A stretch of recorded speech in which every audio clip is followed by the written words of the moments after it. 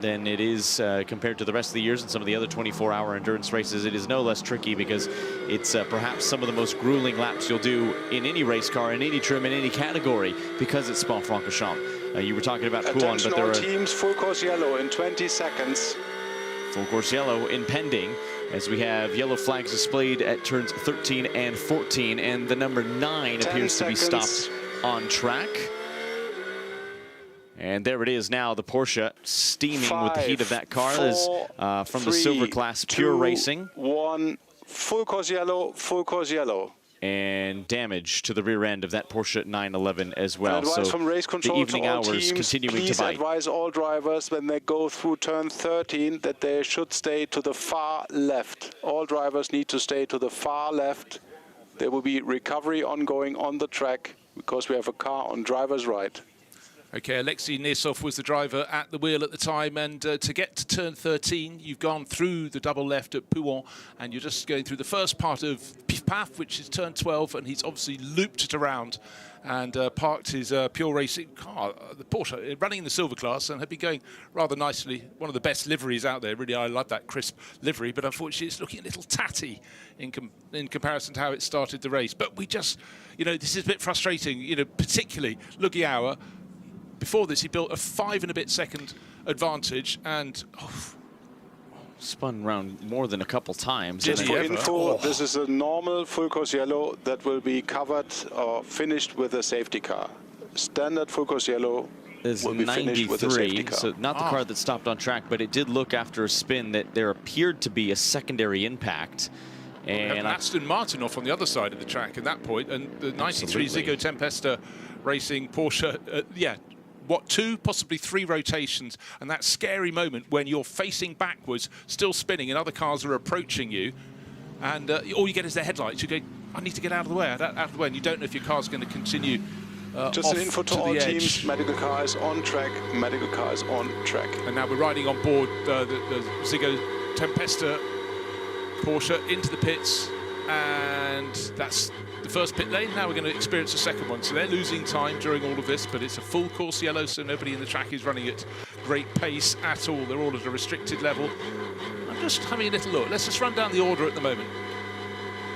Lucas Auer leading by, well, 11, nearly 12 seconds from Tom Fleming. So we're talking Mercedes ahead of McLaren. Third place, Raffaele Marcello, who's stayed about 3 and a bit seconds down behind Fleming, proving maybe at this point in the race the BMW doesn't yet have the pace that the McLaren's enjoying in second place. And Dorian Boccolacci making it 4 different manufacturers. He's a Porsche driver.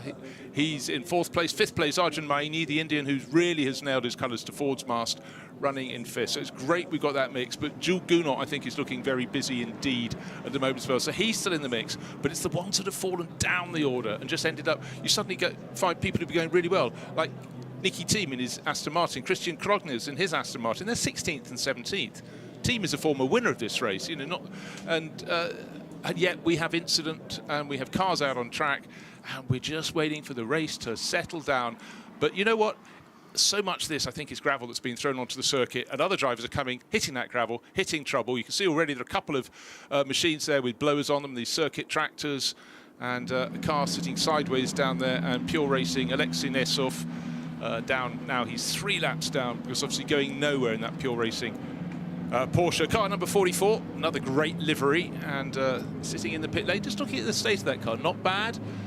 We did have one car that had a problem and lost 15 seconds having its tear-off strip. It didn't want to remove. I mean, where's that in the list of things that can go wrong? It is endurance racing after all, and stranger things have happened, but it's those little things that you don't expect. Under the evening hours here, we've already seen the 21 fall afoul of going off track, but that incident we saw the message from race control was a 4-car collision as the new Temerario GT3 stops ever so slightly long on its marks, waits, little splash of fuel, off and away. Keep an eye on that one strategically, because that had been running fairly well inside the top 20, at times touching the top 15, first ever 24-hour race race for that entirely Lamborghini Squadra Corsa built car. But 93, the Ziggo Tempesta Sport Porsche was involved. We saw the stricken number 9 that ground to a halt. That's the Pure Racing Porsche. Also involved the number 7 Come To You Racing Aston Martin. That's what we saw. Also the number 11 Come To You Racing Aston Martin. So unsure of which Aston we saw. The number 11 in the bronze class, the number 7, one of our different pro class cars as well. And there is Nicky Team, marked as 16th overall at the moment in the number 7. I'm just scanning as best I can in the low light for any damage, but Race Control noting that the 007 was involved, at least in some way, in that incident that saw a couple of different cars. And is that bodywork missing from the rear right? I think it might be. And boy, you would hate to see that, because woes already for the 21, and then 2 more of the cars now getting wrapped up in another collision, resulting in a second full course yellow, all within the same hour. Remember, this re-stint, all of the stints and strategies, certainly at the head of the field, everyone is still below the halfway mark by quite some margin, including our leader, Lucas Auer, who's done just shy of 30 minutes out on track. Good news, I suppose, for Nicky Team is that Aston Martin is still trundling along, but what kind of damage is it carrying on the back end? Always very, very hard to really identify until they move into the fully lit pits, but certainly that's not running at the pace that it would have wanted to. So look at the track here. This is Les Combes, always there's gravel here, but just look at the beyond the curbing. You can see the gravel beds. They are now rucked. Just an additional info, we are using the sweepers at the moment to clean up the track. Okay, well, clearly track cleaning, I think this is just a really sensible thing to do, because otherwise we're running the risk of losing more cars, and if it means it's another lap behind, you know, in this period, so be it. We started with 69 cars. I think we're down probably below 60. We can't tell you if those cars that are stationary down there are retired, but I'd say with every lap while the recovery crews are in place, you'd suggest that at least 1 or 2 of them may not be, maybe what we describe as order combat. Well, I think this is now the part of the examination process for these teams, right, where you are just assessing. You're getting feedback from the driver. Nicky Team will undoubtedly be relaying messages to his team, his engineers, what he's feeling in the car. Hey, I've got a vibration here. This is what happened. They will be reviewing footage, will the team and the stewards, from the onboard cameras and some of the telemetry data. What can they tell from the throttle trace, the brake trace, the steering inputs as well? And what can they glean from the onboard cameras too? Yeah, got a message on the bottom. Incident between, this is the thing at turn 13, between which cars? 9, 93, 7, 11. Okay, so 4 cars considered in that mix. And again, as I said before, AJ Muss's car is coming in. So this is the one that had been stationary out there across the track from the 93 Ziggo Sport car. But it doesn't seem as though all its wheels are having an equal amount of weight put on them. So I'm afraid that looks though it's a left rear damage, and they immediately go to look at replacing that tire. May just be a puncture, but a little bit of a splitter damage on the front left. Let's take a look at the view from Jonathan Hui's car here. This is the Ziggo Tempesta. So he is turning into the right-hander at Piff Paff around the outside. That's the Temerario, presumably, sweeping around.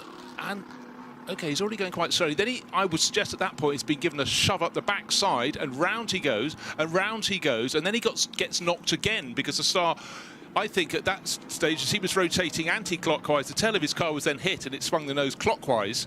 And then the Aston Martin of AJ Muss will just be in the background. AJ was a snowboarder, wasn't he? Something like that in his early career, but he's taken to racing, and racing at night is something very, very different indeed. But, okay, interesting days down at turn 13, but we're still clearing up. There might have actually been 3 impacts for that number 93. I saw it change directions once when it was hit from the back, and then be hit, I think, twice more on its way pirouetting around through no fault of his own. Although that 93 had been losing quite a lot of pace, we saw no fewer than 2 cars pass it before half of the corner was over. An indication of a problem, perhaps, maybe just letting other class cars through. Either way, it has resulted in a pretty significantly damaged number 93. The number 9 appears to be a day done. That's the Pure Racing Porsche as well. Service being done, fuel being installed in the number 5, as it is in our race leader. That Manfilter AMG, Lucas Auer, rifles his way out of pit lane to try to regain his position as the race leader. That car he shares with 2 of the best in the business in AMG trim. Here's the 998 Gold Class BMW.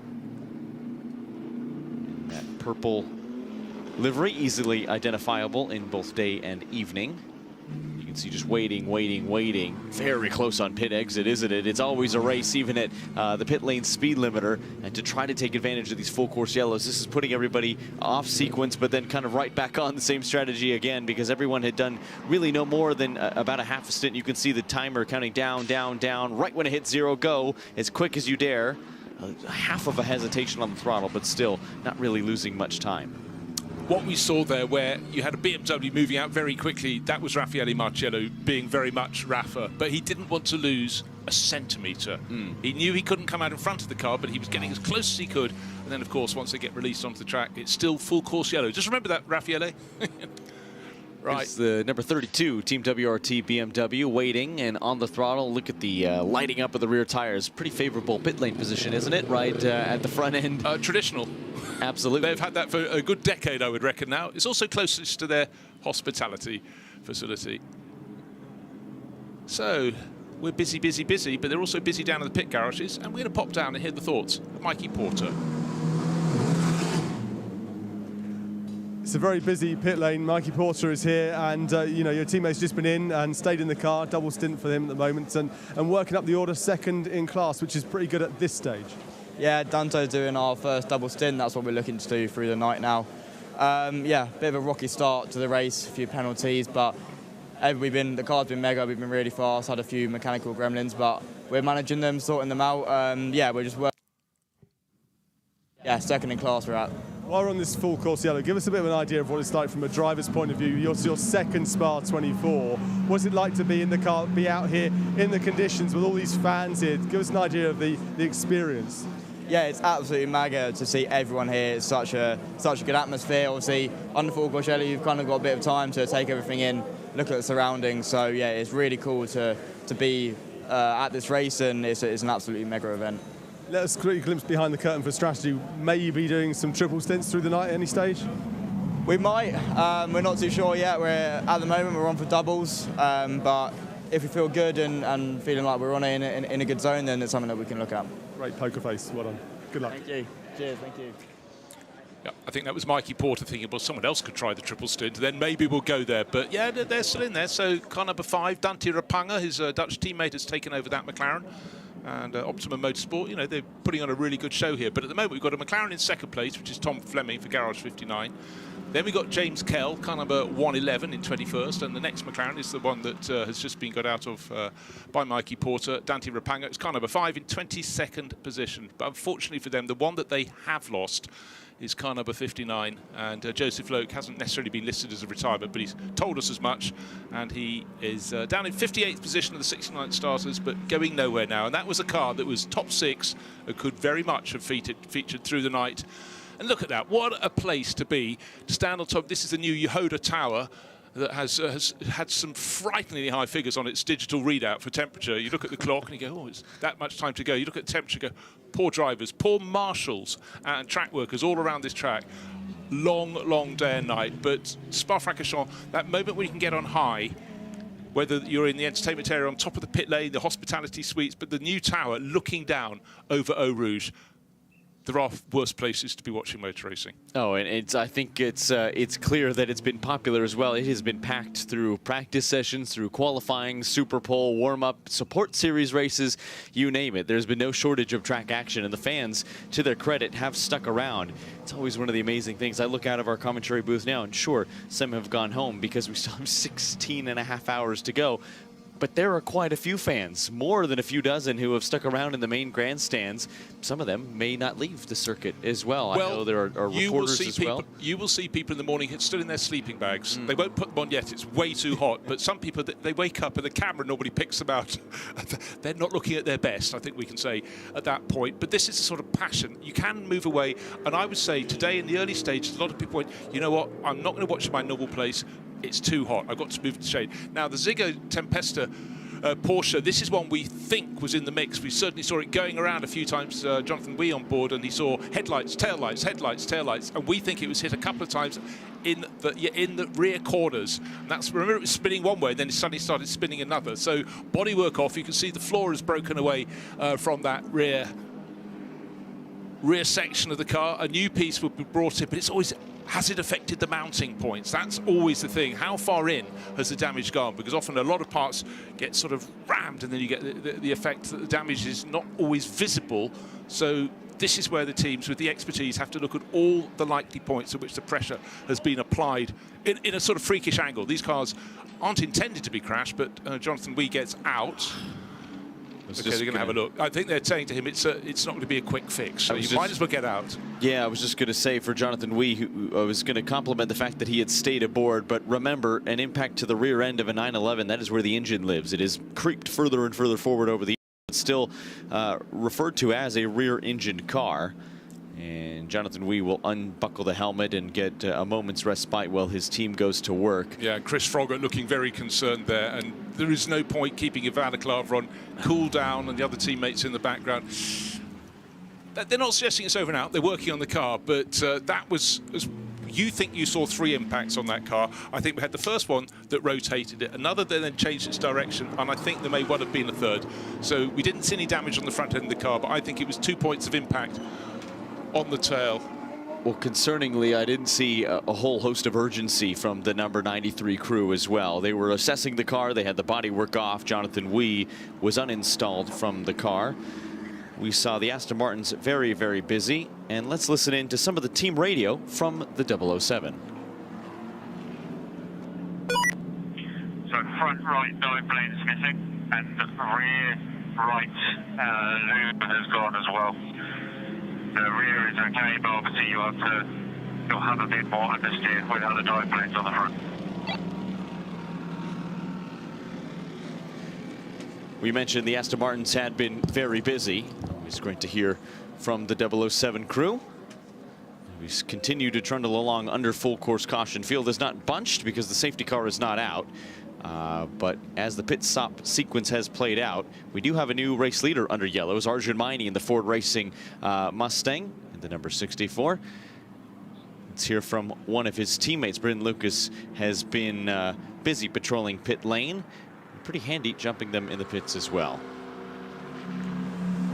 Could be a new strategy, could be the drink that's doing all the business for you. But after what happened at Monza, this is exactly what you wanted. It's the perfect game. You're in the fight. Exactly. We came back stronger, I would say. Yesterday was already okay. Now I think with the colder weather it gets a bit better even. Race pace looks okay, so it's pretty good, I would say. You think your car's better in this sort of cooler, and it is very much inverted commas, cooler conditions than the hot stuff we had earlier on? Exactly. I think the Mustang is not the easiest one on tires, so it's for sure helping this condition. So let's see what the night brings, and the morning maybe we get some rain, so let's see. And it seems typical that most teams are double stinting. Arjun's in there for a double stint. I think you're going in to go on double stint, but a slightly offset strategy as well. Exactly, we offsetted it now. I think clean air is really important for our car. So let's see what he can pull off then, and yeah, we will see. Drink your tiny coffee and get in the car. Good luck. Thank you. See ya. All cars in front of the safety car need to pack up behind the safety car in one single queue. Okay, at this point, there's a very clear messaging from race control to the drivers. Welcome Adam Christodoulou in the booth. It's been a bit stop-start, hasn't it? Finding its form, tricky. Unfortunately, it's been a stop for us completely. We are now unfortunately out of the race. We had some contact earlier as Alfredo was making his way in the pits. Sadly, there was a bit of contact, and he ended up just being sent towards the barriers, and it's caused a little bit too much damage for us to carry on. It was one of those that we couldn't open the passenger door, and so we think the chassis might have unfortunately taken a bit of a bigger hit than what we thought, and they kind of weighed it up of how long it was going to take, and it was one of those, it's like, well, do we also risk if there is a slight issue to potentially cause more damage? So they've decided to retire the car. So what was the final damage? What part of the car was most bent that there was sort of... Well, so when they took the boot off, the rear boot just under the wing was damaged, and they could see that basically two parts of the chassis had like just peeled itself away from each other. So I think that was the deciding factor. It also damaged the rear pickup points and stuff as well, and so they called it a day, which is a real shame because the start of the race I had a lot of fun. We started, I think, 46th or 45th.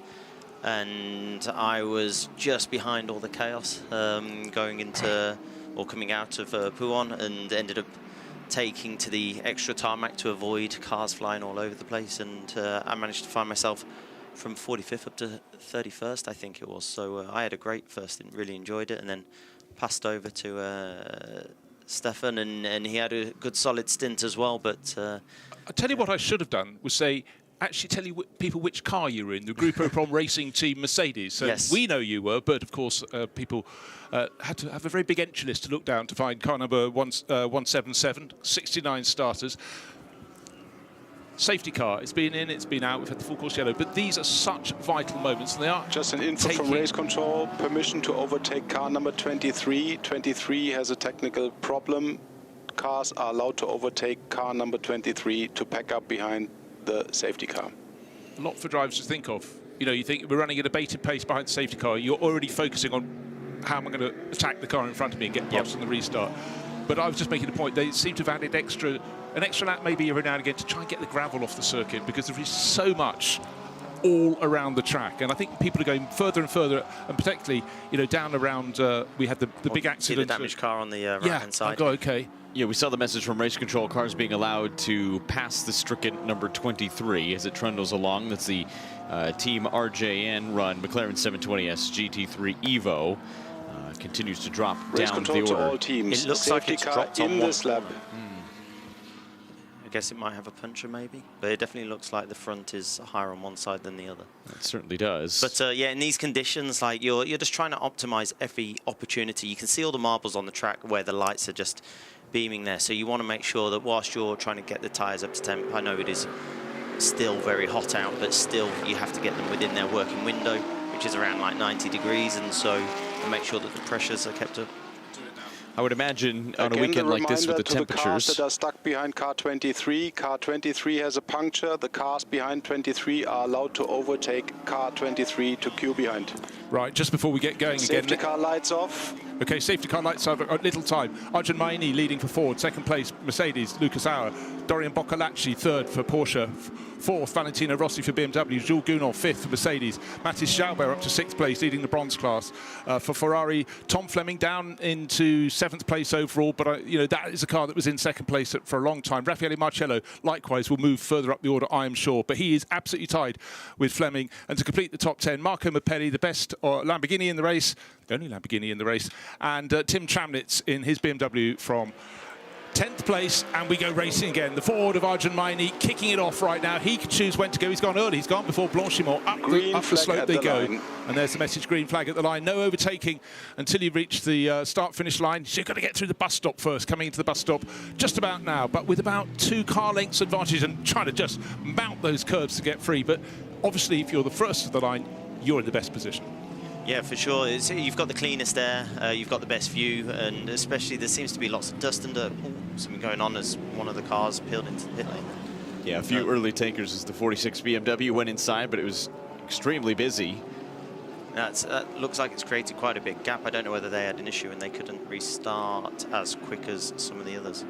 Valentino Rossi under pressure from another BMW just behind, and Vale trying to do his darndest to keep everybody behind the rear wing of that BMW, but that gap is closing on the run out of La Source up through Eau Rouge.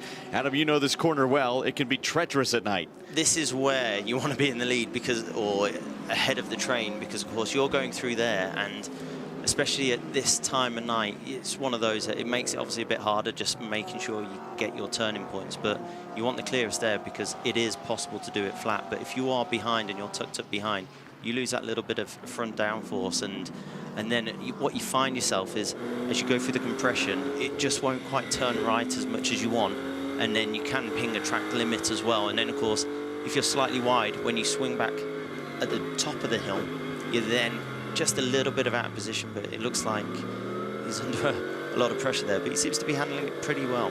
Out of position car just behind is the number 991 BMW, and getting a flash of the headlights behind because it is a pretty significant battle at the front of this field. Valentino Rossi finds him in. This is in the Pro Class.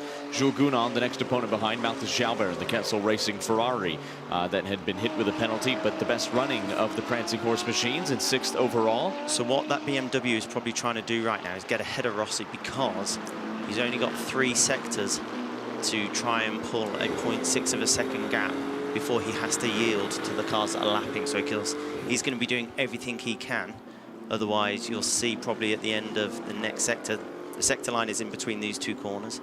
So now he's potentially going to have to yield unless he can get ahead of Rossi right now. And if he can, and he can pull that little bit of a gap, then he's free to go as flat out and as fast as he can. And so the driver in the middle there is James Kellett, the Paradigm Competition BMW, and he's hanging on in there, but at this point, actually, maybe he's just got enough in hand, because he had Jules Gounon in the Verstappen.com car right under the rear wing. He isn't now. He's made a little bit of a gap, but can he unseat Valentino Rossi? This isn't for position, per se, because he's a lap down, the BMW in the second in this bunch of cars, but look how tight it is behind. Tom Fleming's coming up, and he's being pushed by Rafa Marciello, et al, and Marco Mapelli tucked in behind. Tail end of the top 10, very tight. And again, this is such a beguiling shot, Adam, as we look back. Lights flashing, messages trying to be passed, but at the moment, so far so good, I'd say, up around La Source. Yeah, the track, you can see actually, if you look at the gravel tracks just on the left now, how it's starting to dig lower and lower. And so I'm hoping that, I guess, as they sweep the track, and obviously because there's less and less gravel close on the edge of the curbs, hopefully it shouldn't get as messy later on in the race. But of course, during the night, it's going to be hard to see, and especially with, like, for some of the other categories, the Pro-Am and the Bronze category and the Gold Cup, when the bronzes have to go in once every 6 hours, this is where it's tricky for those guys, because of course if you've got someone sticking it down the inside and you're a little bit offline, it's not ideal. You get the pickup, you get the marbles, and then it takes probably 2/3 of a lap to clear that off sometimes. Okay, talk to me about darkness. It's not about people being sad, it's about people accelerating past Radion, and then you go into a different world, don't you, when you go up the Kemmel Straight? It's, yeah, in the dark, like your eyes are on stalks and you are looking for every point that you can use. So your braking points, you're looking at your turning points, and what you can see the cars are like all twitching around. Like, the thing is, when the cars are moving like this, that just means that they're on the edge. They've got to be on the edge, otherwise you're not going quick enough. And you can see, I think we're on board with Jules at the moment, right? And he's now probably starting to get a little frustrated as he wants to be able to attack for position. He wants to obviously get past him and then go for Rossi's position. But what is happening is our first 3 cars, Arjun Maini in the 64 Ford, Lucas Auer in the 48 Mercedes, and Dorian Boccolacci have got a lovely buffer. They've gained 6 seconds over this grouping. So Valentino Rossi holding down 4th place. He's got James Kellett, who's a lap down, tucked in behind, and Jules Gounon, who's 5th. He must be thinking, actually, James Kellett's doing a pretty good job here. He's got a little bit loose on a couple of corners, but would he get out of my way? Because I want to start attacking Valentino. James is an incredibly quick driver, had a phenomenal run early in the race, made 22 positions up since the start early on in the opening couple of hours, was actually running 2nd in the Bronze Cup. That car now well out of position. You can see Jules Gounon flashing the headlights at every opportunity because Thomas Fleming is just behind. It's one thing to try to pass the traffic, and there on the flashers is Jules Gounon. How effective is that in the nighttime, Adam? I imagine it would be absolutely blinding to the car in front. It's one of those, if anything, you're just trying to like warn them or distract them, do whatever you can to get that advantage. And so you can tell that he's getting frustrated because he's on that button all the way down that straight. And it's one of those, especially when you know it's a car that shouldn't be holding you up because it's a lap down or 2 laps down. Obviously it's frustrating, and of course it's got the McLaren breathing right down his neck. The Merc's really good on its tyres, and that's its strength, the cornering and its tyres, but it isn't necessarily the quickest on the straight. And you can see now the McLaren's obviously giving it a go, but he's going to have to try and go the long way round of this corner. It looks so. I think he's just managed to do so. Yeah. Yes, he has. He's gone on through, but running wide on the exit of Lincoln, job done. But you could already see that move happening as they were leaving Radion. The McLaren was closing, and you think, hold on, the Kemmel Straight's a long straight, a long uphill straight. To have that much an advantage at the start of the straight, but again, you know what? At that point, Jules Gounon must have thought, I could make it difficult, but we could both end off. Well, it's one of those, you never want to be too much of a gentleman, and of course Jules is one of the best out there, so he's always going to push to the limit and not give it an inch. But it's one of those that... Everybody, we are the track limit turn 16, please be very careful, very careful. You don't want too many of those, because of course then your next stop, you end up with a penalty. But every 6 hours it does reset. I don't know, where are we now, how much time's left? He does have 2 track limits warnings listed there, but he's got 4 more hours to go before that clears, which That's the sword of Damocles is starting to come up, isn't it? It's not fully over the executioner's shoulder at the moment, but it's out of the scabbard. Yeah, it's one of those, like, you never want any track limits, especially if it's like, you just want to keep them as a reserve, like in the bag, just in case something happens during trying to overtake someone, that you just have it there as a reserve, obviously. So if you end up with those 6 track limits, then at your next stop, you have a 30-second stop where the mechanics and the drivers aren't allowed to do anything. So you just have to sit there, and the mechanics are like looking at you with the stopwatch counting down until they get the green light to then change your tyres, refuel, and driver change if that's. Can you see the word they're mouthing when they see you arrive in the pits? Sorry, can you say that louder? No, I can't say that loud. Even after midnight. It's one of those, like, in the end, obviously,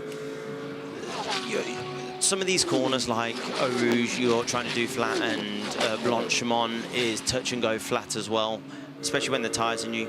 But as the tyres wear, then it starts to move around a bit, and of course, mistakes. And the thing is, it's one of those that, rather than risk losing it, it is better just to open the steering wheel and take that track limit. But obviously you don't want to take too many, and it's one of those, like, over 6 hours, obviously that 30-second penalty it's almost better to lose a tenth or two a lap and not have it than to tally them up. Okay, let's just talk about communication from the pits to you. Something like driver penalties, you may not know you've got them, but they have to keep informing you, right? You've got 2, you've got 3. Yes. They've got to be really clear, because you're doing your job, but there's a lot happening out on the track. But clarity of communication, I think, must be paramount to success in long-distance racing. We are talking every lap, whether it's just a radio check or there's many things going on, and of course they'll give you notes of how the pace is and stuff. Different drivers like different things. Like I'm very fortunate. I've been racing all my life for 30 years now, and so whilst they're on the radio, to me that's completely fine. Whereas some people, especially if you're less experienced, if you're an AM driver, bronze driver, sometimes that can be distracting. But generally we try and speak at least once a lap, maybe on the start line. It gives you a bit of an idea that the radio is still working and stuff, and they are telling you as much information as they can, whether there's debris on a certain corner, or there's a yellow flag somewhere. The track limits is obviously an extremely important one as well. If there's oil or anything noted, if you're in a car, if you're in a team with multiple cars, of course you get more information around the lap. Obviously right now the weather is dry, but obviously if it starts to rain at some point, this is key information as well. But Spa's an interesting one. Like, if it's just a little bit of rain around here, you can kind of get away with being on slicks, because it generally dries really quick, especially with this temperature. I don't know whether it's still predicted to rain a little bit. Well, they said it was going to be some just sort of now. It doesn't happen, but, you know, I've got a rubbishy weather app, but I bet your Group of team would have had a really good local weather facility. They'll be looking at as many different weather options as possible, whether it's on the phone or online, or even I guess some teams have people dotted around on different corners just in case. Tom Fleming has gotten past Valentino Rossi on the road, it would appear. Valle in the 46 was doing his best in defense of the McLaren behind. Still waiting for it to update officially on timing and scoring. And there's the confirmation of that. Valentino Rossi of the Team WRT BMW drops down to 5th place.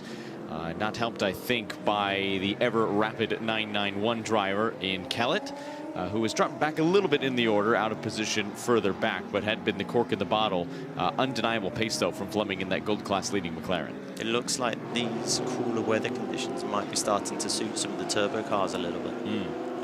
But obviously, it's one of those, like, the turbos might have a little bit more torque, and so obviously in the hot conditions they might burn through their tyres a little bit more, and every manufacturer has a different I guess advantage and disadvantage depending on conditions and performances and stuff, and so this is why GT3 is such a brilliant category, because it's very unpredictable. At no point can you predict who is going to be in the strong position where or in what weather conditions, etc.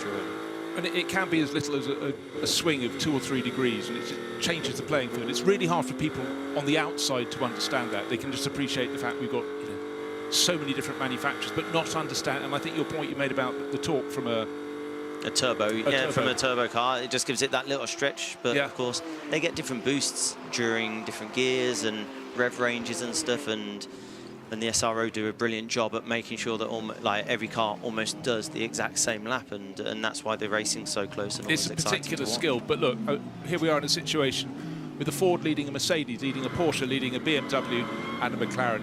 Now we're going to show you a replay of Valentino Rossi being passed. Remember, he was being hunted down by Tom Fleming, and we're looking forward from Jules Gounon's Mercedes, and it's a straightforward move up the inside into La Source, neat and tidy. You know what? Valley saw that one coming, couldn't stop it, and chose not to try and stop it, which I think at that point, anyone who did enough physics would have understood his would have been the car that would have been punched off in the gravel when someone's come the inside into La Source. So I think discretion, the better part of valour there. And there probably would have been messages coming to him saying, Fleming's a lot faster than you.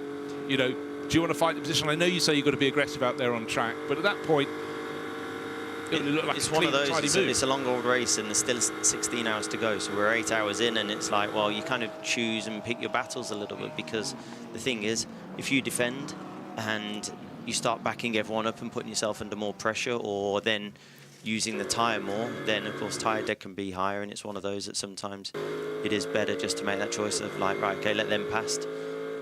He could see that the car behind was struggling to get close enough, and so you can probably hold him off fine, but it's one of those that of course a lot can change in a second of a safety car being in the right place at the right time and stuff. The next driver in pursuit of Valentino Rossi is a two-time winner of this event in Jules Gounon. You can speak specifically to the performance of the Mercedes-AMG, especially in the nighttime. How do the evening conditions, when the temperature does start to drop, even though it is still hot and humid, fare for the AMG? It's one of those, so as the track cools down, it doesn't matter what car you're in, it's going to feel better, because I think probably around Spa, the optimum like outside ambient temperature is probably around 12 degrees. This is where the track's nice and fresh and brisk and stuff, and so what you will see is, especially during the morning, just at sunrise, this is what all drivers call happy hour. It's where the track's got the most rubber down at that point, and generally it's nice and cool, and you can start to see where you're going, and it'll always be in the morning about 5 o'clock when suddenly the track and the cars and everything come alive. But the Merc is really good on its tyres, and so generally what you'll find is they might not necessarily be the quickest right this second, but as the stint goes on, they will start to come back, and it's one of those that if you can have tyre deck at a minimum, this generally in endurance racing is what pays dividends. Well, there we go. Let's just run down the classes. Obviously, the Pro class is being led by our race leader, Arjun Maini. And let's have a look at the gap, because it's now out to 6.7 seconds over Lucas Auer. So bear in mind, it wasn't that many laps since we had the restart, and he has really, really made fantastic progress in those laps. Then there's a similar margin of 6.5 seconds back to third place. That's from Lucas Auer back to Dorian Boccolacci. Still loads of gravel, still people flirting with digging more grooves on the outside of the circuit, and it's going to whip around. Adam, thank you so much for coming to talk through, you know, throw some light in the darkness. What are you off to do now? There's still a concert going on till about 2 in the morning. That is my next stop. Is it? There you go. I'm going to go and enjoy myself. Unfortunately, our driving is done, so I'm going to go and get stuck in and see what's happening around the rest of the track and join some of the fans, I think. Quite right. Get the real experience. And Raffaele Marcello is having an experience he didn't expect to have just now. That's an early pit stop. He's broken away. Remember, he was sitting in about 7th position in his come. So thank you very much, Adam. Thank you. Cheers. Appreciate it very much. We'll wave to you as we can. We'll see the flashing lights there. For that Rova Motorsport BMW, tank of fuel going in as well, just waiting on the hydraulic line to close. Waiting. You can see the mechanics. Rova, one of the best in the business when it comes to pit stops. There's the line, off and away, engine fires. Slight hesitation for the Rova driver, but off and away nonetheless. Jules Gounon's pursuit of Valentino Rossi continues. You referenced Arjun Maini and his gap growing at the front of this field. Remember, he has done 2 fewer pit stops than the car behind him in Lucas Auer. And on that most recent round of stops, when most of the leaders came in, he did not. So he still does owe us a pit stop in a few minutes' time, and that should be impending as well. It has been 56 minutes and counting in this stint, less than half an hour for Lucas Auer behind. So Arjun Maini will be praying that another safety car, full course yellow, does not come in the next few laps and reset everybody's advantage, and then he can continue to go off sequence a little bit, because this is a fairly good position for the HRT Mustang. Seeing a lot of the rear end of Valentino Rossi's BMW. It's car number 46. Of course it is. That's the number he's had throughout his racing career, on 2 wheels, now on 4. He's in 5th, but Jules Gounon giving chase. Up to the source they go. Tom Fleming has a while ago got ahead of Valentino. He's now 3.3 seconds to the good. So the McLaren driver pulling away very nicely in 4th place. He's setting off after 3rd place Dorian Boccolacci, and he's already chipping away at that. He's got to find 3 and a bit seconds, but he's got clear air at the moment. And again, trying to keep your temperatures down. The driver's still switching away through Eau Rouge. You know, lesser people would be fearful, but Jules Gounon thought, I'm not lifting. But we saw a few laps ago, really loose understeering moment from Valentino Rossi. He might have got on the gravel, but that just goes to prove, exactly as we heard from Adam Christodoulou, you have to be just sort of beyond the edge of grip to be going really fast. It's like people who are ski racing. If you're not outside control, you're too slow. You've got to have that semblance so you can get some control back at some point, but this is exactly what these drivers are doing. And just remember, of course, at this point, the conditions are changing. They're gradually becoming a little bit cooler. But the salient point we had from Adam Christodoulou, his Mercedes, number 177, the Group of Brom racing team car, out of the race after damage, but he said the Mercedes are very good on their tyres. Sort of important, I guess. I would agree, especially if you're a Lucas Sauer or Jules Gounon, who is probably using a little bit more Pirelli rubber than his rivals in front. And Valentino Rossi, you saw the twitch through a very high commitment Eau Rouge and a very loaded, if not blind, Radeon corner down the Kemmel Straight. That gap has stabilized because the lap times are remarkably similar, only a 1/10 of a difference between Gounon and his rival Rossi through Sector 1. You could see how much he is fighting that car. So as the tires and the grip start to come to fore, Valentino Rossi, who has really gotten up to grips in GT3 racing in a very short amount of time, a couple of wins in his home country as well, a win at the Indianapolis 8-hour last year in an IGTC round.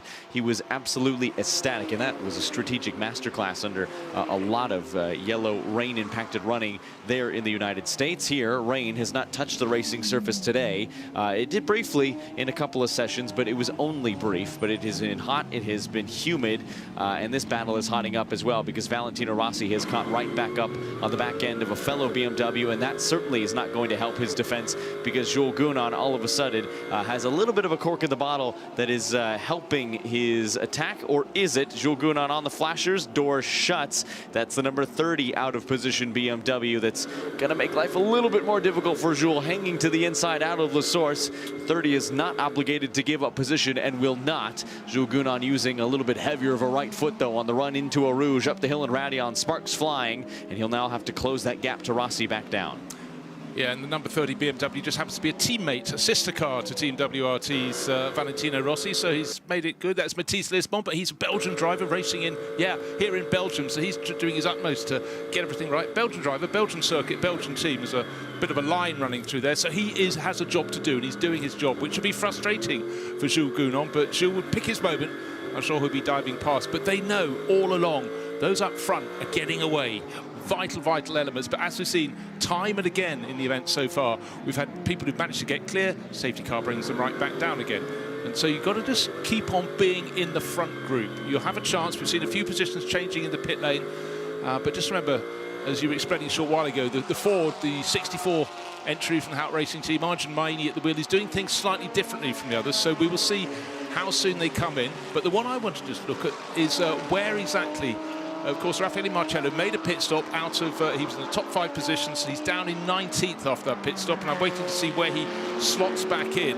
But everybody else, if Raffaele's made that pit stop, will be choosing their moments very soon as well, I think. Look at the concentration, the face of Valentino Rossi. We used to laugh because Mirko Bortolossi, we called the man who didn't blink. Whenever it had an onboard camera, we stare in the face and no blinking.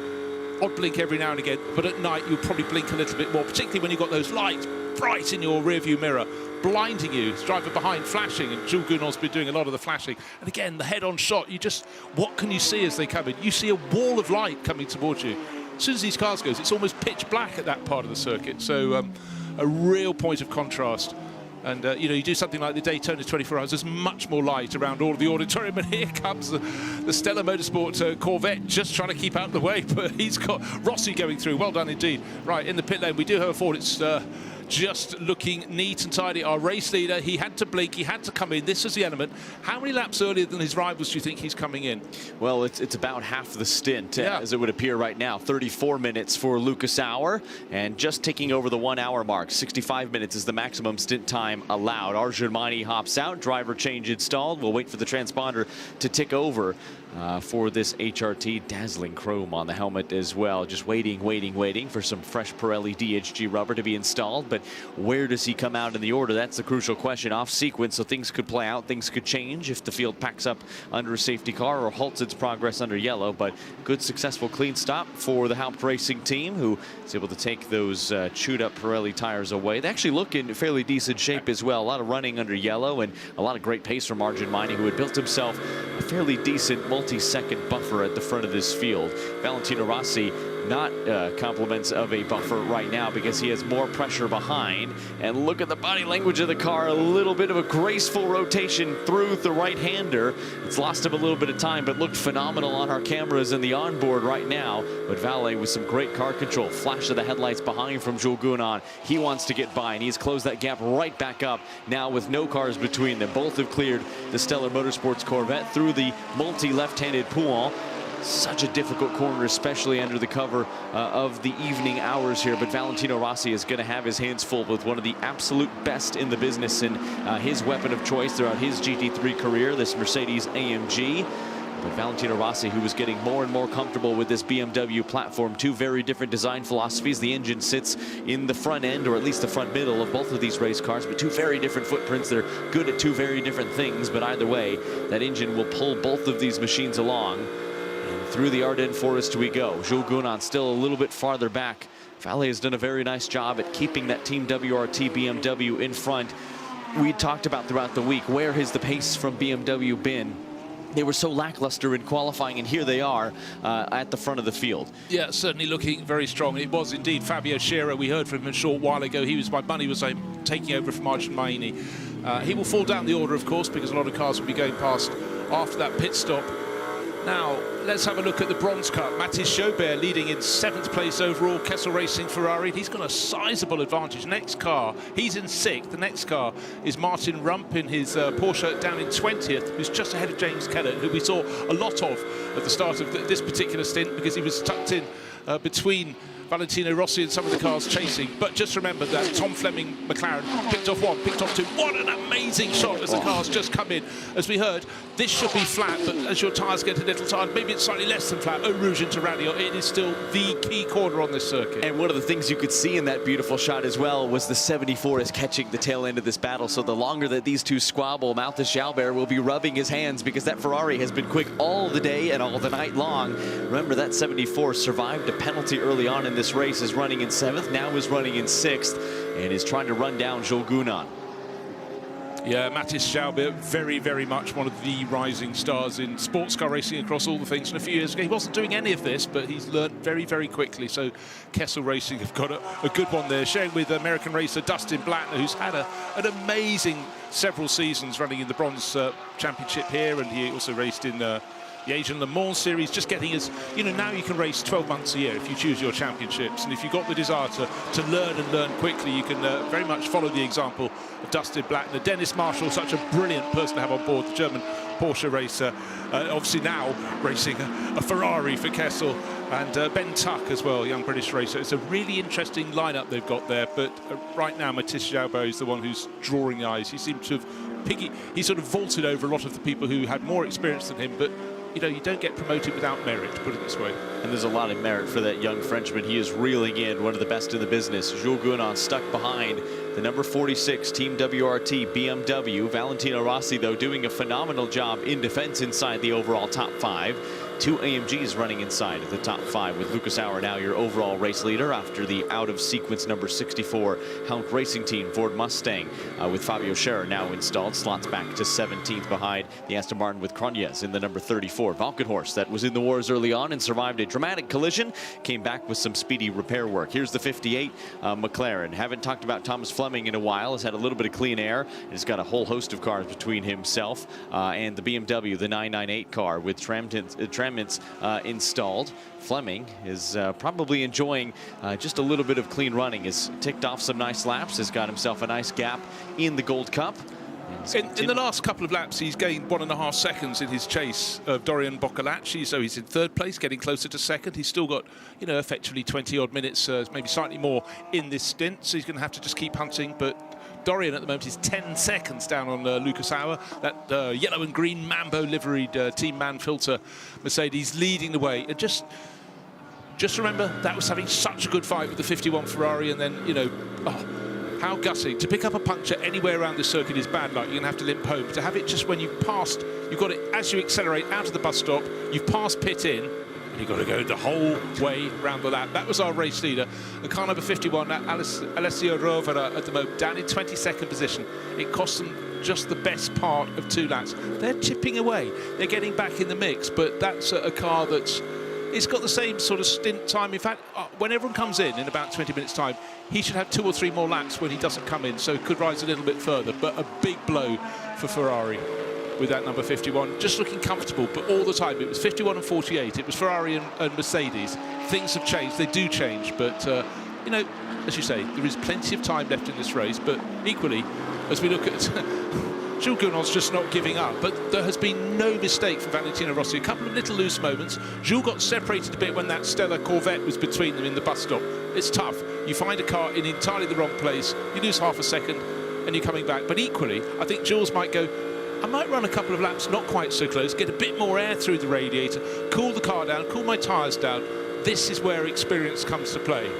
And also, more flashing of the headlights, so Valet must be going, oh, he's giving me a migraine, you know, stop that man. And he's being very tactful about where he's flashing as well, because Jules Gounod is charging and trying to make the move into the bus stop. He thought he would flash the lights into the left-hander of Blanchimont right before Rossi turned the steering wheel in.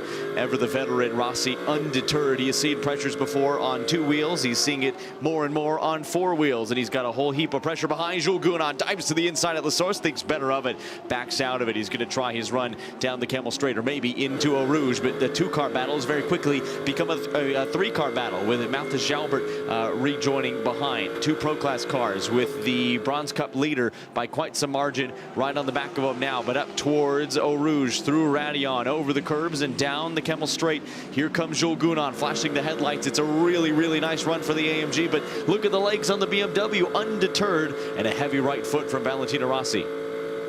This is the moment I absolutely love. You're the driver, you're coming up here, it's just darkness up ahead of you. You might see a couple of taillights, and then those taillights disappear because they quickly flick through Les Combes, and it's wall of darkness. And, both of these drivers having to use the curves, but how much? Cutting the apex. Oh, and another moment at the front of that BMW. Just didn't have the grip that he wanted, but Valentino, did he lift? Did he? Heck. Down the slope he goes to Bruxelles. This sort of double right-hander. But these moments, you double back on yourself, you're dropping all the time. And if you've never walked this circuit, you'll think it looks quite hilly. You walk it, your cars will tell you it's not flat at all. Everything gets flattened by television. Now, half a moment, half a gap. Is it for Jules Gounod to make a dive down the inside to Pouhon? That could be messy. The BMW gets through Pouhon. And tucked in behind is Jules, but that Porsche did very, very well to keep out of the way. And suddenly, he had got 1, 2, he had 3 cars coming past, because Mathis Jalbert went through as well. 4th, 5th, 6th, Valentino Rossi, Jules Gounod, Mathis Jalbert, BMW, Mercedes, Ferrari. This is GT racing at its very, very best.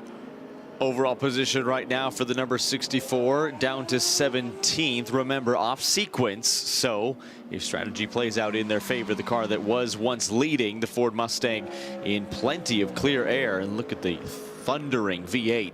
Little taste of home for me as well as an American native. It sounds great. It looks the part. It just screams red, white, and blue, doesn't it? It does, and you know, the beauty, one of the many, many beauties of GT3 racing, the engines all have their distinctive notes, and it just adds another layer. You strip away sound from racing, and it's a very, very different game. And that was one of the things I missed most when it was during COVID and having to do commentary from studio, just not being at the track, and that visceral feeling where you're not commentating on this session, you can go and stand trackside. I've still got the passion for it. But look at this. I'll have a look one way, I'll have a look another. Valentino is going to be absolutely exhausted off this. What's the easier role, Hunter or Hunted? Very much Hunter is the easier role. And Jules will be loving this, but he'll be starting to get a little bit fed up. But he knows one little slip up, Mathis Jobert could fall from 6th to 4th. And that's his intention actually this time around. Mathis just a little bit further back off the tail of that Mercedes, but the Verstappen racing car, well, busy, but this is where drivers will know they've got just under 20 minutes left in the stint. How much of a risk is worth taking? Jules a very, very competitive individual, but he's wise too. Don't crash just now. I've said that, Jules. Keep it on the island. But, you know, he's looking for the moment. But if the moment isn't going to come, you can't force it. But the concentration on the face of Valentino Rossi, just the constant adjustments. Those tyres are starting to go away on him now. And obviously, at this point, Jules is not giving him a moment's peace. And look, there's Mathis Jobert. Right in the mix for Kessel Racing, and no, he lets everybody flash their lights. Oh, why not? No quarter asked and absolutely none given here around Spa-Francorchamps. Jules Gounon, one of the most colorful and exciting drivers at the end of the race, but you have to get there, and part of that battle is clearing Valentino Rossi. But further up the field, the overall battle for second has hotted up as well between two different class cars. Dorian Bacalacci with that Booston VDS machine running a dazzling second as well, keeping Tom Fleming at bay. He leads in the Gold Cup over the 998 of Tramitz by quite some margin. Tramitz in that BMW down in 7th position. Here's the 52 Ferrari we saw pit off sequence a few minutes ago. It's time for yet another pit stop as well. Pneumatic lines being dismissed from the car. A little hiss of the pistons dropping back in place, and the car is out and away. A little bit of front bodywork damage, you notice, just underneath the headlight. But that was probably on the opening lap of the race. Exiting Pouon with the field seems to just explode. Ariel Levi dropped it. But now, well, the main gain has been Tom Fleming, just chipping away at Dorian Boccolacci. But the Boutsen VDS, again, a Belgian team on Belgian home ground. But right now, I mean, the pace is definitely with the McLaren. Outside, inside, no point. Oh, what? That was really tight, because Dorian had to turn in at some point and very nearly clip the tail of the McLaren. But you know what? He would have had that car small behind him, getting larger behind him, lights flashing, and he made the move. And Tom Fleming is just having the most remarkable race. He's in second place. Right, his margin to the race leader when they crossed the start-finish line was 10.2 seconds. He's already gained a position, but would have slightly delayed himself by going round the source with a very brave and very late dive up the inside. Got the move done. Now he's setting off after Lucas Auer. Give him a lap or two to settle down, and we'll see if the gap's going to come down. You'd have to suggest that it will. Well, it is Lucas Auer after all, but that Porsche has come alive in the evening hours as well, like BMW. We're wondering, when would this German manufacturer show its might? The answer is under the cover of darkness here through the trees of the Ardennes forest. Just under a 10-second gap to the overall race leader. But Thomas Fleming doing a great job as well, having taken second place and trying to put his Gold Cup car at the lead of this field. Jules Gounon still stuck behind Valentino Rossi. This is a dazzling stint from what is a relative newcomer to GT3 racing, although I think probably a few seasons in, we're going to have to stop saying he's a newcomer, because he certainly doesn't drive like it. He's got wins to his name, including an IGTC round in the season finale at the Indianapolis Motor Speedway on the road course last October, and he is trying to give Team WRT a victory here, running solidly inside the top 5, 24 seconds back off the lead after 180 racing laps complete here. No shortage of action throughout, though, but Rossi is a veteran in Jules Gounon behind. A puff of tire smoke as Jules Gounon got into the gravel, and a little bit of complaining from those Pirellis, but no problems there. But you mentioned the front tires. You noticed a little bit of understeer in both of those race cars. I think that is probably a symptom of that. Yeah, I mean, the BMW, you could see it. We were looking at a whole lot more as one of the Mustangs really got its tail out towards the gravel there. But the Mercedes, given chase with Jules Gounon, I think he's now really working his tyres very hard indeed. And his car is starting to wash away a little bit. I dare say if we were riding on board with an onboard from Mathis Jobert looking forward, we'd see a lot more about how the car we're riding in now, the number 3 Mercedes, the Verstappen racing car, how that's handling. We get to see a lot about Rossi's because we're looking forward from the chasing Mercedes, but there's the rear shot. 4th place Rossi, 5th place Gounon, tucked in behind Mathis Jobert, leading the bronze class by a tidy margin. He's in 6th overall. The next best bronze class entry is the Porsche of Martin Rump, the Estonian racer, down in 18th place. So Mathis Jobert has got his own battles to do, but he's young, he's keen, he quite fancies going to the front.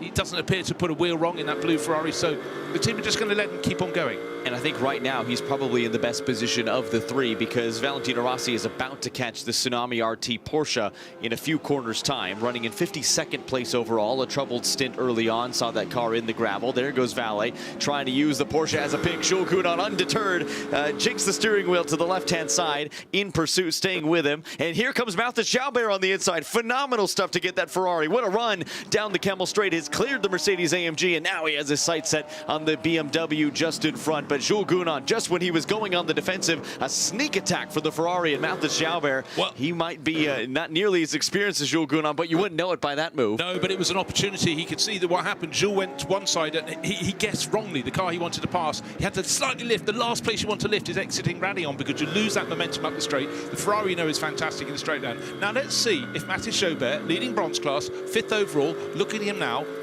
different car, different performance around the circuit, and another drive with fresh ideas. Is he going to be able to pick off Valentino Rossi? So Rossi, let's just talk gaps. First to second is still just under 10 seconds, as Tom Fleming is just easing a 1/10 of a second a lap closer to the race leader, Lucas Auer. Dorian Boccolacci is now 1.5 seconds back. Right, this is the view from Jalbert. He's got the dark blue Mercedes in front of him, and he made a bit of a wrong guess, and suddenly Gounon had to go from right to left, and at this point already coming on the left, and must have had 2 wheels, if not on the grass, giving it a little bit of a tickle on the left-hand side of the circuit. In fact, so much speed he came close to being able to make a dive up the inside of Rossi, but that was all about Gounon being slightly, I mean, momentarily blocked, but that's how competitive it is. Let's remind you that Jules Gounon we're talking about. He's won this race twice. Matthias Jalbert is a rookie by comparison. I don't want to call him a rookie because he has, of course, GT3 experience, and he's been plucked up to the hypercar race with Genesis Magma Racing, and that is on merit. But 74 car, somebody want to tell him that he's well clear of his next rival? Let's listen in to his team radio. Martin, no need to fight them, no need to fight. We are P6 overall, and we look at the bronze. Well, there it is right there. His team saying, hey, no need to fight him. You're in 5th place overall. Your next rival in Rump is all the way down in 18th with plenty of multi-class cars in between. Matthias Jalbert is doing a phenomenal job, but you go and try to tell a racing driver to slow down. Yeah, that moment they literally have their fingers in their ears going, la, la, la, la, can't hear, can't hear. But if he can pick off Rossi, he'll go off into the distance, because the pace he's running in that Ferrari at the moment. Look, again, actually a really nice tidy line through Raidillon by Valentino Rossi. By the way, he started in GT3 in 2019, so I think we can say he's certainly got a fair bit of experience now, Rossi. And that was before even Matthias Jalbert started racing cars by some margin. But Jalbert, there he is, the Kessel Racing Ferrari. He's got to choose his moment, but he'll be mulling over that message from his race engineer. You know, well, what do? You don't back out. They're saying just stay where you are. Stay where you are. Don't try and overtake. There's no point in saying let the others through. You've just done a really good job to get up into 5th place overall. Enjoy it, but just don't take risks, because that'd be a very hard one to explain to your team. Yeah, so there I was, leading by 13 positions in my class, or whatever it is. Yeah, 13 positions. Yeah, I went off. And again, kicking up dust and dirt, and have a face full of that.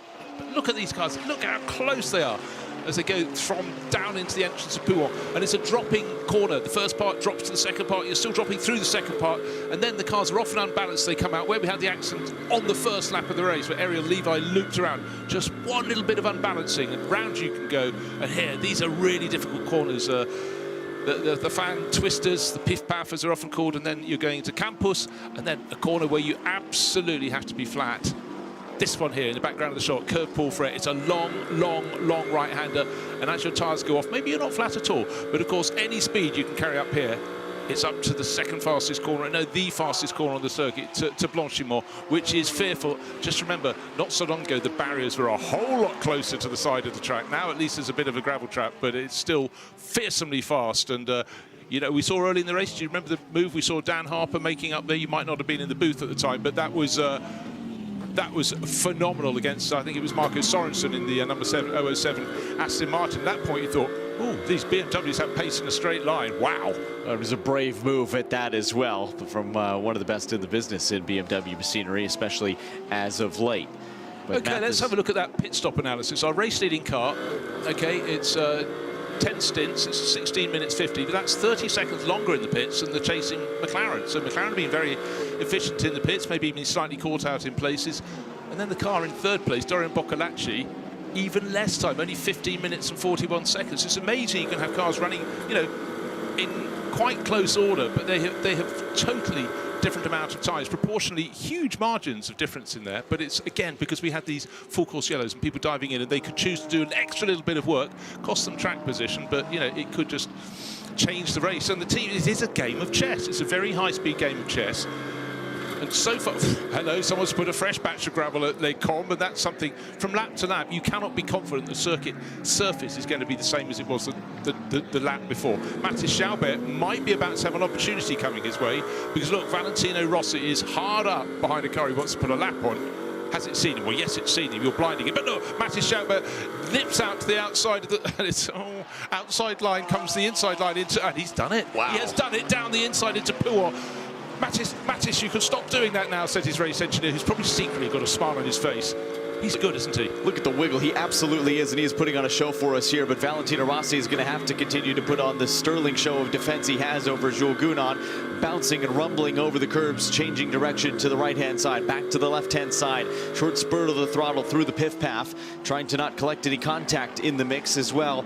I think Jules Gounon and Valentino Rossi will be looking back at each other. Are you watching this, kid? This is incredible. Yeah. A really, really phenomenal stint for Mathis Jalbert. I think his team will be a little bit stressed out, but has solidified himself well and truly inside the top 5, running 4th overall. Could set his sights on Boccolacci if he so chooses, but I think Jules Gounon would so choose to try to clear Valentino Rossi, because yet again, these two have found each other on the racetrack, and Jules is in the same position he was, gosh, half hour ago? Yeah, I know. You think of how many overtaking attempts he's made, and he'll be cursing the fact one back marker just in the wrong place at the wrong time. He guessed wrong, lost momentum, he's lost. But it's also now, I think Mathis Jalbert is in a fantastic position. He's some distance behind Dorian Boccolacci, but he's pulling clear, and he suddenly has a lot of pressure. Oh, he's in the pits. Dived into the pit. Oh, get that. I thought he had one more lap before coming in. He's come in, but he can come in and say, what was the problem? I think his team will have pulled it in and say, pit now, you were too fast. Yes, we warned you. But anyhow, we'll see if he stays in to make it a double stint. I would suggest he's on fire, so I would leave him in. He's got his tail right up. But our race leader, the gap has come down. Remember, it was just under 10 seconds. It's now 8.3 seconds, and with every timing sector, Tom Fleming in the garage 59, number 58, McLaren is closing in the first timing sector alone of the 3 that make up this lap. He gained 0.4 of a second, which is mighty. Looks to be the Team Motopark AMG just in front is now holding up Jules Gounon. And Jules Gounon all over the back of the fellow AMG, swoops to the outside. Here is Mathis Jalbert. You're right, he is staying installed, and why would you change him out right now? Full tank of fuel, off and away. And the tremendous stint for the young Mathis Jalbert. The Frenchman can continue just behind your number 51 Ferrari, who continues to try to make up ground, throwing some interesting things strategy-wise at the race as it stands, as we haven't gone yellow in a few laps time, quite some time, in fact, and it's treated us as some really phenomenal green flag running as these battles have ebbed and flowed. Well, we're suddenly getting very close to 1 in the morning. Now this race is getting pretty serious. We're starting to find a pattern. The longer we can have under green, we will see the rotation through for the cars that are out of sequence. And just remember, some people have been very lucky to get back on the lead lap. And a car, let's just keep an eye out on it. It's up to 10th place now. In fact, it just lost a position to Nicky Tim, Kelvin van der Linde. So he was just outside the top 10, because obviously Mathis Jalbert came in and made his pit stop. Actually, I tell you what, we've got Ben Tuck listed. I didn't see the driver change happen, but it seems Jalbert's out of that number 74 Kessel Racing Ferrari, and Ben Tuck has hopped in. So that must have been a very, very quick driver change. Ben Tuck is unbelievably quick as well, but he was impressing us really throughout the whole event so far. So Mathis Jalbert can get a welcome bit of respite and cool off. I'm sure his team will be patting him on the shoulder. And bowing out of this battle as Valentino Rossi dives into pit lane. And Vale has called it quits after a wonderful job in defense. Will push that car to the pit limiter and can unbuckle the helmet now. I'm sure he is hot under the collar in that car he shares with Dan Harper and Max Hesse. Just loosening the belts. All of these things are part of the artistry of what would appear to be a driver change that is imminent. Valentino Rossi, job done.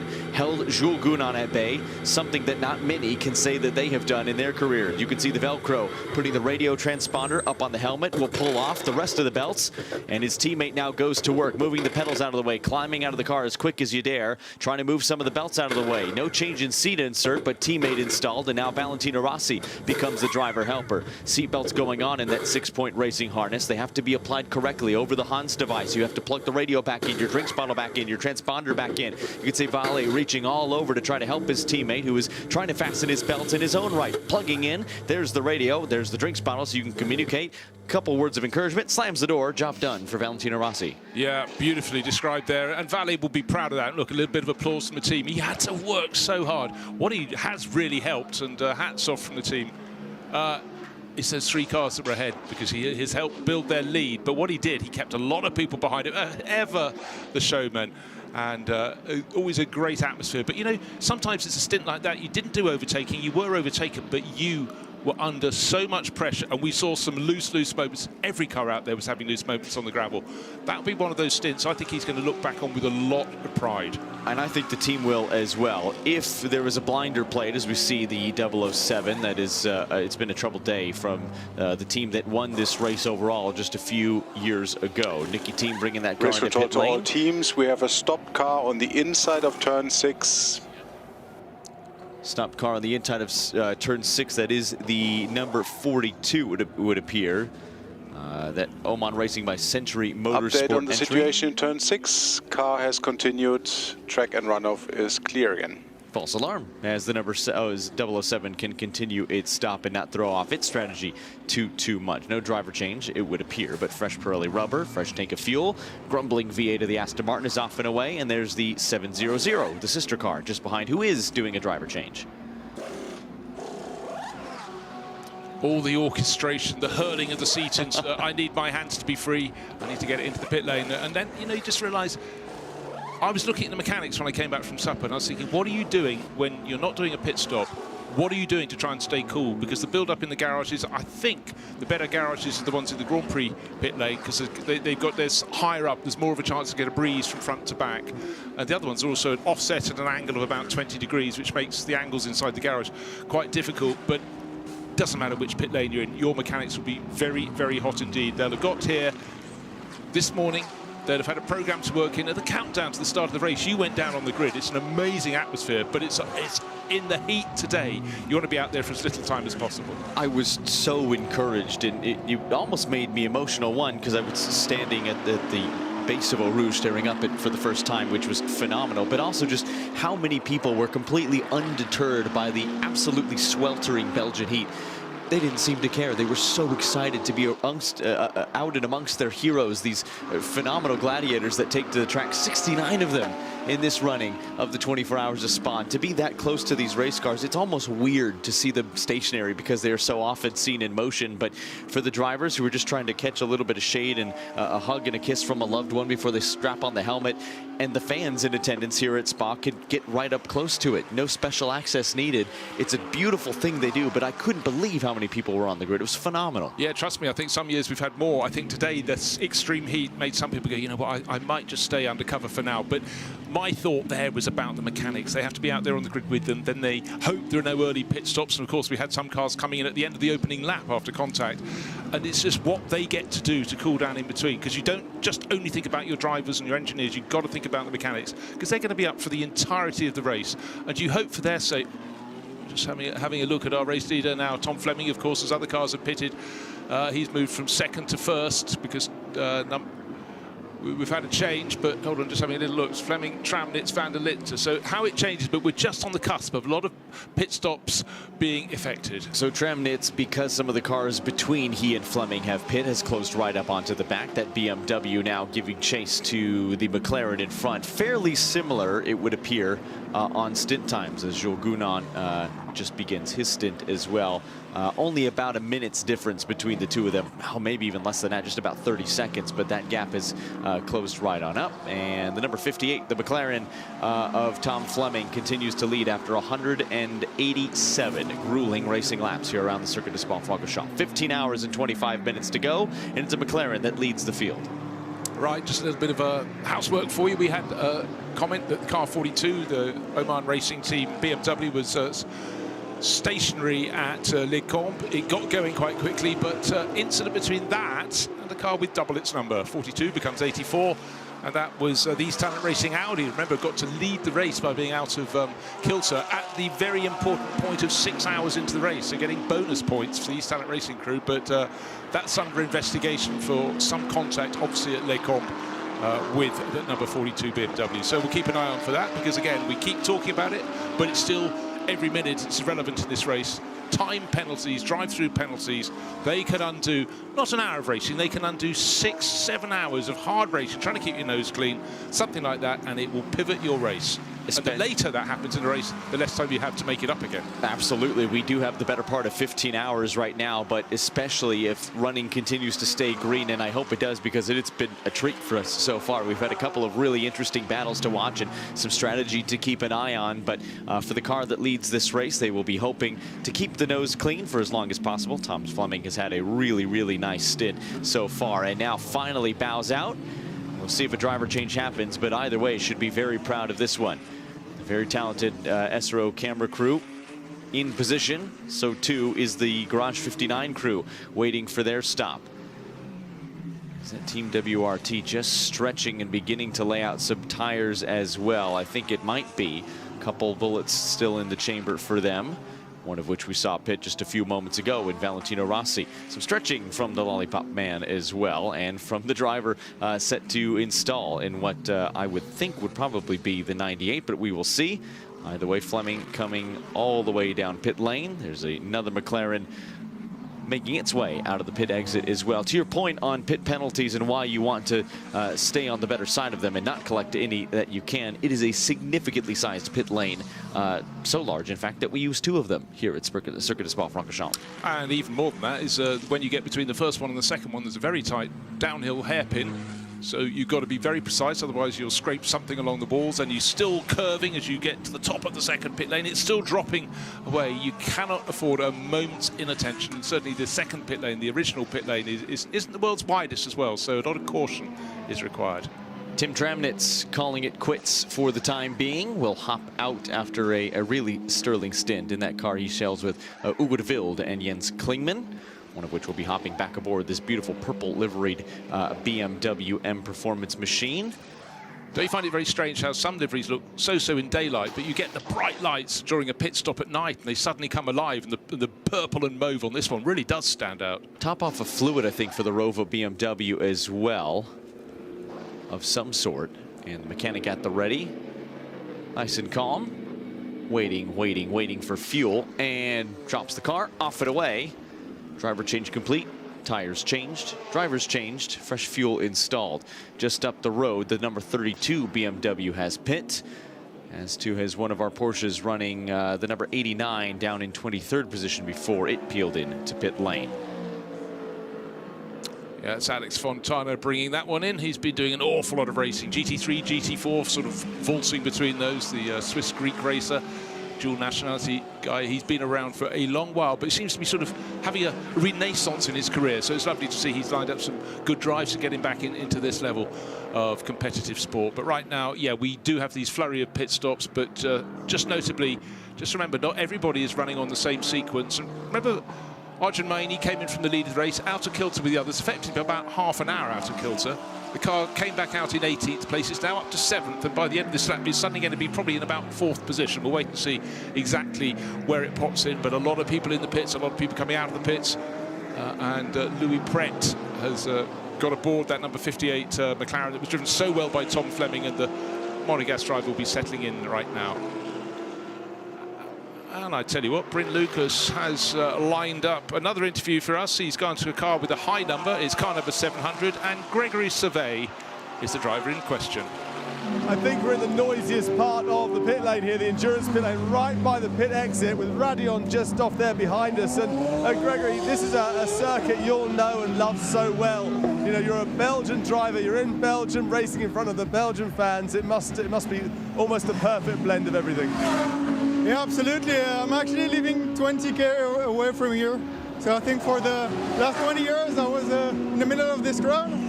So to be part of the biggest GT race in the world, it's something special for me, for sure. How is the race going for you, though? Being part of it is one thing, but you're all racing drivers. Being part of it is not what you want. Well, actually, the race began quite good. After, unfortunately, being disqualified during qualifying and making the pole, so it was a bit disappointing. But we went through the field, going back to P1 in Prom, and then during my first pit stop, well, actually the wheel broke down. We didn't saw it directly, so as soon as I left the pit, the wheel fell apart. So I had to make one complete lap at 20k. So we lost 2 laps. We're now, I think, P4 in Prom, 2 laps down. So for sure it's going to be challenging to claim back the podium. Yeah, it's a long race to go. Just finally, a Belgian team here. What's it mean for you guys as a Belgian team performing here? Yeah, you know, being a Belgium with my Belgian teammate in a Belgium team is always something special. We are the only 100% Belgium team. I think the most difficult thing is to say to our friends that are all over the place that we don't have all the time, time to have a chat and nor to have a beer. So yeah, now it's time to go to sleep for me. There's always time for Belgium here, but not just yet. Good luck. Yeah, for sure. Thank you. Yeah, good to hear there from Gregory Sauvé, sharing with fellow Belgians we've mentioned, Xavier Nauf, Sarah Bovy and Nicolas Baer, and obviously Come To You Racing is Nicolas Baer's family team, so real enterprise. And I love the fact they've got that classic Come To You metallic green livery, but the big Belgian flag painted right over the hood, over the roof, etc. I do like a little bit of national identification. Absolutely. It was actually a really special thing at the drivers' meeting and the ceremonial annual parade that is now tradition for the Spa 24 cars. SRO and the folks here at IGTC and the SRO Motorsports Group had made actually custom Belgian soccer jerseys, football jerseys for the 22 Belgian drivers in the field, and they got to don them and take a group photo before the serious part of the drivers meeting commenced. It was a really, really special thing. A de facto goalkeeper as well with a football handed out. It's a great picture. Look on social media for it, but a really special moment of camaraderie, I think, for some of the Belgian drivers who call Spa-Francorchamps their home circuit, and what a circuit it is, my goodness. Yeah.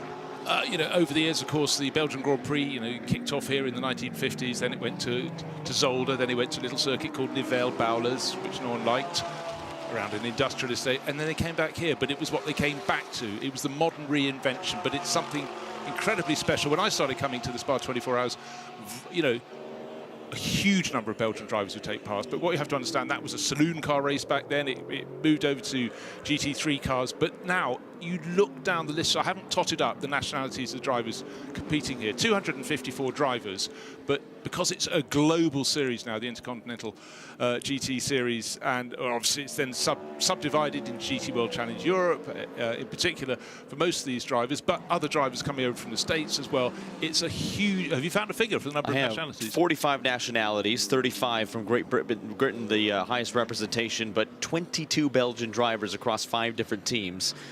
Pretty remarkable as well. It's been a phenomenal bit of racing. We have over 15 hours left to go, but it has been action-packed so far. Let's take a look back at what's happened so far.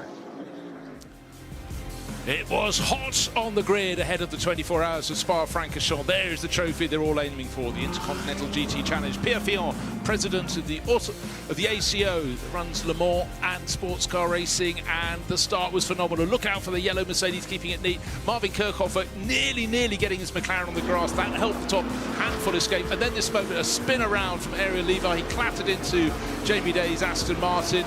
A couple of other cars involved, so we had 4 cars out of the race in the blink of an eye. All drivers okay. And then the racing really started to hot up. You didn't need to hot it up. It was so hot here at Spa-Francorchamps. And the drivers at first were only doing single stints, but gradually there were problems out on the circuit. We just saw Valentino Rossi getting strapped in the Winwood Racing Mercedes. It's always a horror when a wheel comes loose, but luckily it bounced off the bonnet and continued on its way with no injury.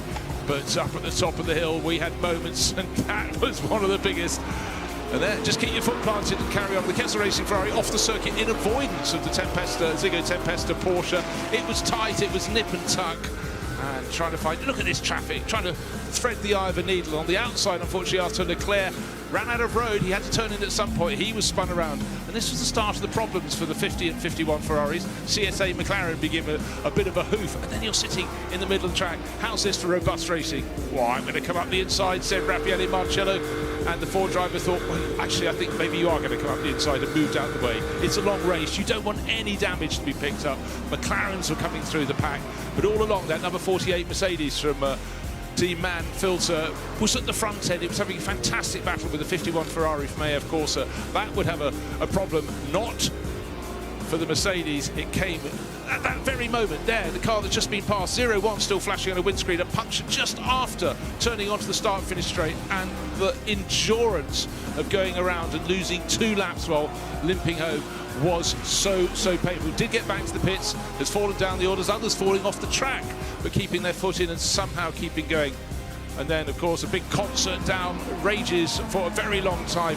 But how is that? Mulner Motorsport almost going into a different country, and then bonnet up in driver's face. That was a scary, scary moment. Driver did get back and was investigating for dangerous driving, but you have to say it was remarkably good driving to get it in. And then the fullest of moons rising above the circuit here. Darkness at the top of the hill, and then Sebastian Boe getting it wrong, so it seems. Aston Martin clousing the wall at Kurt Paul Frere. Driver okay, barriers weren't, the car most certainly wasn't. Very much a short wheelbase car right now, but driver okay, that is the fine moment. But the battling at the front of the field, it suddenly got very busy. This is going around and around and around another way. That's the Zigo Tempesta Porsche, but the car that got most damage down there, I think, was Alexei Nasov.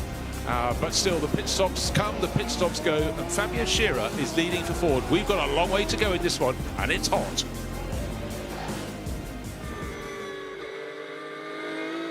Battles continue to rage on as we ride aboard with the number 2, Shurigan Stalled, running 4th overall. It's a beautiful thing running at night here around Spa-Francorchamps. Let's sit back and lay back and let you enjoy the sights and sound of what it is to take a grueling lap around this beautiful 7-kilometer circuit.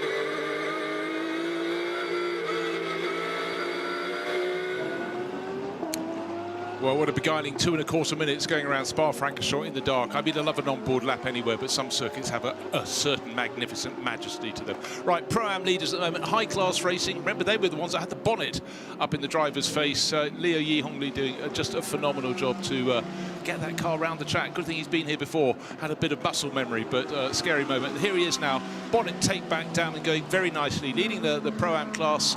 At the moment, it's Anders Fjordbak, the Danish racer. It's his team, High Class Racing, and he's leading that class. He's in 40th position overall, 2 positions ahead of Benjamin Pack, who's racing a Mercedes here.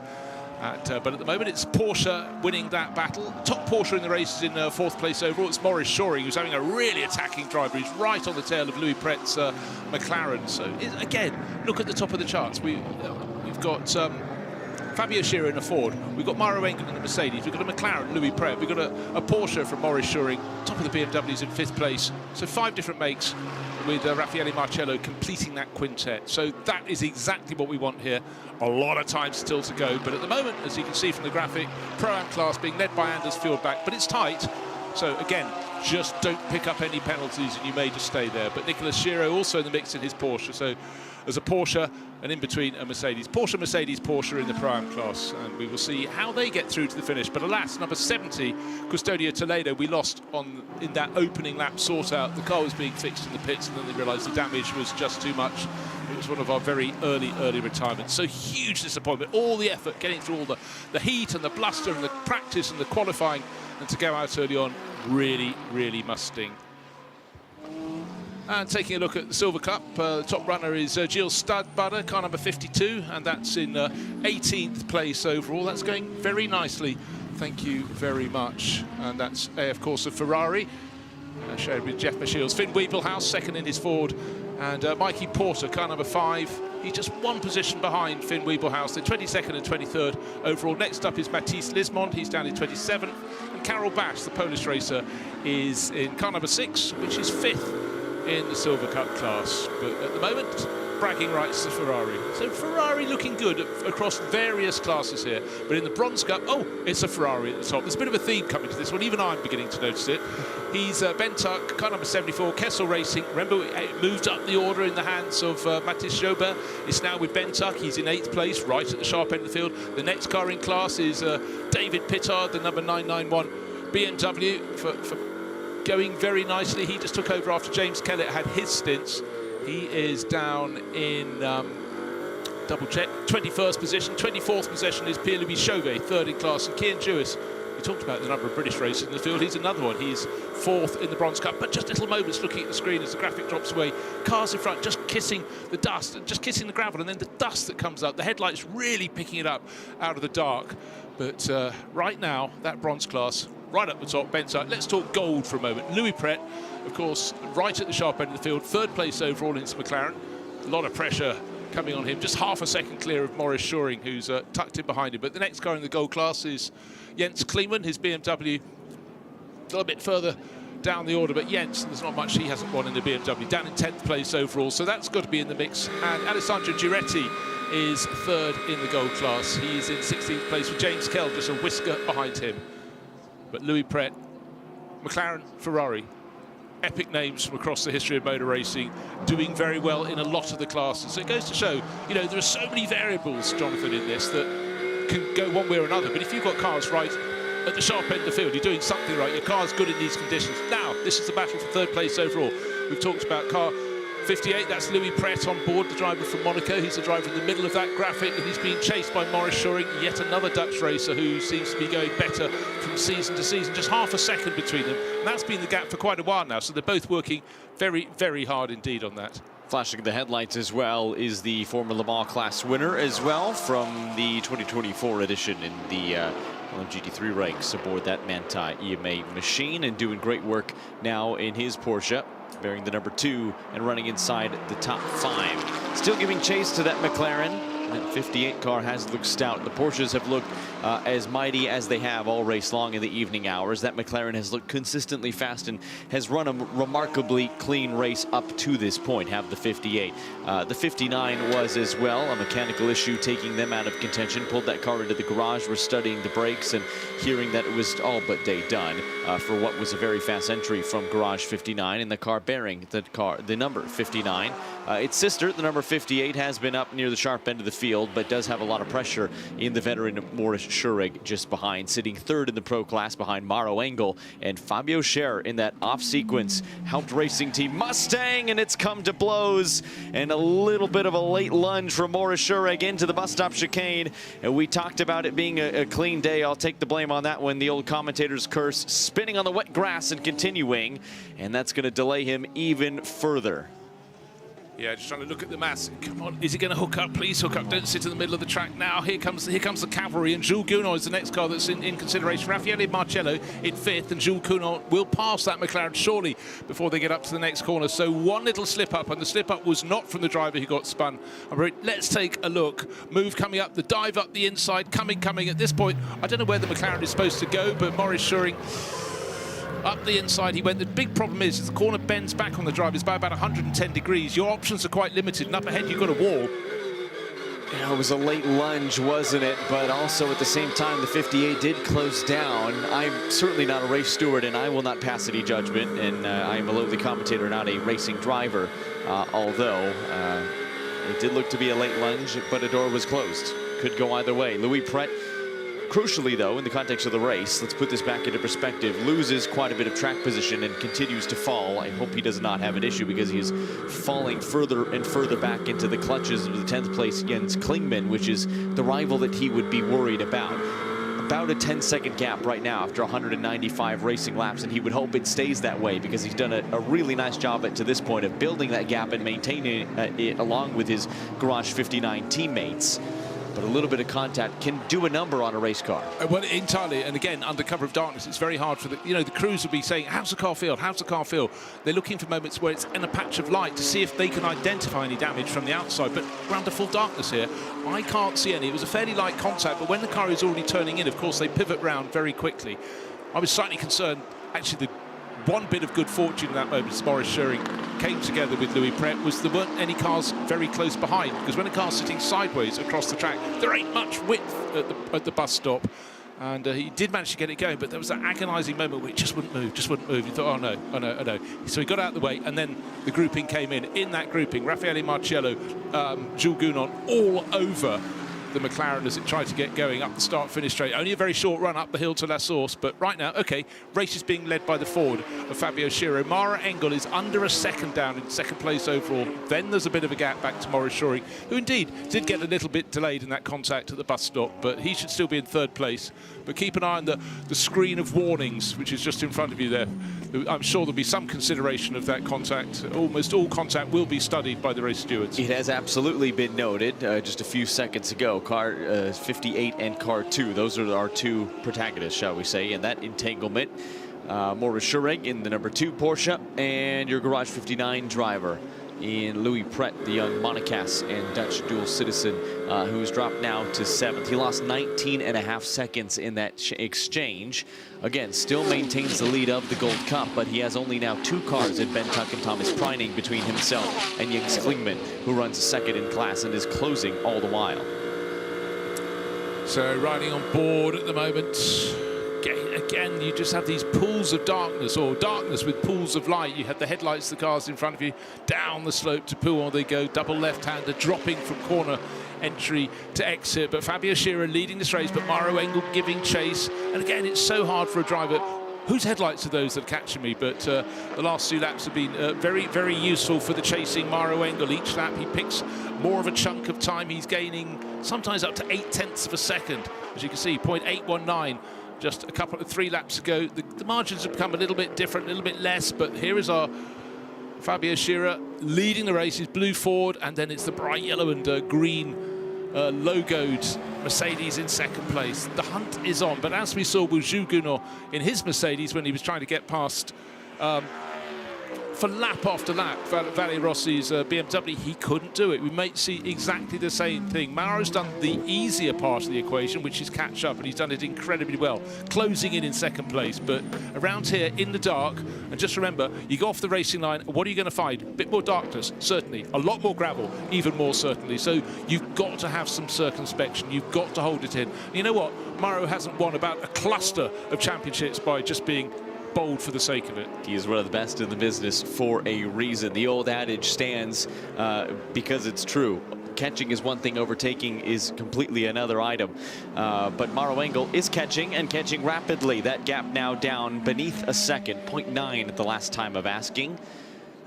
through Eau Rouge, up Radeon, blind. They will only see the lights of the festival at the top of the hill and maybe a flash of a cell phone or two from the fans in the relatively newer grandstand that has been oh so popular over the years recently. Let's take a look at the circuit performance. Race Vision, powered by AWS, 2 different manufacturers commanding the performance around this circuit. Sector 1 belongs to McLaren. Now that's interesting because Joe Osborne was saying, and he knows what he's talking about with that car in particular, that the McLaren tends to struggle in Sector 1. That can be helped by whatever toe you get down the significant amount of straight portions in Sector 1, but it's Porsche, the number 22 car in particular, that has dominated the second and third sectors of Spa-Francorchamps, as we see the number 98 off sequence. A slow puncture has decided to take advantage of an alternate strategy, or really not decided, it was forced upon them.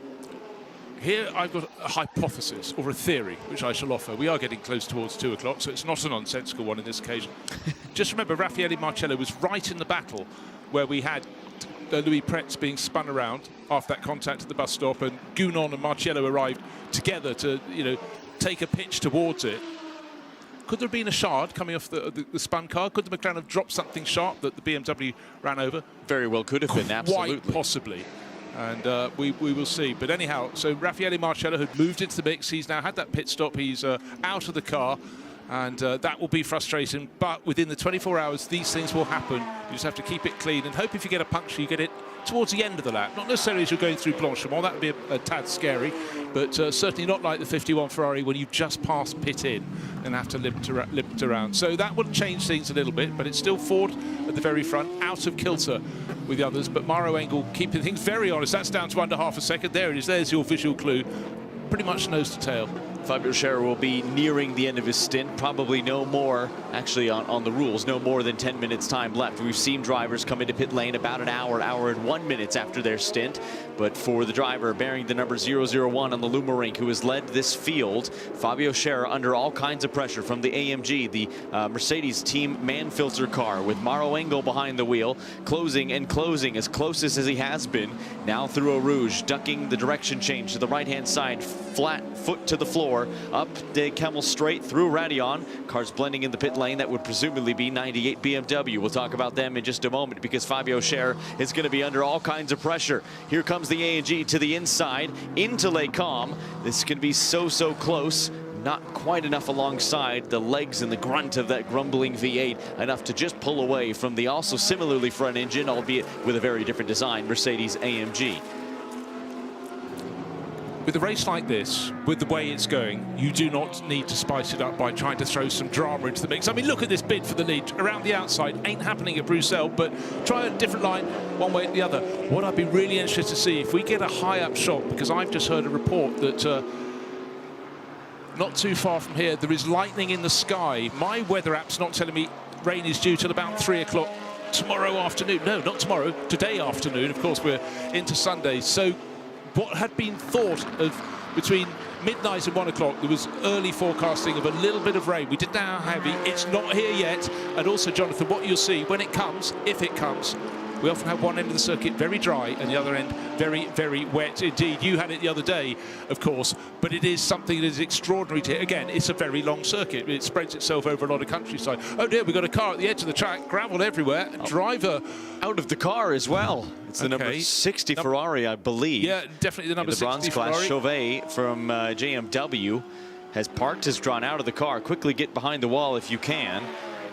He's done a nice job of getting out of that race car, but track stays green. Yellow flags, of course, have been displayed at turn 15, where that car has pulled off between the double right-hander. He was running about 3rd or 4th in class. He's already fallen very quickly down to about 6th place in class, but going nowhere. It's a battle at the lead of the field, and that's the stellar Corvette bowing out of that one after nearly collecting Maro Engel, who was in pursuit of Fabio Scherer. That could have had major implications for the overall race lead. Could it ever? But that was extraordinary. I don't honestly know how Maro managed to avoid it, but what it has done is at least brought Attention all teams, pit entry closed, short full course yellow in 20 seconds. Well, there we go. I'm just wondering if the car that dived to the pits got a report from the engineer or 10 on the radio. seconds. car off at the side of the circuit, we could be going to full course yellow. Pit will close, and he's dived in. That could be a masterstroke, or it might be something he was just doing. But it's a very late full turn. course yellow, full course yellow. As you can hear by the timing and the message from race control, it would appear, at least if my eyes are to be believed, that the Stellar Corvette did make it into pit lane, albeit with a little bit of contact. We have a recovery car on track going to the car that has stopped in between turn 14 and 15 on driver's right, and this will be recovered quite shortly.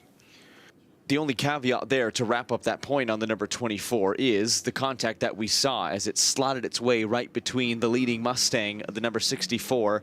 We can hear the rumbling of that mid-engine V8 getting back down the straightaway. It has quite a distinct note. It's a flat plane crank like many European V8s, but produces a heck of an engine note as well. It's a beautiful, beautiful noise. There was the recovery vehicle, and the number 60 Ferrari. Sneaking away. Sneaking away indeed, and quite rapid as well, running away from the rear end of that car with a fire extinguisher. Never a good sign. It is hot, and it has remained hot. Don't let the darkness deceive you. It is properly warm out there for marshal and driver alike, and for the componentry in the car. I can see flames licking up the inside of the car. But, you know, sometimes you get a car that's stopped when it's so hot and it's been raced, and things just can overheat incredibly quickly with no air coming through. But you know, what made the driver pull off? Pierre-Louis Chauvet's side of the circuit. He got away from the car quite quickly, so maybe it was already starting to Race flame. control to all teams. Pit entry open. This will be a long full course yellow. This will be a long full course yellow. So long full course yellow, but not a safety car yet. So the cars will get down to their pit delta, maintain that speed, but will not bunch up behind the safety car. Just a heads up what to expect. This is a long full course yellow that will be followed by a safety car, including wave by procedure. Well, I'll eat my words there. And safety car we will intending. send the sweepers out to do as much as possible to clean everything all around the circuit. I think a very nice opportunity, and right? Expect a recovery truck as well entering the track. Very nice opportunity right now from race control to go ahead and clean off the racing surface. We had talked at length, especially in the evening hours, about how dirty the track got. We've heard interviews from it. Bryn had been getting the feedback from drivers. Let's take a look back and see if we can make sense of what happened. Here's the 24 diving bravely, and then shutting the door on the Manfilter AMG. Sparks flying in all the wrong ways as the 24 somehow still made it to pit lane. Whether he was intending to pit or not, did it with a little bit of contact. And everybody coming out relatively unscathed, or slightly scathed, I should say. But crucially, Mauro Engel able to continue in his pursuit of Fabio Scherer before the field fell under caution for the stricken number 60 Ferrari that we saw up in a small amount of flame, shall we say, as it continues to be recovered. That is the reason for the full course yellow that will turn into a safety car with a wave around in a few moments' time. Yeah, for Dennis Lind, who was the driver of the Stellar Motorsport car, that was either an inspired move. It might gain him a lap back, but at the moment the car is 15 laps Race control down. to all teams. Please ask all the drivers to stay to the far left when they go through turn 14, 15, because the recovery is ongoing on driver's right. But are there any penalties to be distributed in that? That is above my pay grade, but I simply want to launch the question because that's the one in my mind. Because if the 24 has in fact played a strategic blinder, that would certainly hamper their efforts if they are then forced to make an additional trip down pit lane or add time on to the subsequent pit stop. Yeah, there are a series of little hurdles that get erected when you have a moment like that and a sudden flurry. But also, just imagine you've just done your pit stop. Most of the teams have, you know, they did this half an hour ago. But actually, the one that owes us a pit stop coming up is our race leader, Fabio Scherer. He's half an hour or 25 minutes out of kilter with everyone else. That Ferrari seems to have no flame with it anymore, and they're ready to put the lifting straps through the hooks on the roof. Hardy fans, how many sports in the world have people sitting out approaching 2 in the morning after a long and incredibly hot day? But they're here probably actually, you know, to come to a 24-hour race and only be watching it during daylight hours. We have a lot of daylight hours in European summer, of course, but there is something about that moment where it's night and it's cooling down. And I always used to get this working in the pit lane at Le Mans. It's special. You feel at one with the teams. But, OK, into the pits goes Fabio Scherer, bang on time. They listen to us occasionally. And so Ford have their fleeting moments at the top of the field. But Mauro Engel, just remember, was trying to pass him so seriously. Got interrupted by the Stellar Motorsport Corvette, but didn't. Well, had a bit of contact. You never know. That could lead to some element. So during the pit stop for Mauro Engel, they're going to just check that every little bit of that side of the car is secure. But for the 64 Ford, they OK, Yeah, exactly. Get yours under full course yellow. They get it done, but they're just checking that back end of the car. Seems to be, you know, a lot of these cars, we've seen them vaulting over the curbs. It doesn't take too many. Those have to be made strong. The diffusers at the back, obviously at the back, not the front. That's where you put them. But you know, the difference, particularly at the bus stop, you see them vaulting those curbs. And look how much muck is being blown away by that sweeper. So as Fabio Scherer makes his way back onto the racing surface, that car getting a once-over under full course caution. There's a car that's gone off sequence, and they were hoping for a situation exactly like this. Also trying to take advantage of it is our Gold Cup leader and Louis Pret, who is currently 6th on the road. Both of these drivers, we mentioned benefiting, as is the second place car, the 999 Mercedes AMG, and Shiro further down the order, running 3rd in class.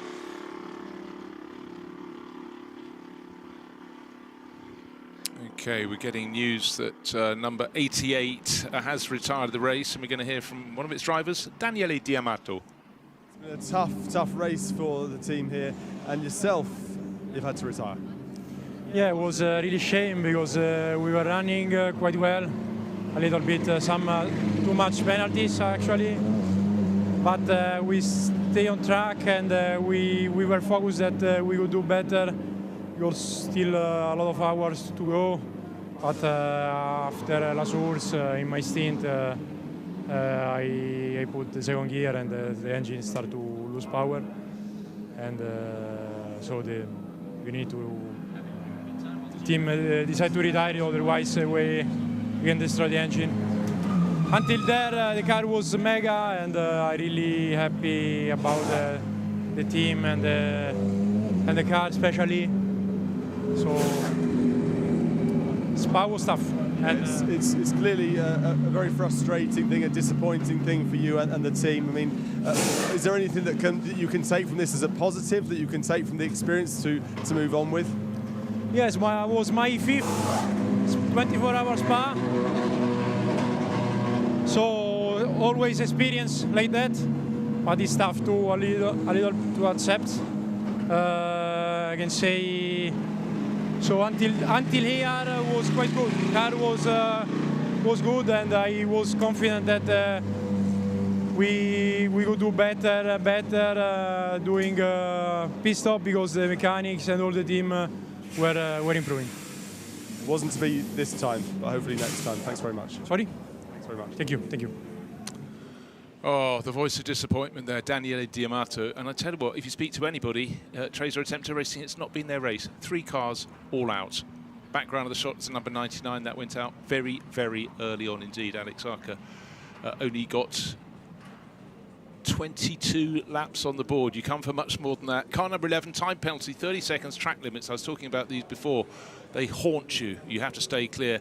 And that's Carl Marcelli, who's down. He's 5 laps down, running relatively well in the bronze class, but again, that is a big setback. 30 seconds, it's a quarter of a lap around here, near as. Certainly is. More takers in the pit lane as well. We saw the leaders in a couple of our classes in the Gold Cup, and the number 58, Louis Pret, take to pit lane. Here is another Porsche coming down into pit lane, but this is in the garage. Remember, you can take your technical stop. You can be stopped for 5 minutes, often used for a brake change, to give a once-over for mechanical elements, make sure things like transponders are working. This is not always an indication of an emergency.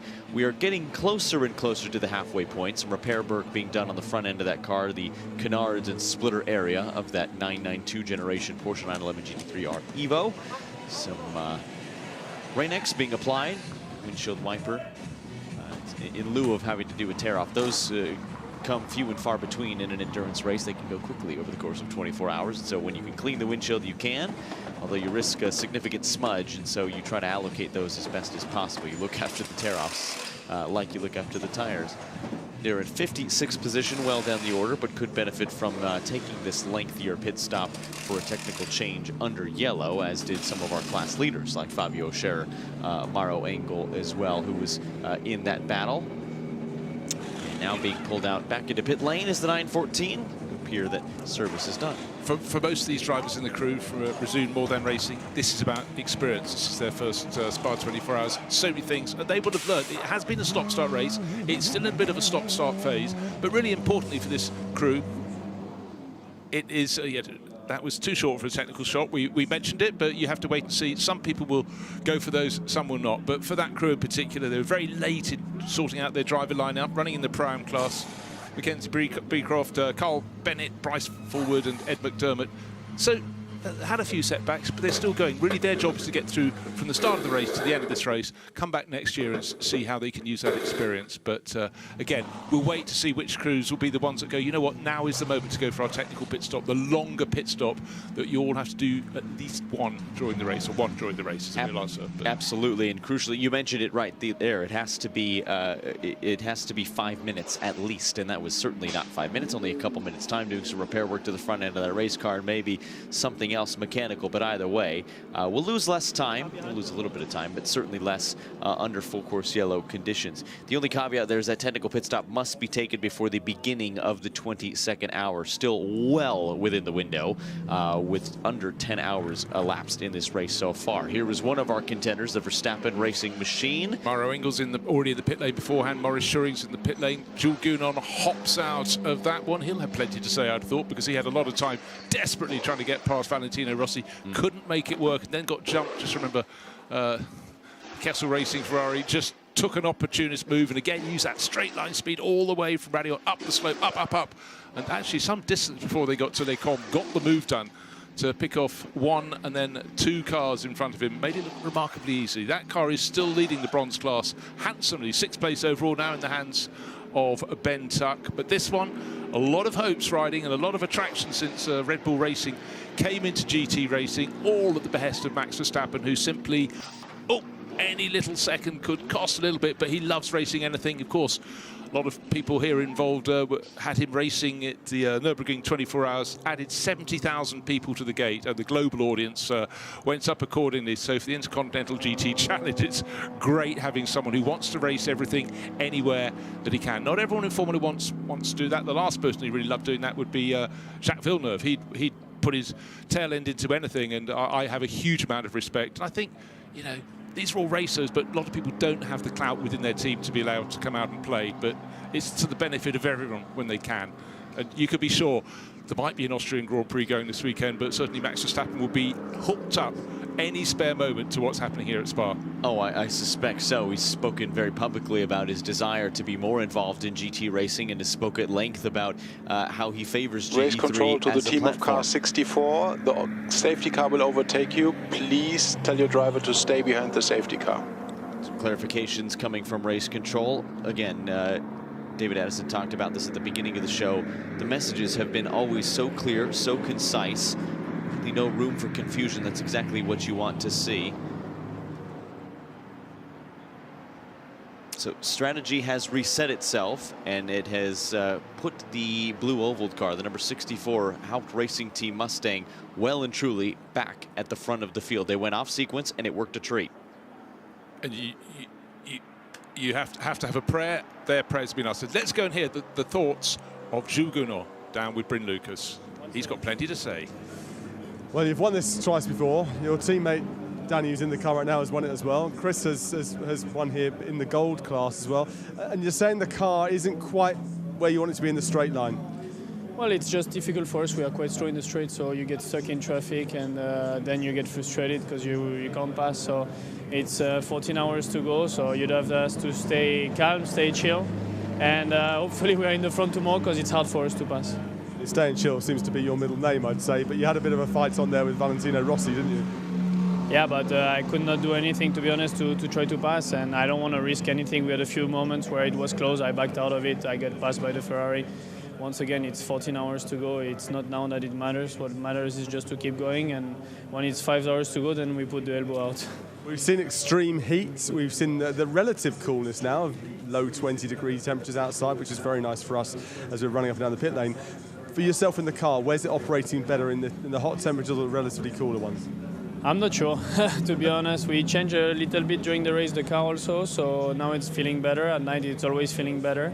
But race control to all teams, safety car, pit entry closed. That previous yesterday, I have to say, but let's see. Let's see tomorrow. Once again, if you have a clean car at the end of the race, it's what matters the most. Speed up and go and rest up, get some fluids inside, and we'll catch you later on.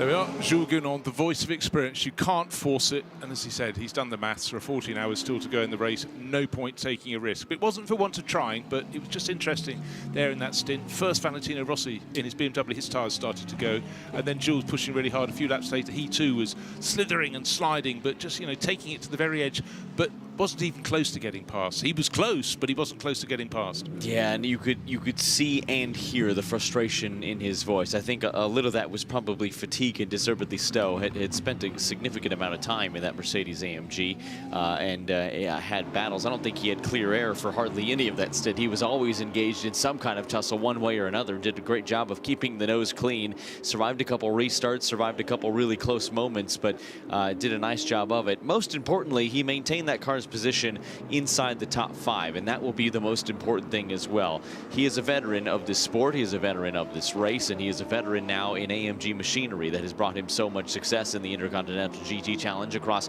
various events. Bryn referenced it there twice here at the 24 Hours of Spa, and part of that sometimes is just surviving a difficult stint where the car may not be coming to you. That AMG looked strong in really the dusk hours, but still survived the heat early in this race. I know Ferrari and McLaren were the story of the day, with some fading in contention there for the former, with 2 other contenders in the 58 and the 74 emerging as maybe late race contenders here as we near the halfway point in a couple hours' time. Jules Gounon, I think, has done his part at making sure that there are still 2 AMGs inside the top 5. But here we are with Ford leading the race. Ford were cock-a-hoot when they qualified, right on the sharp end of the grid at Monza. They were wiped out by the first corner. So, you know, you always get the people that push, the marketing crews, they push a mark, you know, to go racing, and then the bean counters come in a few years later and they try and wind it back. So this is the moment that Ford was coming sweet. Trouble at Monza, but here, suddenly, not as a gift, they got out of kilter. It's worked for them by the timing of a full course yellow. They've got the pit stop done. Instead of being half an hour out of kilter with everyone else, not only are they on kilter, they're leading the race. By a tiny margin, at the restart, they will control it. Here is our restart driver, Fabio Scherer. Second car in line, Mauro Engel in the yellow Mercedes. Maurice Shoring, number 2 Porsche is third, but there's another car between them. But just have a little look. What have we got in terms of penalties coming up? No, the last one we saw was the track limits for car 11. Nothing else, but I still think there's some under adjudication of some sort.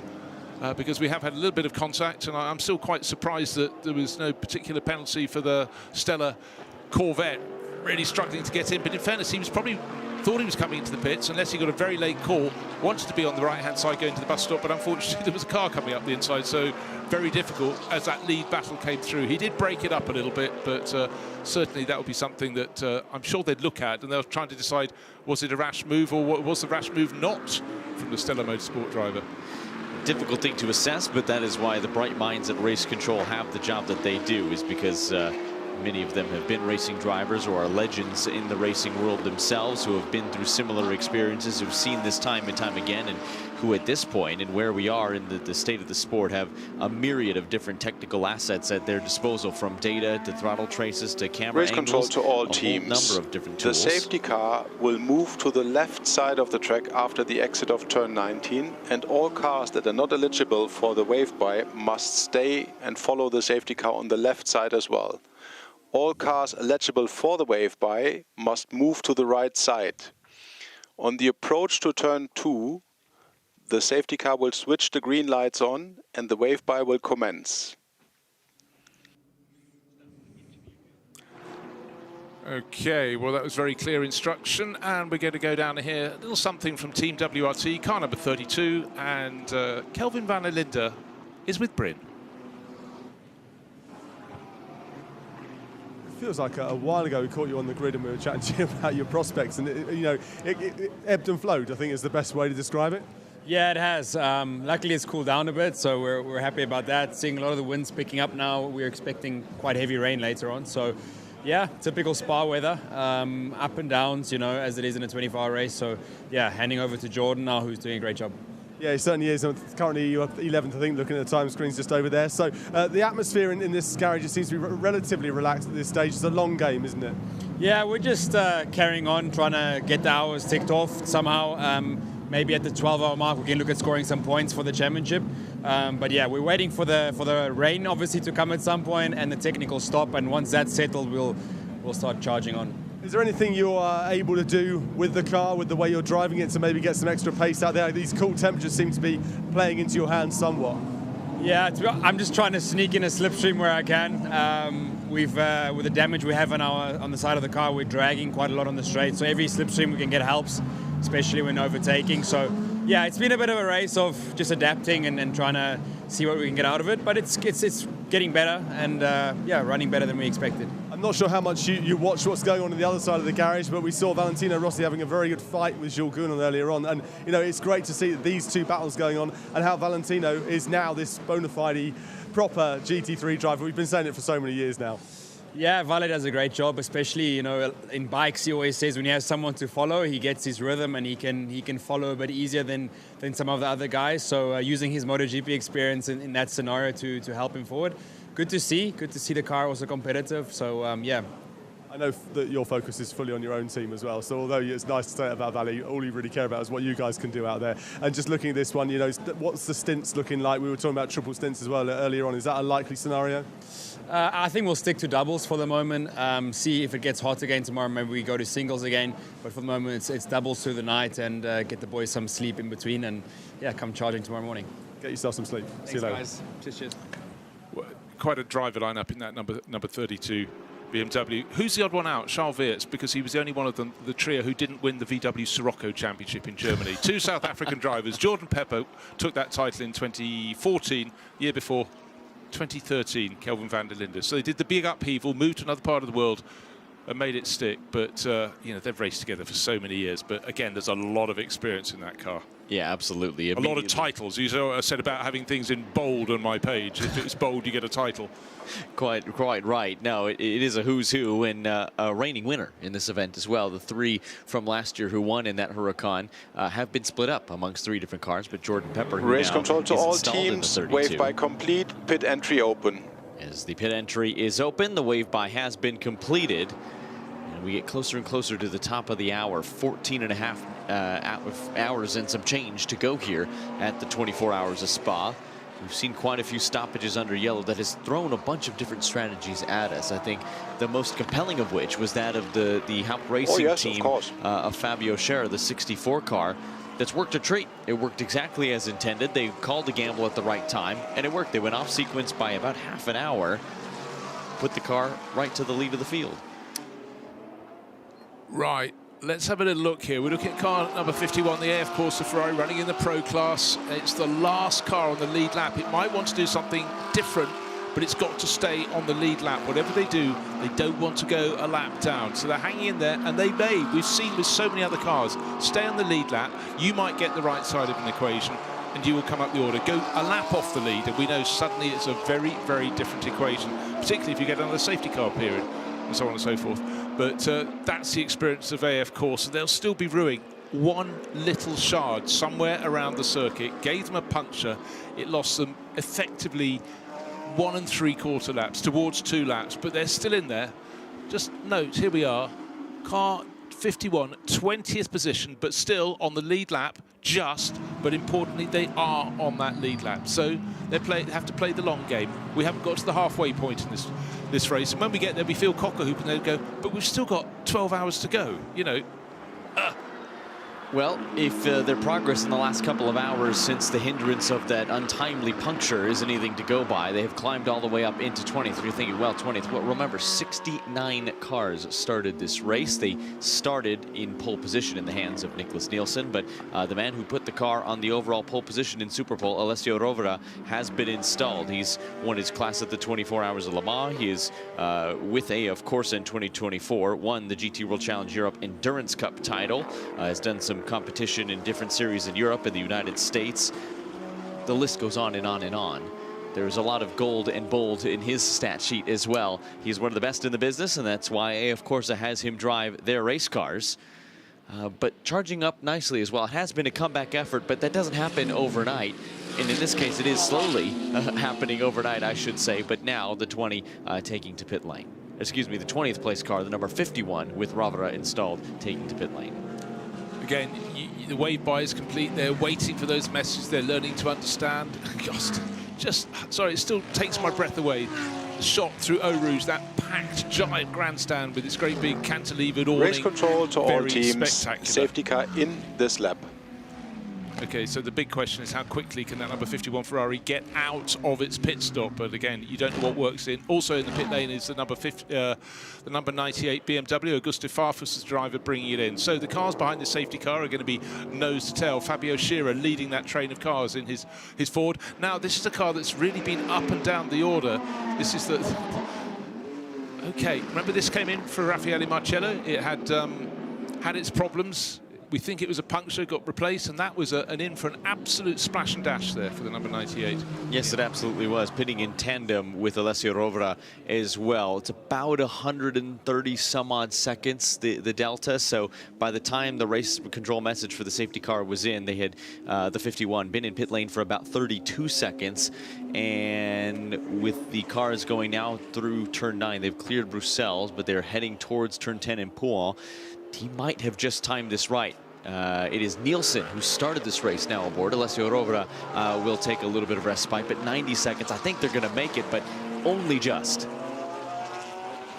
Again, there's a circuit map, you can get a tracker map, the little moving coloured dots around, but when you see the ones in the pit lane, they're not moving anywhere, they're not moving, and the field is getting down towards Fagnes behind the safety car, but now it looks like it's dropped Nicholas Nielsen on board. This is number 51 Ferrari, still fighting its, making its fight back, but still on the lead lap. They got the extra dash of fuel there, coming in under the safety car. White line cross, driver can now accelerate away. The lights come on full blaze, up the hill, you arrive just on the right-hand side of the track at Radillon. You don't go through Eau Rouge, but then accelerate away Safety car, Hold the camel off. straight for him to do. Safety car, lights off. The message is coming through. So the driver who is following the safety car, a race leader, Fabio Scherer, his Hout Racing team Ford Mustang, the big rumbler, car number 64.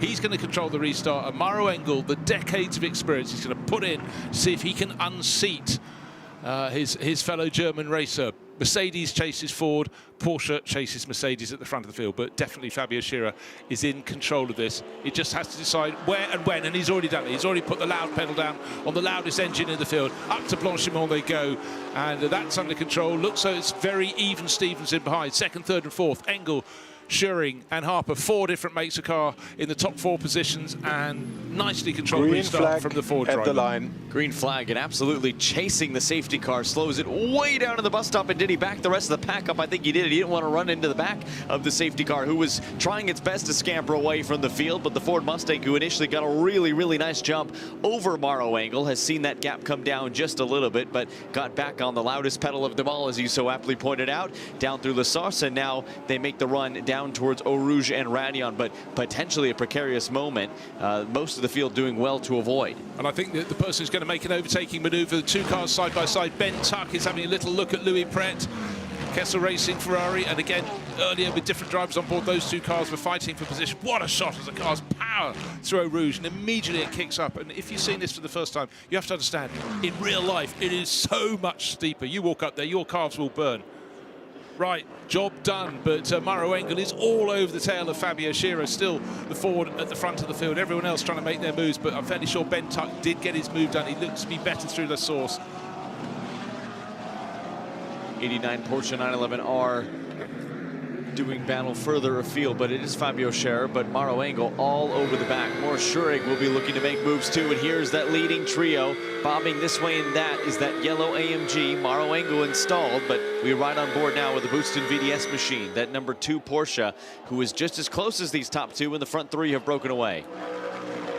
One little slip up and you delay the car behind, so the front, the few at the front, they just go, just don't trip each other up. They'll come and get us if we do, but if we can get clear, it'll buy us breathing space. It'll also give us fairly clear air. The driver with clear air is Fabio Scherer in the lead of the race. Car in 4th is now closing in again. Dan Harper, remember that name? Remember the straight line speed we saw from the BMWs up through Blanchimont? This is the battle for first place. Again, 3 different manufacturers, 4 different manufacturers in the top 4 positions, and they are starting 1, 2, 3, 4, 5. 5th place car, Danny Juncker, remember that name? Verstappen racing, his Mercedes is giving chase as well. Looking to see where the moves are coming. We're riding on board with Morris Schuring in 3rd place overall. Remember, he had his little moment a while back at the bus stop chicane, and it got a little bit busy down there, but seems to be undamaged. travelling on at very, very good pace there, but it is still the Ford in front. The Ford that was out of kilter got back into kilter in terms of the pit stops and squeaked out in front and is there on merit. But sometimes you have to make your fortune. You have to make those hard decisions, hoping they'd work. Bit of Porsche on Porsche battling there. The Boots and VDS car losing a position or two in all of that chasing. Luca Engstler in that Temerario GT3 still inside the top 20, running a solid 16th in its 24-hour race debut. Further fighting in the bus stop chicane. Everybody trying to take advantage of the first couple of laps under green flag conditions after a lengthy full course yellow for a stricken number 60 Ferrari. But it is Fabio Scherer with the strategy working a treat for the 64. Maro Engel still giving chase. Morris Schurig, who's dropped another 3 or 4 car lengths back. Dan Harper using a whole heap of curb last time to the bus stop. Will try to get that front engine BMW to stay ahead of Danny Juncadella, who was in the hands of Jules Gounon before, was unable to pass the 46. The 3 has found himself behind the Team WRT BMW yet again, albeit with 2 different drivers this time. Look at all the gravel continuing. The track sweepers were in effect. They were trying to blow as much of that debris off of the racing line, but such is the angst of this field, dipping a wheel off wherever they can to try to use as much of the Spa-Francorchamps circuit as possible. As little as the scenery as possible, but sometimes the two do sort of fuse. But this is an amazing point. When you've had a safety car restart, there's darkness, there's silence, and then you get this flurry of light and the wall of sound comes up towards you. And then they pass. In the blink of an eye, 40 cars have gone past you. At the moment, our race leader is just going through Pouhon, and the last of the train, there's some stragglers who were later in the pits, are just going down towards Bruxelles. So the whole way down that slope, these cars are nose to tail, but it's still the Ford in front, still Maro Engel pushing. But at this point in the race, the Porsche is looking very handy as a breed, as a manufacturer there. Third place, and looks to be the quickest of that trio of cars at the front of the field. But one slip up and Dan Harper will pounce. Remember that BMW in 4th place has all the BMWs that have very, very good straight line speed. So Dan's going to wait and wait. But he won't wait for long. The Ulsterman's going to make the move sometime. But Morris Schurig is trying to make sure he can get past Maro Engel, who in turn is having a busy day in the office, chasing after the Ford of Fabio Scherer. But no change at the moment. Or no change at the front, but it's not for want of trying. That Mercedes-AMG, like the Ford Mustang just in front of it, able to just stretch its legs a little bit. The front engine cars with maybe a slight advantage off of the corners, but the Porsche, always one of the most nimble race cars on the road, especially with some of the Evo changes. It allowed some of that hot pressurized air to escape a little bit better from the front fenders with some of the louvers. Has really helped its raceability, especially when you are following cars super closely and in high downforce reliant corners like you see many of here at Spa-Francorchamps. I suspect that those would really start to pay dividends, especially as the air temperature drops ever so slightly. The air starts to get a little more dense. The engines like it, but sometimes not super favorable for understeer. So Brent Lucas has been hard at work in the pits, and he has materialized in the pit booth. You and I will swap positions for just a moment, and I'll bow out and try my hand at pit reporting for just a moment, but enjoy a little bit of respite. You have, I can see the sweat on the brow. You've been working hard, my friend. So Jonathan Grace, fragrant at the moment, I'm sure, but we'll get him back sweaty and abused later on after. It's still warm out there, particularly with a fire suit on, just like the mechanics have to wear as well. Just remember that too. But a change up here, but we have a lot more to follow. And Brent Lucas, I'll give you a moment, Brent, have a bit of a drink and stuff and just cool down. I know you've legged it, and it is an appreciable climb from the lower pits to get it up here. But right now we're in this lovely situation. Thanks very much, Jonathan, as he takes his leave for now. Talk about a change of environment, air-conditioned commentary box going down into a pit lane where there may yet be a storm coming through. We're hearing it from various teams and drivers. They're all trying to keep their own meteorological information under their own belts, but you know, anybody coming to Spa-Francorchamps knows they need to have a very good look at the weather maps, and they will keep on changing. And then, of course, if you see a storm coming in, how severe is it? You look at the weather map, and if it's a full red element on board, you go, oh, that's going to be a bit of a hottie, but it could go into the neighbouring valley, not come here. But it definitely could be something in the next hour that we get. We press on through the night, and it's just doing what Spa-Francorchamps always does in a race. You have periods of, it's not quick, slow, but we have these moments, full course yellows, leading to safety cars. The track gets swept up a little bit. You settle down again. You never know when the next one's coming. But Fabio Scherer and the Hout Racing team, he's leading the race for Ford. They were out of kilter by almost half a stint length from almost all of their rivals. Oh, and then a dive into the pits. It looks so Morris Schurig I think that was the Porsche number 2 that was in 3rd place, may have just dived into the pits, hasn't crossed the pit entry line yet. It's a very, very slow pit in. Yes, he's now into the pit. So 3rd place is taken over by Dan Harper. And I think the BMW driver, he's under a second down Maro Engel, as the number 2 Porsche comes in from that 3rd place. Maurice Schuring have to run at a bated pace through the pits. Seems like an odyssey, the amount of time you lose when you're just going at this pace, but that has suddenly removed that number 2 Porsche from the mix, and that will tumble out of the top 10 because it's after a safety car. Could it drop it down to about 30th position in the blink of an eye, if not lower? So unfortunate time to have to come and make that pit stop. Other teams got theirs done beforehand.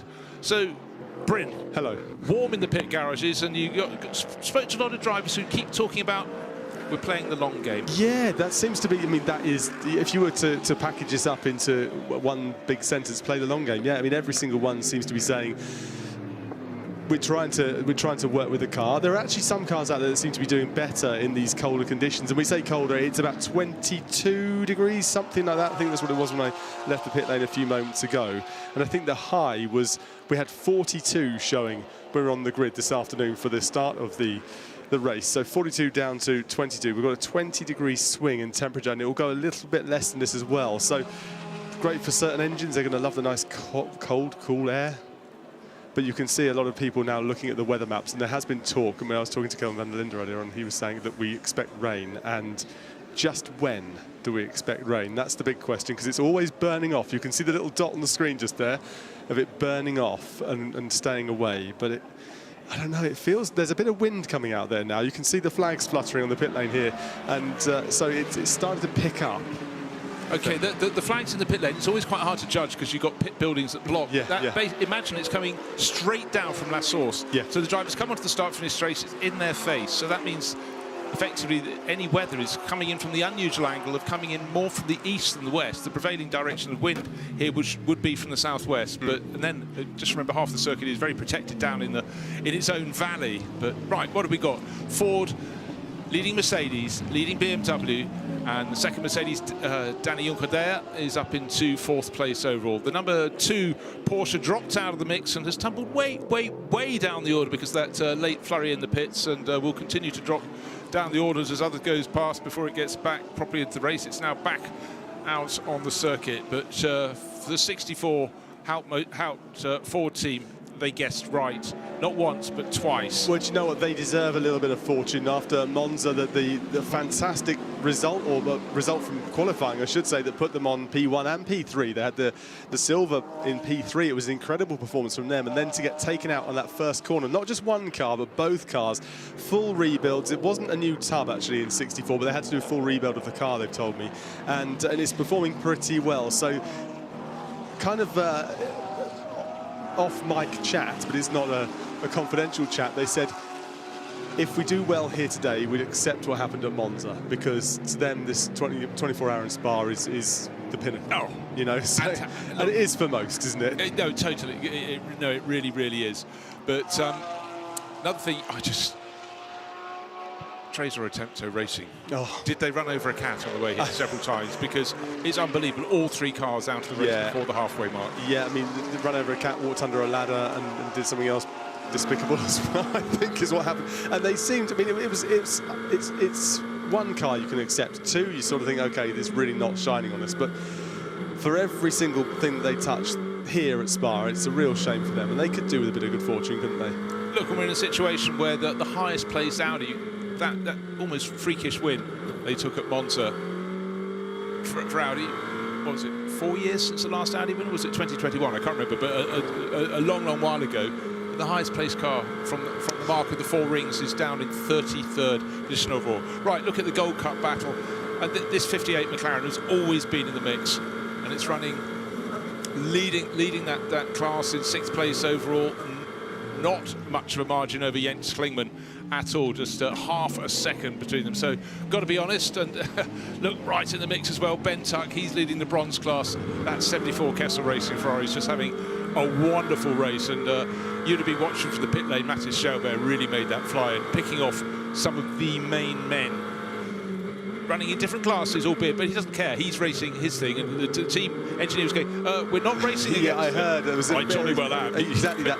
And I think, I mean, I've been talking to a number of different drivers who say things like, if they're a bronze, I know he's a silver graded driver, but if you're a bronze graded driver or a silver graded driver and you're going up against the likes of Jules Gounon or someone like that, and you can hold your own or get past them for your CV, I mean, you clip that up straight away and send it off to everybody, wouldn't you? It's the perfect antidote. It's exactly what you need from a race like this to show that your craft is where it needs to be already. And look, I mean, racing in a 24-hour race anywhere is in extremis. Doing it in these weather conditions, which are unbelievably taxing, not just on the drivers in the hottest environments at all, not just on the machinery, but it's also on the pit crews. Here we are looking into one of the pit garages. They're wondering what weather conditions are coming in. They're keeping an eye on the weather map. But it's about the mechanics. They will get tired, and they can be the one that muck up a pit stop, muck up a wheel change. There are so many components and elements within the mix that can fail, could just have a little fumble, and it can have huge outcomes. One of your jobs standing on this side is keep an eye on the screen of woe. Right, there is a where we come up to, 30-second penalty for track limits. Likewise, car number 7. Should we let you know who they are? Car number 7, for sake of argument, is the Come To You Racing entry of Matthias Drudy, Marcus Sorensen and Nicky Team. Only a crew that have won here in recent years. 30 seconds, that's going to hurt. And at the moment, they are down in 12th place. That's still to be added. And likewise, car number 96. The Rutronic Racing, Engsler. Of course it is. Lapelli, Niederhauser car. So that's...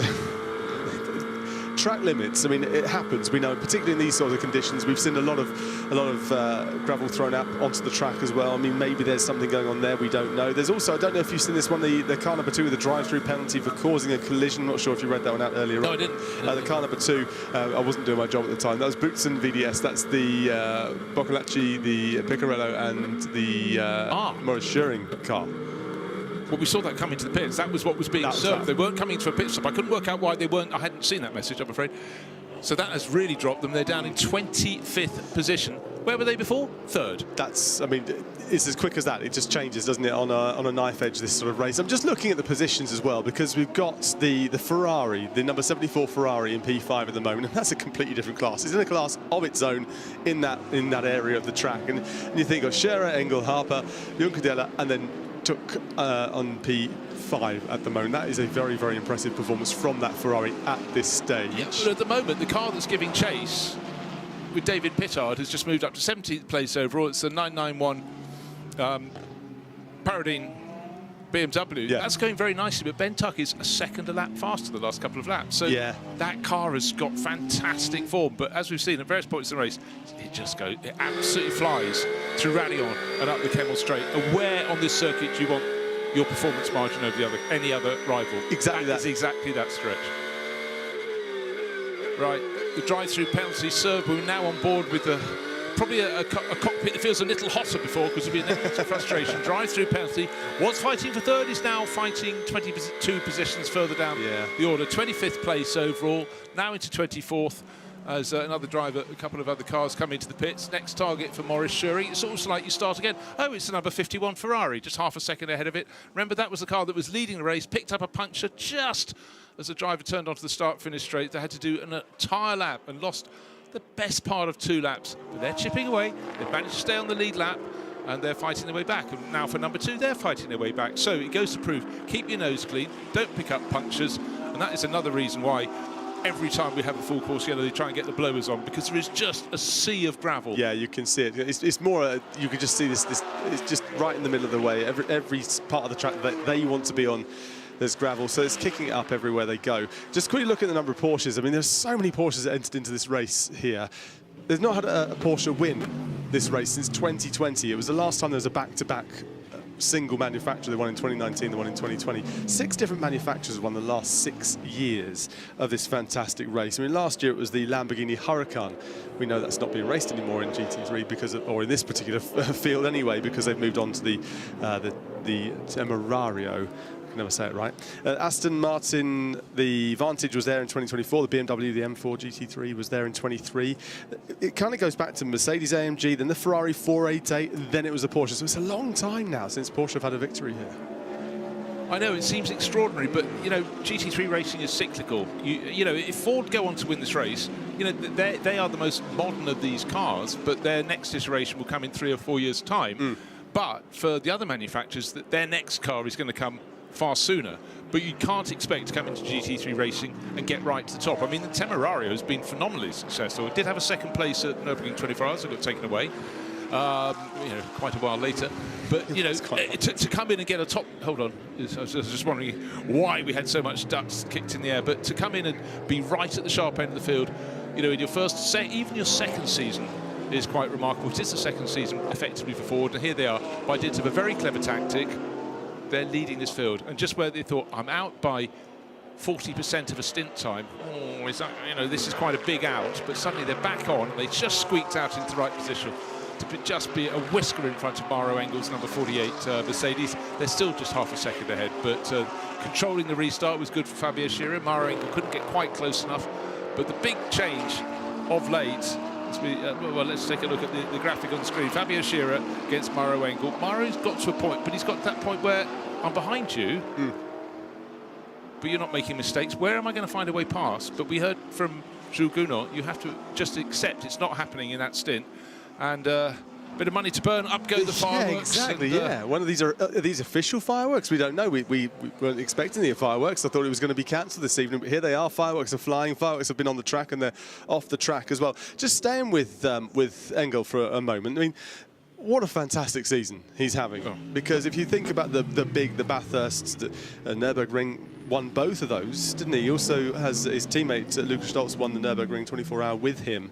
So that's a great start to his season when it comes to the IGTC. So he's doing particularly well in that, and he's doing pretty well in GT World Challenge Europe too. And remember, this race here is both of those races in this one result for Maro Engel, for Stoltz. And yeah, you know, a lot of people get because you've got multiple championships sort of interconnected. But it's just, if you look at a driver's career and just see title after title. I mean, his first big one was 2015 GT World Cup winner. Following year, he won the Nürburgring 24, and so it goes and so it goes. And obviously, a Mercedes man through and through. But like so many drivers in this field, where did they start their racing? In single-seaters. Single-seater became a market that only the very, very rich can get through. But getting works drives, but you still have to deliver year in, year out. There are always young guns coming up to try and topple you. But, you know, you've got to be analytical. You've got to be incredibly professional with all your crew. You've got to also be representing a manufacturer. You've got to hide your disappointment when something's gone awfully wrong. You've got to be politically sensitive. And so many other elements. And some of the top drivers, you suddenly realise they've had 10 years and they've honed their craft. And just, it's about minimising mistakes. You can, you know, the overall pace, lap pace of the top 30 drivers in this field will be within, around here, 1 to 2 tenths. Yeah, it's phenomenal. If that. And in Monza, of course, they had, was it like 54 cars qualified by a second? It was so tight, so tight. But that is, I mean, that's the key, isn't it? Is consistency. But you have to do many things to achieve success in GT3 racing. And I'm just looking, when you think about that team, Lucas Auer, I was talking to David Anderson about Lucas Auer as we were walking to the food area. It's a very important part of the day, you know. We were walking along talking about Lucas Auer, and we were saying, you know, it's amazing, this guy, because he's just been there, and he's never been hugely spectacular. And yet, when you look at that lineup, he delivers and delivers and delivers, and he's just so consistent. And what you want in to be a successful GT3 team is to have 3 very, very consistent and very, very good the top level drivers in your team, and they have that perfect blend. Yeah, and it's not just about one lap pace either. No, it's about keeping your tyres sweet through a stint. Could they possibly be double stinted? But they can't if you've hurled them around. There are so many elements within that, but I just think you get a really well balanced driver pairing, which isn't the work of a moment. There are so many people who have to adjust, particularly people who've just come in from single seaters. They're not used to sharing information with anyone else. And here we have just a phenomenal array. I'd reckon the top 30 drivers in this field, you could put them in any championship in the world. Yeah. And they would be competitive, you know, by the time you reach lunchtime. It's got Porsche. A big row of Porsches there. It looked fantastic in the shot. I was actually looking at when from this side of the track, we're currently over the top of the pit lane, the F1 pits, so we're looking out across the track to the grandstand on the opposite side. But when you walk up and you're on the other side of the track, it gives you a completely different idea of what that corner is, that hairpin at La Source is like. And myself and again David Addison went for a run around the track the other day. It was a run I forced him to walk quite a bit, you know, slowed the old boy down a bit. But this circuit is incredible, and when you get up to La Source and you see just how tight it is and you see the angles, the lines these cars are taking, it's a fairly late apex. You've got to kind of rotate that car fairly early to get it as straight as you can, to head on down, use the gravity from the source down towards Eau Rouge and Raidillon. And it is incredible when you're on the other side of the track and you see just how late they get that car rotated to get it as straight as possible on the acceleration. Yeah, no, it is. I mean, there are so many points on the track where it really deserves observation, visiting them and going, oh, that looks different in real life to how it looks on the camera angle that I've seen for years and years. Yeah. You know, so many people's impression of a circuit is what they've seen on television. Yeah, that's right. That's natural. But when you walk it, you suddenly go, oh, it's a bit steeper than I thought, or, oh, there's a lot of shade on the track here, those trees are quite close, or, you know, so many different elements within that. And you don't realise just how much up. It's like an impossible picture, this place. It's more uphill than downhill. I don't know how they've come up with that, but you have the downhill towards Eau Rouge and then Raidillon, which is, as we know, very steep. But the Camel Straight just goes on, and it's quite a gradient. When you're running it or walking it, it's a long way uphill, and it does seem to level off and then drops away for a fair bit. But then the uphill goes all the way from turns 14, 15, just before, in fact, all the way round. And it keeps on going to the bus stop that isn't the bus stop, I know, and then but all the way up to La Source, and it's a huge uphill. Yeah, but the one that always makes me slightly twitch is when someone talks about the cars going down the Kemmel Straight. It is not down the Kemmel Straight, it's very much up. Yeah, it is, yeah, and it's just a long run, and I'm loving these two wides going, or trying to remind the other car, the car in front, that you are there. Thomas Preining, he's got the pink lights around. He's the top Porsche driver at the moment. He's in 8th, then there's Jordan Pepper's BMW, but then Alessandro Giretti, another Porsche driver in 10th place. Matt Campbell, slow burner, coming forward, also in his Porsche in 11th place overall. So they weren't in the mix at all. And just remember that number 2 Porsche should be in that mix, but the penalty it got has really hurted, that drive-through penalty. Knocked Maurice Shoring all the way down to 24th position. If it wasn't for that, we could have had, 4 Porsches up in the top dozen positions, and that sort of would be representative. I think at this point in the race they're looking pretty good, but then again the conditions are going to warm up again all over tomorrow, and the Porsches just didn't look as good. But at the moment the best place of those is the number 80 entry, just seen going off our screen, Thomas Preining. That's the Lion Speed GP team, the Cole family team, and going pretty well there. Certainly is. There's another penalty coming, by the way, and it's a whopper. Unfortunately, it's a whopper. This is car 914, time penalty 75 seconds for track limits. So that's the car 914. It's the Razoon More Than Racing car. They're very late crew. Bryce Fullwood's on board at the moment, Australian racer, as a Lamborghini racer by and large. But again, it's about learning. They're like a novice combination of drivers, getting their first taste by and large in the Spa 24 hours. There's so much to learn. But I just think also, in the conditions we've had with the soaring temperatures, it's also, they may not have raced a car for as long as this, in conditions as hot as this. On a track they're still trying to learn. But it's not just the track, it's the fact when they started the race there were 68 other cars around them, and it was very, very frenetic. But anyhow, they're learning as they go, but they're learning what a time penalty feels like. They are. The whopper as it is. There's a reminder for you, the battle for first place in the Gold Cup. And just staying with that team for a second, the 914. That's got Ed McDermott in the team now. He races in British GT. Ed McDermott was unfortunately unable to take part in any of the races this season after injuring his thumb. And so this is really his first race back. Imagine that, your first race back from injury, and it is the Spa 24. He has raced around Spa, has done it many, many years for British GT. So he's been around here, but never at night. I was going to say, those are daylight races, but can he still play the piano? Is he back? I'm not sure if he ever could. Or was it the piano lid coming down on his thumb that... Unfortunately, it's even worse. I think his thumb was shut in the door of a car. I think is what happened just before the race. Another time penalty, and again we've seen a whopper of 75 seconds. This is 150 seconds for track limits going to car 1, 2, 3. That's the Motorsport. That's the Muller, the Hall, the Fumal, and the Latour car. Currently, where are they? 1, 2, 3. They will the 50th place Bryce 50th Hall place. at the moment Okay. at the wheel of that. So some way back, 15, 16 laps down, but you know, they still have their own battles. And that's a car that is running in the bronze class, but top car in the bronze class, 5th place overall versus 50th, so maybe not quite in contention at the moment for that class win. But proper darkness on the circuit, then these explosion of lights, and the run down the hill from Speaker's Corner to this is the entrance to Pouhon. Oh dear, this is the car, largely the McLaren from Greystone GT, largely the car number 44 being put back into its garage. It's got relatively inexperienced crew. Most of them have been racing in the McLaren European Series in recent seasons, but that's not looking as a lot of alacrity. Lights are flashing.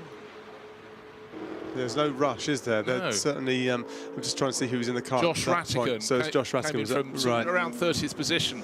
Yeah. So a young crew, you know, developing their form and craft, but that, you know, you don't expect mechanics to go charging around the garage because, you know, it's supposed to be cool and orderly, but that didn't look as though it was something happening right here, right now. You posed the question earlier on about the teams, but how important it is for the teams of the crew to stay relaxed, to stay calm. And there are certain points when you're running up and down the pit lane and you're going in and out of garages and you're just, you know, you're trying to find a good place to watch as well. Who's got the best monitor, who's got the most accurate, who's got the less latency. You're watching that, you're looking at the timing screens, you're trying to see where the next story is going to be.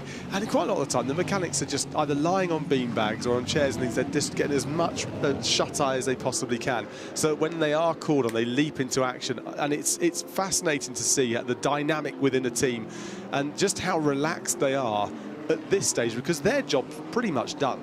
The mechanics can just chill out until they have to do the one pit stop every hour, which is easy, right? One pit stop every hour. Yeah, exactly. But yeah, easy. But you know, it's when the unexpected happens. Yeah, exactly. Have you got, you know, I remember decades ago now, Audi led the way when they were winning Le Mans year in, year out. They had, if they knew what the situation was, they already had the specific bag of tools ready for that job. It wasn't go and get the thing and pull stuff out of drawers. No, you need these 5 tools to do this particular job, and there are the parts. And then you had unitary elements like the ability to take a gearbox off and put it on super quickly. So much thought goes in. GT3 cars are entirely different. They're not made for that purpose. They have a very different purpose, but it's still, I think the hard thing is if it's going to be hot, and it certainly is. 10 o'clock tomorrow morning, you've managed to get through the night, and you can't pat yourself on the back and go, that's it, we're nearly there. You still got a lot of racing to go, and then your head starts to drop as the temperature rises. Yeah. That's what's hardest. And I was saying to Jonathan, I was looking at how the mechanics were sitting at the back of the garage when I came back in from supper, so it was about 9:15 or whatever. Already you could sense they were quite tired because it's just that heat that's been there. Look at the racing at the moment. It's absolutely nose to tail. At the front of the field, we've still got the Ford Mustang of Fabio Schirra, but never more than a second behind him. Mauro Engel is there. Wily Fox looking for the moment, but as we heard from people like Jules Gounod, he's not prepared to take a risk and stick the nose up the inside for the sake of one position. But the good thing for Mauro, well, actually no, I tell you what, Dan Harper is keeping him very honest. Well, Dan is now 6 seconds back, so he's not a consideration for Mauro.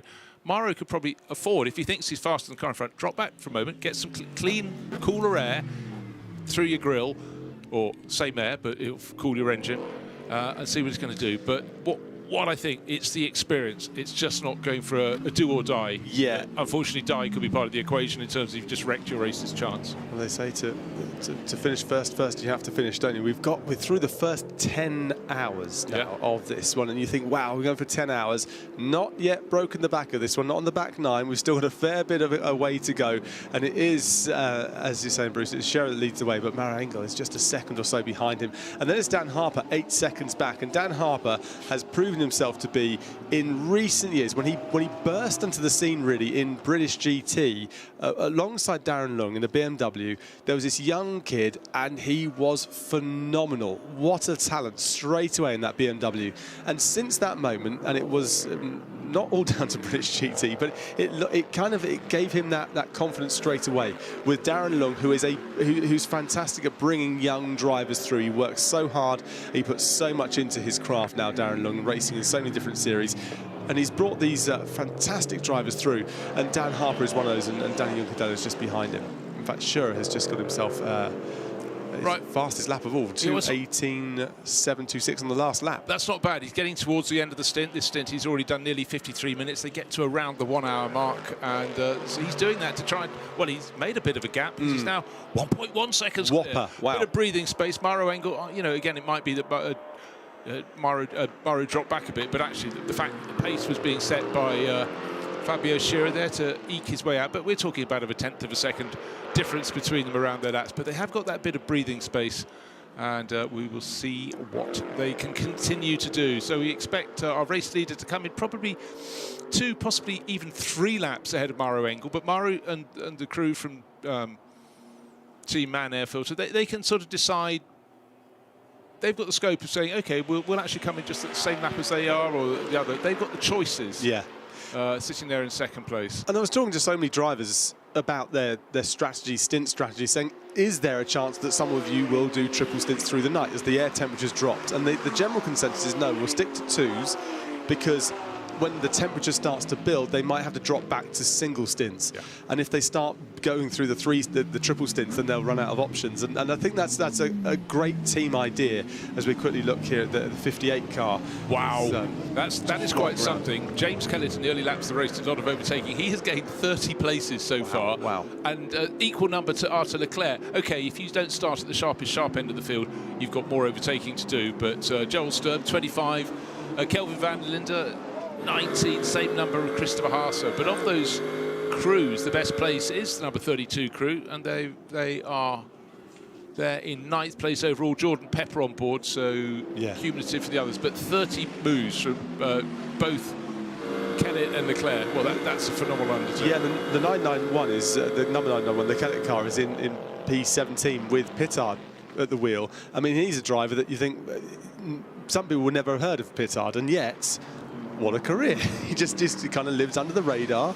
Well, you see, I was aware of him long, long ago. In fact, I think both he and Sarah Bovey, I met them on the same day at Silverstone. They're racing, you know, Little League Peugeots. Right. But David made his career by, someone suggested, go to Germany and do the long-distance races. Yeah. He went, he's thrown himself wholeheartedly in. He's married a German wife, lives just around the corner from the circuit. But we gave him a name for the Nürburgring long-distance race. We just called him Pitbull Pittard, because the opening lap of the race, you're going, it's a 4-hour race, don't need to attack on the opening lap. Yeah. By the time he got out of the Mercedes arena, he'd normally gained 3 or 4 positions. So he doesn't get the memo.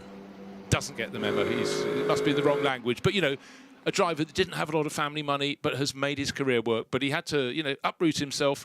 But then again, you look at how many people I was talking earlier about, Kelvin van der Linde and Jordan Pepper. They moved from the comfort of South Africa to, you know, chillier climes and based themselves in Germany, and they've made it work. But, you know, you've got to be the perfect package, or as close to that as you can be. But it's extraordinary, the fact that van der Linde family, both Kelvin and Sheldon, came and had the same journey and have both had, you know, extraordinary success.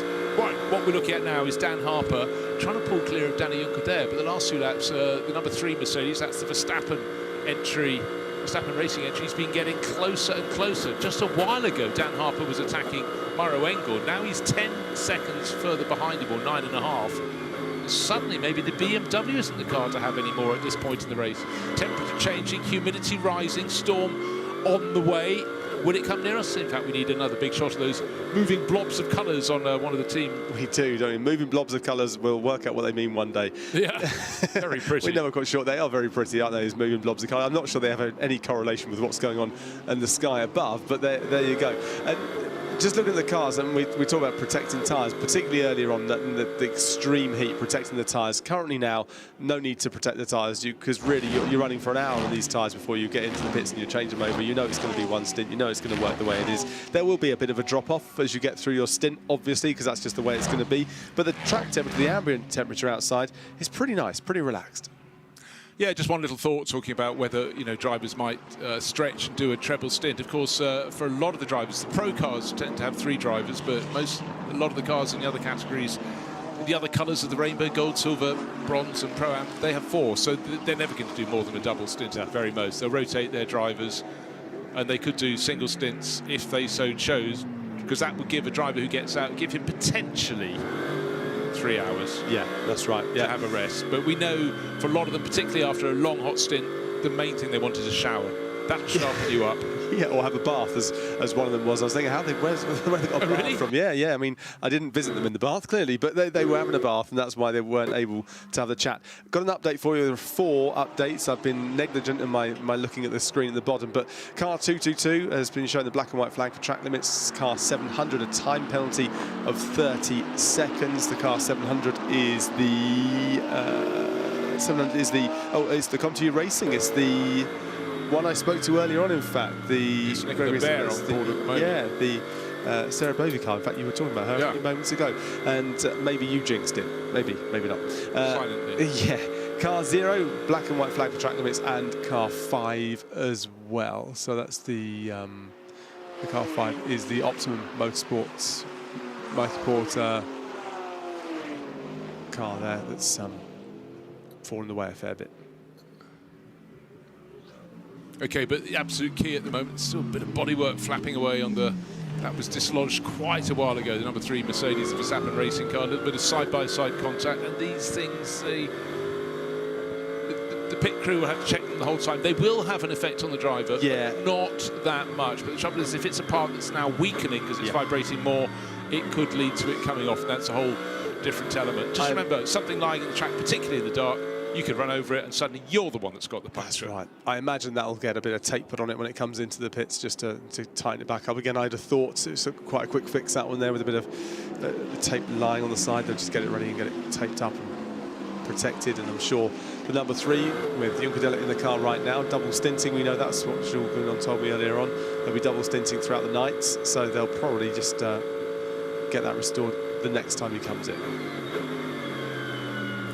And still, Ben Took is finding a way to stay in P5, and he's not lapping particularly slowly. He's lapping somewhere around about 8/10 off the back of Scherer, who's leading the way. So the gap is growing, but not at an alarming rate or anything like that. No, but what is happening is that the first 2 cars are making their break. Dan Harper, remember, he was half a second down on Mario Engel when the field was released after the race went green again. He's now 11 and a bit seconds down. That has been a huge margin. So pretty much every lap, Fabio Scherer in the race leading number 64 Ford, Mario Engel in the number 48, Team Man Filter Mercedes are lapping in the 2-minute 19s. Everybody else pretty much is lapping in the 2-minute 20s, apart from Jordan Pepper. Just bear in mind that number 32 BMW from Team WRT chipping away. They're fine-tuning how it works through the course of the race. They stayed on the lead lap at one point in this race by the skin of their teeth. Yeah. And likewise, at the moment, the number 51 Ferrari, by the skin of its teeth, stayed on the lead lap. Nicholas Nielsen, the driver who pulled away at the start of the race until the safety car cost him all of his margin. He's down in 21st position, still on the lead lap, and in fact, just as we speak, has set his fastest first section of anyone. So he's also lapping at decent pace, but really, it's that top 2 just chipping away, pulling clear of everybody else. And but we've got some top names. We're just looking at the position of car number 51, 13th in the pro class, 21st overall.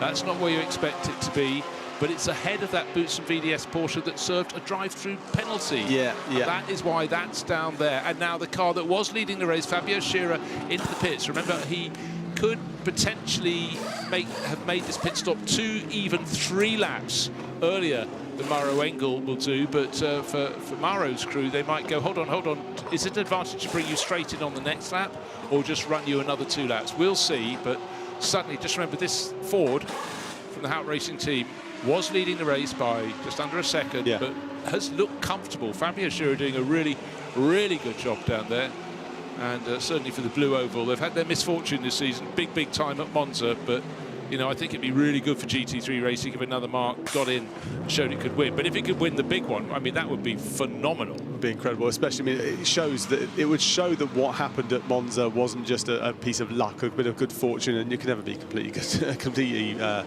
good fortune that gets you the pole position in a P3 from a silver class car. But they are working away, they are fighting away. And just looking a little bit further back, I mean, we're still looking down the order. We mentioned Jordan Pepper, and that car, well, it is chipping away. It is slowly chipping away and closing the gap up there. Jordan Pepper is the reigning champion, should we say, of this one here. Won it last year, but that was in the Lamborghini, the Huracan, of which we will never see again in this form of racing, sadly, because they've moved on from that point. Hold on, give it another 19 years. We'll have the next batch of GT3 cars becoming historic racing. It's been a massive success since that has been a thing. What a car. 2015 it wasn't it? 2015 that car, the Huracan came out, and it was an absolute beast. The V10 sounded phenomenal. They've moved away from the V10 to the V8 with a turbo, so it's a slightly different sound, that engine. It's not quite so guttural. I think, unless it was just headlights lighting something, I thought I saw to the west of the circuit a bit of sheet lightning. Okay. Or it could be someone just having a bonfire, but I don't think so. There was a flash of lighter colour in the sky. So maybe a time for a little glance at a weather map in a team garage. I'll have another little look. My weather app's not suggesting rain is on its way, but certainly there was something lighting the sky. Looking out of the window here, there's still a huge amount of fans, supporters, crowd looking on. They've had a brilliant day in the sunshine and staying hydrated and doused in suntan cream, and they can now relax a little bit as the temperature drops to a more comfortable temperature down in the pit lane. And there is lightning in the sky. Yes, the report is lightning in the sky. Wow, that's very good eyesight there, Bruce, I have to say. I mean, I never doubted you for a second. The look on your face. It was a little. I thought you're gone crazy. Yeah.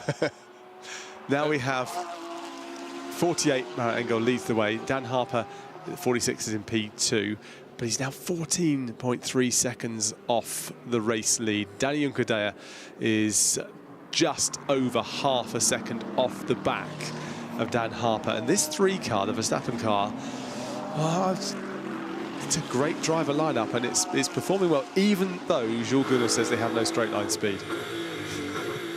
I think he was fairly right, actually. I think he was fairly that right. battle. He was just so unlucky getting caught out. They tried to guess which way to go through rally on the car. He thought was going to the middle of the track and he'd go around the outside. Didn't quite do that for him. And no second invitation for Mathis Jobert going past. Right, this is shopping and changing. These cars should be nearer the front. Nicholas Nielsen, who pulled away at the start of the race. He's in 18th now. Maurice Schuring tucked in behind. Just to reiterate, number 2 Porsche, who initially we went, I don't really understand why that's pitted now.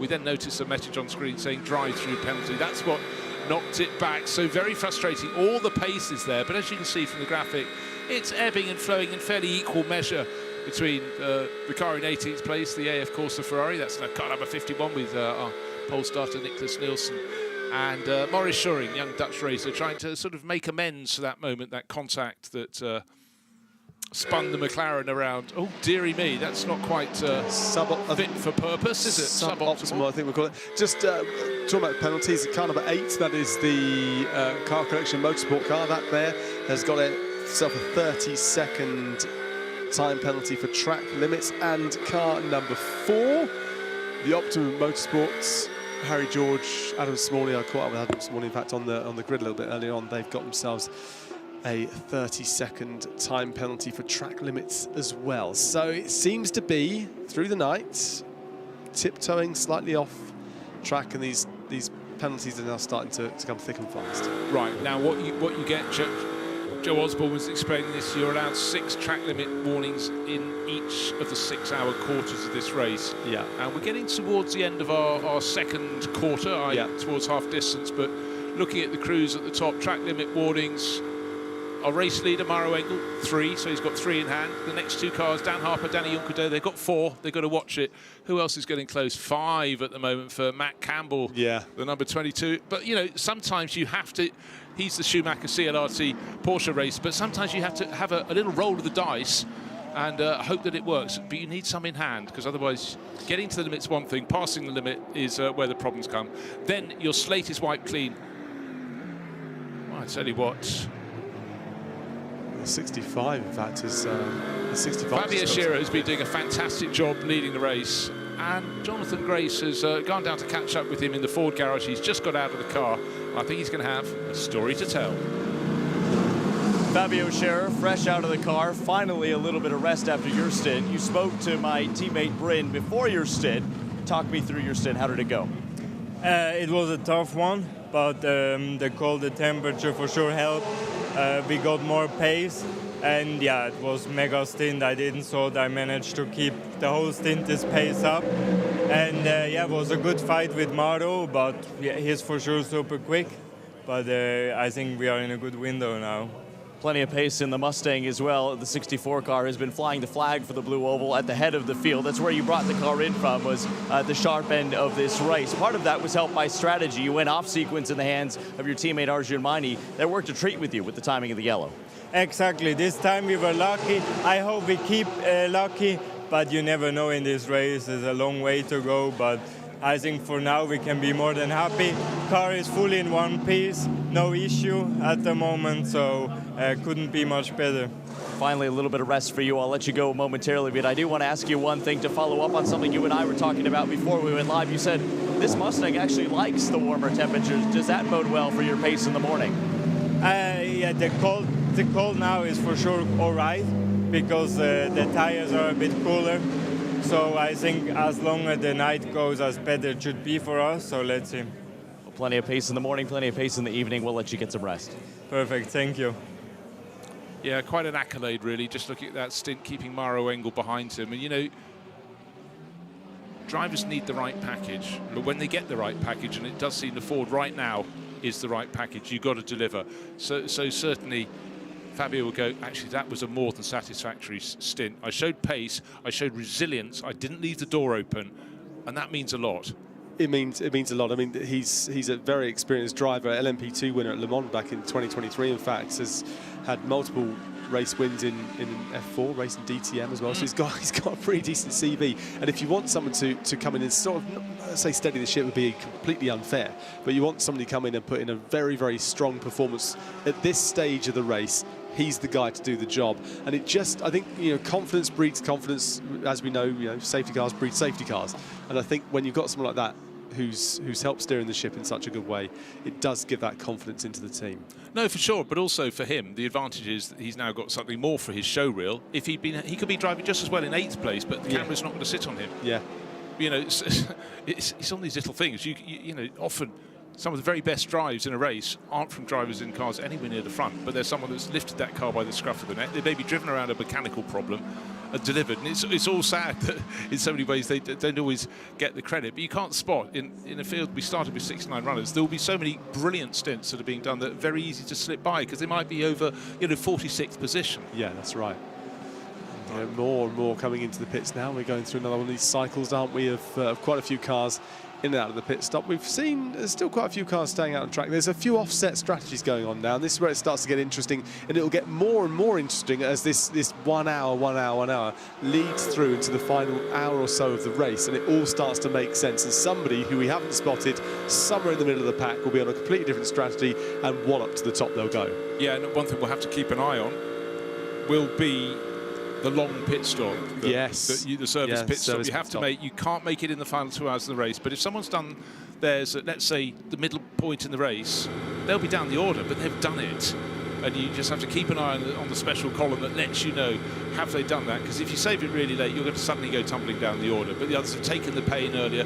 But as yet, we're waiting for those to happen. And this is another element. This is car number 46, the BMW that Valentino Rossi had been driving so well, diving into the pit lane, and again, hit your marks. And again, that was done very nicely indeed. So Dan Harper in from, well, he'd suddenly been promoted into the lead of the race, but remember, he was fighting right at the sharp end, but a bit of bodywork damage on the front left-hand corner. Yeah. Oh, well, from the right hand from the driver's point of view. As the brakes start to catch fire, which is the usual thing when they sit there for a while, the amount of heat that goes into these cars is just incredible. The brakes, when you stand next to them in the pits and they pull in alongside, you can feel the heat coming off those corners. That's how you do it. There you go. It just needs maybe a bit of tape, or maybe not. No. Well, I think they're going to get it back in the race ASAP, but we'll have to keep an eye on that one. So front right-hand corner of the number 46 BMW, that's very much been in the mix. And Dan Harper might be able to say how that happened, or it might be something that happened earlier in the race. Second of the Ford Mustangs, this is Eduardo Cossetang has come in. That rose up to 7th place, but that's because there's been a real rotation. Yeah. Its effective position before the pit stops was probably around 15th or 16th position, in the ballpark, still on the lead lap. So, you know, you got to be in it to win it. But your little quote about got to be in it to win it, you know, first you have to finish. someone I knew long ago. He managed to crash on the warm-up lap. And the team chief went and grabbed him by the belts and said, but first to finish, first you have to bloody start. It's very wise there. I think it was Confucius. Yes, it could have been. Bit of a debrief going on there. That's Jordan Pepper just having a bit of a debrief with his team as he gets out the car and just tries to maybe cool off a little bit, but not as much as it was earlier on. More penalties coming your way. Let me give you an update. Car 65, black and white flag for track limits, but car number 4 has had a 30-second time penalty. Oh, maybe I did that one. That was the orange, the Optimum Motorsport. Maybe went there.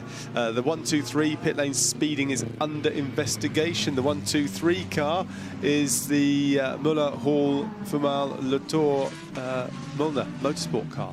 So they, well, that's not what they want. They're currently down in 51st place, so maybe they won't be too bothered, but certainly won't want to be accumulating any more penalty. Yeah, well, it won't swing the race away from them, I think, at that point. No. You know, you have to accept if you've had a handful of setbacks and you don't have the pace of those ahead, you've got a very different element in your race. You are racing for survival, for completion, and you have to accept that there are so many elements that can just swing against you, but the top team's still the tail. It's the body still wobbling, away. Yeah. But at the moment, the number 3 Mercedes for Verstappen racing, we had just going nicely. It certainly is. We had, in fact, it does seem to be developing a bit more actually, but maybe it's just it does seem to be loosening or worsening. It's interesting, these time penalties. I remember back at Paul Ricard, the opening round of the season, we had Lance Stroll in that race there, and it was penalty after penalty, wasn't it? Yeah, and it wasn't just for them, but it was a lot of penalties. There was a lot of blue flags and track limits being thrown out. And the blue flag was because you had to let the car pass within 2 sectors, and I'm pretty sure the lineup, the Lance Stroll team lineup, weren't used to this form of racing, and particularly at night they couldn't tell if the lights behind them were ones they're supposed to let through, or if the lights behind them were somebody trying to get past them. Yeah. So they were all being a bit cautious, and it made them, I think it was a 375-second penalty, which is pretty incredible. Right, if overtaking is too difficult out of the track, and we saw Mauro Engel spending an age not managing to get past Fabio Scherer, by dint of having a better pit stop you can get ahead. So now Lucas Stoltz has taken over the bright yellow Mercedes from Mauro Engel, and Thomas Drouet has taken over from Fabio Scherer, but they are effectively 4th and 5th. Remember, before the pit stops, this flurry of pit stops, they were 1st and 2nd, or more to the point, 2nd and 1st, because it was the Ford that was leading. Down in 5th place, we'll see how they settle down. And in this race, where so many people are doing single stints, I know they moved towards double, there is that advantage if you're doing a double, you know very much more accurately what the track conditions are, even how deep is the gravel. And then there's fork lightning, as well as sheet lightning. We're looking at Les Combes, so pretty much the highest point of the circuit. There's always a debate, is it higher there or is less source? But anyhow, one of the higher points of the circuit. It gives a view to the west over the forest, and we're moving to a different sort of lightning. Does that mean that the rain is more likely? Well, I can't tell you because this is Spa-Francorchamps, but let's take a look. There's a beautiful view. Oh, there is proper sheet lightning. So people camping go find cover. That's what you need a replay button for. That's exactly what it's there for. That was perfect, wasn't it? Just a quick word about Stoltz, by the way, because Stoltz has had a great season too, because he also won the Nürburgring SP9 class along with Mauro Engel and Maxime Martin and Fabio Schiller as well. So he's had a brilliant season so far. Well, let's quickly dive down and join Jonathan Grace with Ben Tuck. Fresh out of the car, Ben Tuck. You and I were just watching on the replay some of the lightning, but you had a front row seat of it in the car. Before I ask you about your stint, what was that like? Yeah, I mean, that was quite cool anyway, just wondering when the storm's going to hit us. You could see it for the last half an hour, just sort of rumbling away over in the woods, but I think it might just miss us. But it's getting really windy out there as well, like there's leaves and rubbish and dust and stuff flying about the track. It's pretty windy. Well, I suppose if it does rain, you can watch it from under the cover of the garage here. I want to ask you about your last pit stop. You quite literally drove the doors off the thing. Your team swapped the doors around. The original door was sat just behind us. What happened? Did you feel anything in the car? No, didn't feel anything. It was literally just in the driver change. I guess the hinge mechanism broke on the door, but there's obviously no spare door ready in that situation, so the guys had to run out the back and go and get one, but they tried their best, but I think we lost about 30 seconds there. Well, a successful stint nonetheless. You were rapid to put that car well up the order in qualifying, continued in the hands of your teammate. You yourself looked pretty sharp in the evening hours. How is the Ferrari performing under the cover of darkness here? Yeah, I think in the cooler conditions now, we're faring up a lot better. in the heat, the start of the race, I had a lot of understeer, but now the balance is really nice. So hopefully tomorrow it's a bit cooler anyway, and maybe even if it rains a little bit as well, it might keep us in the mix. Earlier in the race, we saw your teammate Mathis Jalver charging his way up into the overall top 5, and the team coming over on the radio saying, hey, you have a significant gap. You are still at the head of the Bronze Cup. What was that like watching on from the pit wall? I mean, that was awesome. It's just fun to watch. I mean, I fully trust him. He knows what he's doing. He's one of the new superstars that's coming through.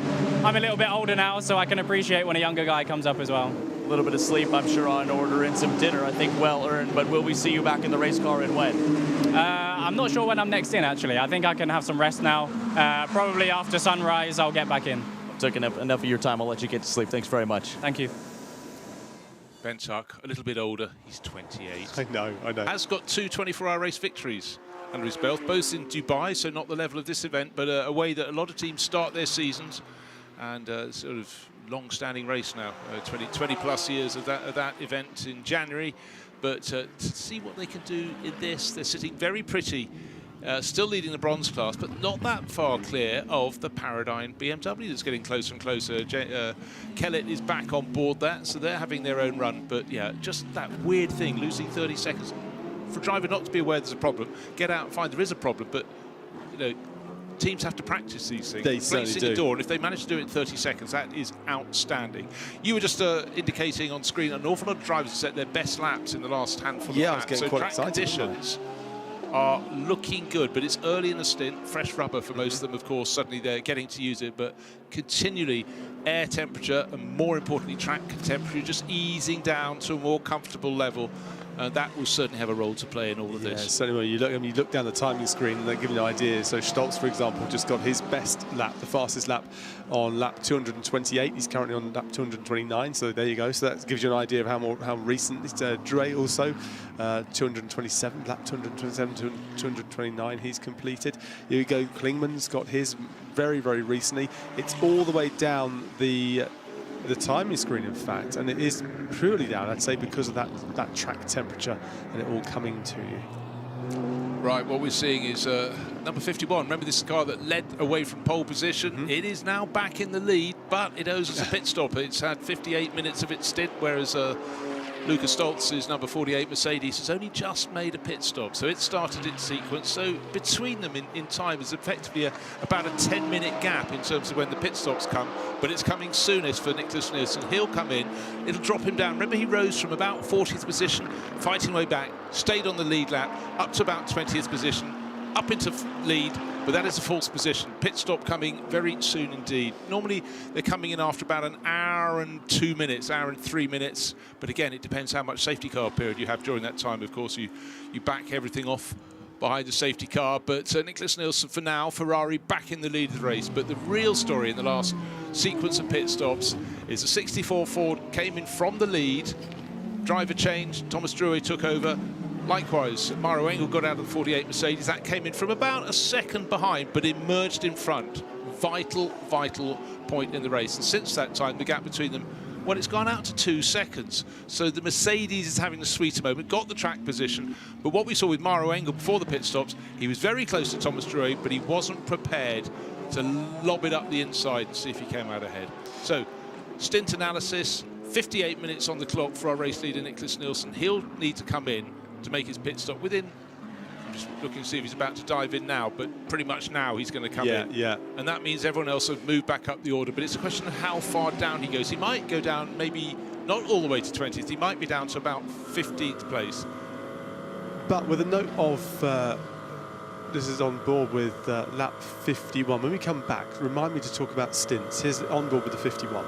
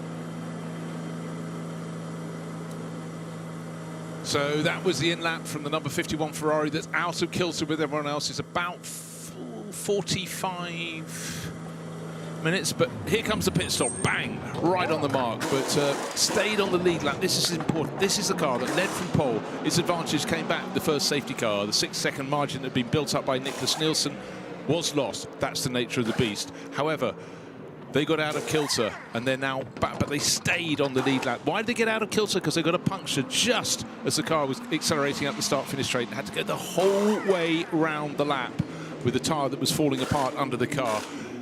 Didn't damage the car. That is the absolute key. It just cost them time, but they stayed on the lead lap by the smallest of margins in a flurry a while ago. Just little inspecting every moment. Don't want to send anything out. You can't see stuff on the car when it's dark out on the circuit.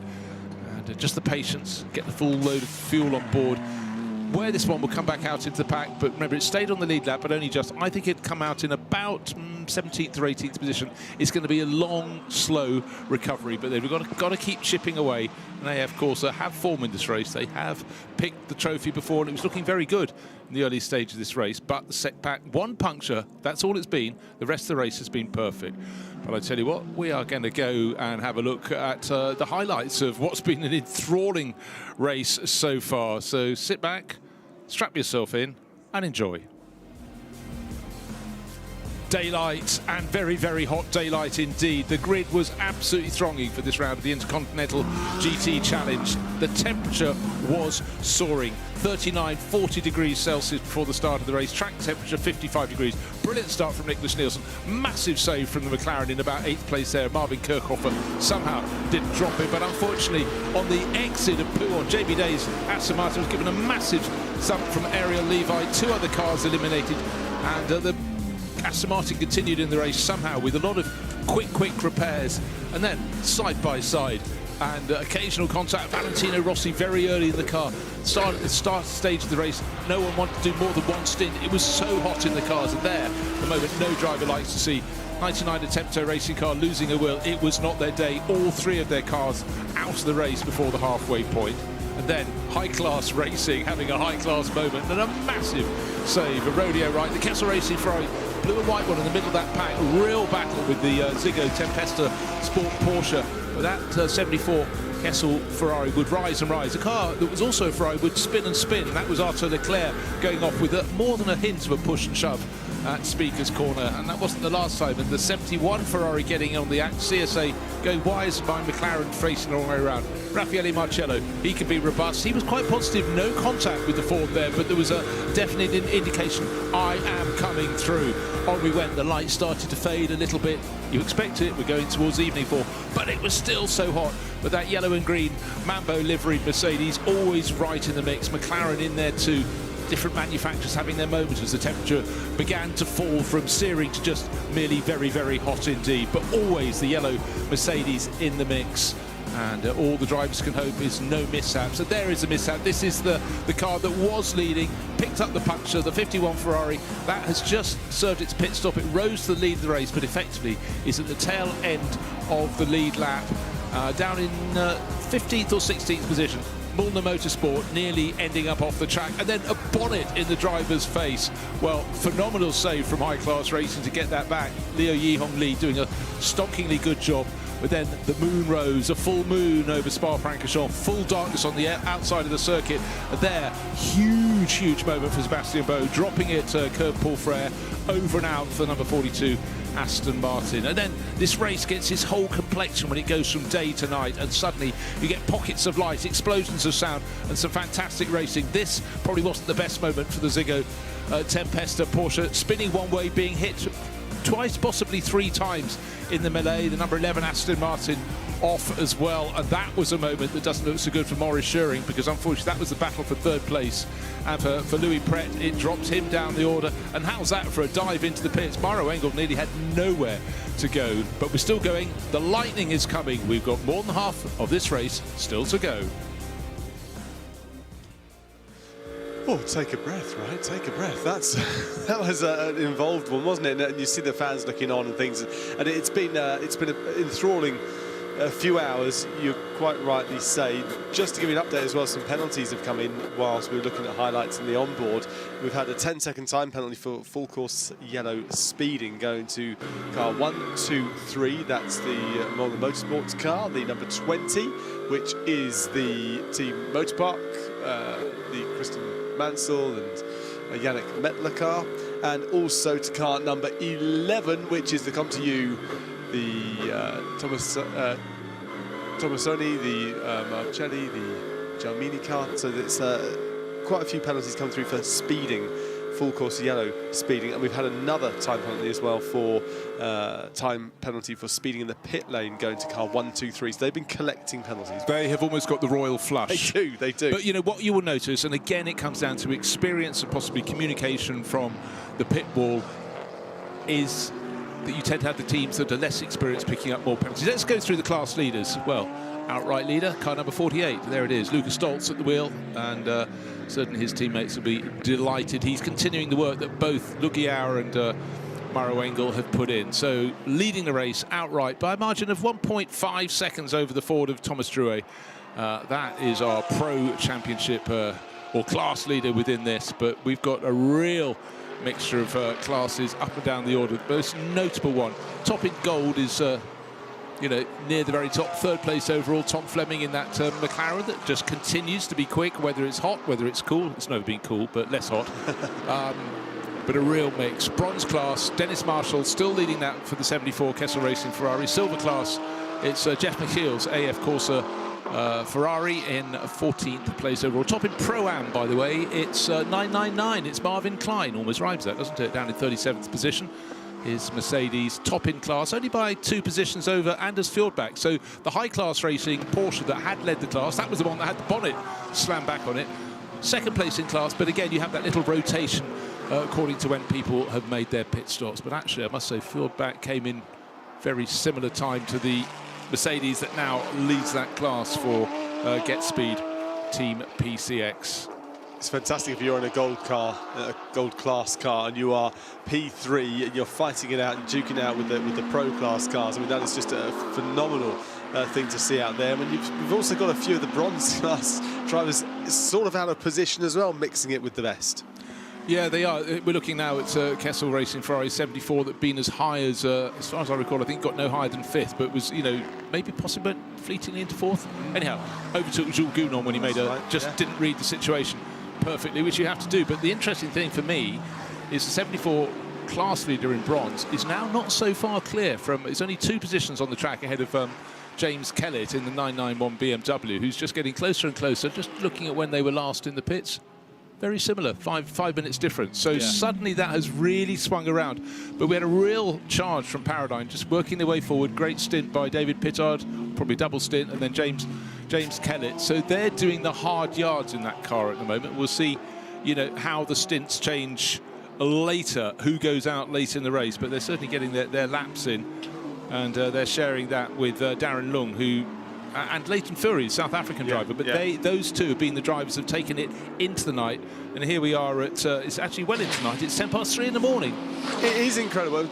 Different drivers have different strengths, right? So some drivers will be better at night, some will be better in the day, some will be okay in the heat, and some will be okay in the cooler conditions. And that's also something to factor into, because if you've got a driver who's really good in the heat, well, stick them in the daytime as much as you can, maybe give them a one stint in the night. But it's a fascinating thing, a dynamic within a team. Yeah, and one thing that's really changed, you know, talking quite a lot with Joe Osborne about how headlights have just become unbelievably good. But, you know, 10 years ago, 20, 30, 40 years ago, if you had a driver who was quick, but then eyesight wasn't so good in nighttime racing, some really top drivers had to sort of fess up, going, I can't really see. Now it's not such an issue because they've got so much more illumination. And but there are some very, very, I was going to say dimly lit, but no light areas around Spa as well. And you go around here and you think, okay, the only light that's there is from the illumination from the headlights. And so if you're on a bit of a train, that's actually sometimes quite a happy place to be, because you've got the comfort of more cars around you. When you're going solo on your own, you're punching a hole through the air, which is lovely, but you also have no idea where the corners are other than what you can see from your headlights. There's no clues. Yeah, but one thing that does provide a good clue. Okay, actually, let's just be talking about the Pro-Am class. Get speed now, leading that overall for Marvin Klein. Just mentioned that, but not a huge margin over Anders Fjordback. And I'm looking to see their respective pace. Actually, a much slower lap from.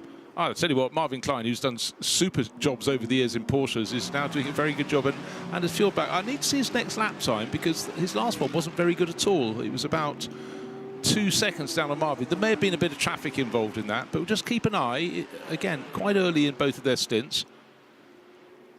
Still, the lap times are tumbling here. We're seeing the best laps we're putting in the more recent times. So lap 230, for example, for Fleming. You were talking about him just a few moments ago. That was 5 laps ago, putting in the quickest lap that they've produced so far, down in the 218s, the 218.154. And that is quicker than the lead car, Stoltz, with his best at 218.553. So the car in P3, that gold car, is going quicker than Stoltz. Yeah, well, pretty much in everybody's hands, but particularly in Tom Fleming's hands. That 58 McLaren's been going beautifully. Just having a lovely shot there. Night shot, obviously, Marvin Klein. So we just mentioned him leading the Pro-Am class, car 998 Mercedes. But his last lap, actually, he's lapping incredibly quickly, Marvin Klein. He's lapping at a similar pace to the top dozen cars, faster than most of them, and he's down leading the Pro-Am class in his Mercedes in 37th position. But, you know, in that driver rotation, he's clearly the quick one. Yeah, looking around him, he's some 2.5 seconds quicker than those around him. Those cars are just ahead of him, so he is making ground, and he's got a bit of a gap to make up. But you know, it doesn't take that long when you're lapping so quickly, is it? When 232 laps done, and we are not even at a half distance of this race. Right, what's happening at the front of the field is that with every lap, Lucas Stoltz is pulling further clear from Thomas Drouet. It's 2.9 seconds now. Remember, it was just half a second when we got them out of the pits. They just had that reversal in the pits that the Ford fell behind the Mercedes, but Lucas Stoltz just doing what Lucas Stoltz does under cover of day or night time. I like Danis. Danis. Yeah, why not? It comes between 4 and 3 in the morning if you work backwards. It's what you dream for. Exactly. And actually, while this is happening, Drouet is, you know, the gap that Stoltz is developing between him and Drouet is growing, but the gap between Drouet and Fleming is shrinking because Fleming is lapping more quickly, and only slightly more quickly, but he is doing it. Right, Porsche, as I said, the highest placed Porsche. Well, it was 8th place. Now we got one in 6th because Chad Guven has just gone past the BMW of Max Hesser. Made that look very, very easy indeed. So I just sense that these cooling conditions are working for Porsche rather nicely. At the moment, we've got them. Chad Guven in 6th place overall. 8th place is Alessandro Giretti. Bastian Boost, not long in the car, is 10th. So 3 of them suddenly right in the mix. Should have been 4, but of course the number 2 had that drive-through penalty. Alessio Picariello has picked that up and is making it move in the ways that you'd expect him to do. But he, unfortunately, in that car, instead of being challenging in the 3rd position, was where they were before they picked up the problem. They're down in 20th position overall, so they've got a long, long fight back. But they're not alone. Others trying to pick their way up the order. Oh, by the way, after all those pit stops, Nicholas Nielsen came in from the lead. He was the last one to pit, the car number 51, the car that was out of sequence because of its own tyre maladies earlier. That's up to 18th place overall, so chip away. That's what they're doing. Yeah, and Ferrari that were looking so strong in Superpole yesterday. Attention all teams, full course yellow in 20 seconds. Full course yellow in 20 seconds. Okay, someone has had a moment, I think, at the final corner. I think 18, 19, 10 seconds. Is it car 84? Looks like it on this. That's the East Talent Racing car of Marcus Winkelhock and 5, Christopher Hassett. 4, That's the one that's not moving 3, anywhere on the tyre 2, maybe 1. Full there. course yellow. Full course yellow. Okay. Full course yellow in. Trying to see where it is, but there is 84 is stuck here. Doesn't help to our lovely audience just went here, but he's stuck here, yes. Blanchimont just. But under a cover of Danis, you'd been able to spot that. Exactly, I would. So it's perfectly. That very inexperienced young driver, Marcus Winkelhock. There he is, going nowhere. And how galling if you just race haven't control quite to got all to the end of the teams. lap. We had a car spinning off between 17 and 18. We will send sweepers and recovery out for that one. Also, the medical car has been deployed. Just for info, this will be a full course yellow that will be followed up by a safety car operation. Okay, looking at the screens, you can see the tail lights of the spun Winkelhock-driven East Talent Audi in the background of the shot. The field, obviously, drivers all working exactly according to instruction. Yeah. Full course yellow, they have to stop at that speed. You don't just spin into that point. That is something that's happened going through Blanchimont. Possibly that classic case of a wheel just going over the curb, it going into a bit of a dip, and round it comes. One of the most experienced drivers in the field. I mean, Marcus has been racing for Audi for ever and 2 days, I'd say. But, you know, huge amount of success. Winning here a couple of times, Spa 24 victories in 2014, and then he enjoyed it so much he did it again in 2017 with a handful of Nürburgring victories as well in the longer races. And Marcus, just always such an entertaining person to have in a team. You know, if the team's heads down, he'll make a joke, he'll be entertaining and just bring everyone up. Yeah, absolutely. So while they do the recovery of this car, let's just have a look at these lap times and when teams and when drivers have produced their best lap, because as I've been saying, when you look down the timing screen, the majority of cars out on track have been putting in their quickest lap times more recently, with a few exceptions, and one of them is the number 3, Verstappen, being driven by Danny Juncadella at the moment. They set their best lap on lap 12. As did another car that's going very well at the time, leading the race, Nicholas Nielsen, the 51 Ferrari, and also further down, who else was near the front? Cesar Gazzo, not so much, but that's weird, isn't it? There's a few, yeah, and I'm wondering whether that's going to bode well for the number 3 car. Does that mean that they perform better in the heat? Because it was mighty hot early on in that race, and the other ones, well, they're producing their fast laps right now. So maybe something in it, I don't know. Maybe that's something we can look into a little bit later on.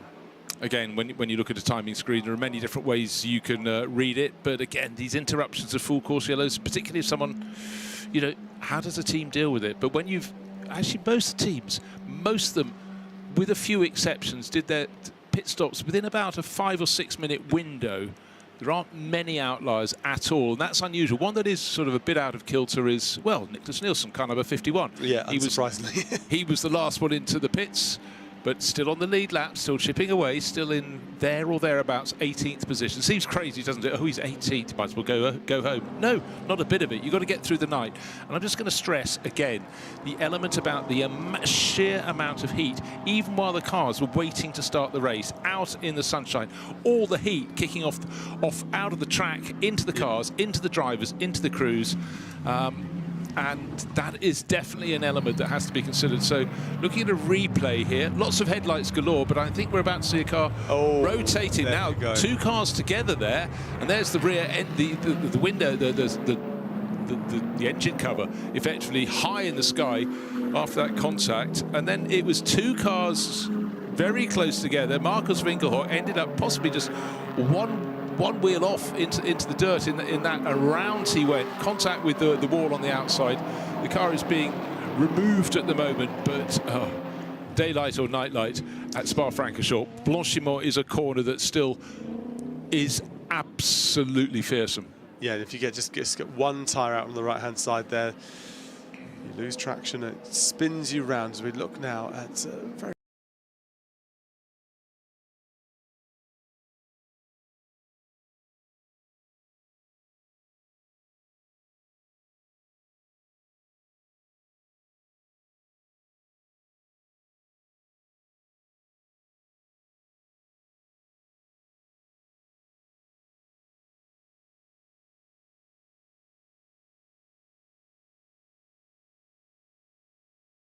in the cycle to be ready just in case. And Farfus Smythe said, no, I'm very happy with the double stint because it's getting cooler or whatever. More lightning over the top end there at La Source. So I just saw it as I glanced across there, and while we're under the full course yellow, it's, I think when we look at, that's what teams do, they just relax, which is...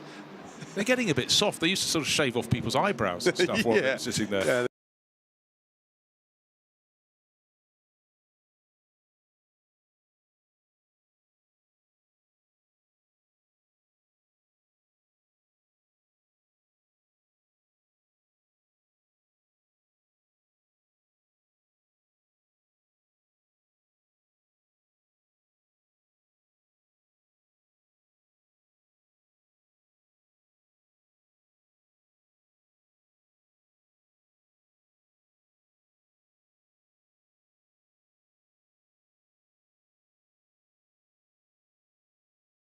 And the pit lane, as you can see, with cars darting in and making full use of the full course yellow, have less of an impact if everyone is having this neutralised race. I love watching the pit stops in GT World Challenge Europe and in this level of racing, because it is in Formula One. You have this quick 1.8 seconds. You can't see it. Burst of activity. This is very well rehearsed. You see the way they put the wheel down, the tyre down, it moves to the next. It's very well orchestrated. There's sheer amount of strength you have to do to push that fuel hose in as well. You can see that they have to lean into it as hard as they can. But I love the fact there's a visual clue how close to the end it is. It's something that really obviously informs the mechanic that's the refueler, but as us, as the viewers, the commentators, oh, how close, how quickly did they pull the thing away when it was down to 0? You want your maximum dose of fuel. And some of them have them on the fuel line as well, and on the way it connects to. So some aren't quite as obvious, sadly. But yeah, it's fascinating to see that, isn't it? When you experience it and you're up close and personal to it. As the 64 is in the pits and having new set of tyres put on, and there's that lovely bit of choreographed but also dancing going on. Also, Bryn, in an orchestrated pit stop like this, where it doesn't have to be absolutely flat out, you can see the things where someone gets a tyre over the white line from the pit garage just too soon. Penalties come. But you can also see the failures. And it might be literally someone hasn't just got the wheel gun on the right or something.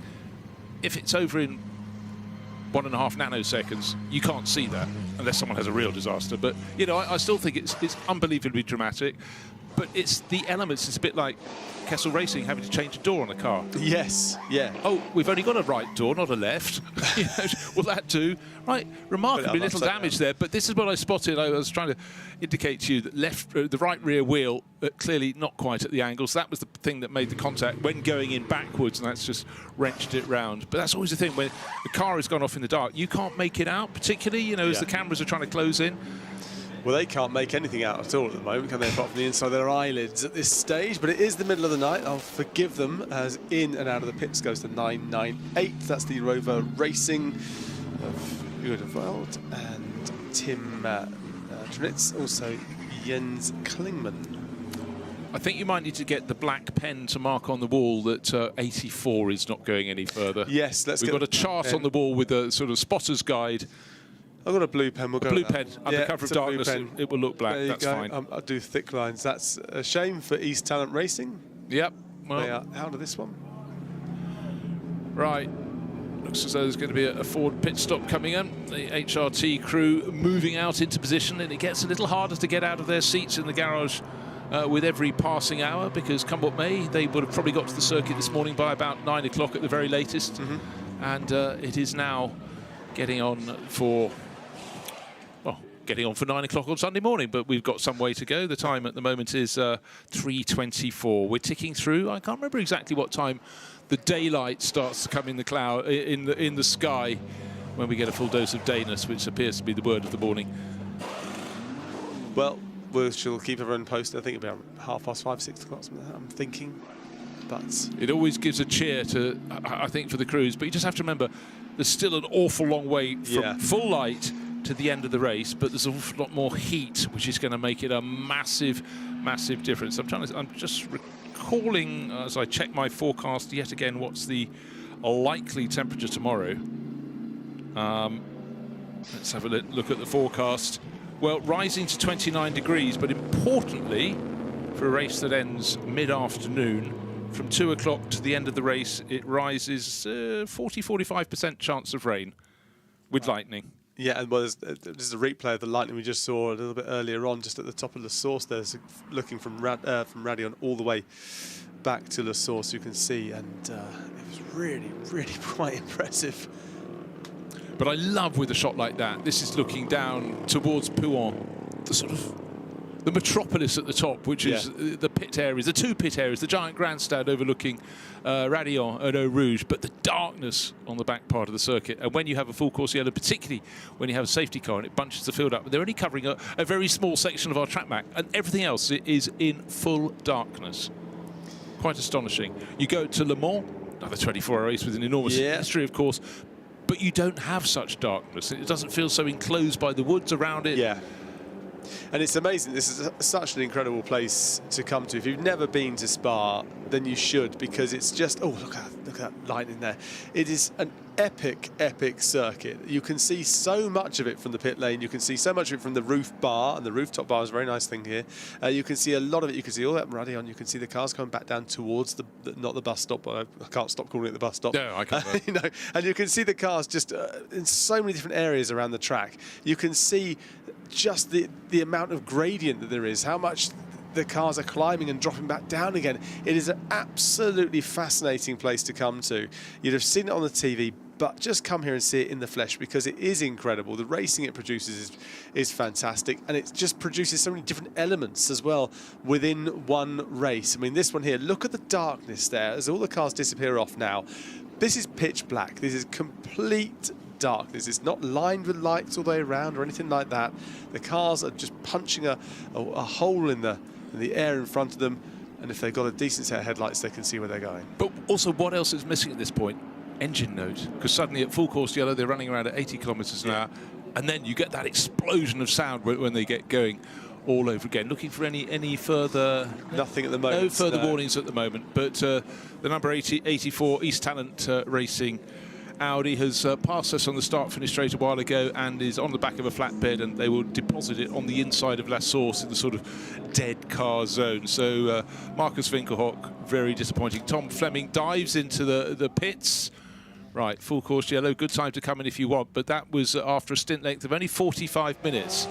But a lot of the rivals did that the lap before, so their stint length is only 4 minutes. So Tom Fleming and the McLaren, is that a masterstroke to come in a lap or so after the others? I was thinking, was. Yeah, and I think it kind of brings them back onto the same strategy as everybody else, which means that pretty much anyway, that as we start working our way through the race, it's less of a head scratcher for us, because it's you can see the stints, but it's probably making use, as you say, of a full course yellow. It has less of a negative effect on their outcome. So yeah, good work from them. It is, and actually sometimes coming in a lap after others is quite good, because you don't have anyone else to trip up when coming in, trip over when coming into the pit lane or going out. But again, we're suddenly getting this sort of recalibration, and pretty much everyone getting very close to their sequence length to everybody else. So that is really unusual. Just put my grubby mitts all over the timing screen here, because I am fascinated by this fastest lap from the Mercedes of Gianni Juncadella, lap 12, but then Stoltz has put his fastest on 228. So I'm wondering why the number 3 is best laps, best performance lap time is so early on, while the other Mercedes, there's no consistency when you look through the Mercedes down the timing list. There's a lap 88, a lap 12. There's another lap 12, actually, another Mercedes, lap 12. That's the Panis car, 6. And David Perel's Ferrari, lap 12. It must be just before we had a full course yellow at something, when the cars were getting towards the end of their first tank of fuel, their engine, their load was light. But then, just remember, the first 3 or 4 hours, the race kept going and then just coming back for another period, like we're having now, full course yellows. But you know, when it settled down and we had the battle between the number 48 Mercedes, number 58 McLaren, number 64 Ford, where are they at the moment? They're all together at the front end of the field. But by coming in for the pit stop, Tom Fleming has got himself in sync with the others, bar 5 minutes. Yeah. You know, so again, doing things differently. Well, Wirtz is in. Charles Wirtz. Yeah, he's in now and not getting out of the car, so double stinting by looking for Wirtz as he stays in there, and the clock's ticking along, and they're currently in P9. That's the thing. It's been a quiet riser. Quiet right. Now, hold on. It's about to be wheeled into the garage. Maybe they're going to go for a service. Maybe they're going to go for their... this could be the moment that they decide we'll go for our long pit stop. This is something at which Team WRT are very, very canny.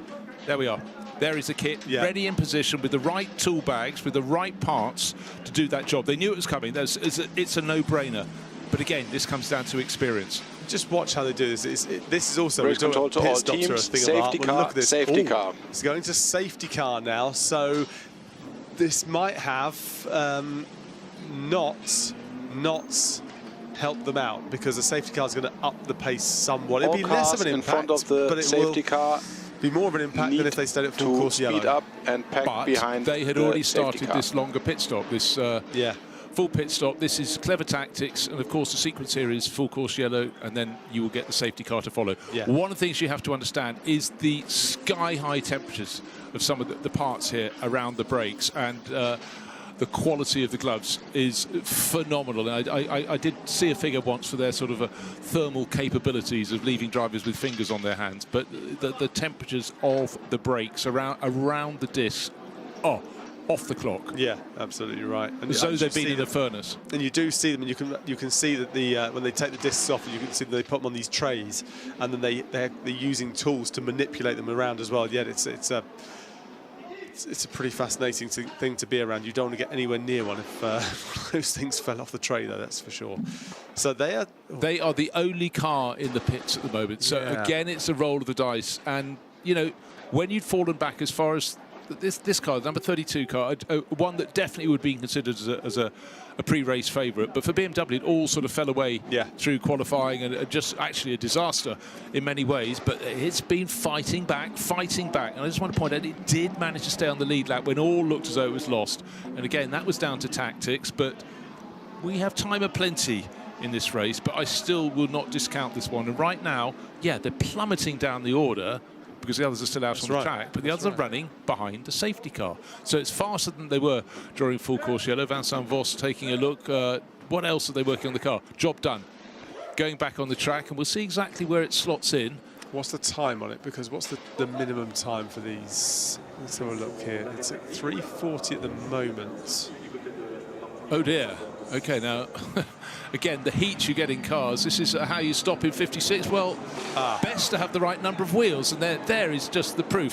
Front of the car, dragged along, not very far, but that was enough to set that. Oh, hold on a second, we better put that out. You can see just how bothered they are about it, how quickly that they are putting this problem. It's just there, the fire, just there, front left, just there, and out it goes. There you go. Driver still sitting on board. Yeah, there's Nork and Hannafin, but looks like they might make use of the long stop as well here. Yeah. Well, in their case, they're effectively forced into that situation because the car had to come what may, so you might as well get there and get it done. Charles Weertz still in the number 32 BMW, still tumbling down the order, but if they have got that pit stop done, still not back out on the track, 4 minutes 30, but it has to be 5 minutes and more, so they've got to bide their time. That gives them another 30-40 seconds to look around the car. They've worked out when they have to release it from the pit garage so that when it leaves the bottom of the endurance pits, 5 minutes is on the board, on that clock. But you know what? They've got stopwatches. They've got people who would have studied that. They'd have walked it, timed the run from where they leave their pit garage. Here he is. You need to be coming down the endurance pits. This is Charles Weertz. Yeah, he's Belgian driver at home ground. And that's 5 minutes now. Look at that, look at that, let's go. But there's a train of cars coming past. So, but anyhow, he got to that line in 4 minutes 59.5 seconds and stopped. Now he's waiting for the lights to go green. Few more cars coming through, but of course he rejoins the circuit on the Radion side. Race control to all teams. Felt like safety car there, wouldn't this it? lap. As he sat there in the pits, but waiting to be released. So safety car, as you may have just heard, is in this lap. Okay, well they've got it done. It's cost them. They've hemorrhaged position. Really interesting track graphic. It just disappeared. But we had the three timing sectors. Early in the race, it was Ferrari fastest in all three positions. Last time it was another cluster, and all those positions are swapped. And the first of the three sectors of the lap that takes you all the way up from, well, up to La Source, down to Eau Rouge, through Radion, up the straight, that's now Ford territory. Yeah. Last time it was McLaren. Before that, it was Ferrari. It's moving around, isn't it? It's got to be to do with the temperature. And yeah, absolutely. Just looking at the 32. They have fallen down to P24 now, Weertz in the car. They are certainly in contention, even though they are in P24. They've made, let's have a look at pit stops. They've done 14 pit stops. We look at the lead cars on 13. Dre in second place has only had 11 pit stops at this stage. So there's a complete change in order at the moment, and I know that some are caused by earlier issues and having to make a little additional stop, but as this one starts to play out, when we get a few more hours into this race, it will become apparent and it will shuffle the deck again, won't it? Oh, more lightning flashes in the top of the picture just Safety there. car lights off. Now, does that mean safety car lights off? There's the message, that's clear. So the person looking at the back of the safety car is Lucas Stoltz, but what if we have a sudden flurry of rain just as they reach, I don't know, La Source? Well, yeah, we've seen it before, haven't we? It wouldn't be the first time. I was here for British GT a few years ago. It rained at the source and nowhere else. It was the most bizarre thing, but Spa does that, doesn't it? And we did see actually on a safety car moment early on in the race, in fact, where we thought maybe they'd gone too early. And the safety car got into the pits and out the way, but only just just. time this absolutely perfectly, don't you? Okay, we've still got two names at the top of the chart. Green flag at James the Kellett line. and Arthur Leclerc. 30 overtaking manoeuvres each there, topping of the chart. And Joel Sturm, 25, he's in third place overall. There could be an overtake or two on this lap, but not before they reach the start-finish line. It's controlled the restart by Lucas Stoltz, that bright yellow and green Mamba liveried Mercedes, and he gets across the line with 1.2 seconds, nearly 1.3 seconds over Thomas Drury. That is a really good restart from him. He's got himself the gap that he cannot be tackled, at least into that source. There is a visual, 6 car lengths. That's right. You saw him go into the chicane, and it was impressive. He just went and he just caught Drury sleeping a little bit. I'm surprised he did, because there's not much track. You can almost run out of track at that point then on the restart, so you're going to go just before the chicane, aren't you? And he just caught Dre napping. Right. The progress of Porsche, its relative competitiveness is improving. I think Chan Guven is the driver making the moves, and McLaren up the inside there. Yep. Chan didn't get the move done, but he certainly had a run through Radion, stays in 6th place. But it's Lucas Stoltz, Mercedes, Thomas Drouet, Ford, 3rd place, Tom Fleming in McLaren. And the first of the repeat manufacturers is Mercedes 1st and 4th, Danny Juncadella in the mix. And still that extraordinary element that it set its fastest lap on lap 12. Other teams were doing those in the last half hour, but now I think the Mercedes is coming back into the fray all over again. Of course the field has been bunched behind the safety car. Right, a black and orange warning flag. That is for car 87, transponder not working. That's always one where they think there's something of your car. It's the Rutronic Racing Porsche. Martin Rump was doing the driving in that early on. Michel Gatting, Sven Muller and Antara Izal. But the warning flag is there. That means they have to report in within, I think it's 3 laps, to have any mechanical malady considered and inspected by those that need to do. Actually, it's Dan Arrow at the wheel at the moment. Yeah, I'm wondering whether the reason that Juncadella isn't putting in, I mean, he's putting in good laps, I mean, it's representative laps, that's for sure. Just look at the last lap, you know, they're all kind of much of a muchness. But I'm wondering if it's because he's so close to the car ahead. So he's always had a car ahead of him just by about half a second or so to 800s. Maybe it's just he's not punching through clean air. Maybe he's just getting a little bit of turbulent air that's coming off the car ahead, and it's just not allowing him to eke through the lap. So his best was a 2:18.828, and obviously his last lap was extremely slow because we were behind that safety car. So let's see what happens when they get going again. I just need to correct myself. I was talking about the 97 car, which is the Rutronic Porsche, not the 87. Can't read in the darkness. The 87 is the Winward Racing Mercedes. So Dan Arrow at the wheel of that. And the Acura Ecos Blackthorn Aston Martin is noted for an unsafe release as well. So potential penalties coming for quite a few things through the night. Oh, that's a nice little move there, moving out the way, just giving them some space, running slightly off track, but that's okay. Yeah, in the race at this point, as they get pounced on by car after car after car. Yeah, you just see that moment. If you lose your momentum, where you really need to be building it between Eau Rouge and Radion, you have lost your performance advantage for the entirety of the Kemmel Straight. So it's the longest point on the circuit in which your position can manifest itself. Right. Let's have a look at the front of the field. It's now 2.3 seconds first to second. So Lucas Stoltz, that really good restart. Thomas Drouet maybe struggling a little bit in his Ford, but actually Tom Fleming, a similar margin back. Top 3 cars covered by just under 5 seconds. So 2.5 seconds, but that is looking good at the moment for Mercedes, in the lead of the race, pulling clear, and the best second of their cars, only 6 seconds down in 4th place overall, Danny Juncker there. And we're looking at Danny's car, number 3. And just looking at the number 7 car, I just saw that the Comte Racing, the Mathieu Drudy car, that's the Nicky team car there, has just been an absolute stonker of a lap at 2:19.969, when all the others around them, 2:22, 2:23, 2:25s, that sort of thing. That's a huge margin that they've just made up on that restart. So Mattia Drudi's just brought that car back into the fray by the safety car bunching everything back up again, and on the restart, them absolutely closing it down. That's very impressive. Well, we've suddenly got more than 20 cars on the lead lap, so actually the last two laps, last few moments, a few other cars have sort of made their moves. But to me, it's looking at where the number 32 fallen to. 29th position overall, Charles Weerts, but they have done their mandatory long pit stop, 5 minutes and more. They've got it behind them. Other teams will have to do it. Right, 5 minutes. Bear in mind, actually, we just had a new fastest lap of the race. Tom Fleming, I thought he was falling away a little in third place in McLaren. Not a bit of it. But for all the others, 5 minute minimum pit stop, that is 2 laps. And number 32, Charles Weerts, has lost two laps. But they've got the job done.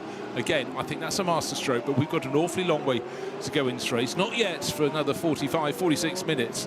Have we even got to the halfway point, but they have taken the pain, and I think that was inspired. And I think a lot of the teams will be looking at these full course yellows and safety cars. We're bound to have at least one more full course yellow at some point in this race, aren't we? They'll be looking at these and saying, OK, we need to start thinking about when we're going to do our stop. And also, they're going to factor in when they're going to be their most potent. Because if you're running slowly through the night, you do it through the night, get it done while you're running more slowly, and then it has less of a disadvantage, should we say, to you in your time. If you're absolutely struggling in the highest temperatures, and it's got to be served with more than 2 hours left on the clock, then you do it at the peak heat before that 2 hours comes in. So there's a lot of questions to be answered, and hopefully we'll have the answers for you as this race develops. I can tell you that Juncadella, though, is falling away because the 3 cars ahead of him have put in 2:18s, 2:18s and a 2:17 there for Fleming, the quickest lap of all. That's around about, well, he's 2 seconds. He went 2 seconds quicker than Juncadella did on that last lap. So eking out the gap, eking out the distance. And I'm just looking as well as you are, Bruce, at this screen flashing up with penalties coming thick and fast. Shall I read the numbers out and then you can do the honours? Well, I tell you what, to make it simpler, go on.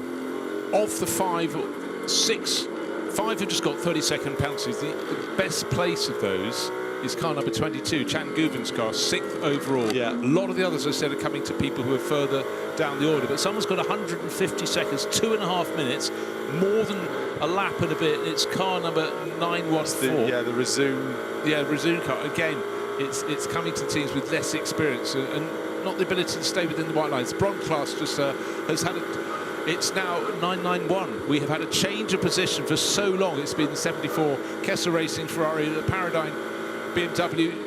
Almost all the nighttime laps have been David Pittard and James Kellett, and James on board at the moment has just moved into the class lead.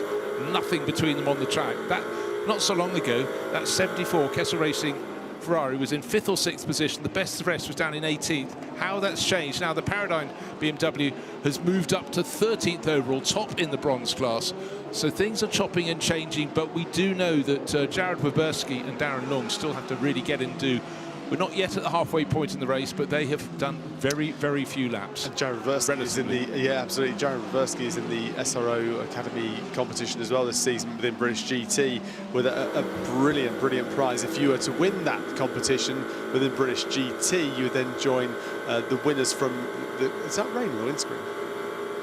I did think a few laps ago I saw some, but I then watched and we then stopped riding on board for a moment. Yeah. I'm not sure yet. The prize anyway for Weberski would be a seat in this race next season with the winners from the other areas. So there's North America, there's Asia, and one other.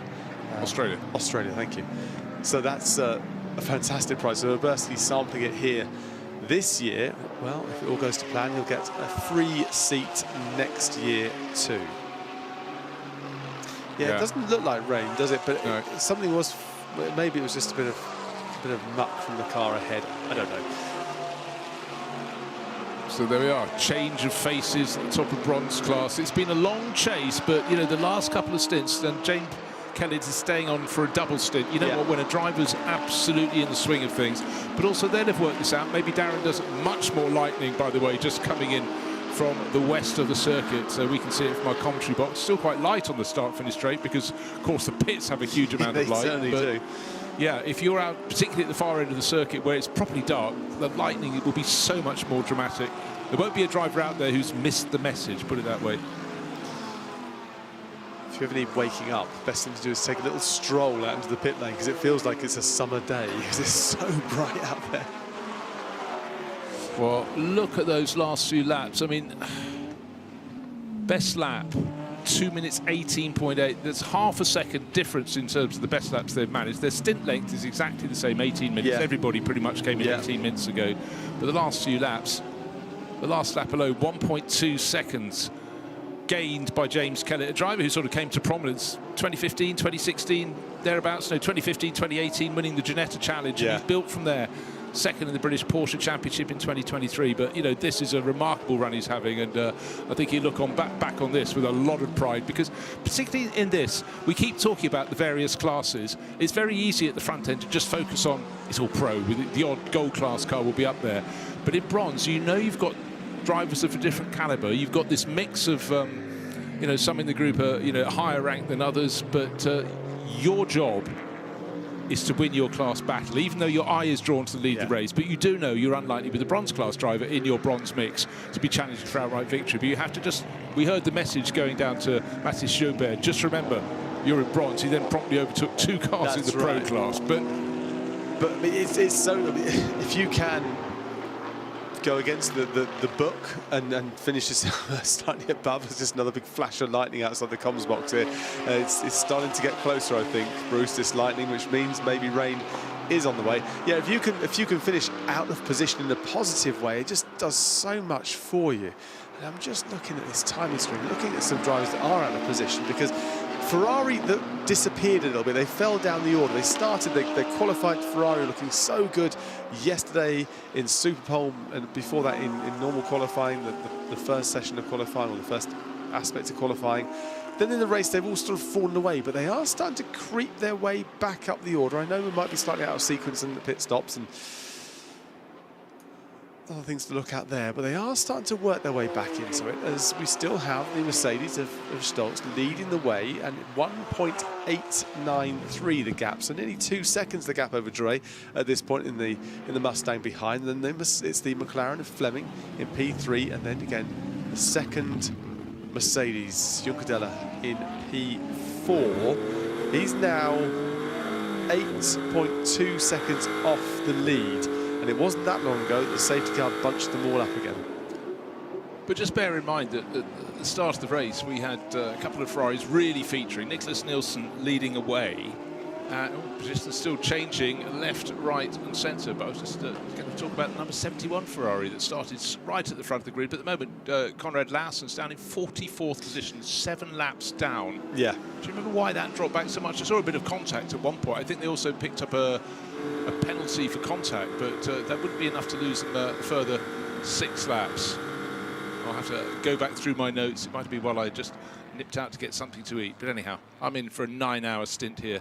11 at night to 8 in the morning, so I might, by the end of it, have worked it out. Yeah, you're not allowed to nip out. That's just against the rules. Oh, black and white flag for car 71, so track limits. Again, we'll get to the point very soon where we'll get to the halfway point in the race in half an hour, and then all those misdemeanors will be swept clean. Yes, and the 86, that's the high-class racing Porsche 911. That one there has got themselves a 75-second penalty for track limits. So they are still coming in. They're not going to...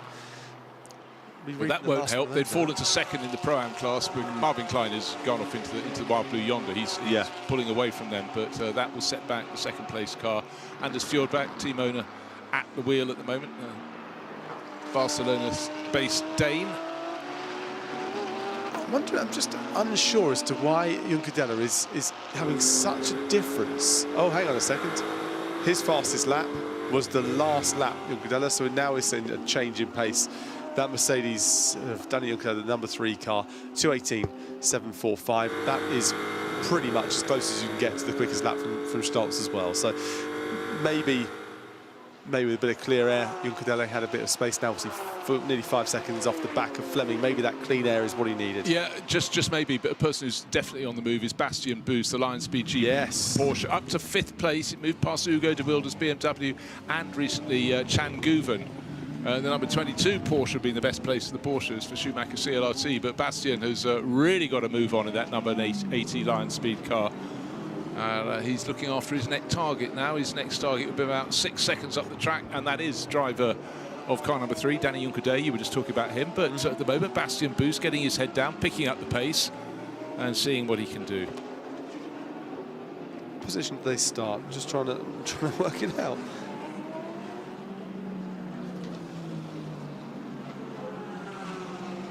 Still powering down to Eau Rouge, up to Radion, proceeding on their way. First to second, 2.2 seconds. Seems to have stabilised that lead battle. More and more lightning coming in. Top end of the circuit. We're looking out from our position over the start-finish straight, looking slightly to our right towards, away from the grandstand, up towards La Source. And a lot of a light show. Not just a bit of sheet lighting, a bit of fork in the air as well. So you can study weather maps all you like. You probably can just put your hand out of a pit garage shortly and you'll find out when the rain is coming in. Be interesting to know from a few of these teams how the conditions are playing into their hands and who's really struggling, because Porsche are coming back into it. Ferrari is starting to come back into it as well. We're now seeing the lead with the Mercedes. They're finding a lot more pace. No one seems to be struggling in these conditions, and that's a relatively obvious thing to say, because the conditions in the daytime have been so horrifically hot. That's an understatement of the century, but they have not been useful for these cars. As you see, brake lights glowing bright there on that Porsche as it makes its way around the circuit. But they had this interesting situation with how do you deal with the temperatures. The track's so hot that the tyres are sliding around. They've got zero grip out there because the track's been too hot. You have the window, the operating window, where the tyres come in. Try and get those tyres into that operating window. And what they've been trying to do is keep the tyres in that operating window by trying whatever they can. And it's such a bizarre thing to be trying to get the car, almost cool your tyres down to get them into the window, as opposed to get them hot and get them into the window. So the track has been almost bubbling away at points. Joe Osborne took a video, in fact, of the track yesterday, and he said you could almost see the tarmac bubbling away. It was that hot. Well, it might be about to be cooled a little bit by rain, because still the lightning is flashing away. Can't hear thunder because we've got our headphones on as we talk from the commentary box, but I think that'll be something that'll be rumbling away soon. We're getting towards 4 in the morning. Gosh, how it's moving through. It's 3:53 at the moment, but the battle at the front of the race, it's Mercedes from Ford, from McLaren. Those 3 cars a little bit clear of the rest. Now, car that this has been a good progress, up in 9th place now, but it wasn't the dream start to this race for Jamie Day and Walkenhorst Motorsport. We're going to have a look at a replay of how it looks though their race was almost over and out. Lap 1, halfway round. In the background, an Audi will lose it. That's Ariel Levi. And as he does so, comes across and almost going over for Jamie Day. Scary, scary moment. Rear end damage, bodywork flying everywhere. 3 cars out on the spot. And one presumed that Aston Martin would be amongst those retirements. But they brought it into the pits several times, each time doing a little minor repair. And it chipped away and chipped away. And at the moment, Jamie Day, best placed Aston Martin in the race, 9th place overall. His lap pace very, very competitive, good enough to be in that position all right.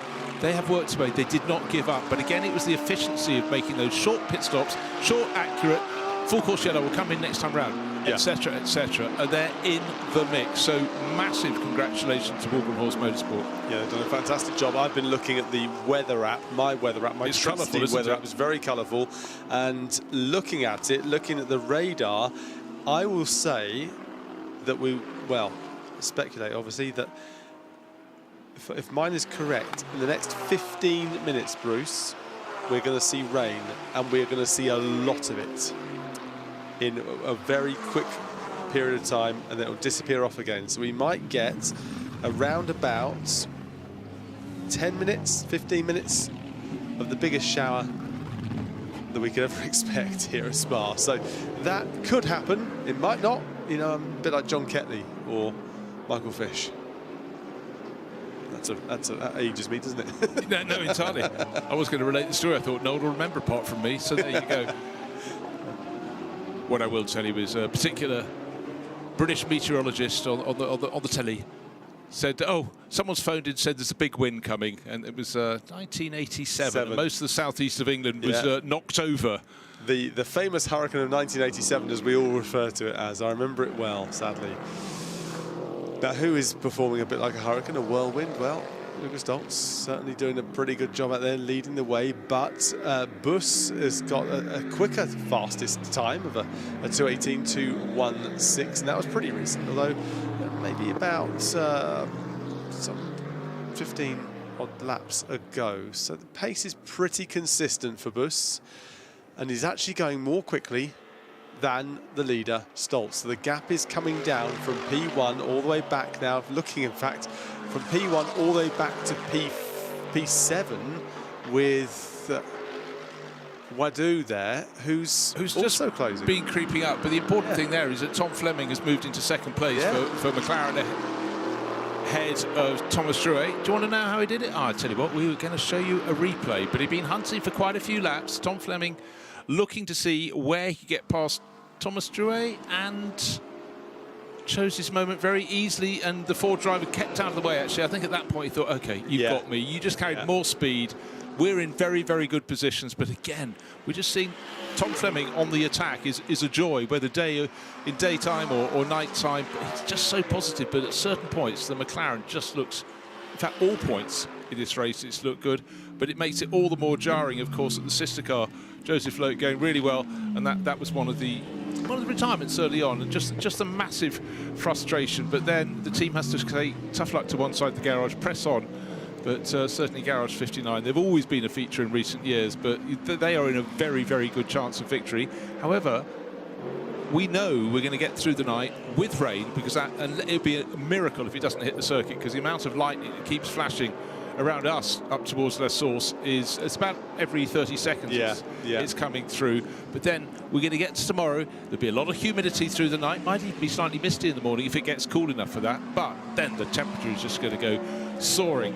But if it's properly light here by 6 in the morning, which I'm very confident it will be slightly before that, there is still a very long run until 4:30 in the afternoon of very, very hot weather. So the teams that were quick in the opening hours of the race, when it was stifling, they must go, it's right, we've got a good card in our hand here, keep it in our pocket. When we had the rain just the other evening, it was around GT4 race, in fact, and I forget the day because they all start blending into one, but it was, we had some rain, I think maybe Friday evening it may have been, and it wasn't a lot of rain, but it was very big, thick blobs of the stuff, and it hit the track and evaporated immediately, so it was slicks all the way, even though it was raining, and all it did was made it more humid. It didn't make it any better, it just got another edge to full course yellow what we were in 20 experiencing out on seconds. track. We're having a full course yellow out on track in 20 seconds. I'm having a look to see something I think has gone off in the final sequence of corners. Turn 10 18 and seconds. 19, yellow flag. To come to you, by the look of it, the Sarah 5, Bovey, 4, the Bear 3, car, by the look 2, of it. 1. Sarah Bovey. Full course yellow, Yeah, same full course area as we yellow. saw a little bit earlier on, in fact. I wouldn't be at all surprised. And there it is, there you go. Yeah, I'm afraid Sarah appears to have gone around going out of blanchiment and front-end damaged the car. And full course yellow. The marshals very, very quick. I must say that race officialdom doing just an astonishingly good job to be so clear and concise in everything they say, and so quick to take decisions. But with the Aston Martin off in the gravel, and that isn't a sight we wanted to see. Sarah was in, well, she's now in 40th position. Just for info, the track should be clear in that area. We have a driver in the runoff and driver's right. Please be aware that there's medical service on the way and recovery on the way. Please keep to the far left when you pass the area around turn 17. That's not the only car. Fabrizio this one will be followed by a appears to be safety stopped car. on the descent past on the grass after you come out of La Source, going down the hill, and parked up there. So I don't know if there was you know, you can't try and join the dots and say were these things related, but they're about a kilometre apart. Yeah. But you never know if one has got damaged against the other. I wonder how many of these cars we're going to see go into the pits, and this will be the moment they do their longer pit stop. I wonder, their service stop. I wonder. Bronze class, come to you. As you can see, that is number the 11 car. Yeah, that's the one we're looking at there. That's well, it looks like it's game over, doesn't it? Unless they can recycle and get going again. But it looks like it appears to have no power, and the driver's obviously just getting out now. Chris Lullum there. It looks like he's about to get himself in the car. Seems to have been the one out of that car. It's been Jules on and Danny Yoncadea for a long time, doesn't it? So, okay, so Fabrizio Gelmini just looking around, but I think he's starting to form a bit. Sorry, Felice. I'm calling him Fabrizio, but he's actually gesturing and talking back to the pit wall there. So he's very frustrated. You can see the frustration, but he's signalling, isn't he? No, nothing. I'm trying to think where their pit garage is. You've been working the pit lane. Are they in the endurance pits? No, down the other end. Endurance at the bottom. At the bottom. Well, he's almost probably opposite his pit garage, but they're the other side of the pit wall. He's the other side of the track. That's right. That's exactly where he is. That's exactly right. And I'm just wondering if Chris Lullum was ready to go. I think, have they just come into the pits? No. No, they haven't. Lullum's car is still with Danny Yoncadea. So what's happened on the last lap? Thomas Drouet has come in his Ford from 3rd position. Bastien Boos has come in from 5th position in his Porsche. Chan Guven from 6th in his Porsche. Lilo Wadoug in from 7th. It's a bit of a picture forming here. Yeah. But 3 of the top crews have stayed out. Luca Stoltz, race leader. Tom Race Fleming. control, just with a quick info regarding what will happen next. In the area of turn 17, we need to fix the barrier. I cannot estimate at the moment how long this will last. As soon as I have an estimation, I will keep you updated about the further steps. More cars sporting a little bit of damage. Front end of the Mercedes right in front of us. That's had a little bit of contact, but that looks may be able to be just taped back into position. Yeah, I thought so. And of course, when you've got damage at the front end of the car, if the airflow just keeps pushing it back, that's a helping hand. At the back of the car, it often pulls them away. Oh, suddenly forked lightning up above La Source. So drivers sitting, waiting, not sure what's to greet them. But they'll have been driving around, seeing a lot of lightning from a lot of positions. But car 700, that's Sarah Bovey at the wheel of that Aston Martin. That has hit the wall at turn 17, which is basically the exit of Blanchimont. Fleming has just passed Drouet as well. So okay. Oh, we saw that actually. Was a bit of a way back, wasn't it? Actually thinking about it, But for Felice Gelmini, helmet sort of resting on top of head instead of overhead. But he knows his Aston Martin is just going to be dragged clear. And again, actually I don't know if there was any contact between the pair of them because actually another quick update from race control to all teams. So at the moment we are not only recovering the car in turn 17, we are also recovering a car and driver's right in turn 9 and on start finish in the endurance straight on driver's left. So they're the 3 cars about to be recovered. All cars are off track. But the intervention will last a little bit longer than expected. No exact prediction possible at the moment. So a good chance, a good time to get into the pits and do your long stop, your service stop. The car they're talking about there's a car 42. That's the Oman Racing by Century Motorsport car that's around turn 9, just stopped there. So they'll all tiptoe past that one while the recovery is sent out to clear the track. So expect a fair bit of time on the full course yellow.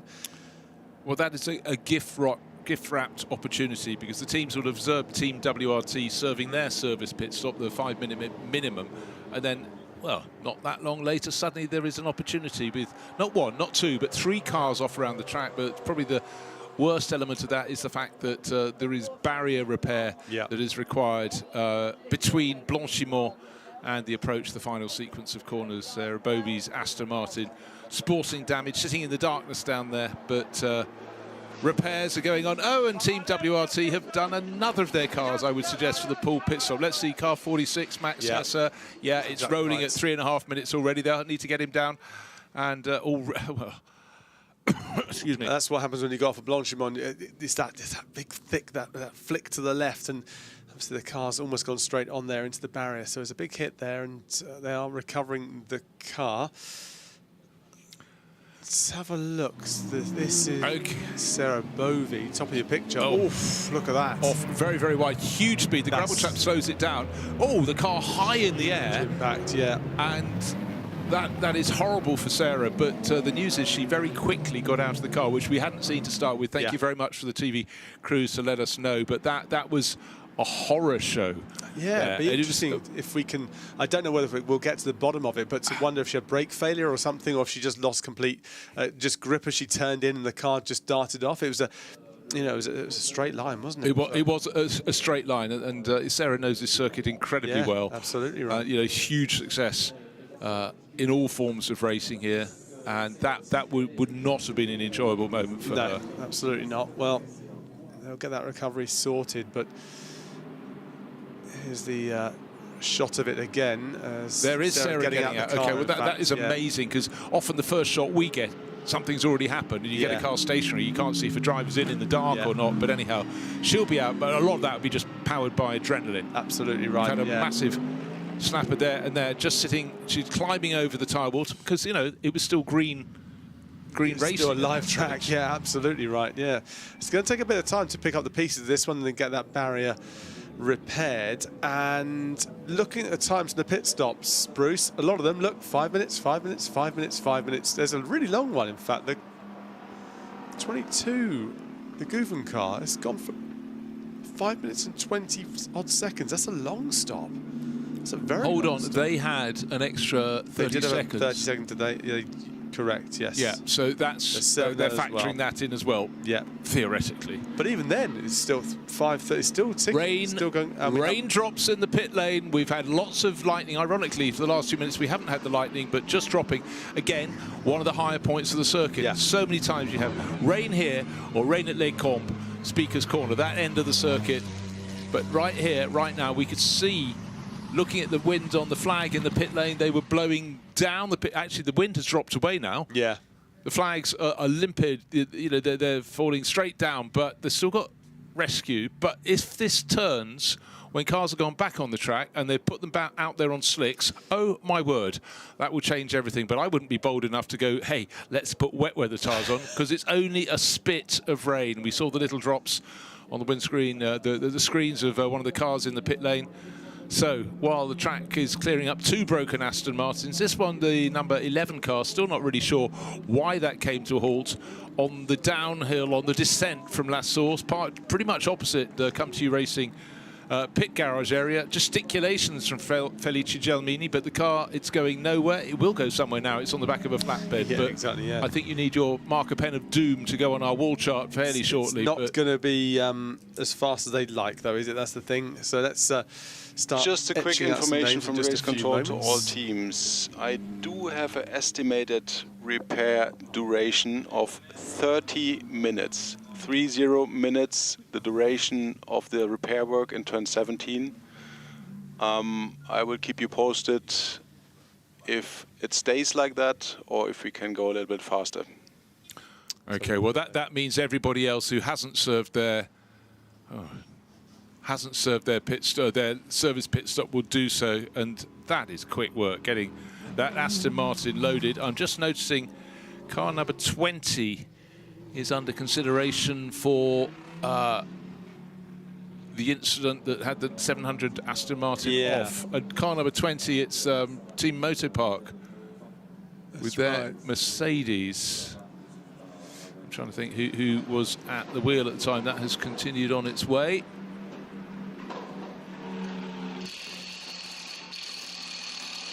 It's Yannick Mettler. Sorry, you sometimes go a bit blind when staring at so many cars on a timing screen. You can't spot them. I couldn't spot it. I'll stay quiet and let you deal with that. let me throw myself in every pothole. Let you flounder. I'm so sorry. I'm so sorry. Farfus is in the pits of the 98 Rover. I'm just thinking of a driver change. It's going to be a full, long 5-minute full service on this one. They have to do. Arjun Maini, look at that. 5 minutes and 10 seconds. And interestingly, there's a few here that have come in at 4:56. That'll frustrate them. Yeah. Won't count. Yeah, the one you're talking of there is car number 5, one of the Optimum Motorsport McLaren. Salman Awega at the wheel now, so that is frustrating. But I tell you what, if you're out by 0.1 of a second, that's frustrating enough. But if you're out by 3 and a bit, actually that's a bit of a fumble. Yeah, absolutely right. You don't want to be 1 second over, but don't be 1 second under. That's the thing. Right, barrier repairs already underway, left-hand side of your screen, but that was a big hit that eliminated Sarah Bovey's Aston Martin. Our race leader, Lucas Stoltz, in the pit, and they will be going for the 5-minute service pit stops. Or will they all? Let's see. Is someone else going to do it differently? But I don't see any advantage. This is a freebie. You might as well get it done now, mightn't Let's you? listen to some team radio coming up. It's Matthias Drudy's car. It's the Aston Martin, former winner here. Car in 10th. And we've got some sponsor drizzle here. And there's a rain shower which is just skirting us. We should be okay. Okay. So a rain cloud just skirting us. Well, my app says differently, but my app is going to be inferior to what they're going to be looking at. That is for sure. Let's just have a quick look at this. Race control to all It's teams. changing by Please the moment, advise isn't your it? drivers to stay away Still from the seeing a little curbs bit. for the next 20 minutes. I will ask the marshals to use the rakes to flatten the gravel at all curbs. So please ask all drivers to stay away from the curbs, that the marshals can do their work to flatten the gravel in the areas next to the curbs, especially turn 9 and turn 13. Bit of routine maintenance there, taking advantage of the opportunity, and that's a good call, isn't it? So I haven't actually marked off all the teams, so it looks like the Oman racing car is also out, so I've got to make use of my ink and get rid of 3 cars, sadly, from the race, as no further investigation is announced for car 56. That was the investigation earlier on, in fact. That's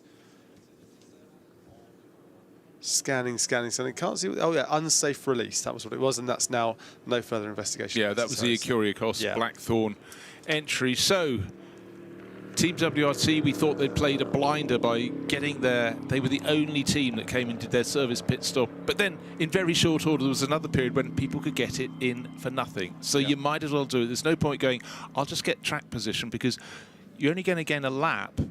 But a service pit stop is 2 laps in terms of duration, so that doesn't stack up. But if you can have it when car's on track, behind a safety car, or in this case at the moment, not yet at a safety car, it's under full course yellow, you're not going to lose as much time. So you do it. Why wouldn't you? And getting it all done during the full course yellow, there's a huge ditch. That is a massive ditch. Wait till the next car comes through and you get the headlights coming. You'll see how deep it was. And these were forming very early in the race.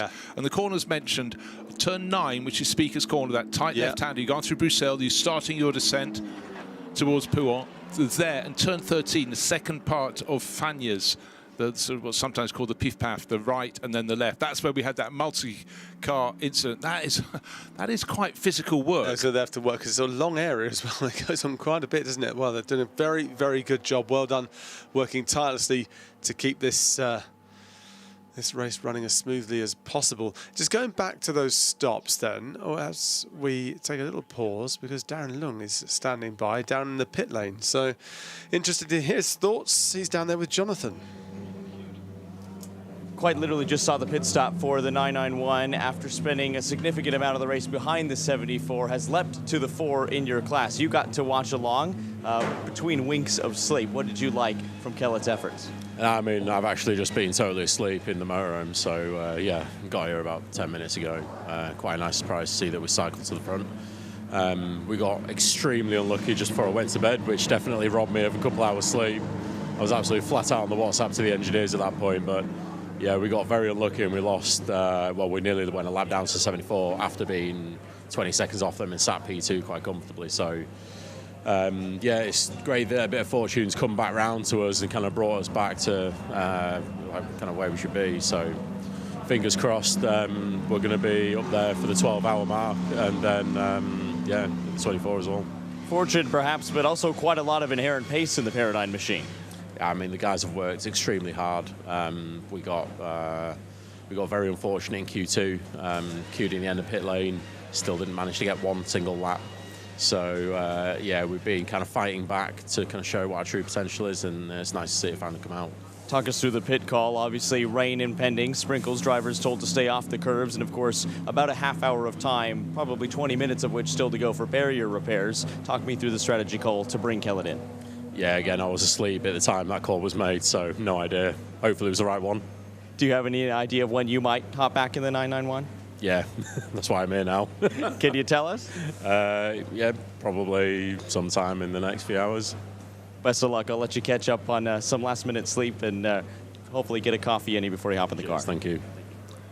Thank you very much to Jonathan Grace, our code cracker down there. But Darren Long, he's not going to give a thing away. But I love the fact that he's had proper sleep. There's a man who could be calm, but that follows from a period where he was so deeply involved in trying to sort something with the team. Please advise all drivers to stay away from the curbs for the next 10-15 minutes, that the marshals can safely do their job. Okay, filling in those trenches. And by the way, I've just heard a report that it is absolutely tipping down. This came in about 5-10 minutes ago outside Spa. So Spa is some distance away from here. Yeah. Not raining, pouring. Yeah. Well, there's more lightning flashes going on just there. Darren Long's a very, very interesting character. I was in the garage when they had the pit stop completed, and the teammate got out, Kellett got out of the car, and Darren was just talking to him about something and was showing him something that he'd seen on his own data system, because Darren has produced his own data system that they use. And when they raced at Silverstone a couple of years ago, in fact, in the Silverstone 500 for British GT, it was a one-off entry, in fact. They had the Paradigm car in the same Century garage, and they weren't sharing data because he got his own data system. And Darren takes this extremely seriously. He also has his own PT, and he used to always have this PT there. They were doing punch bag exercises before he got in the car to help get rid of some of that pent up rage or adrenaline, maybe get him into the zone. He's worked so hard on trying to lose weight and get into shape and get primed for racing. And then he goes and does a little sleep there. And then he's very honest, you know, when are you going to be getting the car? Probably the next couple of hours, that's why I'm here. But you imagine if he's there, it's going to be sooner rather than later. Yeah, you'd certainly think so. It'd be nonsensical. But Darren is such... Everyone tells me he's just a numbers man. Yeah. No, not just a numbers man. He is a man who makes numbers work for him. Yes. And figures of power, but also... when people have been coaching him in his career, he listens so intently and can analyse what they give him very, very clearly, because that is the way his brain works, that is his business background. But not everyone can do that. But he can go, okay, so I need that there, that there, that there. Yeah. And, you know, clearly look at the results that have come so quickly to him. And he's, well, I was distracted by lightning flashes straight opposite the grandstand here as we approach the source where we're currently situated. Yeah, he's such a, he's very giving in motorsport as well. Like he's worked very hard on selecting the people that come through into his team and working with those people and having the right mentors and coaches around him as well. He takes his racing very seriously. He's done so many series since winning British GT with Dan Harper. What a combination that was back in British GT. But he's worked so hard and raced in so many different series, and we're both getting distracted by the lightning, which is now becoming much more... it's old hat. Yeah, but it's becoming much more constant, isn't it now? It is. The gaps between these lightning forks is coming down, so it's getting nearer and nearer and nearer, and I imagine anybody that's sitting out in the grandstand might want to start thinking about taking cover. But there they are, still sitting in the grandstand, coming up to 20 past 4 in the morning. So, in theory, in just over an hour's time, we will have light in the sky. But maybe in between, we will have a lot of stuff coming out of the sky. Yeah. But it may just skirt past. But certainly, all the team, any teams checking in with them, they're going, yeah, this rain is coming. Right. What we have had, obviously, is a bit of a shuffling of the pack. Yeah. But I'm trying to see if there are any outliers who've tumbled down. But we've got some team radio coming up. Matthias Drudy, and this is the Aston Martin, previously a winner here, that's ever closer to the top. So what did happen when I was sleeping? 55 penalties, lost 9 planes, and so track limits, penalties. Nicky roughed up a few cars trying to get past him, so lost the dog plates on both front corners. Then he spent going into a full course yellow, we believe, and we got drive through for that. And I believe that's the extent of what you missed out on. So he's in the car and asking what he missed out on when he was sleeping. Did he just get out of bed and get straight in the car? Did he not speak to anybody? Yeah. He would have had opportunity to. There's a lot of debris on the track there, Just so much. This is dropping down past the endurance pits. Of course, we had the Aston Martin parked on the other side.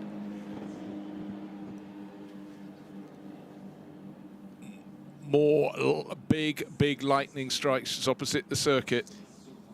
So but top 5, just having a look at the time screen, last pit time there, top 5 not showing us doing their long pit stops, but we do know, as Juncadella, did he do a 5? Did they do one in the number 3?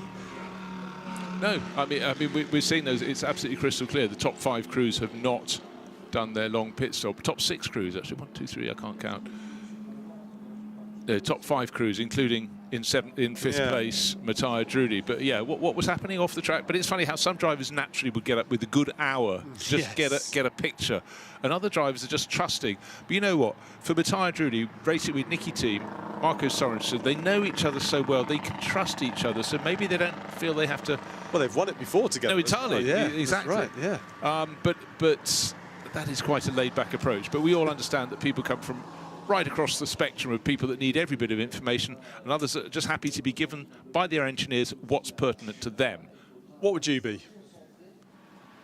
Oh, I don't know, because I've never done a race that's involved getting to a pit stop. I think I'd want to know every bit of information that I could possibly know. I don't think I'd be the sort of person that would just get in the car and go, right, where are we? No. I would concur. I'd be like that, but you know, I tend to try and be a bit more laid back than the average man. There's a few people there looking to the sky now. Look, so still happy, but certainly looking to the sky. So there's something coming, perhaps. Mind you, we're in this position we can only see out one direction from the window of our commentary box so many times. It's all happening behind you. You know, so almost like a pantomime moment. Right, we've got these long barrier repairs. Sarah Bovey's car, the number 700 Aston Martin, off on the exit of Blanchimont, straight through the gravel trap, hit the tyre wall. The car bucked up in the air. I'd say the back end of the car a good metre off the ground, but luckily came back to terra firma, landed on all 4 wheels, battered out of the race. And at the same time, 2 other cars out. Another Aston Martin actually stopping on the descent from La Source on the grass, so driver pulled off. Couldn't really work out what was wrong with that number 11 Aston Martin, but that is out of the race. And that was Felice Gelmini. Hold on, which was the 3rd car? I'm having a little we thing. Had the 11. The 11, just mentioned that, the 42 as well. Oh, 42, that's right. The Oman Racing by Century Motorsports. Yes. Oman racing car. So it's very unusual. 3 separate locations around the circuit. There was consideration that, you know, had to be in contact with between number 700 and car number 20 at turn 17. We don't have a definitive answer on that, I'm afraid, for you. No, I'm just pointing to the screen because Juncadella is approaching a 59-minute stint. So he's coming to the end of his stint. He'll get the extra allowance because of the full course yellow. Fleming just ahead, leading the way, the 58 McLaren. He's on 54 minutes, so he's getting to the end of this stint time as well, the regulation stint time. So you can go in a double stint, obviously, but you will have to come into the pits and get some more fuel into that car and go through the process. And Juncadella, well, he's probably going to be in the next 4 or 5 minutes, maybe just eking it out as long as he can before he goes in and either resets and goes again or gets out of the car and hands over to Lulham, who we saw not that long. We did, and I tell you what, with this rain approaching or maybe even possibly starting, you want to stay out as long as you can to make before you make that decision, because if you come in and go out on a set of dry tyres and then within a lap or 2 it's lashing down with rain, you're going to feel a fool. So back it up. And again, more lightning over us on the Startford Straight. Not so much fork now, it's more sheet lightning, but it is coming with greater frequency. So whatever weather's coming is getting closer and closer. It may well scoot past, it may go behind us, never even hit the track, but just as easily it could come in. We've got to keep an eye on that. But right now, looking for any clues, going out around the circuit, there is no raindrop on the windscreen there. So that timer you can see they're counting up. I think we're on board with the number 3. This is Juncadela's car. So this is plus, I think that's right. Is that saying plus? My eyes, I can't read the numbers. Not very easy. It says 94, 95, 95, but it keeps on rising. All right, so I wanted him to tell him about his stint time just there, but the flash on the screen mirroring the flash that we see outside our comms box right now. But he's now into a minute and 1 hour and 1 minute, sorry, on his stint. So there's rain. There's a lot of rain. Yeah, there's a lot of rain just there. So, well, those that have got, I wonder, those that have got, look at that, absolutely lashing it down. That's what we expected. This should be a relatively quick storm, but it's going to make that track very, very tricky. Race control to all tyres. teams. I have now declared the track wet because we have steady rain, especially in turn 15. Track has been declared wet.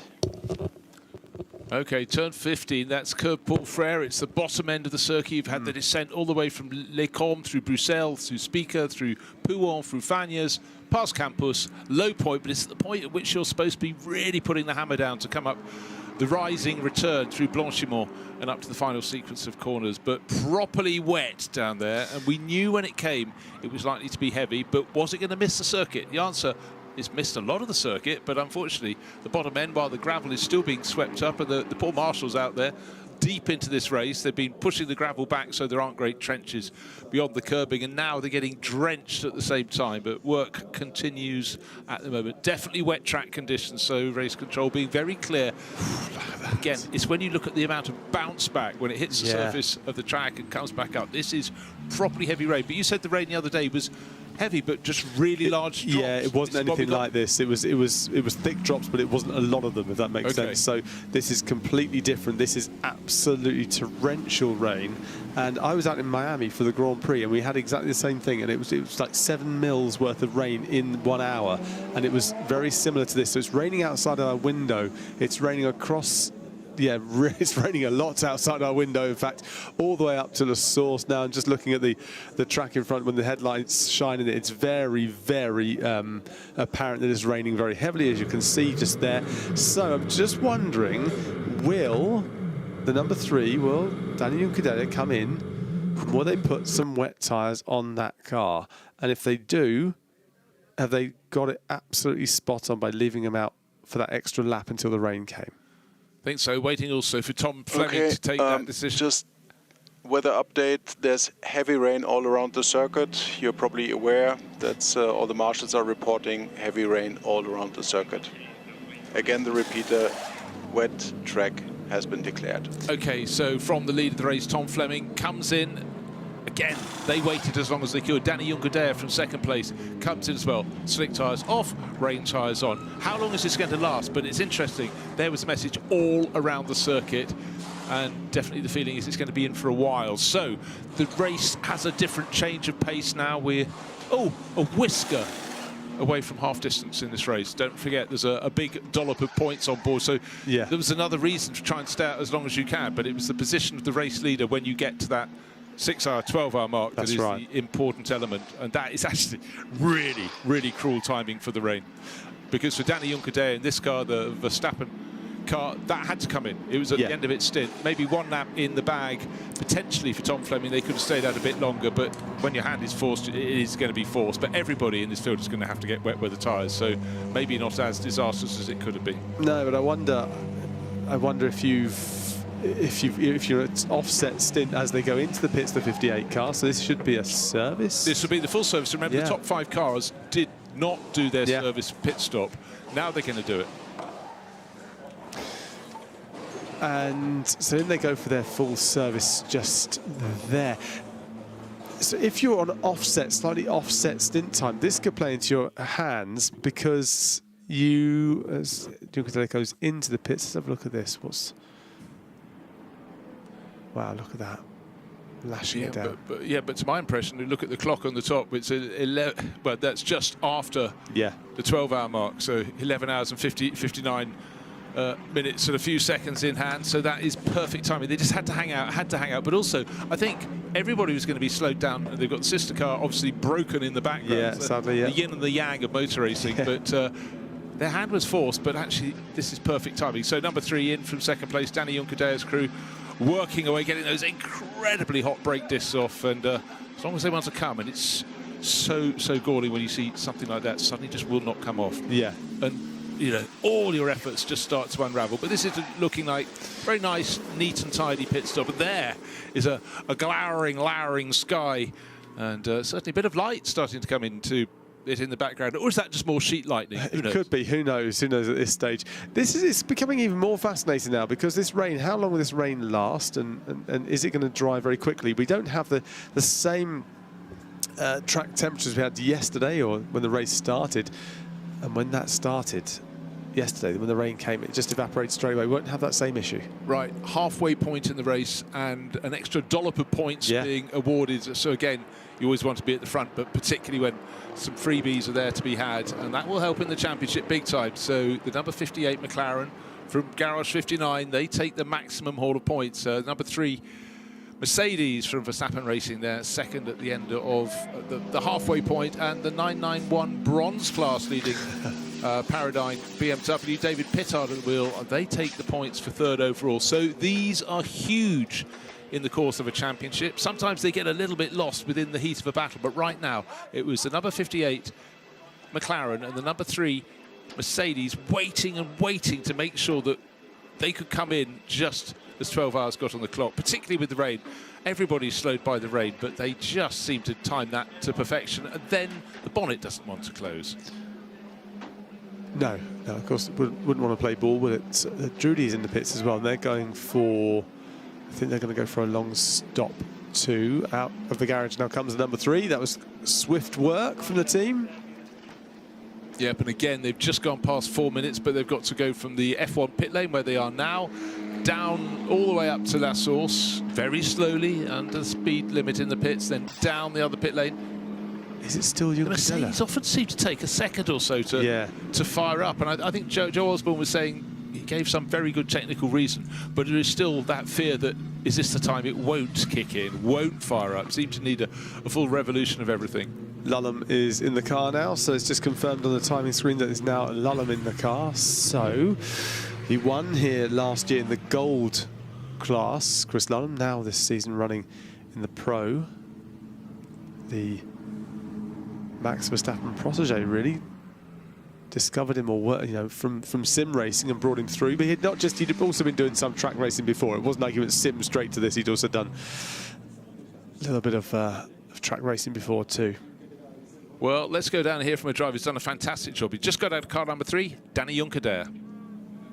Danny Junkerdare, as rain well and truly started to fall over the racetrack, you came in not only for a driver change, a change of tires to put wets on, presumably, but also to do some repair work and the longer duration service to that AMG. Talk me through what some of those repairs were, because it looked like there's some work going on at the front end of that race car. Yeah, we took the time to do the technical stop. So there is you have a mandatory technical stop to do in the race, which has to be 5 minutes. So we used that to change brakes. But unfortunately, on the pit entry, there was a track blockage. When I got in, I don't know if they showed it on TV, but I just made it through the corner, and suddenly there were 3 cars stopped, and I couldn't avoid contact. I hit a Ferrari in front. It felt like quite a big hit, but apparently it's only the front grille, and we managed to change it pretty quickly. So yeah, we dodged the bullet there. I suppose luckily the front end of that Mercedes is long, and it looked to only be cosmetic damage. Did you feel anything untowards in the car that concerned you? No, because it just happened here at the pit entry, like just as I came in. There was all cars stopped there, and I just basically went head first into the car that was standing there, and yeah, I couldn't really feel anything on the pit straight, but seems to be okay. So yeah, lucky with that. Obviously, Chris Lullum taking over in tricky conditions. What type of a race car did you hand over to him? Because all 3 of you have been rapid so far.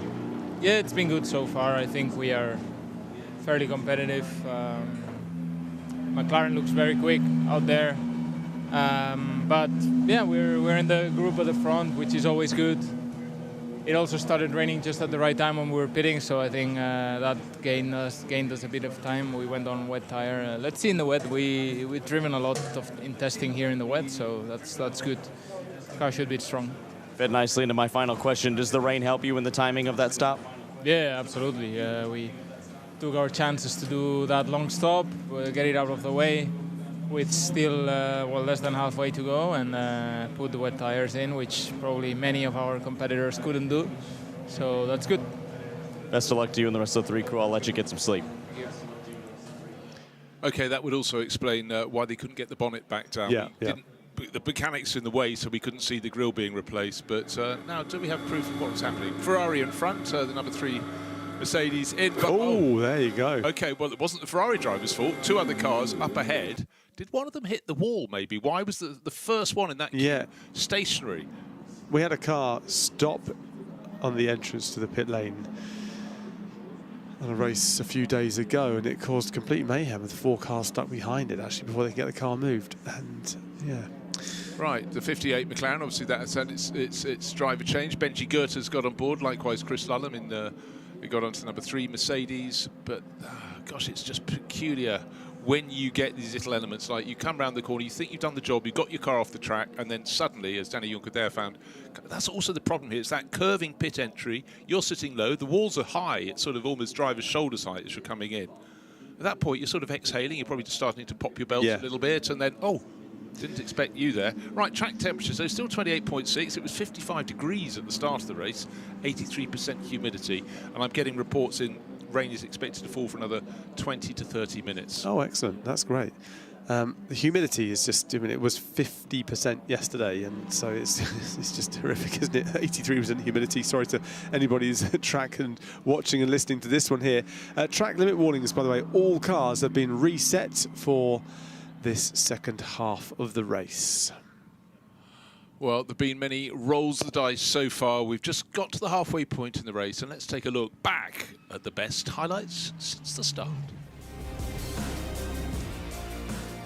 So there was a light wind at the start of the race, and that was just a temperature dispersing from the grid. It was incredibly hot. Pierre Fillon from the ACO, the president, waving the flag away. The 2x2 start didn't stay 2x2 for long. Mauro Engel in the yellow Mercedes trying to make a move. Then a big tank slapper, an amazing save in about 8th and 9th position. Marvin Kirchhofer in his McLaren. Nicholas Nielsen leading, but then there was mayhem behind Ariel Levi in the Ivy. In the Audi, clouting the back of Jamie Day's Aston Martin, and in behind a couple of other cars out of the race before they'd even got to the end of the opening lap. But it was busy. There was side-by-side braking, a little bit of contact, a little bit of hip, a little bit of shoulder. But then we got to the driver changes. We heard early on, drivers, it was so hot, we'd only do one stint each. And then mishap, one of the Trezor attempted Audis, lost a wheel, was collected by the Winward Racing Mercedes. No damage done to the drivers, but a scary moment for all concerned. And high-class racing, over and out, over the curbing. That was one of the cars that's been digging the trenches. Kessel Racing, over the track, out of the track, back onto the track, trying to get past the Ziggo Tempesta Porsche. Very busy. This is the moment Arthur Leclerc, right-hand side of your screen, tipped around by one of the Audis. That's at Speaker's Corner. Somehow didn't hit any barriers, was able to continue. And then the 71 Ferrari very much in the mix from the start of the race. That had its own problems early on with contact at the final couple of sequence. A place on the track where there was a lot of overtaking, and certainly Raffaele Marcello was looking busy. One of the most impressive moves was the BMW of Dan Harper picking off the number 7 Aston Martin at no less a place than Blanchimont. But up front, a car that was always in the mix was the yellow and green man filter Mercedes, and in the bronze class, but actually trying to go past cars from the Pro class, was Kessel Racing with his blue and white Ferrari. But McLaren very much in the mix and duking it out at the front. But then the number 71 Ferrari was leading the race and suddenly was overhauled, because when it came on to the start-finish straight, with an update to all there teams. was We unfortunately are at the a puncture, moment and it lost the best estimation part for the end of the repair works, max 5 minutes. While those repairs had to be made. Then the bonnet came slamming up for high-class racing. Not a nice place to have it around the track, and even a bit of contact with the JMR Corvette there. Into the pits for repairs. Day turned to night. The moon came up. It was a beautiful evening, but unfortunately for Sebastian Boe, got it wrong at Kurt Paul Frere. Aston Martin seemed to be in the wars, and there'll be worse to come for that mark later on with a handful of their cars. But at night, this circuit has its own special moments.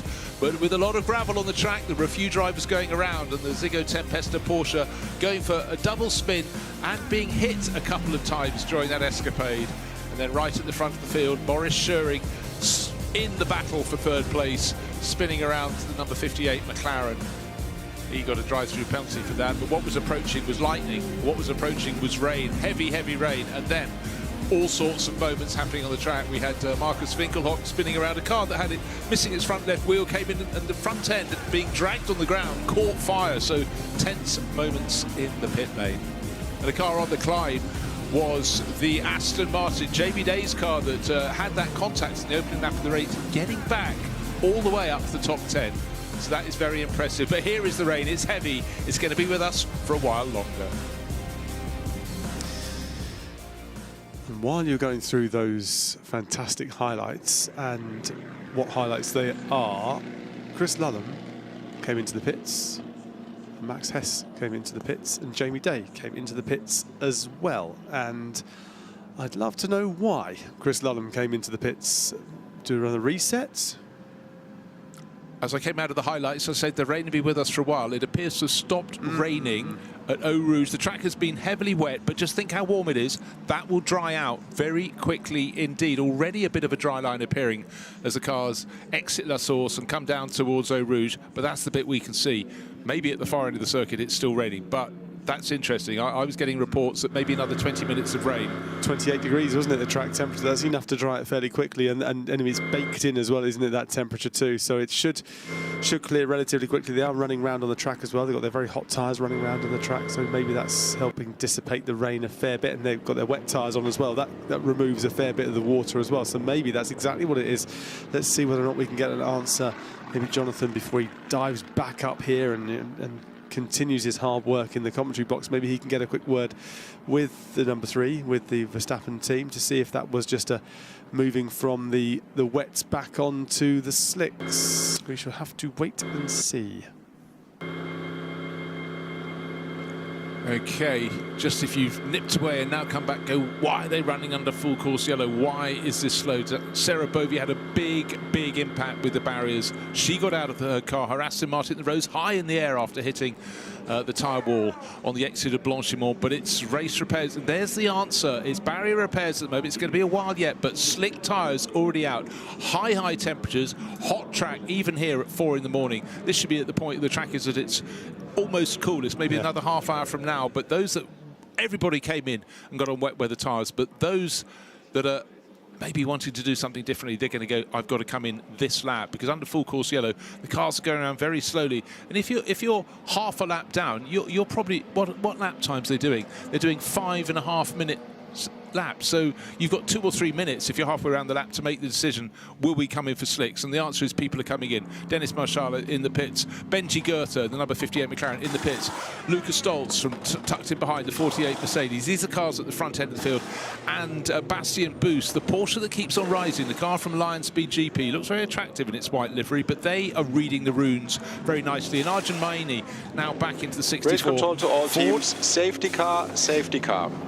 Okay, end of full course yellow leads to safety car. Half the field, well, the top end of the field will all be in the pit shortly for slicks. And Lullum's stint time obviously resets as well, so he's now back to a 4 minute stint time that he's now ticking away at. So they've gained nothing, they've lost nothing. It's all equalised, it's all worked itself out, hasn't it? Procedure, as always, all cars in front of the safety car need to increase their speed to group up behind the safety car in one single queue. So who is this going to hinder? Who is this going to help? Those that are in the pits right now, well, they'll emerge, but where will they emerge? And where will they be when the restart happens? Where's Lullum going to be? Where's Jamie Day going to be? Where is the car that was leading the way?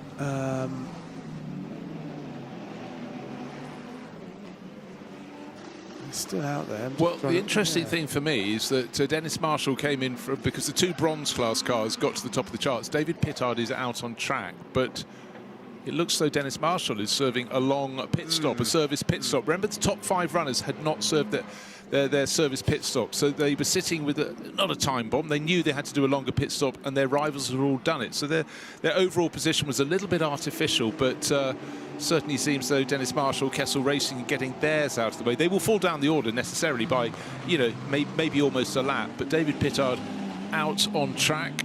Waiting to see where he is going to be as well, but certainly it'll be heard from Darren Lung about how Paradigm with the 991 BMW, who'd been in the mix, weren't in the mix. He didn't know, he was asleep.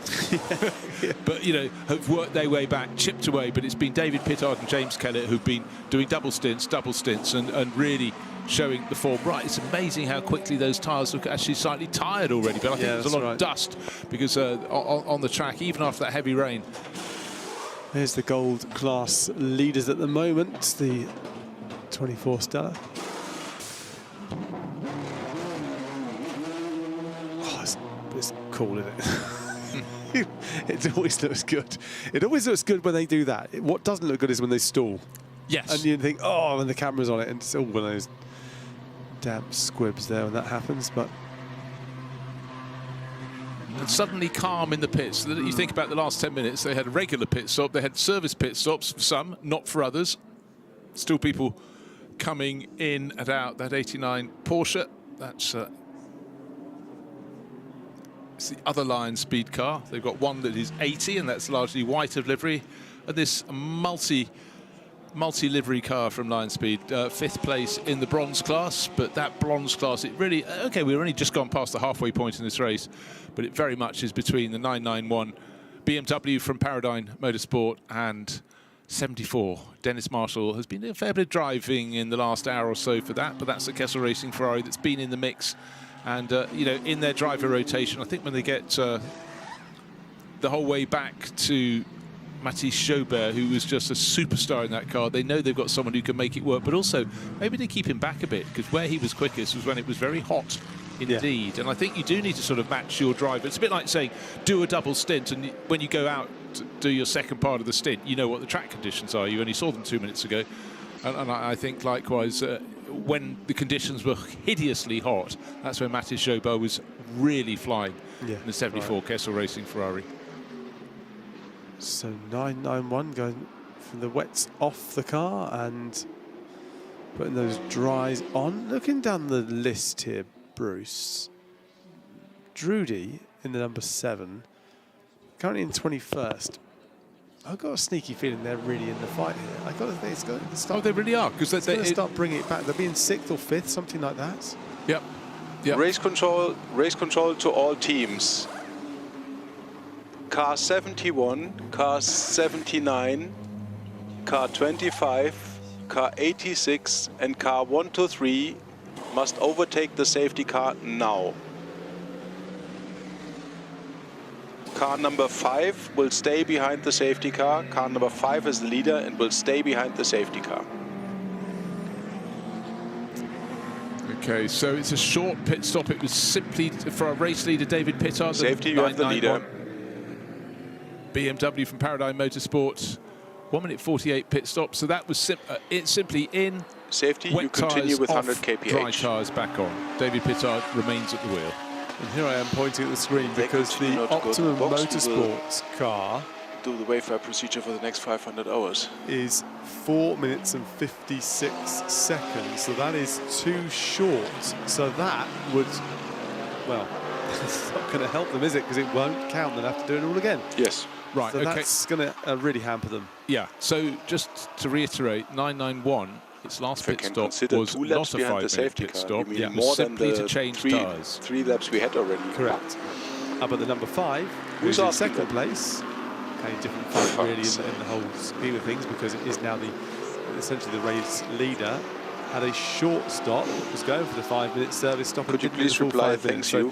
No. That's going to be a huge disappointment for the team. No, you don't have to Real answer frustration. Right, light coming in the sky. We've had light in the sky because it was lightning. Now we're getting morning light is coming. But for the race, maybe it will now settle down. The flurry of rain came through. Still, you can see drops of rain at certain points on the circuit. Boy. But we've had barrier repairs. That's why we've had this long period. But coming out the other end, the safety car. Would you like to answer this one? Full course yellow. Nils, your microphone is open. That's okay. So David Pittard out of the pits, but a short pit stop for him. But Paradigm have come from really way back down the order. Remember, we started with 69 cars. I mean, just an astonishing field. We're sitting with about 56 of them still in the race. And we've had the barrier repairs, and again the crew's so efficient in sorting things out. But at this moment, we suddenly, after all that shuffling, the 2 Fords are together. Baxi Moosen is now at 65 in the silver class entry, is ahead of Arjun Maini, but this pack will have another shuffle. And just remember that Ford had been at the very front of the field. The number 48 Mercedes had been at the front as well. That was Lucas Stoltz on board. That's down in 6th place at the moment, and others that have been playing.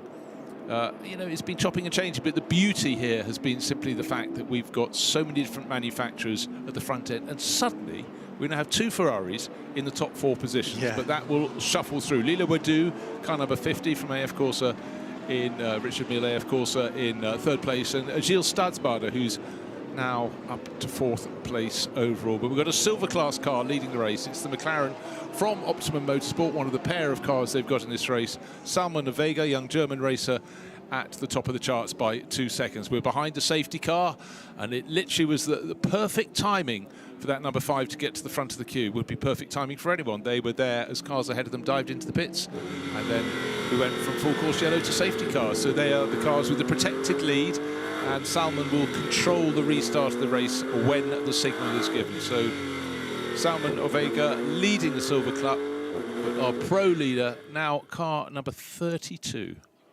And that has been up and down the order.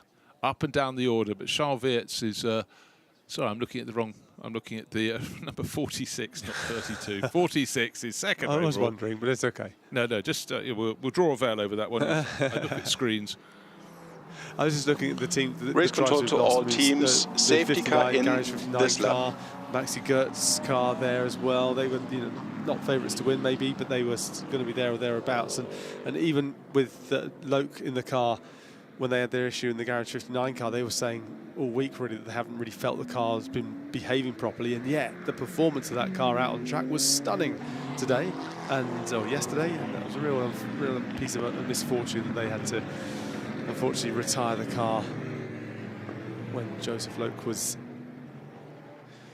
driving along and doing pretty sterling work. So yeah, that's one of the 10 cars that we've lost. More than 10 cars we lost, in fact. Yeah, we've lost about 14 cars. But disproportionately, Audi's in the trouble. All 3 of the Trezor Attempter racing cars, 66, 88, 99, all out. That is immensely bad luck. And we heard from Daniele Diamato when he got out of his car, and it just was shoulders down, just an absolute slump. And here we are. In fact, this is probably something I've never seen in all the years of doing GT World Challenge events. In the top page, which covers the top 35 runners, there isn't a single Audi. Yes, not a single one. No, you have to go all the way down, in fact, to 40th place. And I'm looking at the track map at the moment, and it won't be long until the 1, 2, 3, the car at the very back of the field, reaches the back of the train, which is currently heading around turn 14, 15. Heading back uphill towards the bus stop after a bit of a time, but safety car is in this lap, so they've got a few more moments to catch the back end of the train. But in the meantime, it is Vega who leads the way in the McLaren, who is going to be deciding when this will suddenly fly and take off. Now, just bear in mind, the rain largely appears to have stopped around the circuit, but the dry line is the line all the cars are on. But if you want to make an overtaking manoeuvre, you will be going onto the damper line. Track very warm, so it is drying remarkably quickly. But of course, the difference having 55 cars or so pounding around on the racing line and nobody at the moment. Green flag at the line. And it's going to be green flag when the cars get to the line. It's green flag now, but of course, no one can overtake Salman Vega. There he is, Optimum McLaren at the front of the field. He's dropped the hammer, not as early as I'd said. What a dramatic sky in the background there. So stormy clouds, but daylight approaching. Nobody can overtake till they get round the corner. This is a start-finish straight. Bit of debris, lots of tyre stuff, but a really good restart from Salman Vega. But Max Hess has sort of dropped back a little bit in the BMW. There it is. He's being challenged around the outside, and actually the Porsche change of position will do. He's got him, change of position, She's on the inside. There's another Ferrari right in the mix with Gilles Stadsbader. Gilles I think it's Gilles who's made the move, the red and yellow liveried car. Car number 52 is, I think, the one that's actually gained the position. So that'd be astonishing from 4th up to 2nd, but... There's a Porsche there, has jumped up the order, I'm sure. Is that not right? Let's have a look here. Well, hold on, I mean, it can't be Matt Campbell. He's the highest placed Porsche. Absolutely right. So there's someone who's a lap down, but a really good restart from Salman Vega. Okay, at the front of the queue, that you should be the one getting away, but 1 and a bit seconds clear. And in behind, for the camera crews out there, just trying to pick out, a ball of light, a ball of sound coming towards you. But quite easy to pick out our race leader, because Salman Vega, his orange and black Optimum McLaren, made a really tidy run. He is actually being caught though, because he's got Max Hess very much in the mix as well. Lido Wadu in the mix, Gilles Stadsbader. So again, loads of different manufacturers at the moment. We know there's a McLaren in the lead behind. it appears there's a Porsche in that mix as well, but that's one that's a lap down. They shouldn't be there, so maybe it's just eyesight and the fact that we've been awake for quite a number of hours. Let's have a look at. Well, it could be Sven Muller who'd be a lap down. Yeah. Car number Porsche, 97, right? that Porsche is a cork in the bottle. Look at this. They're really holding everybody up there, so they'll be desperate to get through in the Ferrari, trying to push their way through. A lot of light flashing there. I don't want you in front of me. I want to unseat you. I want to unsettle you. Down to campus they go. More light coming in the sky, but the main light is the flashing headlights here. Unseat, but all the time Salman Orvega is just going, well, thank you very much. You're all getting smaller in my mirrors, and I'm going to pull on clear. It's the 914. That's the Porsche, the Resume More Than Racing 914 that's in that. There's the cork in the bottle. Well, this is going to be immensely good news for our race leader, the driver who controlled the restart, Salman Orvega. He's starting to brake very heavily for the final sequence corners. And the pack behind him only now just exiting Blanchimont. They close up a little bit, of course, on a tracker map. When you brake and get down to second gear, it takes a while to get going again. But, well, that is a dream restart for Salman and for Optimum. And there's a standard message on the screen. The restart after a full course yellow procedure is under investigation. It's like a race start. They're always under investigation, just to check that all is fine. Right, second place, Max Hesse coming through. He's got his BMW back to where it ought to be, second place overall. But coming over the start-finish line, 5.2 seconds in the rear. What a lap that was for Salman Orvega, but what a lot of frustration it is for everyone in behind. Riding now with Chris Lullum. Into Eau Rouge we go, and again the flashing lights from behind, from in front, all just really quite trying for the drivers out here on the track. But light is coming into the sky. Chris Lullum getting settled in. There have been a lot of stints from Danny Juncadea in that car, Jules Gounod, but kept back for where we go from night to day on this run. That is where Chris Lullum has been popped in. So I'm very confused as to why that 914 was in that position there, because they were allowing the cars, I think, to pass through. But anyway, it was the cork in the bottle, and that's allowed Orvega in the number 5 Optimum Motorsports McLaren to extend a lead to over 5 seconds off the start. So that particular problem there was able to get the jump, and that Porsche in the way held up every single car. It gained him the best part of 4 seconds in the space of a lap. And think how many laps you could work away.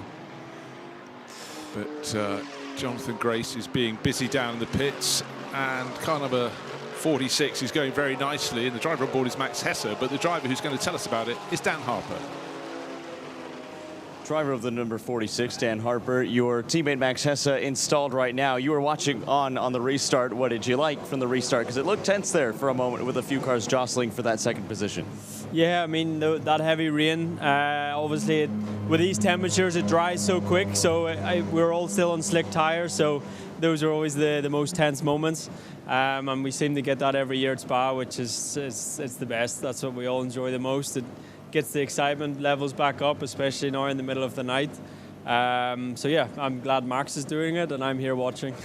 Well, watching for now, but I've seen you have a coffee. You and I were just talking. You haven't really had much rest, and it's going to be back in the car in a little bit of time. I don't want you to have to reveal too much of your strategy, but what kind of a track are you looking forward to? Because the light is coming up, the conditions are changing every single lap. Yeah, I mean, definitely more coffee. That's going to be the strategy from now to the end. But yeah, I'll get a bit of rest after my next stint. I think Max as well, so get Vale back in at some point because we've sort of been resting him a bit through the night. He'll do a bit more in the morning, and then we go to the end. So yeah, still a long way to go. A long way to go, but as we get closer and closer to taking away more hours, I have to start to ask, is this a race-winning car in the 46? Yeah, I think there's no reason why not. For sure, there's a couple of cars that are outright faster than we are, but I mean, we've been in the mix now for several hours, and you know, we have the best team, and you know, we know the BMW is strong, and especially if the conditions now start to mix it all up a bit, that can only play in our favor, I think. So yeah, there's a long way to go. Before the rain a few yellows ago, it was the 32 that jumped the gun and was the first car to make a full service change and utilize that 5 minutes, and then the rest of the team WRT cars and really the rest of the grid followed suit. What did you change other than maybe just the normal service to the brakes during yours? So we had a little bit of contact actually during my previous stint. It was on the safety car restart. We sort of went, and I think the leaders sort of realized he was maybe a bit too early, so we all bunched up at the bus stop and had a bit of contact on the front. So I think the guys checked out a little bit to make sure it's all good, which thankfully it was. And yeah, just brakes is normally, that's all you want to change at least, and get it done as quick as possible. Well, Dan Harper, I'll let you get on with your espresso and watching what's a pretty exciting battle at the front of this field. Thank you very much. Cheers. It's the voice of Dan Harper, but also the voice of a driver who's chock full of enthusiasm. It's going well, and we saw in the daylight hours, seems a while ago now, that his overtaking manoeuvre on the number 7 Aston Martin, coming up at Blanchimont, so every reason to attain. And that was that the Lamborghini going off wide at the side of the circuit. There we're looking at the battle in the gold class, but it looks like the Lamborghini went to bouncing. Certainly did, and just disappeared off to the left-hand side. So we'll have to keep an eye on that one. Paul Frere, and that was Patrick Niederhauser at the wheel. And you know, this is the Temerario. They know what it's like on the track. They don't really want to know what it's like bouncing through the gravel on the outside of the circuit there. So let's hope that does complete the lap.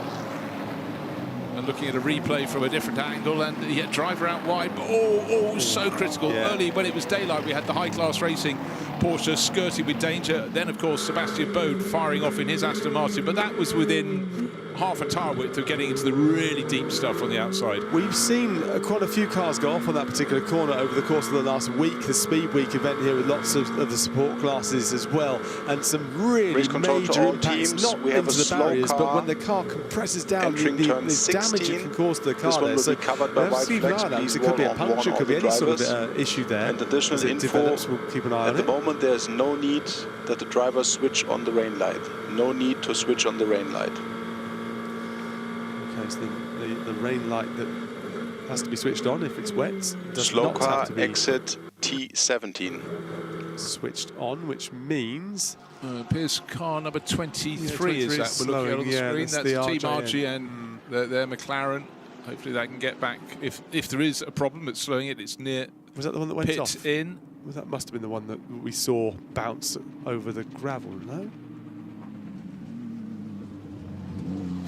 No, the one we hold on. I'm trying to think who we saw. Puncture rear right. Yeah, something dragged. Oh yeah. Slow car clear off the track in the pit lane. Not on its rim anymore, but again, inside. Is that a car running fully over the curb? And we saw the trenches that had been dug by the cars beyond the curbing being filled in as best as the marshals could manage during one of the full course yellow and safety car periods. But in we have, and the dynamic Porsche sitting up on its jacks as well in the pit lane. So he's not alone on the pit visit. Angus Whiteside still listed as the racer of the 54 Porsche from Dynamic. Race lead now come right down. Salman Vega had that massive advantage on effectively the first flying lap of the restart. He got 5 and a bit seconds clear, under a second now. Max Hesse closing in that number 46 BMW. But Vega will have to come into the pits in the next 4 minutes or so, so expect a pit stop there as we look at Lucas Stoltz. Around the outside, getting the job done very easily through the field as they pass in P3. In fact, he's just gone past Woodoo, so he's just moved his way up there to P3 from P4, Stoltz. So he's working his way through the order. That is the 48 car, that is, Lucas Stoltz. It's Hess ahead by not a huge margin, but certainly a margin, 4 seconds. So the gaps are coming down. As you say, it was a bit of an accordion effect, isn't it? It keeps extending and shrinking back again. Vega will have to come into the pits in the next few more laps, maybe the lap, well, it's probably the next lap, in fact, or this lap. So that then free up some space for Hess to attack. Only 3/10 off the back at this moment, riding on board with Lucas Stoltz. Track temperature would have dropped a little bit with that flurry of rain. Also, naturally, this would be the coolest time in a race. That doesn't make it very cool because it's been a hugely hot meeting, but the temperature will rise from here on in. But the thing that's going through my mind doesn't seem to matter, rain or shine. Boiling or slightly cooler, but that number 48, yellow and green, man-filter Mercedes, right in the mix. You could have predicted that from the outcome. Yeah. Just looking at the driver lineup, just so super strong. Lucas Stoltz doing the job now. Lugiauer and Mauro Engel have already done their job, but right now it's the time for him to settle down. I also want to see what Chris Lullum is going to do lap pace-wise. At the moment, he's bang on the money, but that number 3, Verstappen, Racing McLaren, is down in 7th place. Of course, there was a shuffling of the order, but light coming in the sky. A flurry of rain has been, but we don't think that's going to be the last rain in this race. We certainly think the final 2 to 3 hours of this race, there's a 50% chance it will be thunder and lightning, and that can again just shuffle the pack all over. But right now, hopefully we get a decent period of green flag racing. The barrier repairs have been affected.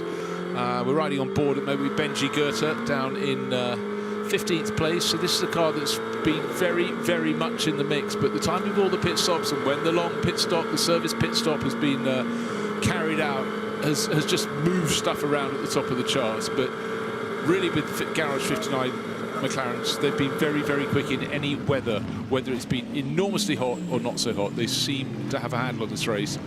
One of them is leading the race, but it's not one from Garage 59, it's Optimum Motorsport, but their pit stop time will be coming very soon indeed. They're very nearly at the end of their stint, and most of their rivals are just getting towards not even the halfway point in their stint, so that's a real case of a car being out of sync with the others.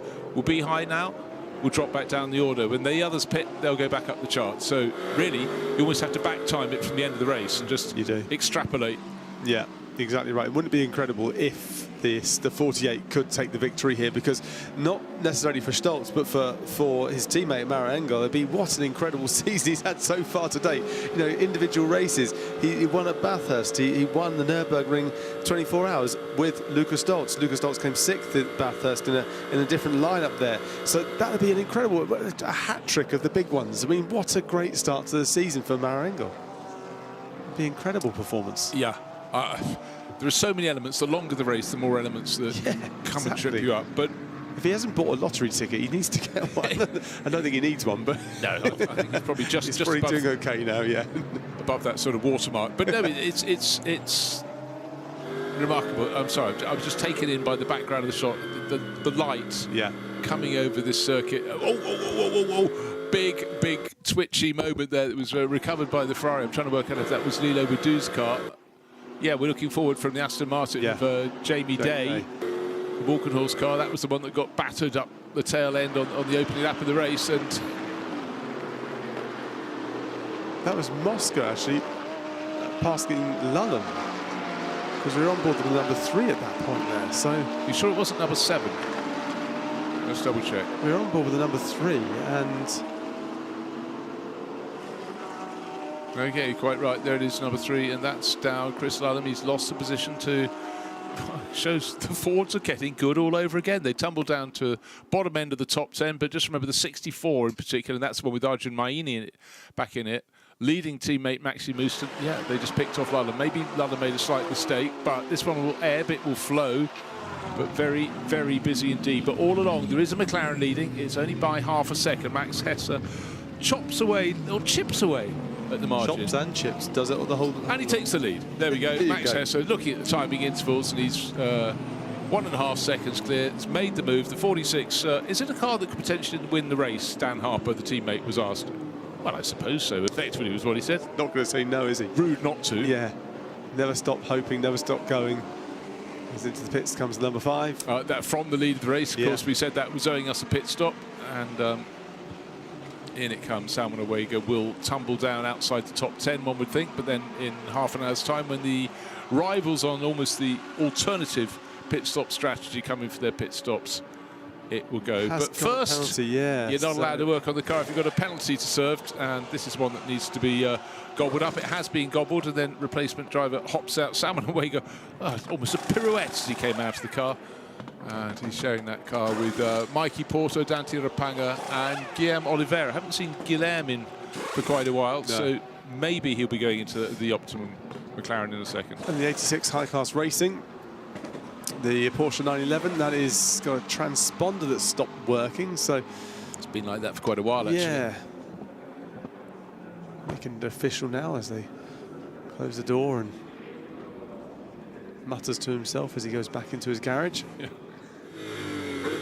Okay, another lovely bit of onboard, just showing how much light is now in the sky. Lots of cars now starting to dive into the pits, but actually for a vast majority of the field, it's going to be half an hour until they need to come in. Again, we keep talking about alternative strategies, and not so long ago we had the bit where effectively everybody seems to be on the correct strategy, the same strategy. Whether it's correct is another thing we have to consider. Right, back on board with the number 3 Mercedes again, and this is a car that is going backwards down the grid, not forward. Chris Ludlam, last time I looked, was 9th. He just had the Fords go past. They're still sitting in 7th and 8th, but Chris, in that number 3 Mercedes, has fallen down to 12th position. Do you remember, there's a bit of contact when the car came into the pits. Danny Juncker told us that. Maybe there's a bit more damage than they realised. Yeah, fair bit of contact, wasn't there? Yeah, and they smashed that bonnet back down there to get the car back out. And what are their lap times? Yeah, the lap time is about 2 to 3 seconds off the pace. Let's see if this lap the pace improves. But I don't know if he was just muscled a little bit wide and everyone else said, thank you very much, I'll be coming through. Oh, by the way, Guillaume Oliveira is the driver who's got on board the Optimum McLaren number 5. Right, 12 hours with the extra helping of points for those that happen to be at the front of their field, and a couple of runners that really found an advantage there. Lucas Auer, Maro Engel lead on 70 points. That's tidy at this point of the season, a 14-point advantage. Of course, there are more points at the end of the race. Lucas Stoltz, 56. Then Kelvin van der Linde, Charles Weerst, 38. So this is massively a case of car number 48. 2 of the drivers that share it are leading the championship. The driver who shares it with them, Lucas Stoltz, is in 2nd place overall. And that's a sizable margin. The gap back to the car in 3rd place is almost double the score of Kelvin van der Linde and Charles Weerst. So plenty of reason to find yourself at the front end of the field halfway through the race, and you give yourself a massive pat on the back, so put some points into your pocket, and then you just press on with the remaining 12 hours of the race. But in fact, it's way less than that now. It's 11 hours and 16 minutes remaining. So we've cracked half the race out. We've almost cracked the night. Light is coming into the sky. Getting those points in there is also, you've already got them in the bank now, so you can, if something really bad happened in your race, okay, that'd be majorly disappointing, but it would take the edge off. Yeah, you don't go away with nothing. That's right. In most of motor racing, you don't finish, you don't get a smile on your face. Exactly. Well, Jonathan is back here in the booth. He was, I think, enjoyed himself running up and down the pit lane and getting some very nice insights as well. But you get to sit in the air-conditioned or mildly air-conditioned comms box now as I get back into my race suit and go back outside into what is, I'm now assured, a dry condition. So I shall love you and leave you, Bruce. I shall hear you. Thank you very much, Bryn. I just press on and good luck down in the pits, and hopefully, at least by the time you get out of there, the humidity won't have really finished you off. So, more and more light coming in the sky. We've got a battle at the front of the field. The Fords are on the charge, back up the order after that latest sequence of pit stops, but Valentino Rossi has a reason to be cheerful. He's not in the car at the moment. Max Hess is on board. That is leading Race car control number to all 46. teams. Car 86, a black flag with orange disc, transponder not working. Car 86, black flag with orange disc. Well, it's been quite a while for that 86 high-class racing Porsche that's been going so well in the Pro-Am class. But actually what has happened in the time that Jonathan Grace was down in the pits is the Pro-Am class, we now have a dominant leader. It's the 999, Benjamin Pack at the wheel of that. That's the Get Speed Mercedes. Marvin Klein put in an outstanding double stint, and he's moved that clear of the best of the rest. But, right, life in the pit lane.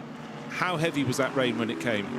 Torrential for a few minutes' time, but really only for a few minutes. We could see it on the monitors, and it looked bad. I can promise you it was. So I luckily was taking refuge under some of the lovely pit stalls here at Circuit Spa-Francorchamps. But I think for the drivers, understandably changing to wet weather tires for that moment, because that's what it looked like. The rain just didn't have longevity, but I think the 3 and the 991, the 44, amongst those who opted for those wet weather tires and then very quickly changed their tone.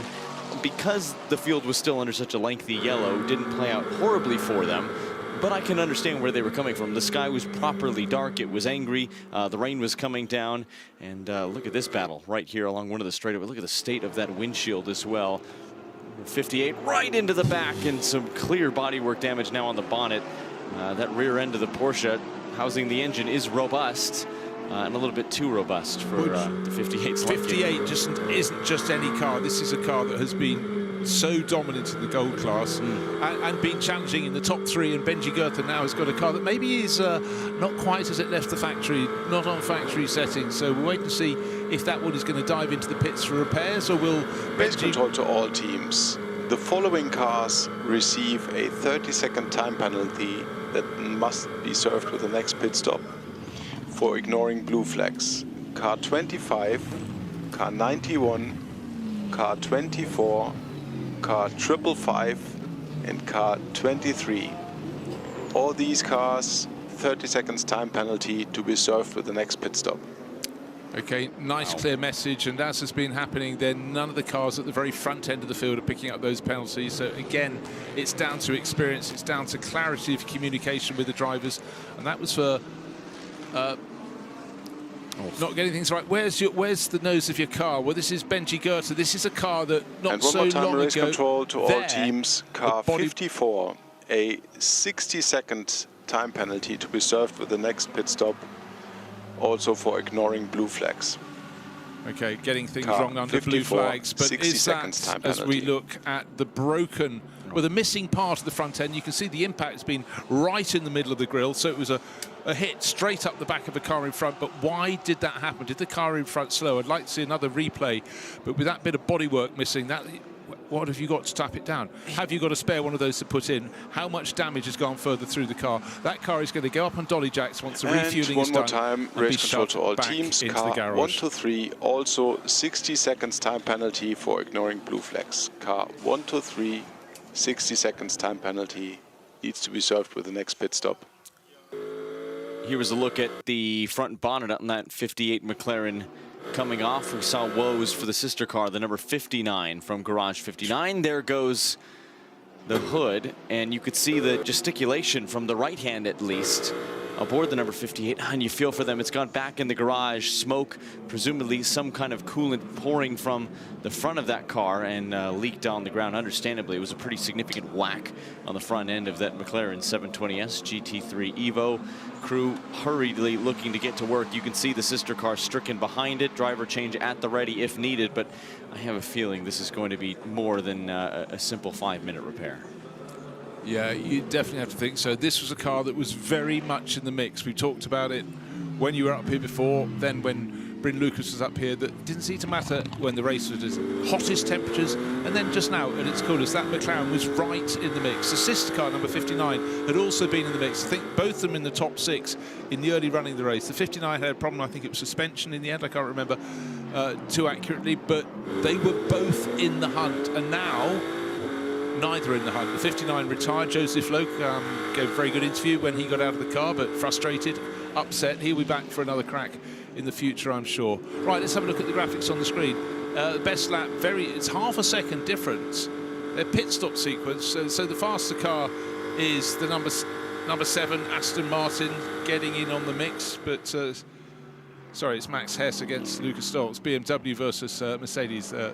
The number 7 Aston Martin's a little further back in 6th place overall, but again, running very similar stint lengths. And we've had outliers, and gosh, how fast the light is coming into the sky. Now, not so long ago, it was dark. Okay, we're sitting in a commentary booth with very darkened windows, which, and also when you look at TV, it makes everything much lighter than the light that's really there. It's astonishing what the cameras can do. But the thing that got me, Jonathan, that flurry of rain, but I was getting reports in other places it was raining for 20 minutes. Not raining, pouring. And I thought, okay, that could really be a factor. But the fact was, they literally, 2 cars stayed out waiting because they wanted to be in front after 12 hours of racing. It gave them another lap to assess how heavy the rain was going to be. But almost as soon as those last 2 cars came in, said, okay, we've got the extra points, let's put the tyres on. So quickly, because the track is still warm, a dry line appeared, but it was only the racing line. That's always the point of interest. Right, let's have a little look at top speed at Blanchimont. If you're quick through here, you're going to be quick in many places. Lucas Sauer, is that number 48 car well placed in the race? Oh, yes, it is. It's second on the timing sheets. The Ford, we know, has been super quick in the hands of Arjun Maini and teammates. That 64 car, second fastest on there. rising up the order, 5th place at the moment. The sister car, Maxi Moosen, not too far behind. But what I love, the top 5 runners in 5 different makes of cars at Blanchimont. So when people talk about, oh yeah, that car is so much better in the best line, it sort of rather negates that little argument. No, absolutely. And interestingly as well, the fastest 2 in that Mercedes-AMG and the Ford Mustang GT3 Evo, both front-engine cars as well, which I think is particularly interesting. Here's a look at Mattia Drudi from CompTIA Racing, and 2 McLarens further afield doing battle. That was the 5 that once led the field off sequence, has plummeted down on its pit strategy. We hop back aboard as it climbs through the gears 3, 4, up near 200 kilometers an hour before slamming on the binders, down the gears all the way to first for La Source. Down, chasing the back end of that number 64 Arjun Maini driven Ford Mustang, who sits solidly in the top 5. Both cars occupying the first 8 positions now in this race. Yeah, the Ford seems to really get its power down very, very nicely indeed, coming out of the hairpin at La Source. So here we are, we have a blue team, a green team and a red team. That helps us in terms of manufacturers. It's Ford in 5th place, it's Aston Martin, previous winners here not so long ago for CompTIA Racing, and it is coming to them. And Ferrari up into 7th. This is a car that was leading the race, was pulling away, and then the cruelest of moments, if you weren't with us at about 9 o'clock in the evening, just not too far ahead of the number 48 Mercedes, accelerated out onto the start-finish straight. Oh, puncture, then had to limp round and lost a whisker under 2 laps. So here it is now, in 7th place overall, in sync with everyone else.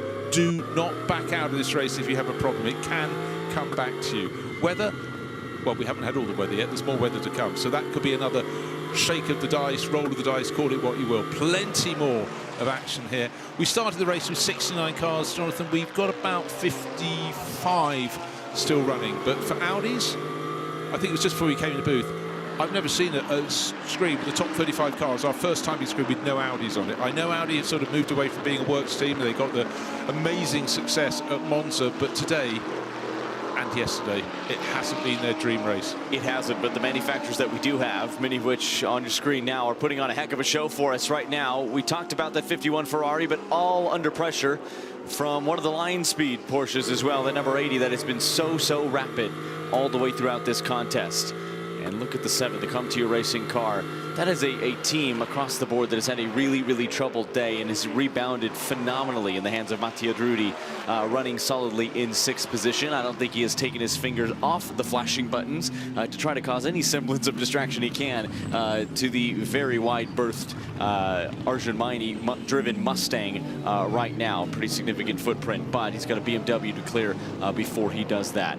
CompTIA Racing, though, the Aston Martin starting to come alive in the morning hours, running 4th and 6th right now. Day still in the 34. Talking about a rebound effort, my goodness. A really scary accident up in the air on 2 wheels, if that, and then rebounding nicely. Right on board now with Mattia Drudi once again, trying to get past one of the Team WRT BMWs. Wonder if that is any team games happening there. Nothing untowards at all, but there is incentive to be said to hold some competitors up for Max Hesse, who sits ahead of this field. Well, it's just fantastic. Multi-manufacturer racing. This is the essence of GT3. No wonder it's been Race such control to all a teams. success since Following 2006. cars will receive a drive-through penalty for full course yellow speeding. Car 64, car 42, car 54, and car 123. All these 4 cars a drive-through penalty. And for car 79, a 10-second stop-and-go time penalty for full course yellow speeding. Car 79, 10-second stop-and-go. I'm just going to put a comment I've made several times now back on repeat. It's the teams that aren't at the sharp end that are picking up the penalties, and particularly 123 Mulner Motorsport. They will have literally had one of everything. So, you know, they'll have to stand away from this event and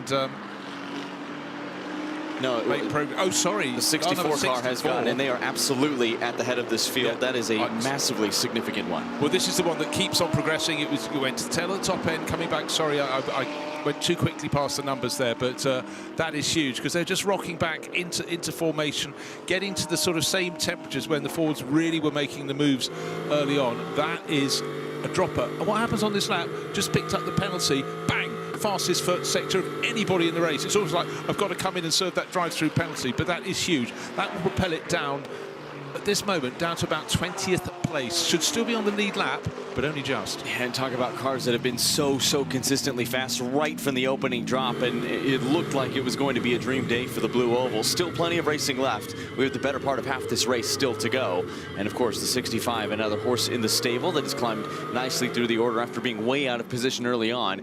Look no further than the 50 and the 51 Ferrari as Arjomani takes to pit lane, and this will be the longest time spent on the pit limiter that he has had all race long, because he has been so quick. Everybody in that lineup doing what was asked of them, and that Mustang has been robust. It has survived. It has had door-to-door battles and has remained remarkably clean. Not an easy thing to do 13 hours just about in to the spot 24. Further penalties for pit lane speed for the 111, the 222, and the 89. 15-second time penalties for speeding under full course yellow. Just about everybody being caught out in some capacity.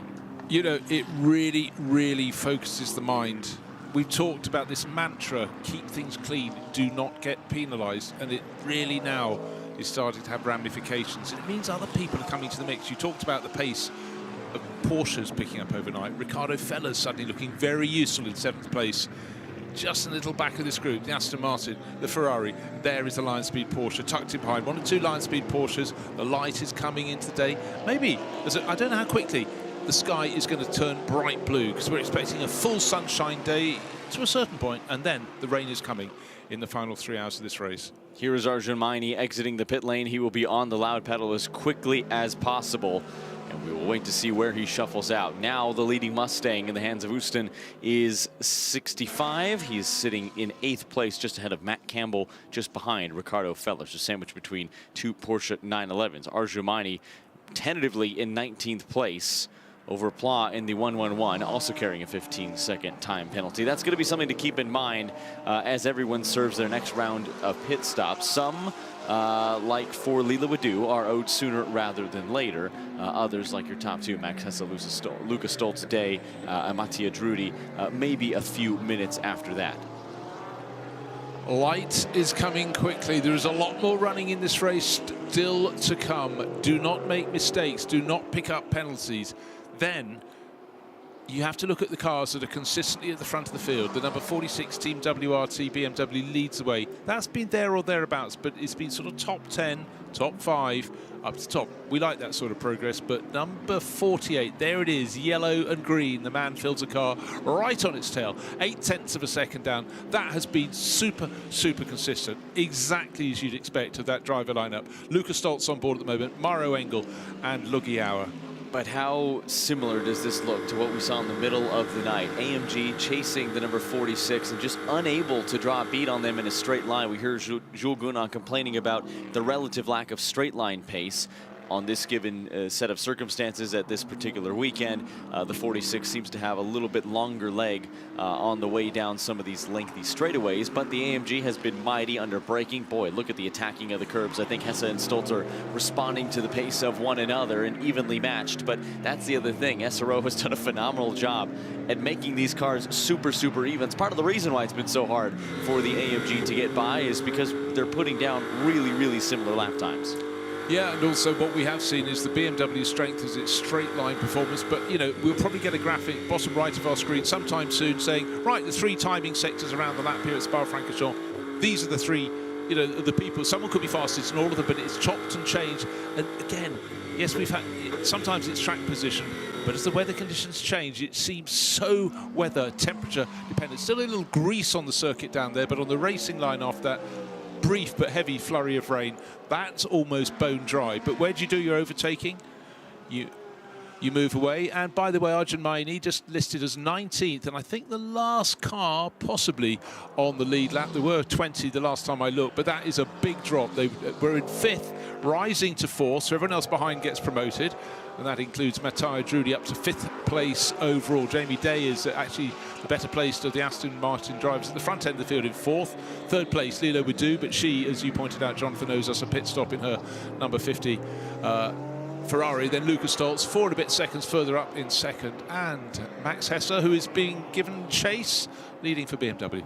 Lila Wadu, Ferrari Race factory control driver, to all Lila teams. Wadu at that. A 10-second time penalty to be served with the next pit stop for a full course yellow speeding for the following cars.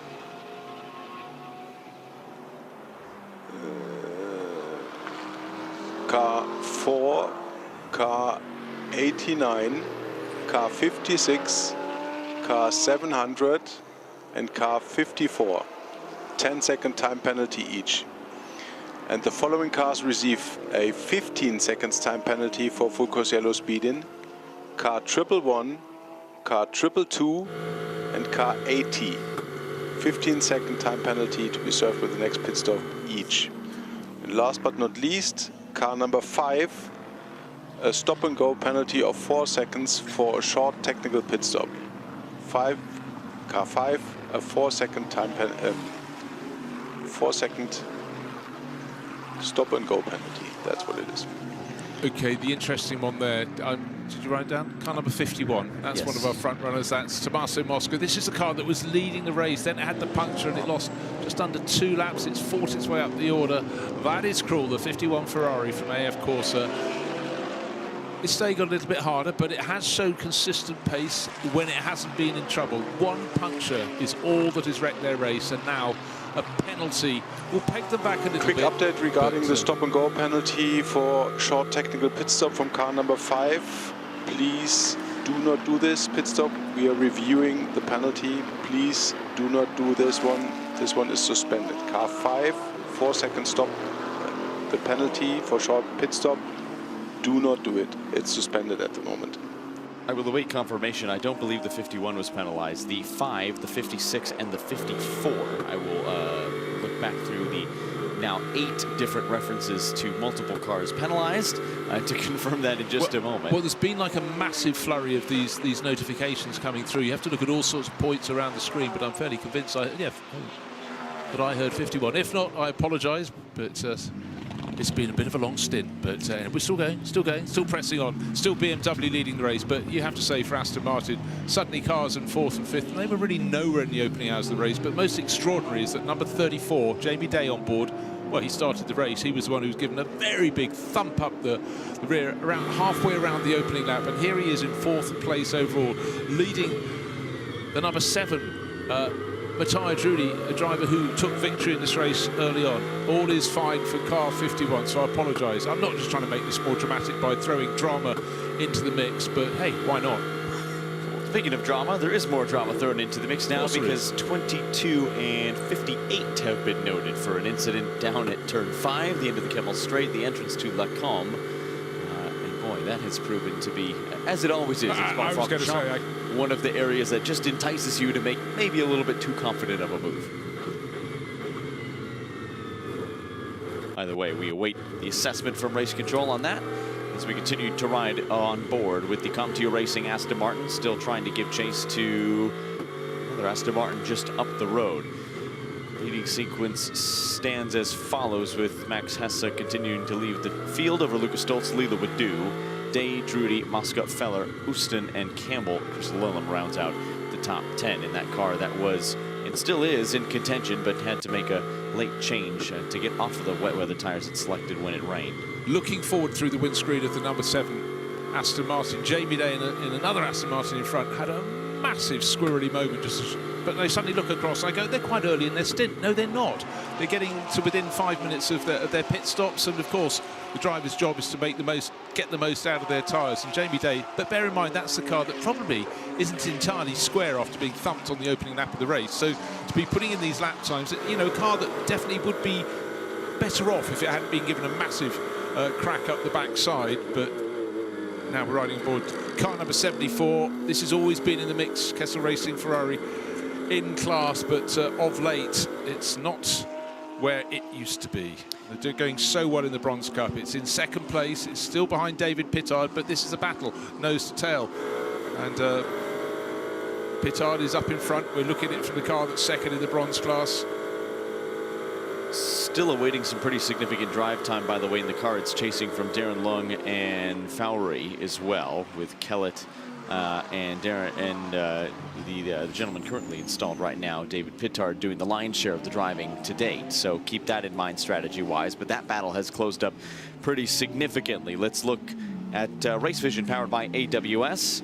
Marshall closing in, and that 74 Ferrari has been absolutely rapid, especially in the warmer conditions. Look at this gaggle of cars. In the middle of that is the Verstappen Racing number 3 of Chris Lullum, who got in under the cover of darkness and now gets to watch the sunrise over Spa-Francorchamps, but we'll be watching the rear bumper of a couple of different cars. But when Lullum got in, the car started falling down the order, and there was one lap where he was about 3 seconds down on the rivals. He's now matching their paces, doing 2 minutes 18s, 2 minutes 19s. So I don't really know what the problem is, but it seems that problem has gone away. So for Verstappen Racing, but remember they had front-end contact, Danny Juncadella coming in the pits. We wondered how much that had affected the pace of the car when he went back out, but since that time the pace has picked up again. I think when Chris Lullum was freshly installed, it's because they put on wet weather tires on a rapidly drying track, and I think that was likely the reason for the decrease in pace. They quickly brought him in, switched back to slick DHG Pirelli rubber, and that seemed to be the remedy there. Yeah, so he's settling down in 10th place overall. Next target up the road, Matt Campbell, driver, not much he hasn't won in GT3 cars around the world. You know, works Porsche driver. You know, came and based himself up, moved from Australia, having, you know, been a star in Formula Ford and stuff, and very quickly started racing Porsches, and you know, sort of need the rest. But you know, it's been, well, he was IMSA champion last year, so it's nothing too shabby, sharing with Kevin Estraby and Delarge and Mathieu Jaminet, but racing much more in Europe this year. Absolutely, and doing a phenomenal job. Really always a contender when he comes to an IGTC round is Matt Campbell, one of the handiest drivers in Porsche machinery, at least in this era right now. More flashes of the headlights. Leela Wadou under pressure from an out-of-sequence Corvette, who just dives out of the way as Leela Wadou dives to the pit lane. We knew she owed us a pit stop. Absolutely brave stuff from the Ferrari factory driver. Kept the nose clean remarkably.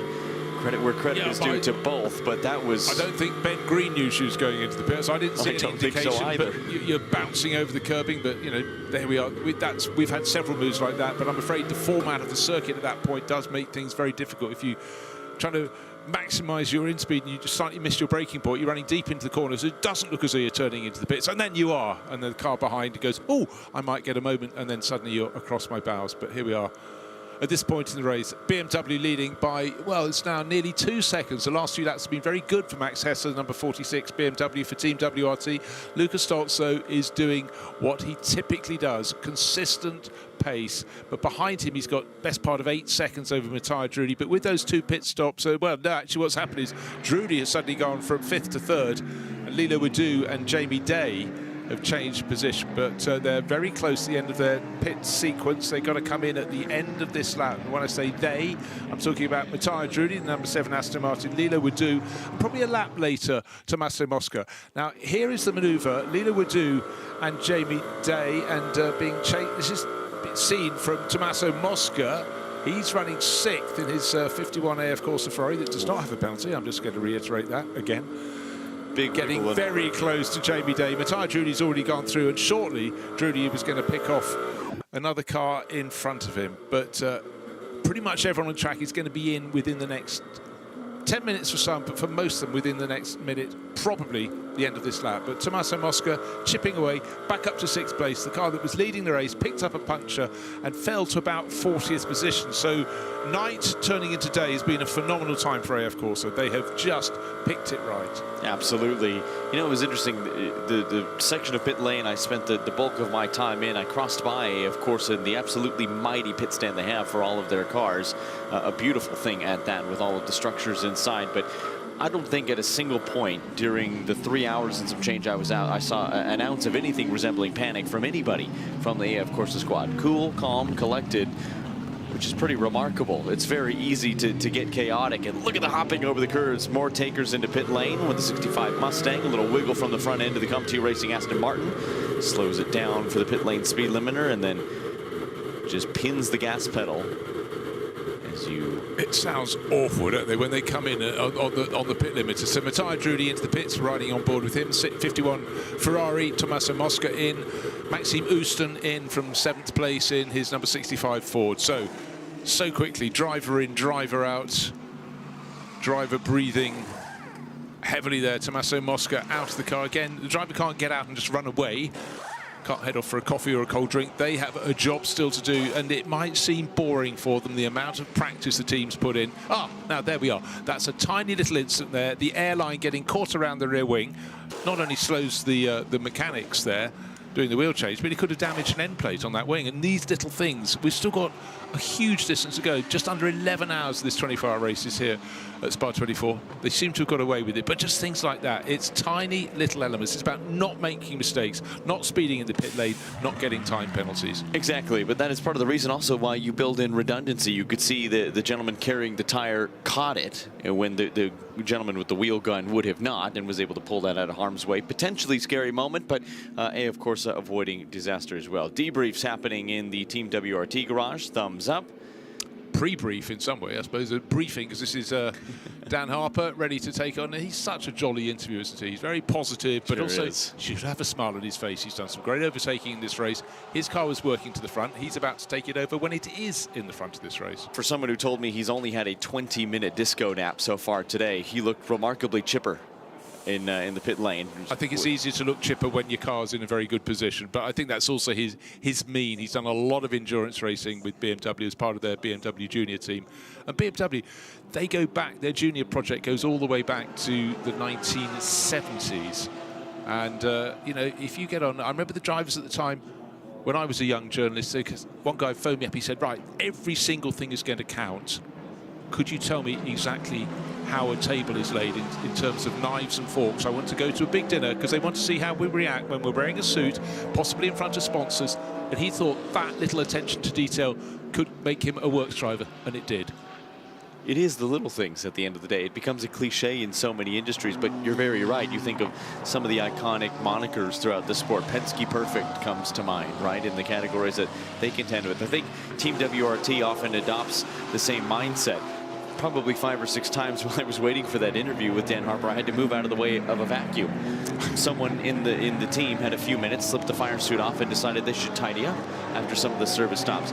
And they've laid carpet down, their own fresh carpet that they've kept washed and vacuumed and neat and tidy. It's things like that, that attention to detail, that going the extra mile that often makes the difference. Again, I'm just going to dip back as the Rover Racing BMW's had its form and its fortune, but it's been up and down the order, but that's coming back into the picture. So Jake Dennis brought that one in. But just go back quite a while. One team, famously in British Formula 3, when they arrived, their standards were so high, they would put a new tile floor down in any pit garage so that it looked nice for their sponsors and stuff. But of course those circuits would say, oh no, you don't get the same pit garage, you're in another one. So gradually they get some of their pit lane tiled beautifully. No just concrete floor for you, I'm afraid. Just move them down $1 every single year, and all of a sudden you've got a renovated circuit. Paul Stewart Racing. That's the standard of excellence you get from Jackie Stewart. It's attention to detail. It's like McLaren in the early days under Ron Dennis, that, you know, that suddenly was a whole new level of professionalism. And of course, I think as well, you look at just the decorum that goes in, little details. There's LED lighting around the cutout custom holders for the helmets that are on display. You have a built-in bit for people to spectate as well. As we spectate on with some of the work going on with the 58, this is a potentially race-winning car that has fallen out of contention. A really, really tough day for a car that very well and truly could have won in the gold class. Still haven't actually worked out or had any messages about what car was hit by this. There's certainly the car in front of the McLaren, 22.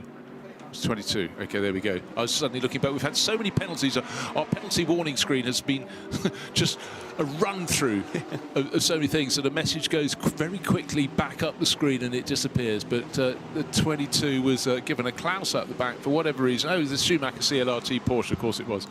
But here is really sad sight. Both the cars from Garage 59 were ultra competitive in this race. 59 out with suspension damage quite early, but you've got to be in it to win it. You've got to be out there, and there's Dan Harper, door open, driver out, Max Hesse. They have done so much racing together. A lot of it in the early days was at the Nürburgring in the long-distance races. And there's actually a very small gap to get between the seat back and the wheel. But again, that's practice. You understand exactly how you angle yourself in. Yeah, I think they've done this once or twice at this stage in their careers, very young careers as well. You mentioned their affiliation with the BMW Junior team and the fine work they've done there. It's amazing for two individuals who are very quickly becoming established names, not only with BMW as a mark, but with with Team WRT and really in GT3 racing in general, that they've done so much fine work together. Two really natural talents that just work so well together. Just about any circuit you put them at, these two are uber competitive. If you're going to grab a duo to put in your GT3 car, Max Hesse and Dan Harper are probably at the top of that list.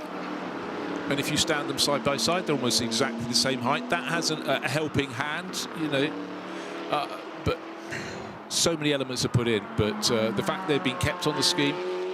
There's Johor Motors, very elegant. I really do like that dark blue and white livery on the Corvette. You know, it's amazing how one livery can totally change the shape of a car, and then it changes from night to day. But that's really crisp for JMR. But importantly, our race leader, Lukas Stoltz, now with Dan Harper, having the car he'd been chasing, the 46 BMW, having made its pit stop. In fact, is still having its pit stop, with Dan Harper being put on board.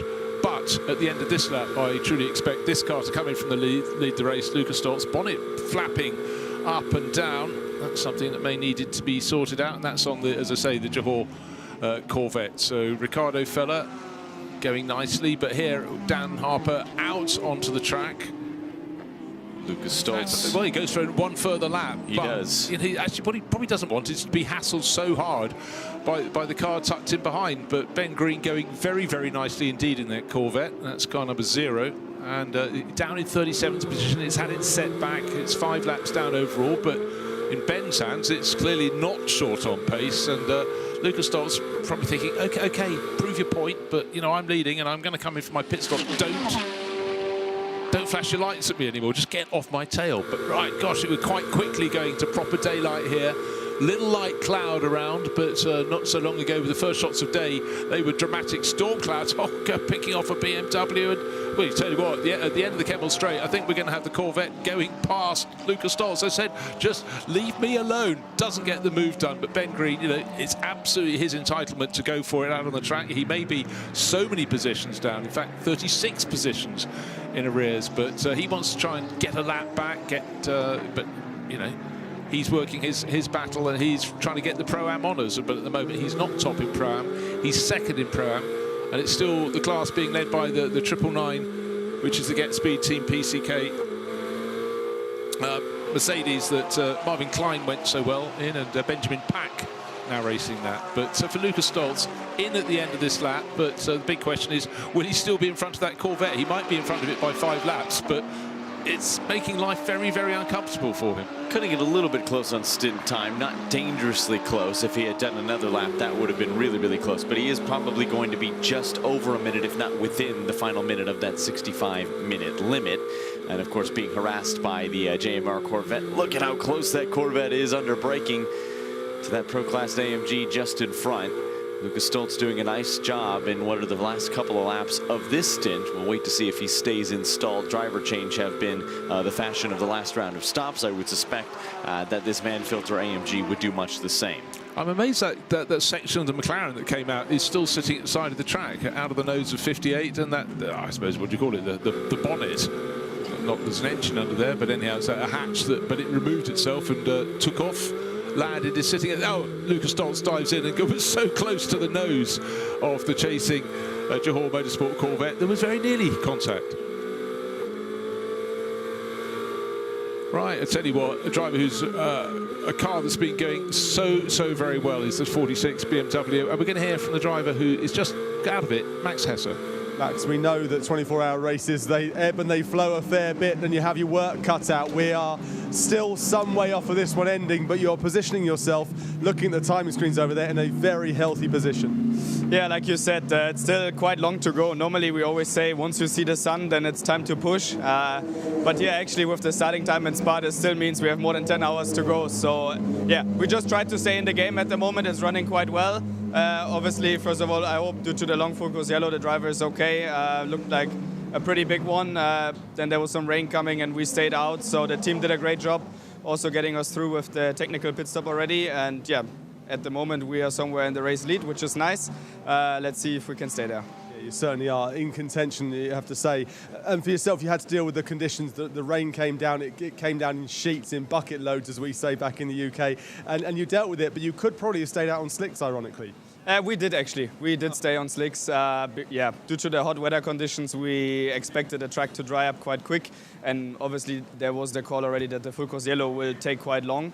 Therefore, yeah, we actually didn't box for wet tires. That was my next question. Very wise that you didn't box for wet tires, because down the garage along the way, Juncadella, and they did and had to come back in again. So that gives you a bit of an advantage. Yeah, definitely. I mean, there's still a long time to go, but it's always nice to be up front and try, let's say, not control the race, but to be a bit less out of the trouble. And yeah, we go stint by stint now. Try and rest up for a couple of hours. Thank you. Bye-bye. Bouncing foot to foot, happy. But again, there we are. You need a lot of these things clearing up. You have a hunch. Did that car change the wet tires? Did it not? You know, they didn't. But the point is, they know the track surface was hot or warm at this point. They knew it was going to dry quickly, but they would have been looking at their weather apps. And some places it was pouring for 20 minutes and coming back out very, very close indeed. This one is changing one way, changing the other, but trying to get up to temperature. Lucas cannot move in front. Got close, but that should be fifth place. Dan Harper. Important. These things are tiny, tiny margins. But right now, Lucas doesn't need to panic.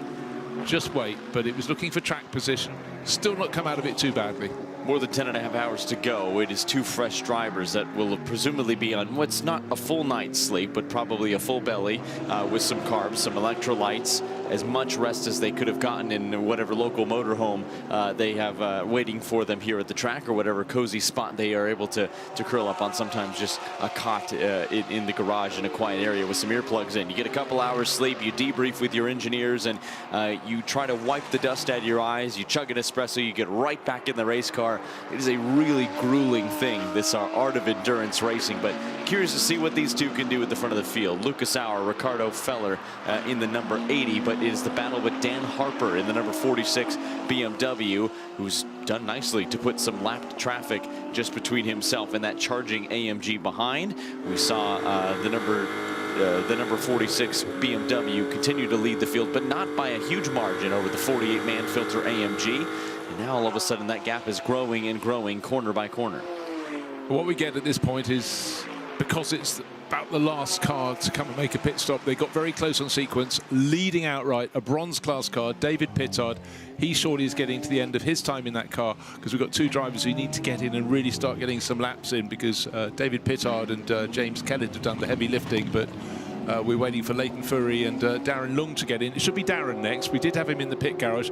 He says, sounds so he just had a very long sleep, but Pittard leading the race, but the pit stop will be required in the next blink of an eye. He's only got a handful of seconds before he'll exceed the 65-minute limit on pit stop. Waiting to see if David is going to dive in. I think he has just entered the pit lane now. It's going to be very, very close. That was tight. He had had about 6 seconds to go. Boy, if they've timed that now, they've timed it absolutely perfectly. There is the 105. 65 minutes is the stint time. Awaiting confirmation that that car is, in fact, in pit lane.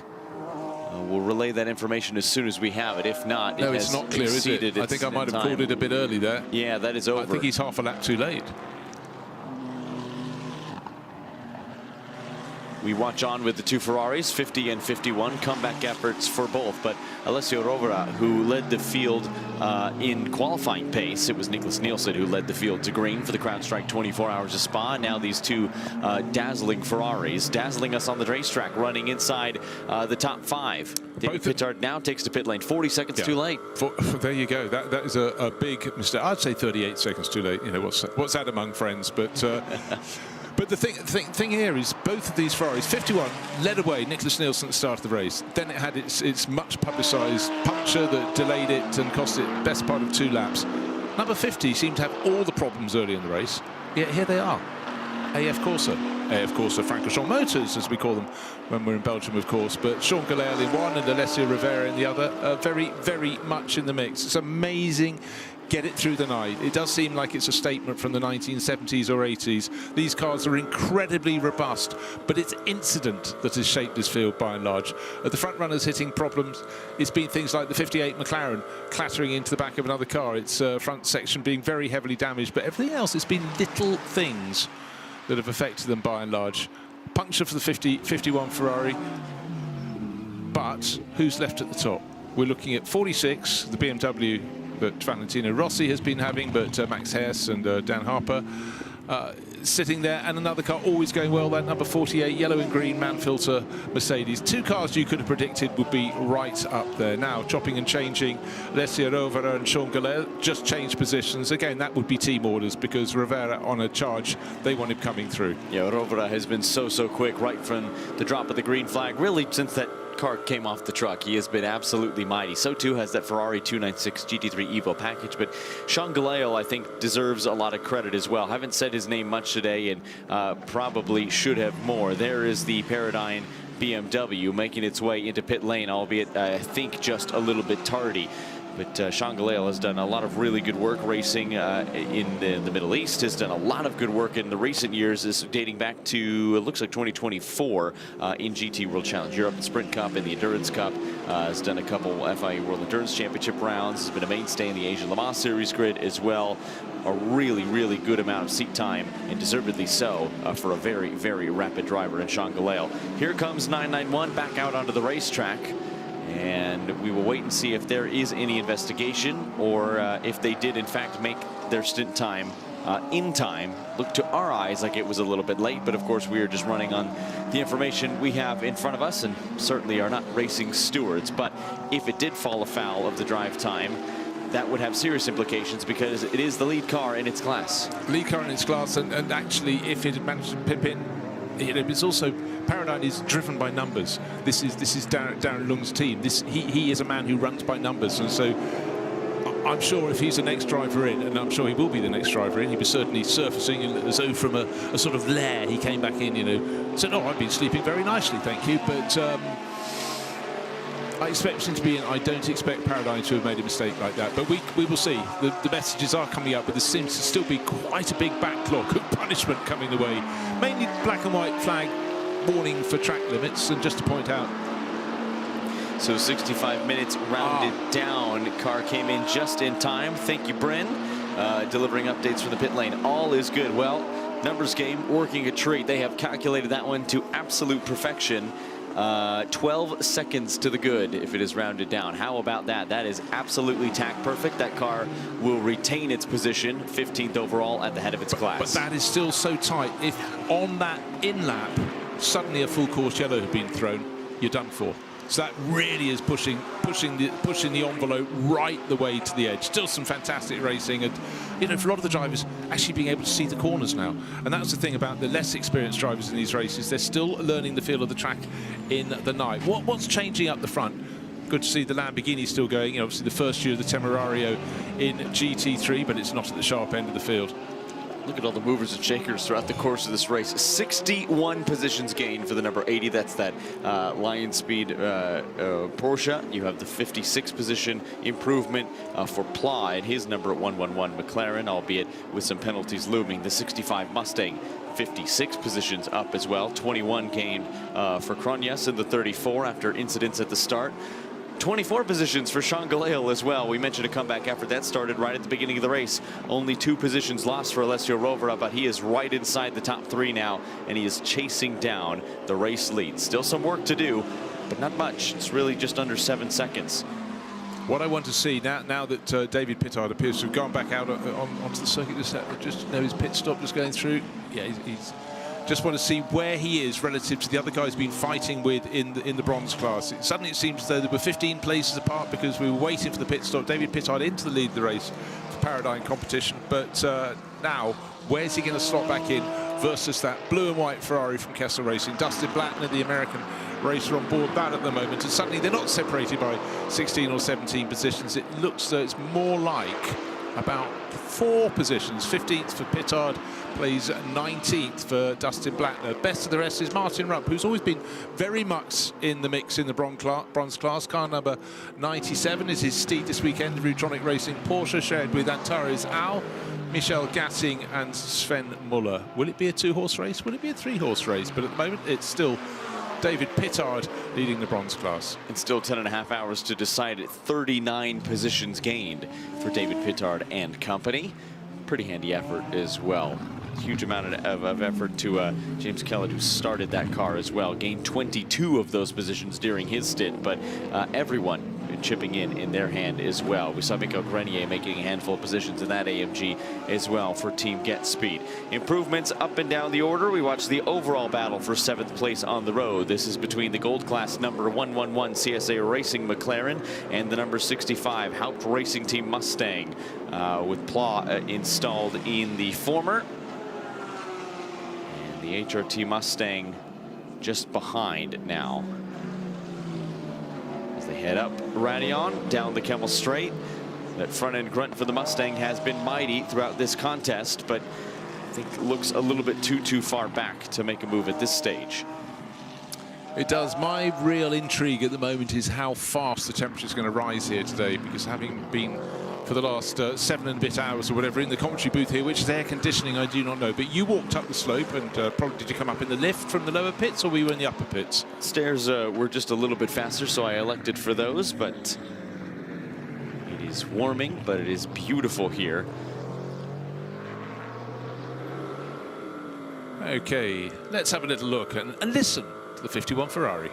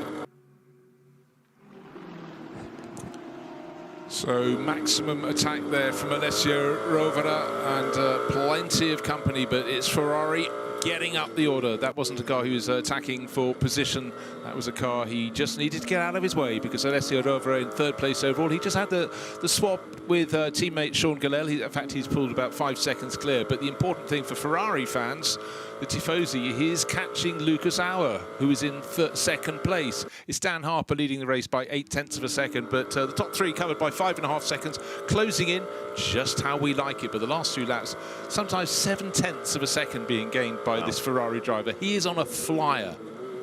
That gap coming down everywhere in the top 3. Alessio Rovera closing that gap has taken a 2-second chunk out of both Lucas Auer and Dan Harper. Auer, meanwhile, is within a second of the overall race leader. So I think this is gearing up to be a pretty spicy battle. Looking at the stint times, fairly equal, I think, by about a lap and some change between Dan Harper and Lucas Auer. There was a difference, in fact, I think it was just 1 lap between the 2 of them when they came in.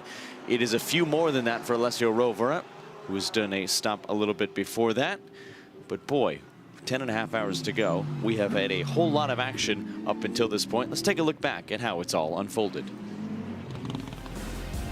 Super hot, super passionate down on the grid. 69 cars trying to get the honours here. The Intercontinental GT Challenge, the 24 hours of Spa-Francorchamps. And Pierre Fillon, president of the ACO, waving the flag to get them going. Down the slope they went. Nicholas Nielsen leading for Ferrari. Big moment for Marvin Kirchhofer. Back in about 8th or 9th position. Somehow he kept his McLaren on the track. But unfortunately, Ariel Levy getting it wrong. Glory at Monza to disaster here at Spa-Francorchamps, halfway around the opening lap. 3 cars on the right-hand side of your field eliminated, and the Aston Martin was given a blow up the backside. That's got back into the mix somehow by judicious repairs. But the track action, as you can see, fast and furious and incredibly tight. Even the pit stops had to be manicured and made to perfection. And then there was a scary moment for the Winward Racing Mercedes to get a face full, a bonnet full of bouncing rubber in front of it coming off one of the Tracer or Attempto Racing Audis. And then high-class racing, that's a flick to the left, to the right, up in the air, down to the ground, and some tight battling. Blue and white Ferrari in the middle of the pack. Kessel Racing always at the front end in the bronze class, but look how close it is. Right hand side of your screen, problem for a different Ferrari. That's Arthur Leclerc being spat out, car number 50. That has since risen to 4th place, but at that point it pitched it down the order. Another Ferrari going very well in the early stages, but lost about 4 laps with assorted problems, the number 71. This is how you do overtaking. Raffaele Marciello, you signal your intent and you make it happen. Another drive with intent, here we are. That is extraordinary. Dan Harper powering past the 7 Aston Martin through Blanchimont, no less.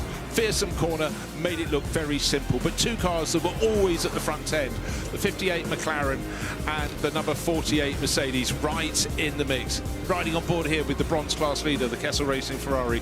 So the light was beginning to fade, the picture was beginning to form, and then there was a moment where suddenly this car leading the race picked up a punch, just having passed the pit entrance, had to do an entire lap and lost the best part of 2 laps, and now in the morning with 10.5 hours to go, it's up into 3rd position, catching the race leader. Problem for the Mullner Porsche, even worse problem for high-class racing. Porsche bonnet back on the windscreen. Somehow Liu Yihongli got that back to the pit lane where a little bit of physical force bashed that into shape, and then night began to form. The concert was playing, fireworks came, and way worse than fireworks, more spectacular. Sebastian Boe just running a little bit wide at Paul Frere and going around a big thump, and that needed a fair bit of clean-up. But then we went racing again, and then just very soon after the restart, suddenly the Zigo Tempesta Porsche going left, going right, being hit once, twice, maybe thrice even in the action. Cars still flashing through, several other cars off the track, including Alexei Nesov's Pure Racing Porsche. And then we had lightning coming in. We had the sheep variety, and we had, oh, what a lightning show. Much more spectacular than fireworks, I'll say. But when the fork came in, that meant the storm was approaching. And then we had more moments out on the track. And that was the East Talent Audi going around with Marcus Finkelhock on board. Car coming in with missing a front wheel, and it made fire with its own spoiler. And then in the background, there was Sarah Bovey's Aston Martin, and there it is again. That's not how it left the programme. And then the rain came through. It was skirting the circuit, but look at that dramatic sky as the light was coming in. The storm clouds have shifted away, and still drivers pushing out over. And this is a moment where it all went wrong for the number 58 McLaren, and that is still in the pit garage. Heartbreak, it has to be said, for both 59 and 58. Garage 59, a team with so much potential, a team with so much pace. They are well staffed. They have a really clever group of engineers wrenching on those cars as well and calling the strategy. But this is the battle that we have been following. Race leader Dan Harper for Team WRT, the venerable Team WRT, I think, at this point, under the leadership of Vincent Voss at the helm.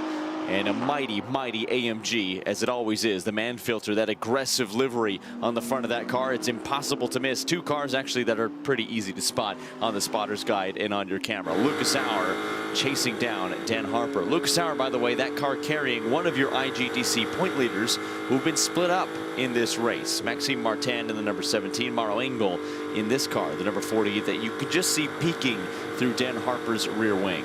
Yeah, but if you have a little longer shot, you'll see a Ferrari in the mix as well. Just coming through Blanchimont in the background, you can see some more headlights. That's Alessia Rova, 3rd place overall. Top 3 cars covered by 4.7 seconds. I think it's going to come down even further. I'm almost wincing as Lucas Auer is getting very, very close to the tail of Dan Harper's car. Okay, 1st to 2nd, 8/10 of a second. 2nd to 3rd, no, it's only 5/10 of a second. 1st to 2nd now. Just waiting for Rova to cross the line. Top 3 cars covered by almost 4 seconds flat. It's coming closer and closer. The light is really starting to become a fact here. What happens as soon as the light comes in? The track temperature is going to carry on rising. It dipped to a comfortable level for the tyres, but just remember the start of the race, it was 55 degrees Celsius, which is what I like to call very hot. It was 19 degrees Celsius at 6 a.m. just a few minutes ago. We will keep an eye on that because it will rise and rise rapidly throughout the day. Here's a change of position. That was the number 80 Porsche who had been chasing the number 50 Sean Galale installed. That car was driven by Lila Wadu throughout much of the night. Sean Galale doing a pretty good chunk of driving as well. But Ricardo Feller does some pretty handy work in Porsche machinery, and that car has been really, really stout right from the drop of the green flag, and now has come to the fore over the number 50 Ferrari that has begun doing its own comeback effort really throughout the day. Yeah, it seemed sort of under cover of darkness. And more to the point, the later darkness period here at Spa-Francorchamps is that the Porsches were coming good, but within the Porsche battle, it was the number 80, the Lion Speed car, that just kept on chipping away. Others had little feature roles. Matt Campbell is still in the mix. He's down in 10th, but the best Porsche now up into 4th place. And Ricardo Feller, yeah, his lap pace is very, very competitive at the moment. Sharing with Bastian Boos, who did a great stint, and Thomas Priding, not a weak link in that change in terms of sort of Porsche superstars. So that is a car that, you know, you're going to say avoiding moments, avoiding penalties, and talk about just looking, Sean Galale getting very, very loose there. He's taking the shortest line around the circuit, actually becoming a little bit lurid. Maybe at this point his handling's going away, but hold on, he's not that late in his stint, is he? He's only halfway through. No, he's not, but I actually noticed the same thing when he was battling very briefly and very respectfully with compatriot Alessio Rovera earlier in the race, dipping a wheel there, a little Belgian smokescreen, if you will, kicking up some of the dirt and gravel that has been laid across the Spa-Francorchamps circuit. Look at the light that is now gracing this beautiful track laid in the heart of the Ardennes forest. For Daniel Harper, he'll have one heck of a view because he's got clean air in front of him at the head of this field. Team WRT, who has been competitive all the race long, has done a nice job at bringing that day glow 46 car, at least partially day glow, donning the number that has become synonymous with Valentino Rossi, who did a really, really good couple of stints earlier in this race. We will see Valet back aboard the car. That was the report from Dan Harper when I spoke to him just about an hour or so ago. But he has Lucas Auer, and a very strong and competitive Lucas Auer to contend with. A little bit of a gap now that he's drawn down the Kemmel Straight, but Lucas has been so strong in that AMG on the Race brakes. control to all team, end of night procedure, lights off. There you go, can blow the candles out now. We've got daylight, proper official daylight here at Spa-Francorchamps. So a lot of people will not have made it the whole way through the night with us. We welcome those that can, and for some people, of course, they might be watching it in a time zone where it's already their evening. But here we are in Western Europe on European Central Time, and it is getting lighter. Temperatures beginning to rise. Track's drying out. We had a flurry of rain. But if you went away and look at the order now, you go, OK, the 48 Mercedes, that was in the mix when I took a few hours, a bit of shut-eye. The 46 BMW as well. Now having a replay coming up. Chris Lullum is apparently about to lose 2 positions. And there, the Porsche's gone past. And around the outside, well, suddenly very busy, and then Jake Dennis coming through in the Rover BMW as well. So it's not all been sweet running for Chris Lullum in this stint. He had a problem early on because they were on the wrong tyres.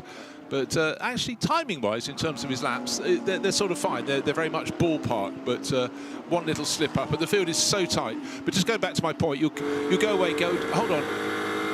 If I was last here at 9 in the evening, who's in 3rd place? 51 Ferrari. That was leading the race. And then number 48 was immediately under its rear wing, and 46, the BMW, is a little further back. So still there, but a lot has changed since then, a huge amount. The main story really has been the removal from the race of the number 58 McLaren. Not necessarily retired as yet, but long repairs. It's been sitting in the pit garage because a bit of contact hit the back of the number 22 Schumacher CLRT Porsche, and the front section of the car stoved in, and also the bonnet, if you will, and all the ducting sucked out, and it's lying trackside down the bottom part of the circuit. It's not been rescued, but now we've got a time with cars in the pits, and it will rotate all around again. That's car number 33, which is no, it's not number 33, I beg your pardon. Yeah, number 30. Eyes are getting a little tired, please excuse me. I have been in the commentary box for a little bit of a while now. So that is also from Team WRT, Ignacio Montenegro, Amaury Cordil, Mathieu Detry and Mathis Lismont. So they're having their pit stop. But the one that's really counting for Team WRT is this one, leading the race, Dan Harper. 0.001, but how much is he leading by? 9/10 of a second. First to third, now down to 3.2, because this car, number 51, is chipping away lap after lap, getting closer. That was a more than 7-second gap that is closed to 3.26 seconds at the last time of asking. Alessio Rovera showing the pace that he showed us in the Super Pole session. A remarkably clean day for the 51. It suffered a puncture, the cruelest of fates, I think is how you described it, and I think it's an apt description because it's a team that has otherwise run a pretty flawless race, not a scratch on the thing. Even did a nice job at bringing that car back into pit lane without damaging too much of the bodywork, even with the stricken tire, and had to fight its way back up the order. Here it is. But you know, the thing about that, Jonathan, is the fact that they lost the best part of 2 laps, but by dint of having several safety car periods, they reacted to every particular element in front of them, kept their noses clean, and they're back in the race. If we hadn't had those safety car periods, they'd be a lap down. They're not, which is astounding, but it does also mean the pace they've had in the car is very strong. But that was the car that was pulling away at the start of the race when things were really hot. Nicholas Nielsen from pole position, he had about a 6-second margin. He built that up really quickly. Safety car, boom, back came down. But then safety cars worked against them at the start and then for them more recently through the night since that big problem with the puncture. It was chaotic in the evening hours as it was. It was marred by multiple full course caution periods, many of which turned into safety cars, which, as you said, bunched the field, in many cases allowed cars to get their laps back, and that is part of the reason why the 51, look at a significant curb strike there for Alessio Rovera, who was absolutely on the loud pedal, trying to close that 3.2-second gap. Now a 2.2-second gap, I believe, at last time in asking, 2.5 seconds. My goodness, he is closing rapidly. But a real bellwether. Drivers don't like to go over the curbing at that final sequence of corners, but when they're on the chase, they think, I can do it for a while, okay? I won't do it all race, but this is my chance to close in. Because if you can get close enough, and I'm trying to see who's up the track ahead of our race leader, Dan Harper, because his margin is up and down. It's 0.8 of a second at the moment, but riding on board with Alessio Rovera, he can look up ahead, up the Kemmel Straight, climbing all the way to Les Comps. He's closing in bit by bit by bit. But the real question is there any particular traffic ahead of them? No, not really. Not for the next couple of laps. So it's going to be down on natural pace. But what Rovera wants to happen, he wants to get on the tail of that yellow Mercedes by the time they catch a back marker, and then maybe as they're going past, maybe just find an advantage, find a little bit of a gap he can go into and try and make a move. So extra reason for the Ferrari driver to keep pressing really, really hard. We've seen with his curb strikes, he's not leaving anything out there on the park. Not at all. And what he really needs is for the 46 of Dan Harper to start to catch some traffic, and he is. The 91 is a little bit further up the road, but after that, there's a really significant gap into the 89 in the 222, which is doing battle with a silver class car in front. Pit stops underway, out of sequence, fresh Pirelli rubber going on, and all of a sudden we start to see some of these pit windows come into fruition. Nobody really close up against that hour mark, except further back in the field. The 87 AMG is. We see the 999 from Get Speed having a little bit of cleaning done. You already see some of the reflective tape on the front of that car. Tear off going. Again, those are precious few across the duration of a 24-hour race where you were doing so many pit stops. If you factor in a 65-minute stint, you were doing almost 1 an hour. It's a 24-hour race, and sometimes if you go off sequence, you do either 1 or 2 less, you can do 1 or 2 more. But it is a busy time in the pit lane, and some tape adorning the front left corner of the sister Bartone car as well. Yeah, well, that was our Pro-Am class leader, but actually the gap is coming down because the incredible laps we saw from Ben Green when he was challenging the race leaders and they sort of wanted to release him. Has moved that Johor Motorsport Corvette very much towards the class battle, but it's still being led by the 999, which is the Mercedes from Get Speed Team PCX, and Yannick Mettler. Is just into the hands of Jordan Boisson now. So we're getting to the point where quite a few drivers didn't really do a great deal in the night, but they're now in, and they will allow their night drivers, those keenest of night owls, to go and have a little bit of kip and then come back to play when the track temperatures will be really hot. Different ways you can plan this race. But look at this battle between first and second. It's I gain 1/10 of a second, you gain 1/10 of a second, but a few laps ago, 1/3 of a second. But we got to the point where that 48 Mercedes driven by Lucas Aries, back markers up ahead. This could be an element in play, but This is exactly what Lucas Auer is looking for. A little bit of delay, perhaps, for Dan Harper, not a given, but Alessio Rovera just keeps chipping away. First 3 cars covered by just over 3 seconds, and here we are, we're whistling into Sunday. It's 10 hours to go, pretty much on the nose. Stunning morning so far. It is the 91 that is just up the road, and Dan Harper will try to use that as much to his advantage to hold Lucas Auer at bay, who will hope that the 91 holds up the BMW, flashing on the headlights for the 46.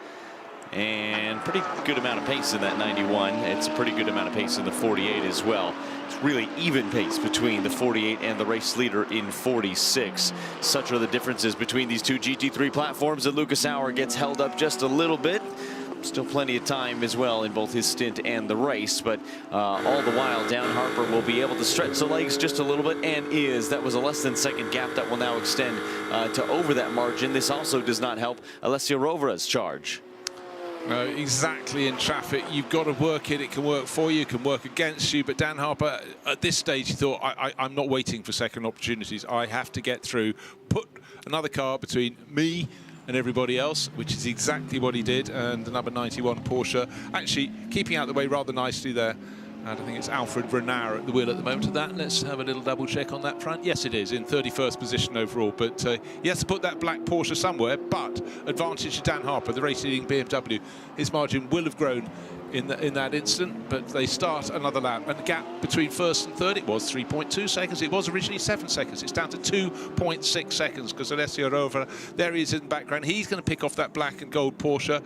But he won't do it before Eau Rouge, so he then won't have the momentum he needs to go up through Radillon. So he's the loser there, and the big winner, as car number 79 gets a 10-second time penalty for causing a collision. And 79 is the Tsunami RT Porsche. Johannes Elger, Fabio Babini, Hiroshi Hamaguchi, and Nico Metzel. Not all at the same time, obviously. Trouble day for that car right from the beginning of the race, unfortunately. Alessio Rovera has cleared the Porsche, albeit in almost dramatic fashion, down the Kemmel Straight. Had to well clear to driver's left. Not quite on the grass, but pretty hefty kink of the steering wheel to the left-hand side. 51 still in pursuit. Trouble day for Garage 59. Team manager is standing at pit lane with Bryn, after both of their cars have suffered a tough day. Well, it's been in the garage for a very long time, but it's nice to see the 58 coming back out. Yeah, it is. It's a real shame. We've been sort of in the top. Well, we've been leading at 12 hours, and we were leading gold the whole way through, and yeah, just a bit of an error. I think Benji, outbraked himself and ended up collecting another car, and that was the consequence. So these things happen in 24-hour racing and GT racing, and it's nothing much you can do about it, but getting back out on track shows how hard the team have worked. So a quick thought about the effort the team have put in. Yeah, I mean, look, you've got to keep pushing, haven't you? Especially in this situation where you're leading the championship coming into this. So there's still some points to be had. But yeah, they've worked hard to get it back out. Try and enjoy the rest if you can. Remarkably upbeat Andrew Kokodi there, who's been in charge of that team for quite some while. But McLaren, they promise so much, and in this race, that looks as one of the top 2 or 3 cars, and it ran there not just for a short while, it ran there consistently, and so maybe just one little slip up there. So Benji Goethe will not be too pleased with himself, I'm sure. But it was the point also he raised there about championship positions, and often gets obscured in a race that has 69 cars in it. You tend to focus on what's happening in the race, but I'll tell you what's happening right now. This is being a bit of a struggle to get the number 10 Boots and VDS Porsche pushed back into its garage. It didn't look as though it was sitting properly on its little dolly jacks there, but that's a car that's going to be it's listed in the moment down in, let me see, 16th position. It was higher than that. It's lost positions coming into the pits, but there we are. Little setbacks are coming in. There's Porter's still looking pretty good, but the best of them is still Ricardo Fella. Just checking his pace. He's about 9 seconds down on Rivera. Rivera's 51 Ferraris in third. But no, Fella's been putting in some very, very tiny lap times. But those first 3 cars are in the first 3 positions because they do still seem to be the fastest cars in the race. But again, where are we? We're at a point in which we've got top 4 positions, 4 different manufacturers. The last time I went through all the various classes, Okay, let's do the classes right now. I can't see any particular reason why this. Have they not done their service pit stop? I'm just trying to see. No, they don't seem to have the. Well, they have actually got some brake discs ready, but not for this stop by the looks of things. So I think this is a car that's been off track and slightly concerned with what is underneath.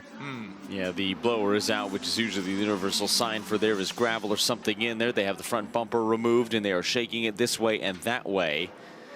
And you can actually see one of the ties that usually secures the splitter to the rest of the chassis has fallen off or bent in some capacity. They're wriggling that splitter loose. A really, really good look at the serviceability of these Porsche 911s. A wiggle here, a bolt there, and significant parts of the race car can come off, but they can survive and stay on the race car over the course of a 24-hour race. It's a really remarkable bit of engineering. Porsche was really the manufacturer that kind of pioneered this philosophy of building GT3 cars. It was closely followed by Ferrari with their current 296 GT3 now Evo offering, the Mustang as well. A lot of these modern GT3 cars are built, of course, with AM friendliness in mind, but also serviceability. You have to be able to make parts changes in just a matter of moments in these longer endurance races. A really interesting comparison would be if you had one of the cars from the first season of GT3, 2006, and you took it apart side by side with another. Now, accessibility, reparability, it's this hyper competitive environment. And also the early cars, they don't look enormously different. They are enormously different in every single facet, but it is the elements about how easy it is to work on and so many other things. But historic racing in GT3, it's now a thing, and it's going absolutely great guns, and it's wonderful to have a lot of the cars back out. A lot of the drivers who said, oh, I raced that in period, how old does that make me? But they're still not even 40 years old. That's the thing. Absolutely not. In fact, they are 20 years old, and that is being celebrated by SRO. I'm saying that, but the drivers who raced some of these cars in period when they were new, absolutely, they're only just cresting 40. That's a point well made. And it's a bit insulting. They go, what do you mean historic? And I go, well, I got to break it to you rather gently, but... We have seen a whole host of these cars that are 2 decades old now, many of which are from the 2006 to 2012 homologation period. We've seen an Audi R8 LMS Ultra. We've seen the Lamborghini Gallardos, the Aston Martin V12 Vantage GT3, that beautiful gull-winged SLS AMG, even a Nissan GTR Nismo GT3. Yeah, well, that always draws a lot of fans. But the one that I loved in period because it made the best sound was the BMW Z4, which they slotted a V8 into, which wasn't what they'd have in road trim, but they just rumble beautifully, competitive. And I tell you what, we've just seen Boots and VDS having one of their cars shoved in the garage. Their car raced beautifully along with Mark VDS, you know, back in period. But anyhow, we move on. But the fact of the matter, a lot of people still go for them. But I tell you what, Bryn Lucas has been very, very busy, and he's got a driver. He's just got out of the Pro-Am race-leading car, class-leading car. His name is Benjamin Pack with Bryn. You must be really happy with what's been going out there for your class, leading until the pit stop. That's to be expected. Actually, it's a fantastic race until now. We had no issue at the moment. The team did a fantastic job. My teammates as well. We survived the night. It's already our first point that was on the bucket list. So this is very good. And we were leading the class just before the pit stop. Now we are second. The leader has to stop. We are fighting for the victory or P2. We will see. So now the gentleman is in the car, so he's also doing a great job. So finger crossed. For a team full of debutants, apart from yourself, that's got to be something of a tricky situation. Yeah, we had some tricky situation. It was not easy to manage in the traffic, especially with the blue flags. We had many situations where I had to leave the door open and to let pass some cars. So this is not easy when you are driving in Pro-Am. But I mean, it's also part of the race. So I'm super happy we are there. We survived the night. We are all in an amazing adventure. So with all the team, with all my teammates. So until now, we have a big smile, and I hope we can cross the finish line. Let's hope you keep on smiling. Thanks. Thank you. Thank you so much. Thank you. He's kind of made a name for himself in GT3 3 racing, GT racing, really back to the GT4 and Cup car ranks, and Porsche machinery has done a really phenomenal job with Mercedes-AMG here this weekend. Still a young rising star, one of the many Belgians represented on the grid, has done a lot of work in Carrera Cup Benelux as well, in the GT4 ranks and the Cup car ranks over in France, and I think a really exciting career ahead of him as well. Yeah, it's one of a host of drivers who are just sort of turning 20, 21, and again, this is the thing, if you wound the clock back to the start of GT3 in 2006, the average age of the drivers was somewhat higher, and certainly the junior drivers were not 2-3 seasons into their car racing career, but they also probably didn't do an entire childhood of karting, whereas now it is de rigueur. Right, Arjun Maini, just remind that car lost a lot of positions. It's down in 17th place, but Arjun Maini doing what we expected him to do, bang on race leading pace, but he's got a lot of ground to make up. And just looking at the time difference, his car 1 minute and 11 seconds, so 71 seconds behind the race leader. What's left on the clock? Well, we've got 9 minutes and 59 seconds. Let's call it 10 hours among friends. We're 14 hours into this race. And the 24 hours of Spa-Francorchamps is doing what it's done ever since it began. It's a race of drama, and it's never, ever over until the end of the race. So still repairs going on in various garages. This is the Boots and VDS Porsche still working away. And you can see there was a lot of gravel inside as they removed the body parts.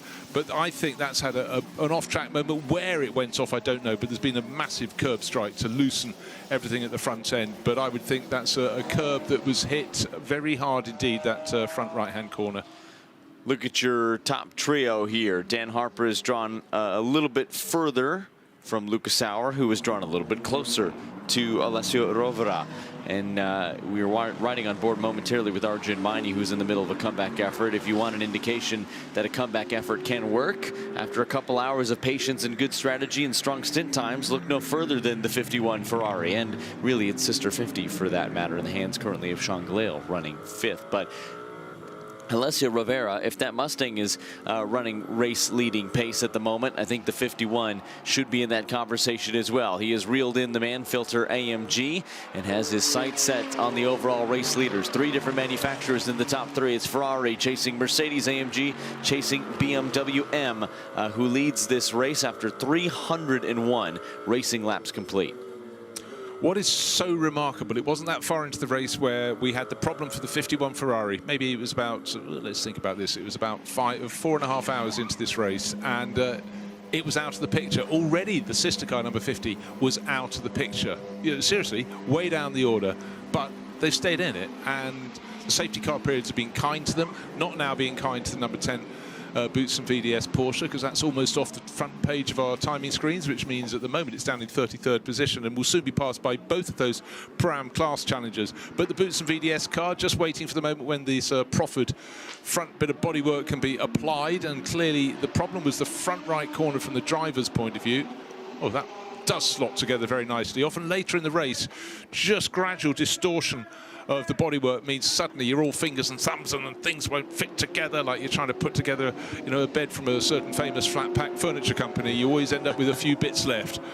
I mean, don't get me wrong, sometimes with all the vibration and undulation and curb strikes and gravel tracks and off-track excursions and contact with other cars, sometimes you do have to give the nose of the car a little whack. A little percussive maintenance goes a long way in the racing world here and there. But it makes you feel better, doesn't it? Boy, doesn't it, especially when it works. Yes. Yeah, not when bits snap off. Oh dear. Right. Better run through rally. Oh gosh, just a moment of cars coming out of the pits. That wasn't okay. Let's go either side. Classic Spa manoeuvre there, but it was just, you're thinking from the point of view of Alessio Rovera in the red and yellow number 51 Ferrari. He's thinking, I've got, oh no, that car, where's it going to be when it comes out? Because I want to carry every bit of extra momentum I've got through rally on, then use it the whole way up the Kemmel Straight. But there, first 3 cars in shot are the first 3 cars in the race, covered by under 2 seconds now. Looking to see the pace of Ricardo Feller. He's not as quick. He's lapping.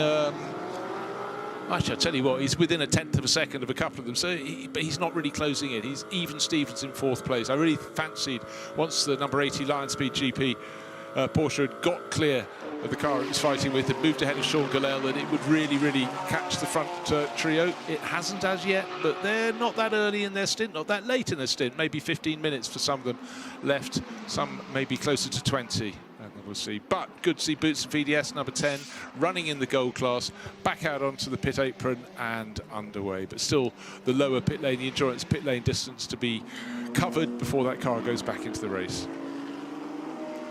So this battle for the top 3 has strung out just a little bit. You can see the back marker Porsche. That is not the car of Ricardo Feller. That is the line speed number 80. That is a little bit further afield, as you mentioned, almost 12 seconds back now behind Rovera, Auer, and Dan Harper, your race leader. But it is Alessio Rovera who's hoping he has just a little bit left in those Pirelli DHG tires now, as the morning light continues to trickle over the Circuit de Spa-Francorchamps into the final chicane. And the one factor that these drivers are going to have to start to contend with in a few laps' time, even though we do have some pretty dense forestry around the Ardennes, in which this beautiful racing circuit is based, is that sun is going to start to peek through the trees and into the eyes of the drivers trying to navigate this more than 7-kilometer circuit. And that is a moment where the bright light in the driver's face makes them realise they didn't get as much kip, as much sleep as they managed to do. Some drivers literally, particularly those in the pro class cars, because this race was so hot, normally they'd almost go straight out, do double stints, and then start to build towards treble. Too hot by far, so everyone was just doing single stints. So it meant your time out of the car was much shorter than it would ordinarily be, which is fine through the first cycle through, maybe through the second, but eventually if you were carrying on single stints, you go, oh, I've only just got out of the car, you need to be back in again, oh, you know, and then you can't relax. And then you probably think, oh, I've only possibly got 20 minutes in which I can sleep. And then you panic. You get uptight and then you're uncomfortable because it has been very, very hot here at Spa-Francorchamps. The hottest I can remember it for a Spa 24 hours. And I've been coming since the late 1980s to these, but the scene has changed. The magic of the track, however, has not. It still stays. Anything other than the layout in the sense of history in your mind that stuck around, that's a unique feature of Spa in your mind? I'm curious if anything has remained consistent. The surprise this circuit always throws at you, whether it's the weather, it's the variety of racing, and you can never, ever relax at Spa thinking this race has a form. This race, the only form it has is there will be an upset at some point. And as I said earlier, I've done some races here where you've had all 4 seasons in one day in terms of the weather pattern. And you think, how can that clear up from that to this so quickly? Today things can clear up because the temperature is so high.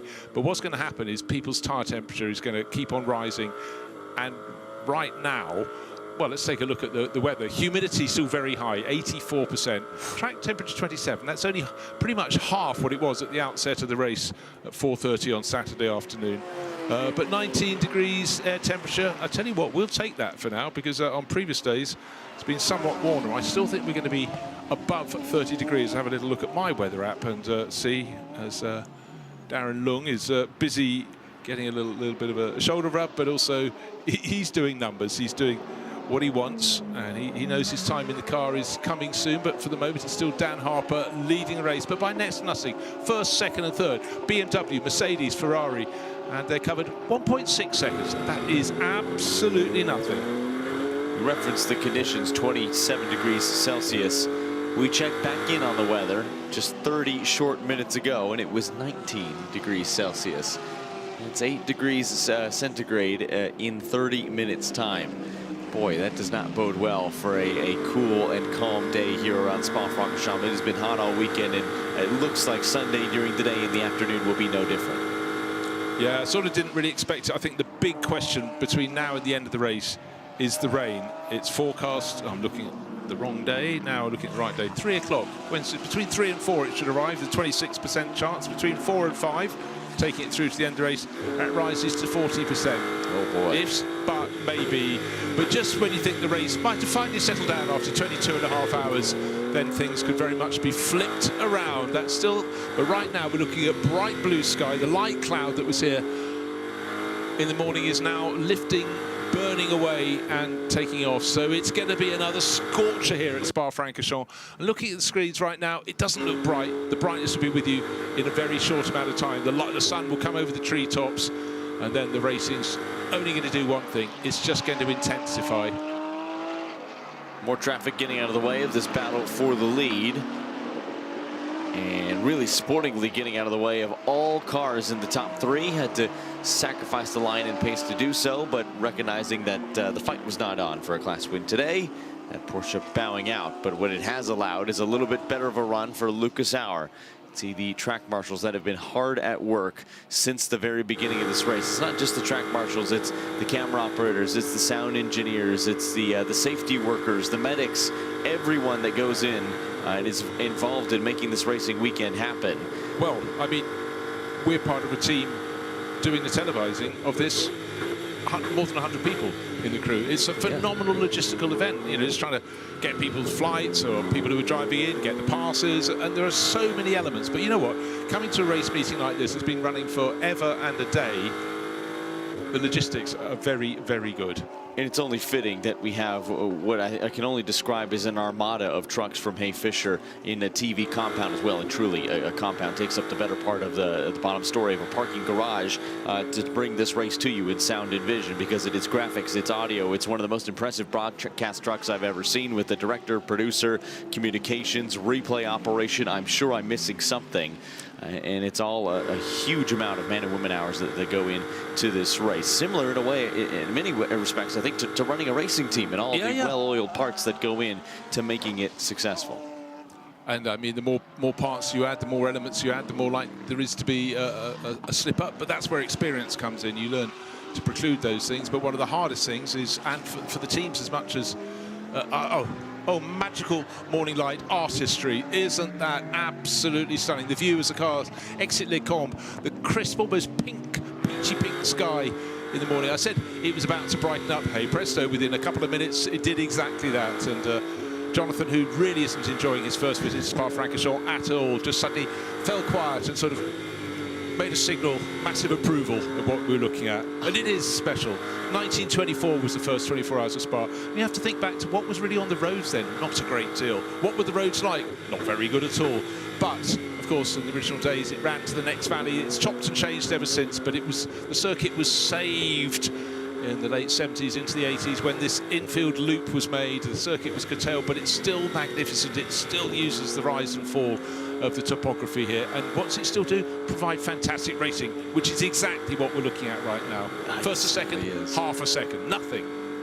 And it has been that way, under a second, under half a second for quite some time now. And you could see the light streaking out and the color temperature just getting a little bit warmer as the warm sunlight starts to emerge over the Ardennes forest. But I am just grinning ear to ear at the magic of this place. It's my first trip here to Belgium in the Circuit de Spa-Francorchamps. I hope it's not my last. I can tell you I'm going to find just about every excuse I can to get down here in the future. And we see pitting in the back is 51 Ferrari. Alessio Rovera, who needed to do so, had just ticked over the 1 hour mark. We should see pit stops probably in the next 5 minutes time for Dan Harper, maybe the next 9 minutes time for Luke Sauer. I really think, you know, Rovera could have gone for another lap, but I think he thought, well, what will happen? If I gain half a second, I'm stuck on their tail. I'm not going to be able to pass them.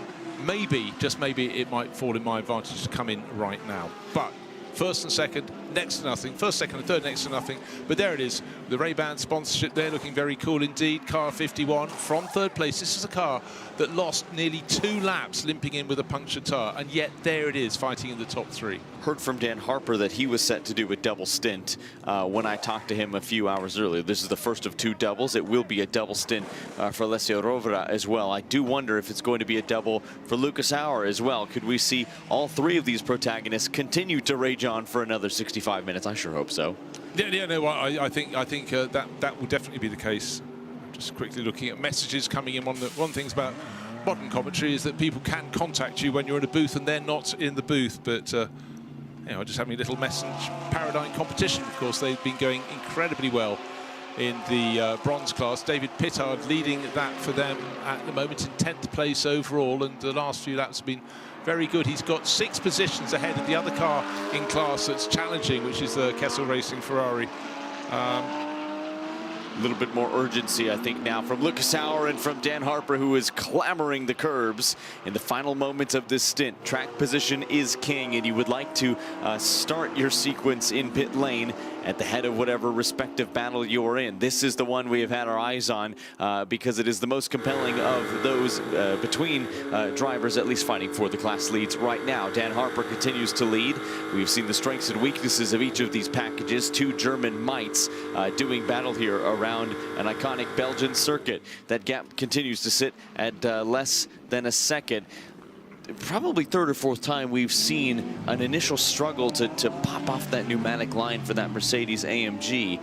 It's been kind of a consistent feature. I don't know that it's lost them more than a blink of an eye in terms of the pit stop, but it is something of note as well. Here's Fontana 2 laps down in the 89 as we start to see the leaders of the race emerge just behind, now braking for the source. Yeah, the whole appearance of this circuit beginning to change as it's lightened, but I'm just thinking the mechanic who had to pull that airline out, it now becomes a fear before they have to do it. It's something they've probably done hundreds of times before. Oh, it didn't really work last time. Can I yank it off?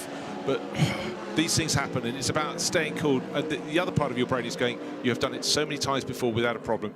Just park it. But you know, as people are getting tired, and they're definitely going to be tired because we're sailing through to almost 6:45 in the morning here at Spa-Francorchamps. But the main thing that's going to change, I don't think the lead battle's going to change, because I think once the top 3 cars have all made their pit stops, the 51 Ferrari is back on the track, and in fact it's Alessio Rivera has come out. He too is going to be going for a double stint.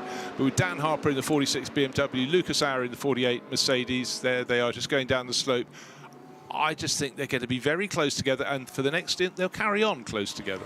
Here's Alessio Rovera chasing down 74 Ferrari. This is the car that was at the head of the Bronze Cup for much of the race, is still running strong in a podium position, but had to give way to 991 in that BMW. Still drive time owed by multiple members of that crew, and I believe have yet to make their technical stop as well. There's the glare of the sun now starting to peek over the top of the trees in the Ardennes forest, and that's going to provide a challenge as well. As a driver, do you put some sunglasses on? Do you dip the visor down? Some have even put basically with a strip of gaffer's tape or duct tape in parts of the mirror to minimize reflection, and boy, what a reflection it is. That light will change, and change rapidly as the sun comes up here over the 7-kilometer Spa-Francorchamps circuit. But either way, for these couple of laps, it is quite a thing to contend with. Right, Alessio Rivera sort of blinked first. He was due out of the front 3 runners to be the first one in. I reckon he could have run a lap later, but I think there was a bit of a gamble here, just to see if he can gain track position, have a really clear run. But his team would have looked at the circuit tracker map and thought, where are the back markers sitting? Where is the traffic? And right now,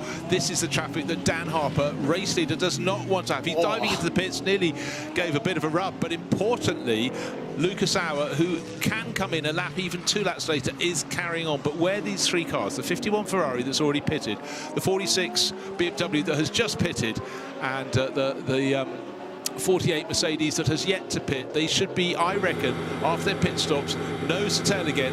But what I don't know is in what order. Well, it's very interesting that the overall lead of this race could come down, as it often does, to traffic management. Lucas Auer will have to navigate probably 4 or 5 cars as a clean pit stop on the mark for the 46. Line goes in, fuel goes in, door goes out. Dan Harper staying in salt, fresh drink bottle. And now he will get a nice, cool, hopefully cold, refreshing, likely cocktail of electrolytes to keep himself focused in the car. Already had a lovely smelling espresso under the cover of darkness before he hopped in the car. Fresh Pirelli DHG rubber going on as well. Total Energies Excellium 100 going aboard this car as well. What a beautifully orchestrated thing is a pit stop from Team WRT. Not a hint of panic among them, even though they are leading the biggest and greatest GT race of them all, with a very, very compelling driver lineup. And what a look from our camera crew as well, taking you well and truly inside this pit stop.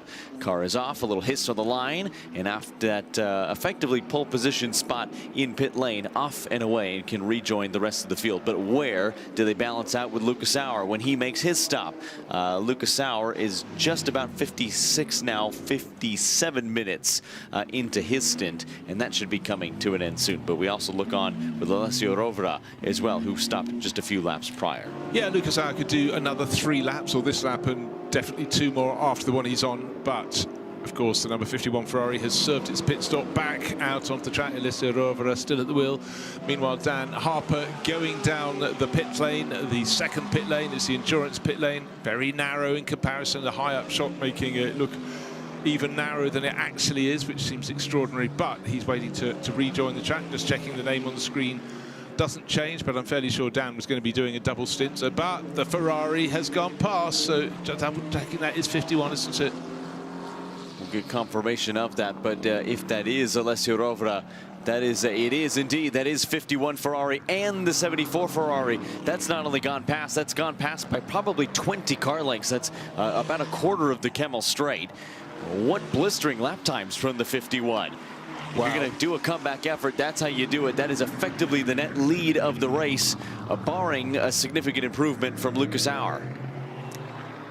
Well, that one swung a whole lot further than I thought it would, but we haven't reunited the whole band yet. Wait to see what happens when Lucas Auer has served his pit stop. He can still come in another lap or so, but it is a game of chess, and so much that would be race engineers looking at the tracker map and going, I could bring you in now or another lap. I'll bring you in another lap, because if I bring you in now, you're coming straight out into traffic. We cannot afford the risk of you being shoved off by other people having their own battle, sliding off in your own right. Let's just play it safe, come in, there will be free space, and then you can settle down when you go back out after your pit stop. Alessio Rovera's last racing lap, a 2:17.9. From Lucas Auer, a 2:20. That's almost, it's more than 2 seconds slower. And for Dan Harper, who is out on fresh tires, his out lap at 2:24. Understandable, it's getting that car up to temperature, but look at that live gap now, 6 seconds from Alessio Rovera, who has those Pirelli tires up to temperature. The brakes are warm and he is used to this changing light. Dan Harper, meanwhile, still trying to get his Pirellis up to their peak operating window. They can come up in just a couple of corners time if you're aggressive, but they will not go the distance if you do so. You have to nurse them in a little bit, do you have to, these Pirelli tires, but they have been unproblematic. They have not been a story in this race, and that's because they're built tough as nails for some really strenuous endurance racing, and they can provide a really loving bit of peak performance if you treat them right in the beginning of the stint. Here's the 46 BMW, some race tape applied.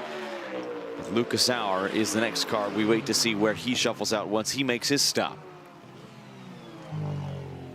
Again, he's looking to see what traffic's up ahead of him. He's got Boots and VDS Porsche. I reckon this time he's coming in, and so he does. So he could have done another lap, but there's no point looking at the traffic ahead and thinking, I'm not risking it for the sake of maybe saving a second, because the penalty you get when you don't get your pit stop done in time, well, that is a massive game changer. So light on a Sunday morning. It is coming up to 10 to 7 now, and the night crew, we've got another hour and 10 minutes. We're going to try and power on through, but it's been an interesting night. There's been something happening pretty much the whole way through, but whenever you think this race is settling down, I know the identities of the people who are going to be at the front end, something happens, and cars that we have discarded, that we thought, well, you're never going to come back from that, are still very much in the mix, to wit the number 51 Ferrari. We're riding on board with that one now. Alessio Rovera pressing on. He's down in 6th place at the moment, but he will, when another car makes a pit stop, rise all over again. Should be out probably in the lead of the race, if not in 2nd place. One of those cars that we had tossed by the wayside after having to make an extra trip down pit lane was the number 64 Ford Racing Haupt Racing Team Mustang. And now here is Lucas Auer, the 48. Fresh drinks bottle, fresh Pirelli tires, and Xcelium 100 fuel going aboard. That car he shares with Lucas Stoltz and Mauro Engel, 2 of the best in the business.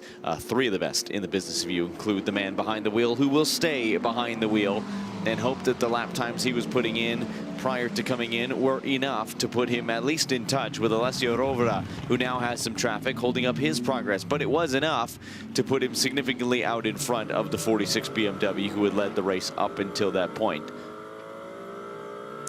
At this point, track position is the absolute king.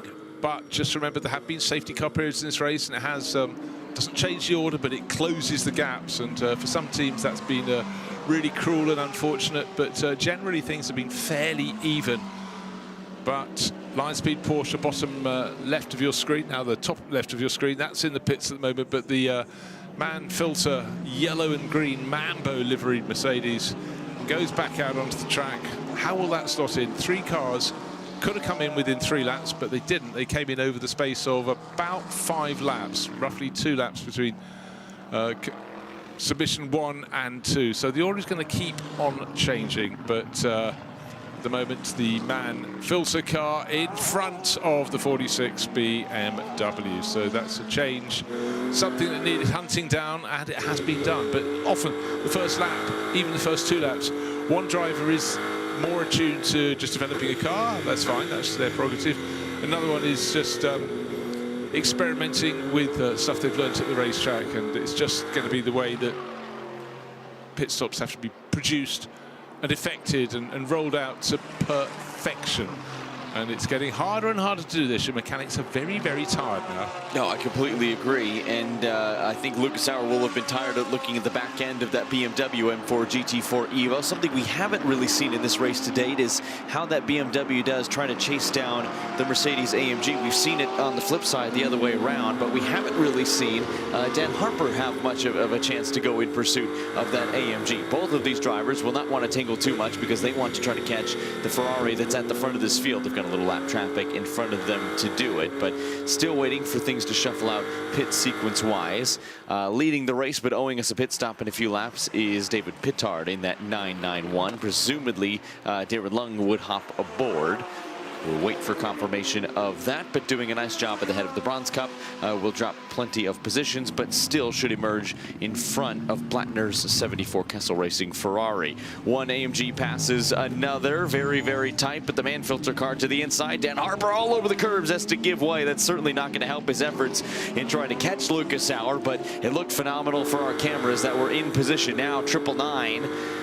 Who was one of the main protagonists in the Pro-Am class and still is.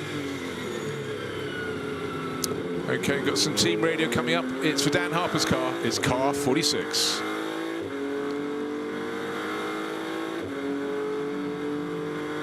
Tire pressure was still low.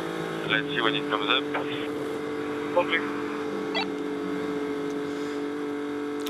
Short and concise communication from Team WRT, and I suspect Dan Harper was just laser focused on the mission at hand in trying to catch Lucas Sauer just in front. Yeah, he's got a very clear target. It's bright, it's yellow, it's green, and this car is raced against a huge amount, not just in GT World Challenge and Intercontinental GT Challenge, but long distance races around the Nürburgring, etc., etc. And so people you race against, you get to know, you find their foibles, the way they like to do things. But right now he's got track position, which is what he is looking for relative to some and not to others. So we'll strip away David Pittard from leading this race. Nothing personal, David, but you're about to owe us a pit stop probably next time around in your Paradigm competition BMW.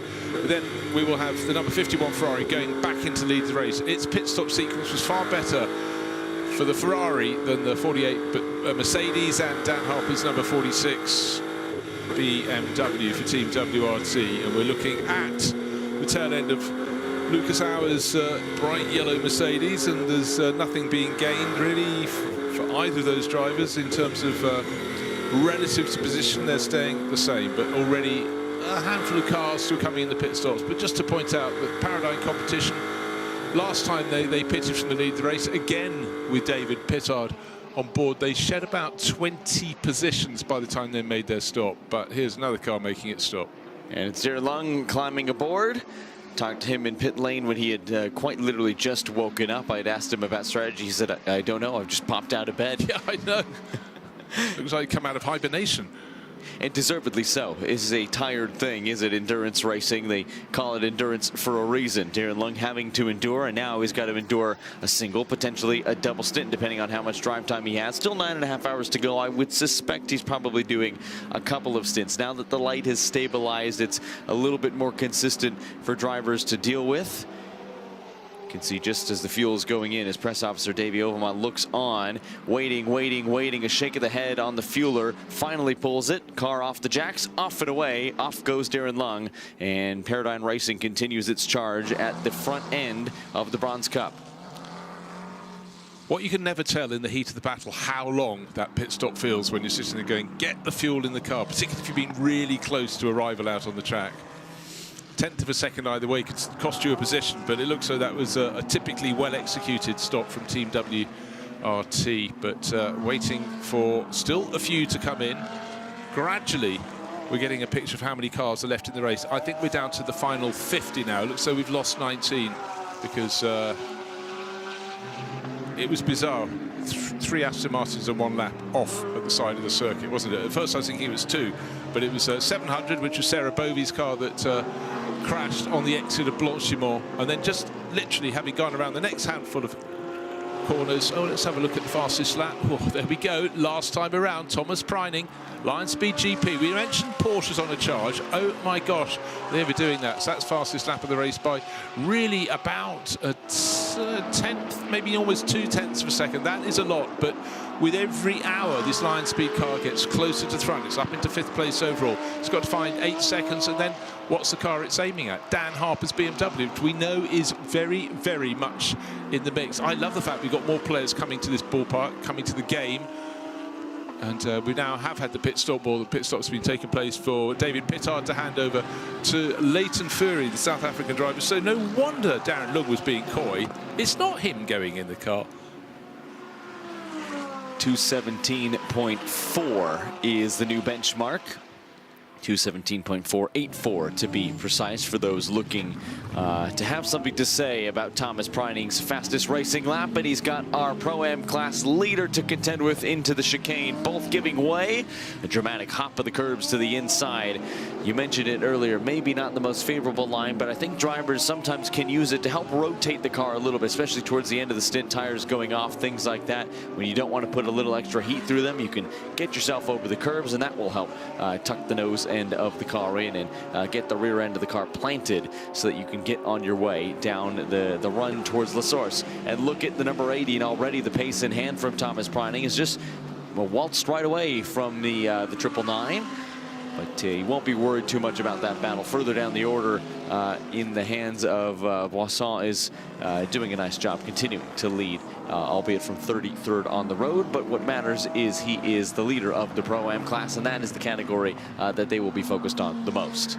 No, entirely, and for a lot of drivers, if they come in as a higher ranked driver, but you're bringing on a gentleman driver, your role is manifold. It's not just get in and drive the car as fast as you can, it's to coach the driver and your mentor and bring them forward, which is the very essence of sports car racing. It's what's kept it going for so many years, and it's, for a lot of drivers, it can be a really, really rewarding gig to know your racing gets paid for, but you've got a job to do, and if you deliver, a lot of people can be, reward you very nicely. But for some people, they don't really like doing it, but for others, they go, this is really enjoyable. And some people come in, they've made their money in their career, they want to come and play, but they didn't succeed in their careers by not being competitive people. And so they get to this, and they've got an environment that's incredibly focused, data-led a lot of the time, but you've still got to have the feel. You've still got to have actually the acuity, the eye-to-hand coordination, and also the ability to run a car through the night when you're feeling completely knackered. Absolutely. Here's a look at your Bronze Cup leaders through the front of the frame a few shots ago. There it is over the exit curbing. The Garage 59 McLaren. It's bearing the number 58. You talk about a team effort, right? There's a saying in just about every sport. It certainly rings true in racing. Careful there. That's our Bronze Cup leaders tangling, or nearly tangling, with an out-of-sequence car, but doing a good job of keeping the nose clean. Blattner is the other driver that would be the rival in the Bronze Cup, albeit a few positions down the order, the number 74. But back to what I was saying, the saying goes, you win as a team, you lose as a team, and that is, I think, no more true than in an endurance racing setting. Take the Garage 59 crew today. A really hard day for those involved on the number 59. Simple mechanical problem ending their day. And for the 58, it had been a fairly flawless run until just a slight mistake, if you can even call it that, in very tricky and dark conditions. Crumpled the nose end of that car, did some damage, put it well out of contention for any meaningful result. Could very easily have put that car in the truck, cut their losses, hopped on some rebooked earlier flights, got a little bit more rest after a long day. They said, no, we're going to put this thing back together. We're going to finish the spot 24. It is what they have come to do. And even if they're not taking home any hardware, I think they should at least hang their heads high, knowing that they are trying to complete 24 hours of racing. No, absolutely so. And there are times it would be easier to take the option of just walking away, but this is a race. I was just, while you were speaking there, Jonathan, I was looking down towards the bottom of the top 10. There are still cars that can come from that level up to the front. I mean, the fact we got the 51 Ferrari leading the race, having lost the best part of 2 laps with a puncture late yesterday evening, means there are others that can still come into it. I'm still looking at the number 98 BMW as one that could be a factor. Raffaele Marcello's at the wheel of that at the moment, but his history in all sorts of cars, Mercedes for so many years, so many titles, but he's showing with Augusto Farfus more experience than you can shake a stick at, and Jake Dennis. They've had their little moments, they've fallen back, but their pace is looking very good. The car immediately behind it, another BMW, Kelvin van der Linde, number 32. That worked its way right towards the sharp end of the field. Bear in mind, it came within a scintilla of a gap that would have put it a lap down. They stayed into the lead lap. They were the first ones to pit and do their service pit stop, which is a pit stop of a minimum of 5 minutes. So they basically volunteered to give up a lap and a half of margin, but they knew all their rivals would have to do the same pit stop, a long pit stop at some point. They rolled the dice, that put them very in the mix, and then pretty much immediately after that, had a safety car period. Everyone else went, well, we'll do ours now. You just don't want to do it when it's full green flag running, then you'd lose a lot of position. But if the cars are on track or under full course yellow or running faster but behind the safety car, you know, you do not lose as much. So if you can do your service pit stop during that period, you are getting yourself back in the hunt. Well, that is why almost all of our competitors, I say almost all, because some, including, I believe, Darren Lung's number 991 Paradigm Racing BMW, have not completed that optional 5-minute technical service. We'll check before speaking, but I believe you don't have to complete that. But if you do, you have to do it before the start of the 22nd hour. Still plenty of time to do that. Look at this gaggle of cars as well. The 45, who was a feature earlier on in the beginning of the race, leading what is a little gaggle of cars out of position. We look on as wheels kicking up in the dirt. That's, I believe, one of the Corvettes off. And here's Leclerc in the number 50 Ferrari. That car was spun and rear-ended some of the barriers early in the race. Did a nice job of rebounding, and Leclerc now running in 5th position in that number 50 AF Corsa machine. Again, just a tale and testament to the comebacks that can happen in an endurance racing setting. If you're patient, you have good strategy, your drivers do what they're supposed to, anything can happen. And Nicky Team trying to not execute Murphy's Law here, not run into the back end of that McLaren in front of him in the number 7 Come To You Racing Aston Martin Vantage GT3 Evo, running 6th position right now in what has otherwise been a fairly difficult day for this team. The team, by the way, that conquered the spot 24 a couple hours ago, running solidly inside the top 10 right now. Yeah, so many cars in the top 10, top 15. You think, actually, you've run really well. There's been one moment in their race that's put them back. Yet they're still there. We still have time on the clock. We still have 9 hours and 20 odd minutes. So there is time aplenty. If we've been exchanging notes after 9 hours and 20 minutes in this race, so in the middle of the night, well, early night, about 1 in the morning, you'd be going, oh, well, I mean, they have a disaster. They're out of the picture. And you're going, no, they're not. So here we are. With 9 hours 20 remaining in this race. We'd have thought a lot of water had gone under the bridge. That was before the rain, obviously. But it hadn't. These races, you start to convince yourself when night has fallen, oh, we're getting close to the end of the race. You're not. You come out at the other end. It's closer to get from the start of this race. It starts at 4:30 to darkness, which came at about 10 o'clock, than it is to come out the other end. We've got much more day on the Sunday, daylight racing for them to do. Should make it easier for them, but what it is going to make it is harder for them because it's going to get hotter and hotter. It's been extreme heat across Western Europe the past 4 or 5 days. It worked its way across the United Kingdom, through France. France had an absolute pasting with the temperatures slightly cooler up here, but a low pressure zone with a high pressure zone in the middle, moving across like a big blob across Europe. But no wonder the teams, as ever, at Spa-Francorchamps, but probably even more so than normal, just were constantly looking at their other apps and the very clever programs. Our race leader working his way, actually, sorry, that's the sister Ferrari, Charles Leclerc, which, Charles, I think not, Arthur. Charles is busy this weekend. 5th overall, but getting close. But importantly for Aston Martin fans, Nicky Team is closing in. He's under a second down. He's in 6th. Leclerc is in 5th. And again, it was almost like somebody's turning the colour up every lap. The cars go around the top of the Les Combes. It wasn't quite black and white when we began to come into daylight, but then the skies are lightening and the track temperature is rising and rising really, really quickly. And just remember, yesterday evening as afternoon fused into evening, a couple of manufacturers seemed to have cars that suited the conditions, and one of them, when it was hot, began with an F. Answers on a postcard. Fair enough, and they have been strong, and this Fortified has that AF Corsa unit from Ferrari in their 296 GT3s, but being chased by one of the most colorful and energetic and probably one of the most popular GT3 drivers on Integrity you put him in, Nicky Team. Tends to produce some pretty exciting driving as well. Certainly did so early in the GT3 season internationally, but has really made a name for himself in Aston Martin machinery. He's been synonymous with the British marque for just about his entire GT3 career. He's done a really nice job of it, running solidly 6th, but would like to run inside the top 5 yet again. Had done it just a few hours ago.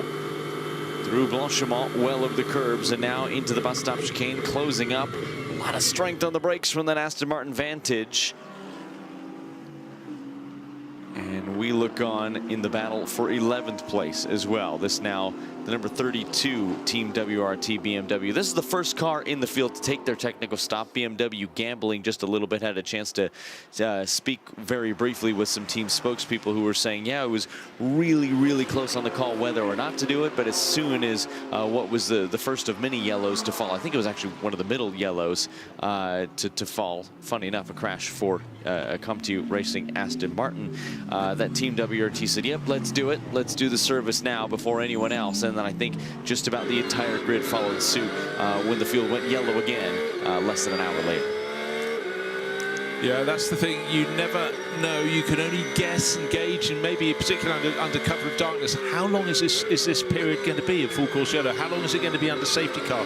How long does a barrier repair take? And that does affect the decisions you make. Am I going to go for it during this period, or is it going to be too short? And will the track go back to full green flag racing with everyone on track absolutely pressing on? Or will they be running at a bated pace behind a safety car, or even a slower pace? How long will this period of full course yellow go? So if you can get in legitimately into the pits and start making your pit stop, you may buy yourself some time. But I still think there are so many other marques that can come back into this. I said it was a marque that began with a letter F. Of course, I could have been talking about Ford. We know Ferrari are at the top, but the glory is at various points in the race, the Ferrari's been fastest, the Mercedes have been, if not the fastest, right up there in the mix. BMW in the mix, Porsche beginning to come in the mix, and Aston Martin far from finished, as we can see, with Nicky Team gaining ground, and Ford coming back into the pattern with their car that hasn't been so well placed, the one in the 65 in the silver class car. But, you know, conditions are changing.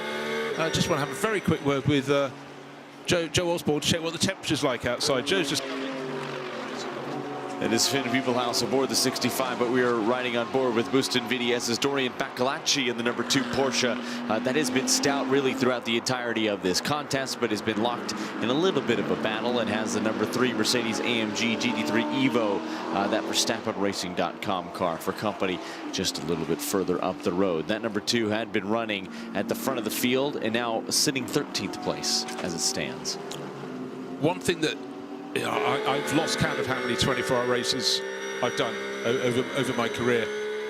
But it's that moment in the morning when there's enough light to see the cars clearly, and you start to go, they are a little bit tatty. They have been through far more of a battle. We see what the cameras show us.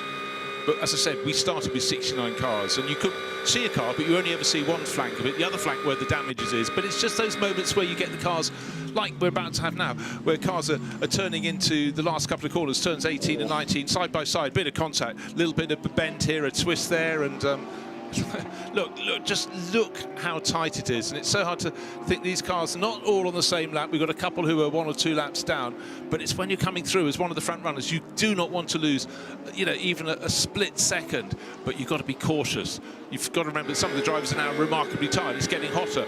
At that moment, we heard early in the evening yesterday, one of the first drivers to be spoken to, having done a double stint, was Valentino Rossi. Because I think almost everyone in the first into the race just did a single because it was so hot. They went to do a double, but he said it was sort of fine. But the last 6 laps, you know, when the head starts to go and your accuracy falls away. So he had all of that. But look at these moves being made. Again, if you've got the speed out of Raidillon to carry it all the way up the straight, we've seen the Mercedes aren't too bad, but one thing is sticking in my mind, Jonathan, it's the fact that that was a change of position. 3 working its way forward. Jules Gounon going past Dorian Boccolacci. Mercedes going past. Again, this is a car, the number 3 Verstappen racing car. It's had its moment, but for a long time in the race, you remember Jules Gounon could not get past the car in front of him, and he had to just not try in the end. His pit stop was coming around. Tell you what, we haven't had too much from Aston Martin as yet, but one of them is coming very, very approaching the front of the field. Car number 7, and we're going to hear from Bryn Lucas down with the number 7. Well, Marco, good morning. Welcome back to track. I know you've been a bit rested, not that well rested, but you've missed the rain, and your teammates got the car in P6. Yeah, seems like we're doing a decent job at the moment. Obviously, there's still quite a long way to go. Still, I had a little nap here over the night, and apparently I missed out on the rain, which I'm fairly happy about, if I'm honest to you. But yeah, let's see what we can get out of the car in the end of the race here, and just get the best result possible. We know that when the sun comes up, which is already now, making the track, it's going to get pretty hot here again. It's quite humid as well at the moment. A lot of cars struggling in the high temperatures. That means this is really anybody's game. It's really open. Yeah, I mean, I've obviously heard a lot of people complaining already, and we're in the struggle bus as well. We're not top speed is really not there this year, and when they come to the restarts and all this, it becomes quite hard to defend when we don't have the top speed. It's quite simple. Race control to all but teams. We're trying our best we out have there. a stop we car keep on on driver's left, exit exit turn 4 I'm just on getting the some grass information verge. into my ear. I can't hear it at all because it's so noisy trackside. So I'll leave this for now, but thank you very much. We'll catch up with you later on. Thank you. Thank you so much. Well, actually, that could be a very prescient interview, because the car we just heard that stopped at trackside is a car number 7. That's Marco's car. He's had his little... It looks so it's going again now, but that would have been something presumably that happened exiting Raidillon, and it does look as though it's maybe not quite sitting as it should. Looks as though it's got a front left puncture dragging away. So there. So we have a slow car now approaching turn 5. The slow car is on driver's right. Words from race control, just allowing the rest of the field to exercise caution. That is hit something or someone. You can look, that front suspension is not attached as it should be. That wheel bobbling on its own through one of the most difficult corners on the racetrack, and a huge tank slapper that's not where you want to go wide, and then bang into the outside barriers along the Kemmel Straight. That is a significant whack. Remarkably, could have been a whole heck of a lot worse, and everyone getting out of the way. I don't know how someone didn't run into the back of that Aston Martin, and an even better job for the driver of the 007 to try to get that car home. That is a really, really difficult task for Nicky Team right now. It is. He was very, very close. He was fighting for 5th place Slow with car, Arthur exit, Leclerc. turn 9 on driver's left. Okay, that means that he's got past Speaker's Corner. He's got the descent. He's staying on the left-hand side. That's the non-racing line down Slow to car Pouhon. now, entry turn But 10, the big question still on driver's is, left. look, he could hardly be more off the track, but he doesn't want to go too far off track because Now moved he over doesn't to want any driver's more damage right to the front left suspension at the there. exit of turn 10. But that was actually through quite the incredible. runoff. I'd like to see a replay of the Turn 11. replay if I could, because I want to know how close he was to Arthur Leclerc's Ferrari, but also at what point did it snap away. But when it snapped, it went very, very quickly through Eau Rouge and up to Raidillon. Round it went twice and clattering the barrier.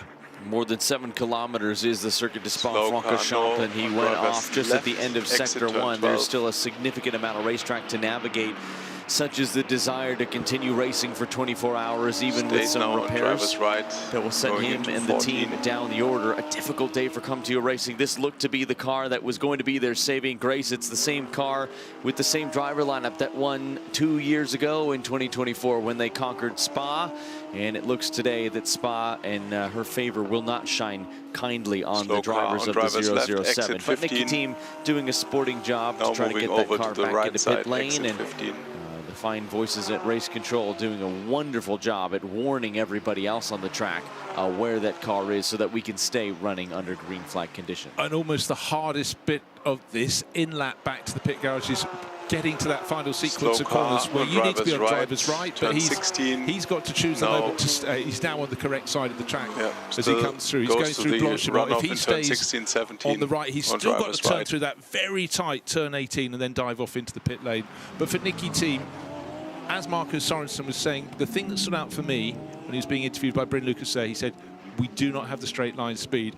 I just think before darkness fell, when it was still relatively early, we saw the number 46 BMW Dan Harper whistle past him at Blanchimont. You don't do that unless the car in front has a speed differential that's not in its favour. Look, the right rear wheel almost off the deck there as he turned. The front left drop down. Track is clear again. That's hard Slow getting car into the pit is entry, in the pit entry even road. in a car with 4 tyres with air in them, but absolutely not for the number 7. Aston Martin, which has already tumbled down to 20th place and will lose more positions. But you know what? In this race, did we also have the number 51 car, the Ferrari that's leading the race, lose nearly 2 laps? I'm just saying, looks like history is repeating itself. So you can come back, but the time left in this race, we've only got 9 hours and 10 minutes. Well, and I would tend to agree, is save that for the 51, it was a puncture, and that is almost certainly pretty significant suspension damage for the Aston Martin. And with 9 hours to go, of course, that can absolutely be repaired and likely will. It's a really stout group of engineers and mechanics that come to your racing that look after a whole host of cars. They know that Aston Martin platform like the back of their hands, but they've got their work cut out for them here. Alessio Rovera continues to lead, having made 17 pit stops. So too has Lucas Auer, who sits in second, and Thomas Preining in his Porsche, the number 80 Lion Speed car. What a phenomenal spot so far for them. They sit overall in third. It just absolutely goes to prove in an endurance race, and one that is as intense and competitive, is that you can keep on working your way forward. The Porsches were not even in the top 10 for quite a while. The last few hours they've crept closer, but the Lion Speed car is the pick of their bunch. And finally, Nicky Team, of course, from his point of view, not only did he have to enter the pits, he had to go all the way around the inside loop at La Source, and his pit garage, literally one of the last ones, at the bottom end of the endurance racing pits. What I want to see is when this front wheel comes off, is what is the extent of the damage to that suspension. But the way we can see that wheel literally looking as it's only partially attached, I suggest it's not going to be a quick fix. But again, we talk about how these cars are made to be taken apart and put back together very quickly. But of course, then there's a big element called meanwhile, and second place and third place getting very, very close indeed, because Thomas Preining, he's hanging around for no one. And the yellow and green Porsche, Mercedes, that's been always at the front end of this field, has now got a massive challenge, because the gap has come down and down, a third of a second between them as they set off onto lap 323. But our race leader, Alessio Rovera, has had a very good number of laps. He's now 7.5 seconds clear, 7.7 seconds clear at the front of the field. And while this little battle, big battle actually, is going on for second place, even more of an advantage goes to the 51 AF Corsa Ferrari. Lucas Auer pressing on, but Thomas Preining is pressing even harder. Yes, he is. It is already up 63 positions in this race, trying to make it 64 and 65 if he can help it. There is pace in hand for Lion Speed GP, and Thomas Preining absolutely knows what he's doing in Porsche machinery. He is all over the back of the number 48, a hang of the head for Nicky Team. He knows what was possible today, and the mechanics for Come To You Racing will go to work, and we'll try to kick that tire and just loosen it as best they can. Well, this is riding on board, and it doesn't look as though there's any rear impact. I think he just simply lost it on his own. I can't really see anything different in that incident. And I tell you what, I've been watching Nicky race for decades, it seems, and he was close just behind Arthur Leclerc, but the tail started coming around. I don't think there was any changing of line. How do you read that one? I think what happened is he got a phenomenal run up Eau Rouge, and he had to do a significant lift that changed the balance of the car, put weight back on the nose, off of the rear tires. Round they went, and round he went into the wall. It was one of those gut reactions where you think, oh no, I'm closing, I lifted. Significantly changes the balance of the car in a very, very loaded corner. That is very much not a Nicky Team thing to do. He's had huge success, particularly paired with Marcus Sorensen. I think they had 3 WEC World Endurance Championship titles in Pro and in GTE Pro, etc., etc. But that one, and also another element, is they're fixing that car. They're in the endurance pits, and if you look at the garages at an angle, they're much narrower. You can see the mechanics were really squeezed in because they're individual garages. It's not like the double width, full width F1 ones where our commentary booth is sitting atop, but they're traditional pits. And again, it's where mechanics almost need an extra joint halfway down their forearms to get around the tight corners in the wheel arch of the car. But certainly, you know, they're tired now, and it's getting hotter, and they'd probably like a cup of coffee, and they'd like their car that was starting to move its way to the front end of the field to still be in, but they've still got to keep their spirits up. They've got to get it fixed and get it back out there. Unless the damage is so bad that it's inoperable, but right now we've had nothing telling us that. Right, looking at the 3 splits, oh, I love it again. Look, 3 different manufacturers. You know, the first section all the way up the Kemmel Straight, the Ferrari is fantastic. That's the race-leading car. Down the hill, the car in 3rd place, challenging for 2nd, Thomas Preining's Porsche. And the car that could and should have still been in the race, but a little mishap for Benji Goethe, the closing sector of the 3, that was one of the 2 Garage 59 McLarens that very much hot, or even in even hotter conditions, was very strong indeed, and that makes it all the worse when your car retires. We heard Andrew Kokodi from Garage 59 putting on a brave face, but if you have a car and it's retired and it hasn't got the pace, it's one thing, but if it was a potential race winner. Right, Nicky Team has had his moment, and is it over and out for the number 7? Bryn Lucas will find out. Sometimes part of this job isn't very nice, Nicky, when we have to come and talk to drivers who have had big moments like that after such a long time, after so much effort, for it to get away from you. Yeah, absolutely destroyed right now. Yeah, I feel so sorry for everyone here. Not much, yeah, what can I say? Obviously you're trying to push as much as you can, stuck behind the Ferrari for a long time, but that is no excuse for doing a mistake like this, so totally on me. And yeah, a lot of destroyed dreams and hopes we had here in the end, so we were in it. But yeah, really hard now. Yeah, it is. It's one of these examples really of a 24-hour race, and anything can go wrong at any moment, and it's just the way it is, sadly. Yeah, we all know how it is. Right now, I'm just so angry with myself, and yeah, not much to say. It's such a shame for everyone. We really appreciate you talking to us. Thank you very much. Really, really hard to see. You can see Nicky Team and how frustrated he is with himself, and a very, very, very capable driver in Nicky Team. He has won this event before. He has done it in that car with that team. He has done it at this circuit, and just a simple mistake. These things happen. He is allowed, after all, to be human, but you feel for him and you sympathize with the emotion that he is pouring out, because winning this event means so much. That's why we're seeing the pressure applied right now by Thomas Preining to the back end of Lucas Auer, because he would like to set his sights on who is the race leader right now, Alessio Rovera, a little bit further up the field after 324 racing laps. It's a pretty decent run down the Kemmel Straight for the Porsche on the AMG, who's on the flashers, because there is that Tsunami RT Porsche just in front. And could traffic play a little bit of a factor here? Down into Les Combes, not close enough, but I suspect by the time they hit Bruxelles and go down the hill, it might be. Yeah, just thinking back to Nicky Team fessing up, coming out, facing the punishment, but that is the mark of a man. A lot of drivers might have gone and hid and had a little sort of sob, but just not shown their face. But he's come out, he's faced up, and you know, again, I think back of the number of wins he's had, the number of top performances. He's not someone I think of as someone who's crashed a car. Maybe an element of frustration, getting closer and closer to the Ferrari, but knowing he didn't have the straight line speed, so he was probably absolutely maximising what he could get through Radio. And actually, as we both think, he did maybe too good a job at that occasion, and maybe a slightly inferior line from Arthur Leclerc. But anyhow, Leclerc carries on. There was no contact, but a double rotation, then impact with the barriers, and now working the traffic. This is a battle for 2nd place. The yellow Mercedes still ahead of the cream-coloured Porsche in the background from Lion Speed GP, and making their way quite neatly and tidily. Nothing ventured, nothing gained. No one really lost out there, but certainly for the chasing Thomas Preining and the number 80 Porsche, he cannot afford to get off the tail of that yellow Mercedes. I think they both lost a little bit of ground potentially to race leader Alessio Rovera, but as you can see, they're chopping and changing in very small margins in the last couple of laps. In particular, Thomas Preining has got that element where you get onto the tail, and then what happens next? What happens next? The ebb and flow, and that's why I was keen to watch them catch the back of that Tsunami RT Porsche. Very, very close as ever through the bus stop chicane as they head down the main straightaway now. Probably a decent run, it would be said, for Thomas Preining. Tucks under the rear wing of that Mercedes AMG, who just starts to scamper away a little bit once he gets on the loud pedal, such as the strength and the grunt of that front engine V8. It sounds phenomenal through that side pipe exit exhaust. Hard to miss as well in that yellow trim.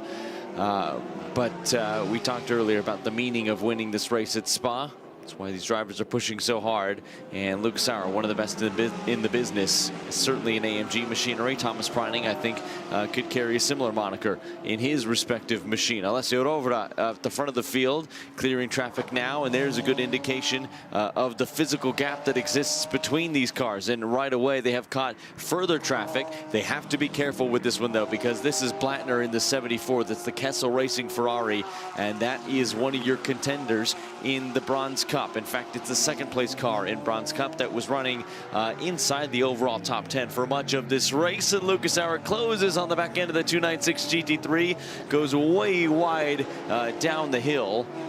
Got to be really, really careful. Both of these drivers will be thinking about their race. Preining goes way wide and nearly into the gravel.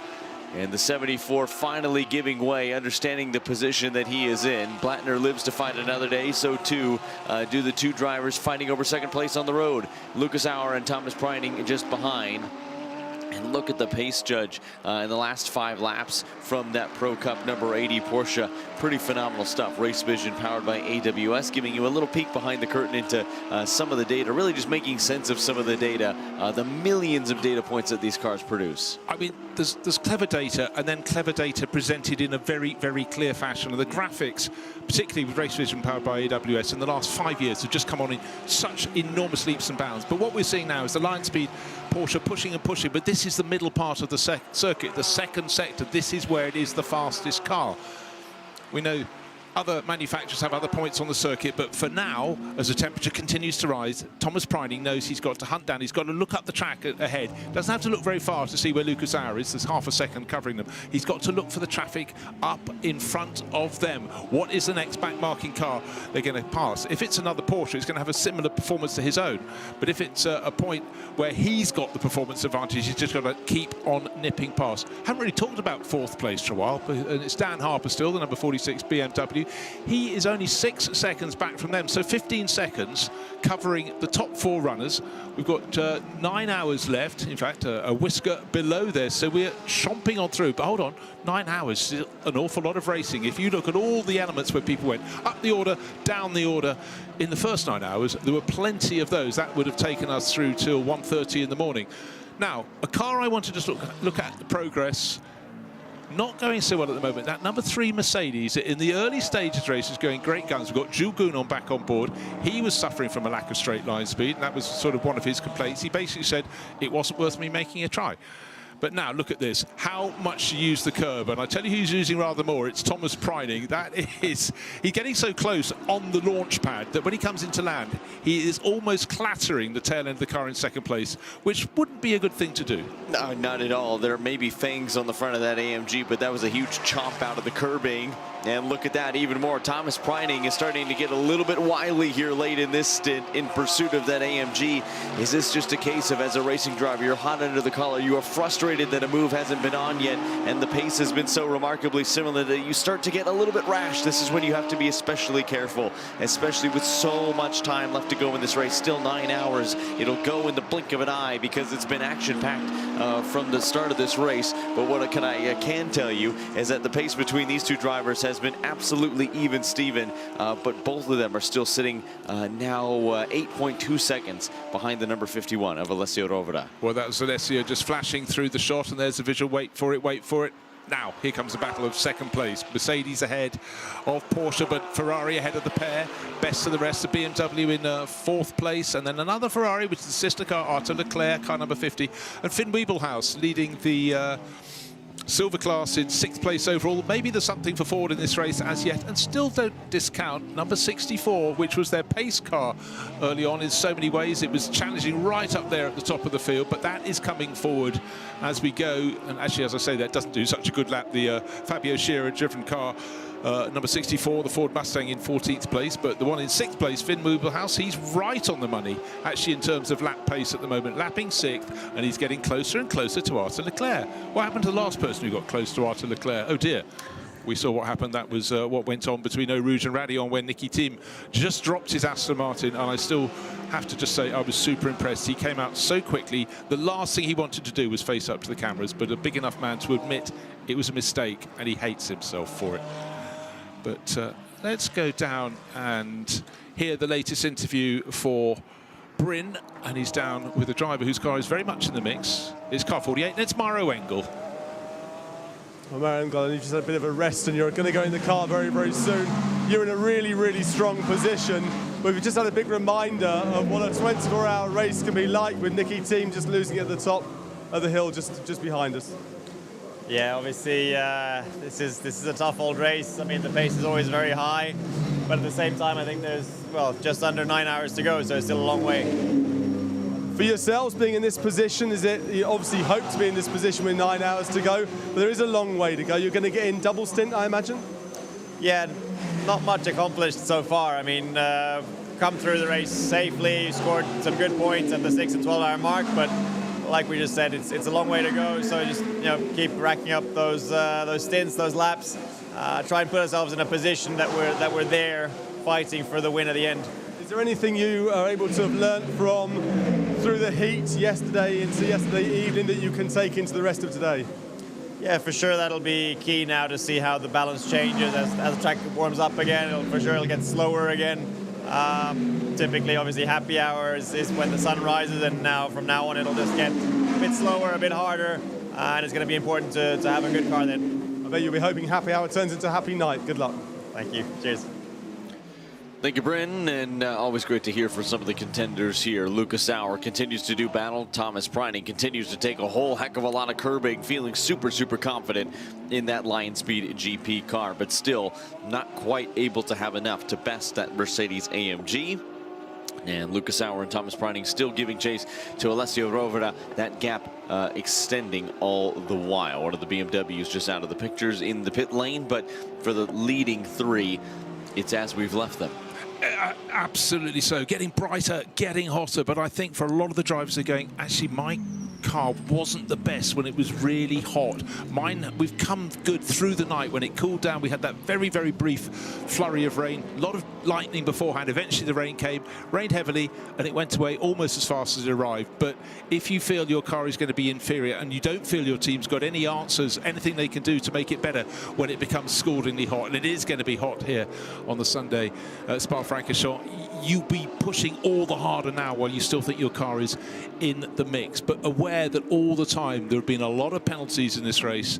And here's a car that's on the rise as conditions get hotter. The Ford is doing very nicely. This is Finn Wiebelhaus closing. Look, by a huge margin on Arthur Leclerc, taking nearly 2 seconds out of him a couple of laps ago, then almost 1.5 seconds on the previous lap. So really on the move. So not over and out for the Hout Racing team, and certainly they've got 2 cars in no time at all. I think we'll have 2 cars in the top 10 from them. They're at the moment 6th and 14th. As you said, an entry on the rise. I think a driver on the rise as well, and Finn Wiebelhaus as well. ADAC GT Masters champion a couple years ago. It's last year, in fact, with Hout Racing team in their iconic Ford machinery.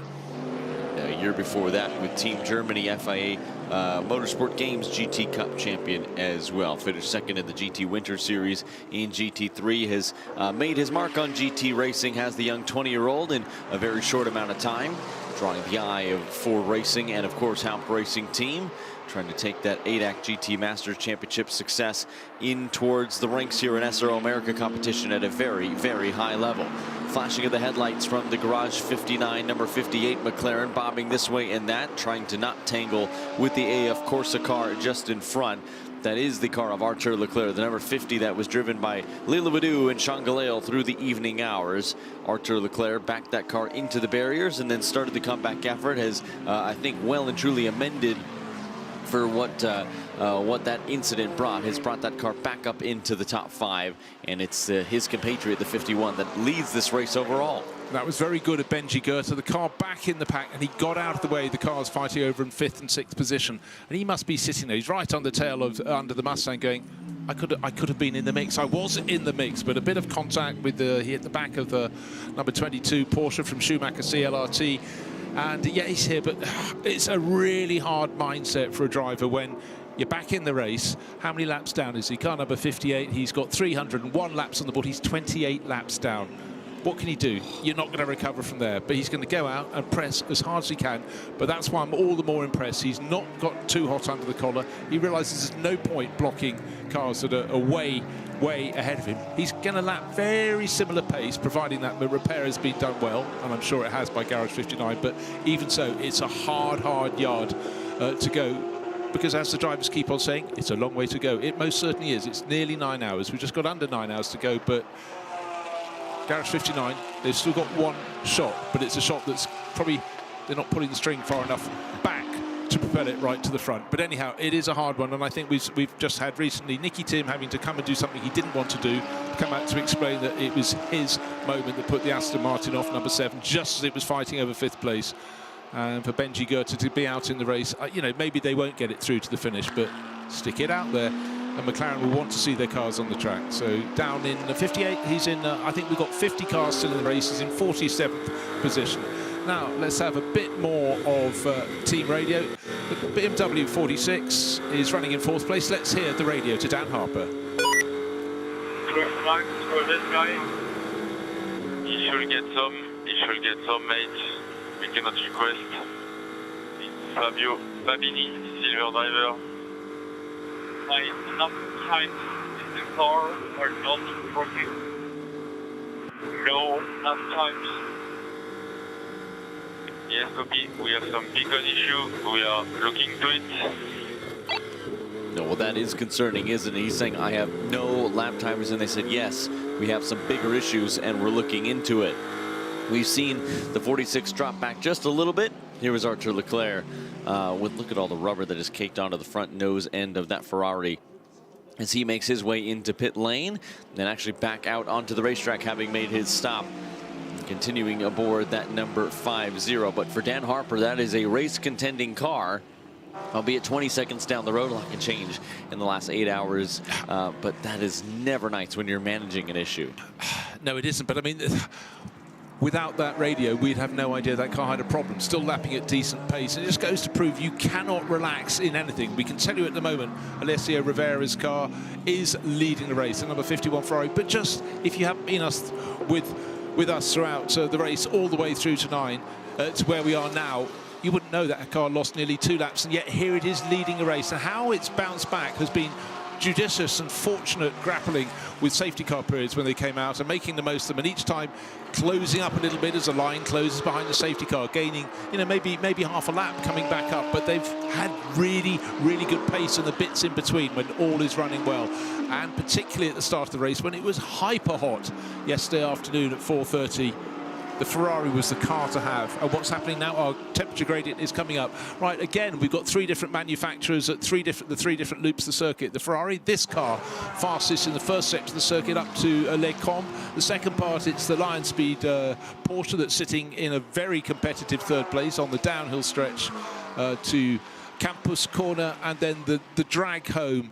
It's McLaren country, but at the moment that's going to do them much good, because the best place McLaren is down in 20th position. Actually, that's the one from CSA Racing, and Simon Gachet at the wheel of that. But again, that's exactly how it should be in GT racing, to have different cars that can produce that, because the idea is with balanced performance to produce an equal lap time, but it doesn't mean you're equal at all points around the circuit. The Lion Speed Porsche is literally trying to get on top of the rear wing of that 2nd place Mercedes. It's getting almost physical there, but certainly the amount of curb that Priding is happy to take at turn 13, you know, you do start thinking, will have a long-term effect on the car, but at the moment he's got one aim, and that is to try and get past into 2nd place. The impressive thing is he's doing it lap after lap after lap after lap as well, which is not a common thing. Again, you can use the curbs to help rotate the car just a little bit, but you don't have the benefit of that every corner. It's a tool you can use if you're fighting a little bit of understeer and you have good enough car control to do it, because that could very easily end in a spin. Right, top speed at Eau Rouge, that famous corner at the bottom of the compression before you fire up to Radion. It's the 2 Fords, first fastest and second fastest, and that's why they're creeping back up the order. Then now Fabio Schiro's moved in the last 2 laps. He's gained 2 positions. He's up to 12th.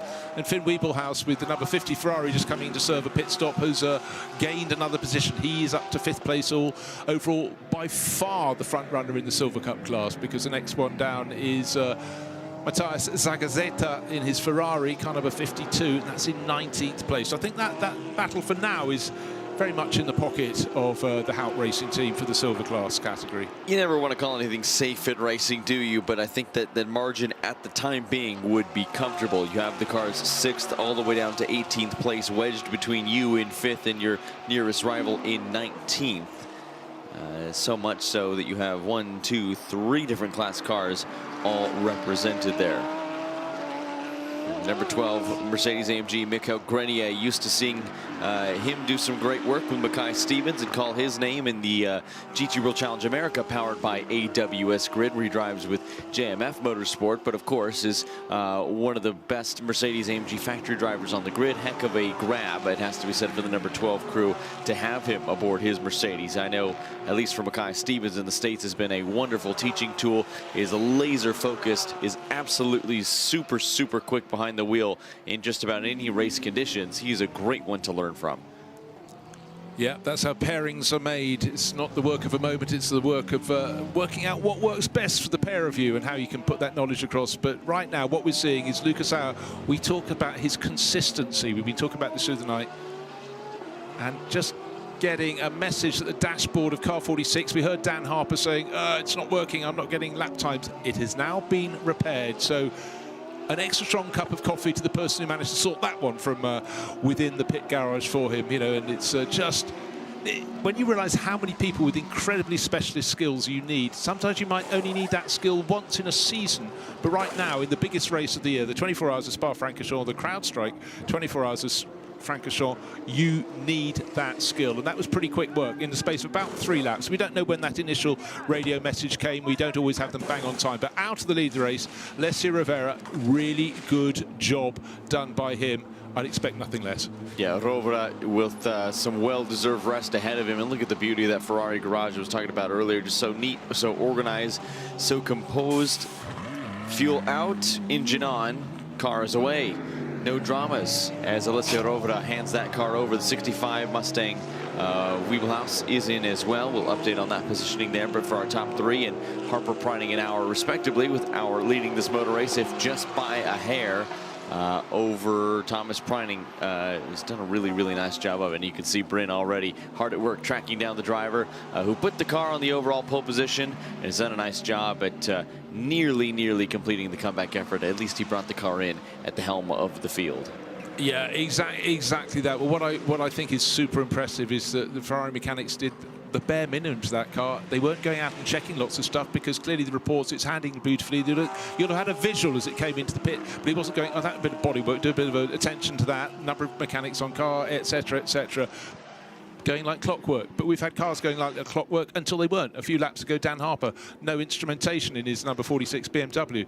Still running in 4th place, still running at a decent pace. Last lap, not so good, but anyhow, things can just change in the blink of an eye. Just ask Garage 59, unfortunately. And Jules Gounon getting a little bit of a top off of fluid here.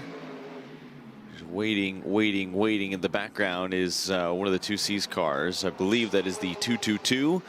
Jules Gounon dropped and off and away.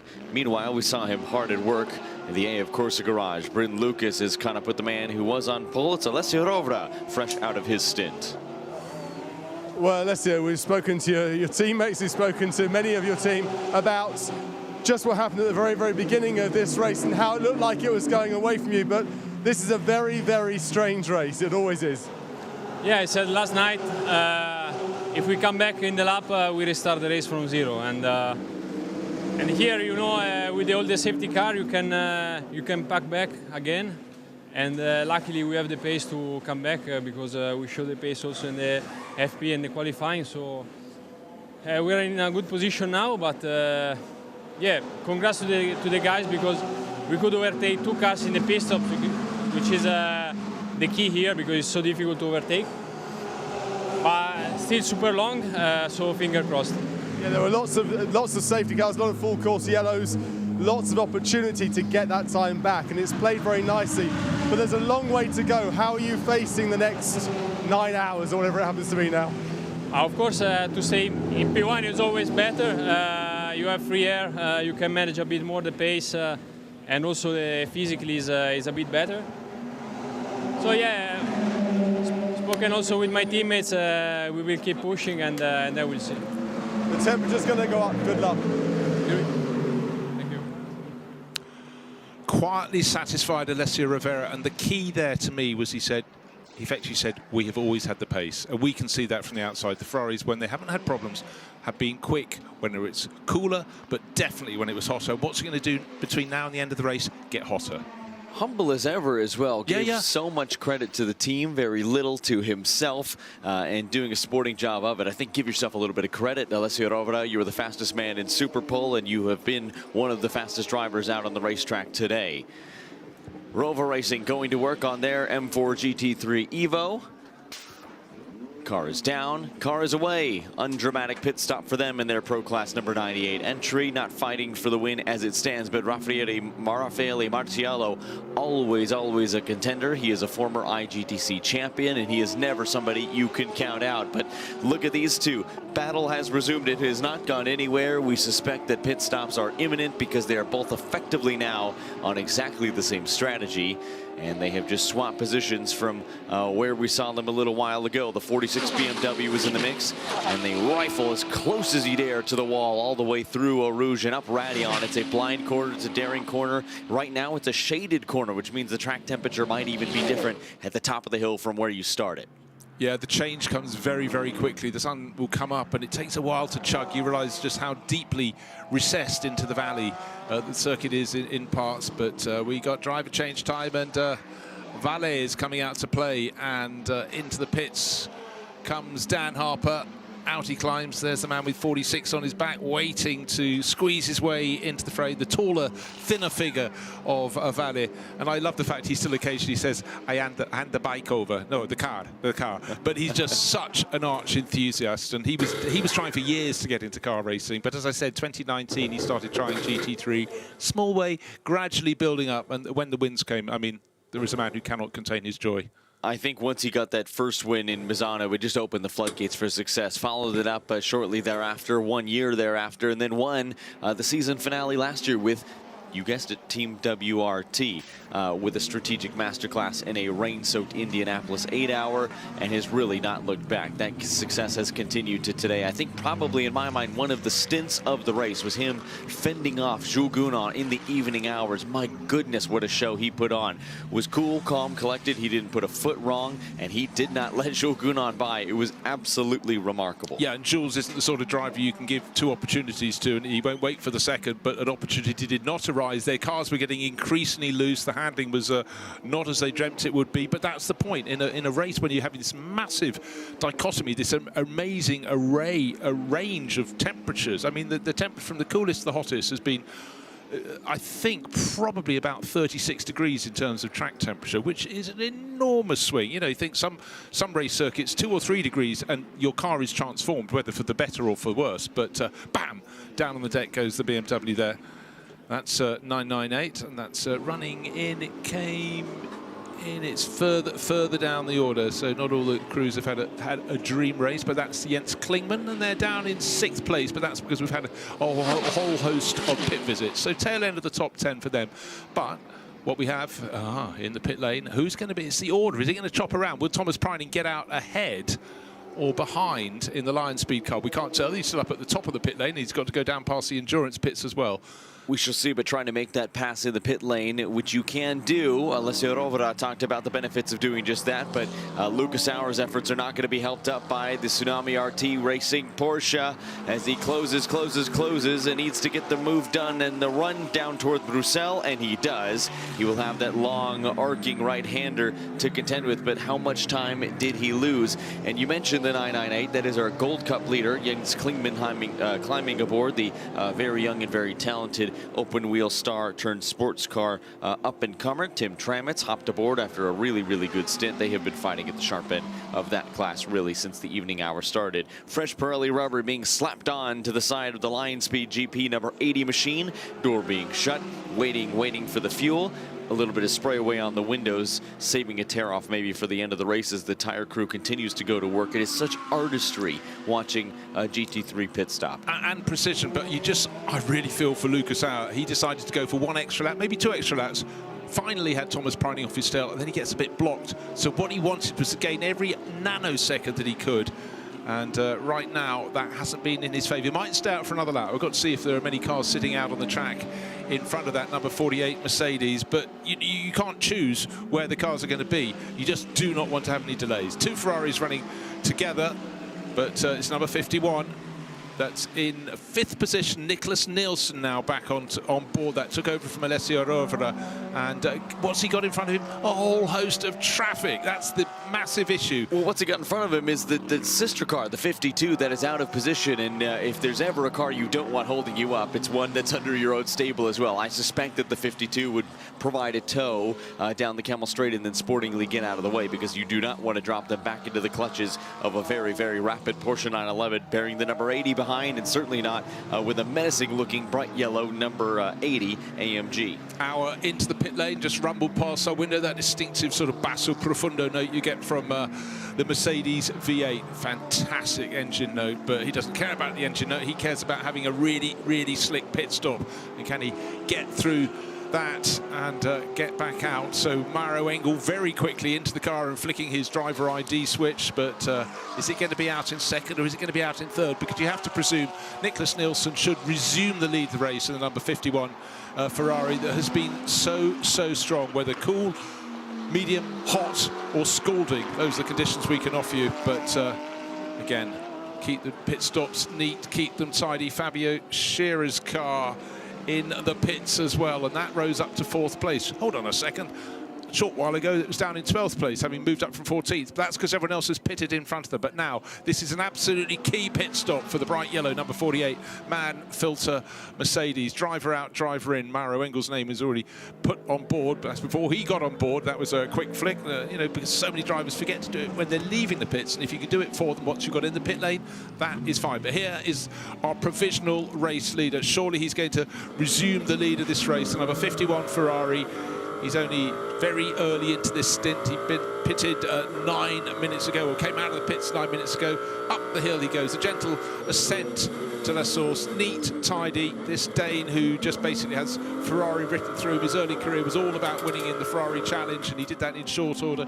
Very soon became a Ferrari works driver, and the rest is history in the making, and it's something that may yet have a victory. Down the slope comes the 51 Ferrari, gets the job done. The gap was about 5.5 seconds before the pit stops, but the important element is where's the Lion Speed Porsche on the right-hand side of your screen. That will get into second place, and unfortunately for the Mercedes crew, they seem to have lost effectively about 2 to 3 seconds in the run. Remember, they got traffic up at the top of the hill beforehand, and that certainly did not help them too much. I think what happened there was twofold. First, exactly what you said. Immediately after the 80 came into pit lane, the 48 car caught the back end of traffic. I think the second element of that was catching the back end of the 64 car on the way into pit lane. We know so much time can be gained or lost happening in the pit lane there, and I think getting held up a little bit by the Mustang, the 64, who had pitted off sequence. Ford is trying to be a little bit creative, have they, the Halp Racing team crew, to try to get the 64 back into contention when it is the 65 who has been the better of the two cars in the latter stages of this race. But we re-rack and reset. 51 Ferrari. Nicholas Nielsen leads Thomas Preining and Maro Engel. Oh, dearie me, a 5-minute time penalty for track limits. That is a biggie. A biggie is a technical term, by the way. And that was a 2Cs Motorsport Mercedes. And we're going to take a look back at the highlights. We started in daylight, we went to the night, we're back to daylight, and let's take a look at the best of what's happened. Hot doesn't even start to cover how scalding it was out on the grid. Everyone wants the glory in the Intercontinental GT Challenge. A nice, tidy start. The field waved away by Pierre Fillon, president of the ACO. Nicholas Nielsen, a really, really tidy start for him in the Ferrari. He started to make his moves. Number 51, it was looking good then, it's looking good now at this late stage, but it wasn't looking good for Ariel Levi.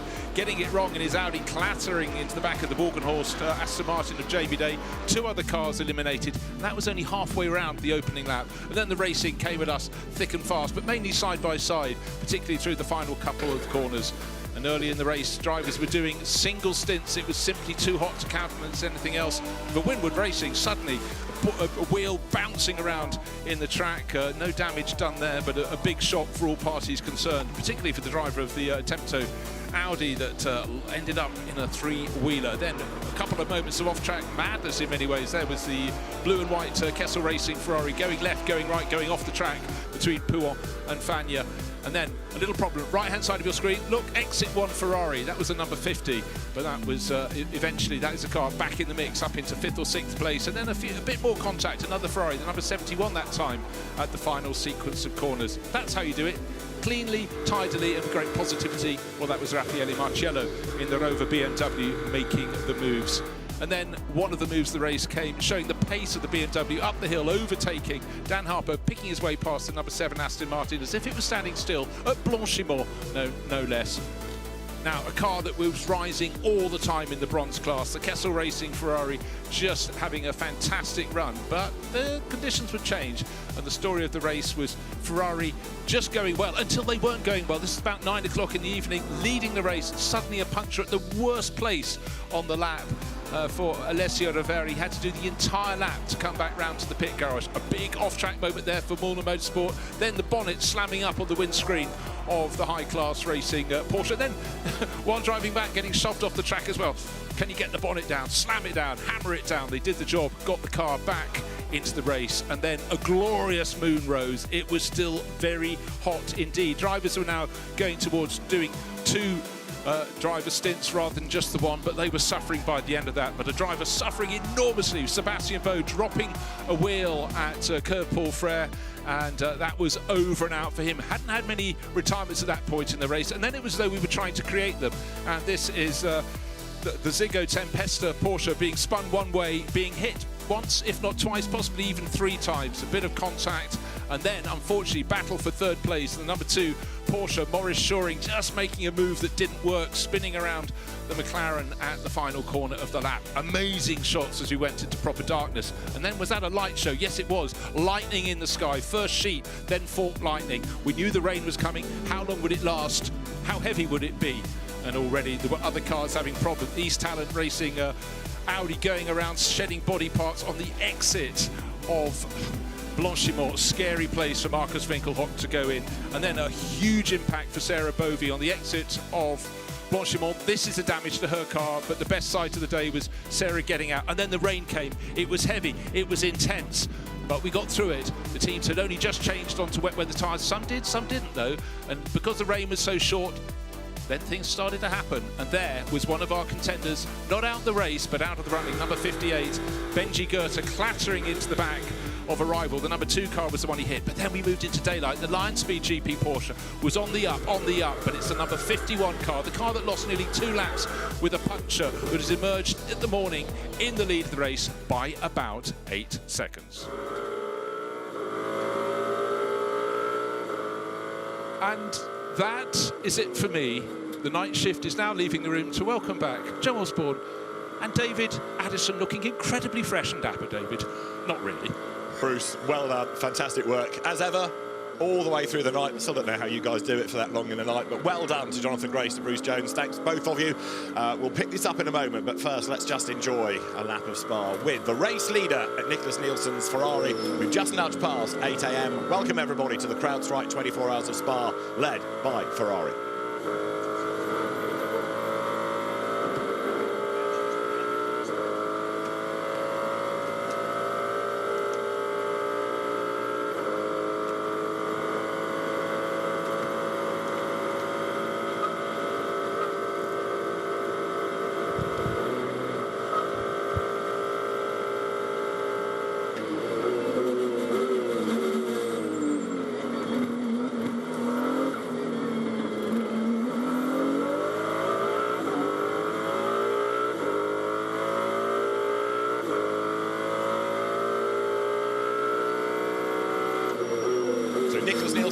The line, and the Ferrari's advantage now hovering around the 5-second mark, but this has been an exceptional effort to pull back effectively a lap and 2/3 given the time loss yesterday with that puncture, And yes, of course, you always anticipate things of drama during the night. We've certainly had that. So it is Ferrari from Porsche. Thomas Preining, number 80, currently running in second place. And bear in mind, that's a car that started in the pit lane. That's another pretty outstanding effort. We'll catch up with one or two of the dramas of the night. I know many of you have been watching, but others might just be waking up and as your first espresso kicks in, wanting to know who's done what to which and to whom through the night. We'll do that very shortly. But bear in mind right now that this Ferrari leads the way, and the other significance of the night is that 46 BMW, now with Valentino Rossi at the wheel, is in the lead battle, and it's there on merits as well. So that car going nicely, and there's certainly more to come in what has become the best of the BMWs. It was the 98 Rover car that was upholding BMW honour last night. That has then hit various problems and delays and fallen down. But I've got to say that with now 65 Ford running in 6th place, Max Rice at the wheel of it, that's another car that deserves a big cheer. Again, started from the pit lane. One for your anorak pocket, somebody, is when did we last have 2 pit lane starters running in the top 6? We've never had a pit lane starter win, but Thomas Preining's Porsche might change that depending on what befalls the 51 AF Corsa Ferrari. And there you can see how many places people have gained or lost, and 64 spots gained for Thomas Preining from the pit lane. And he was a genuine pit lane starter by regulation, whereas 65, I think, elected to start from the pits. That's gained 58 places. It makes 23 of Enrique Chavez almost look mundane, doesn't it? 39 gain for Darren Lung's BMW, 47 for Jared Waberski, the man that leads the SRO GT Academy from within British GT. So some big, big numbers. But Thomas Preining coming from, effectively, the very, very back, and now running in 2nd place. So let's have a quick look at the order then as they come over the timing line. This now puts 340 laps in the book. Nicholas Nielsen is your race leader. Ben Durr going through behind him is currently running in 11th place in silver. That's your bronze leader, Darren Lung's BMW. Thomas Preining's Lion Speed Porsche just went through behind. And there in 3rd place is the yellow Mercedes of Mauro Engel. We're looking for 4th place, the BMW of Valentino Rossi. He is at the wheel of 46. You can see the gap that he's trying to make up. He's just heading towards the beam, but he's not there yet. Now, I think he comes up towards the timing line. So he's 22 seconds back from Engel. That's Rossi in 4th place.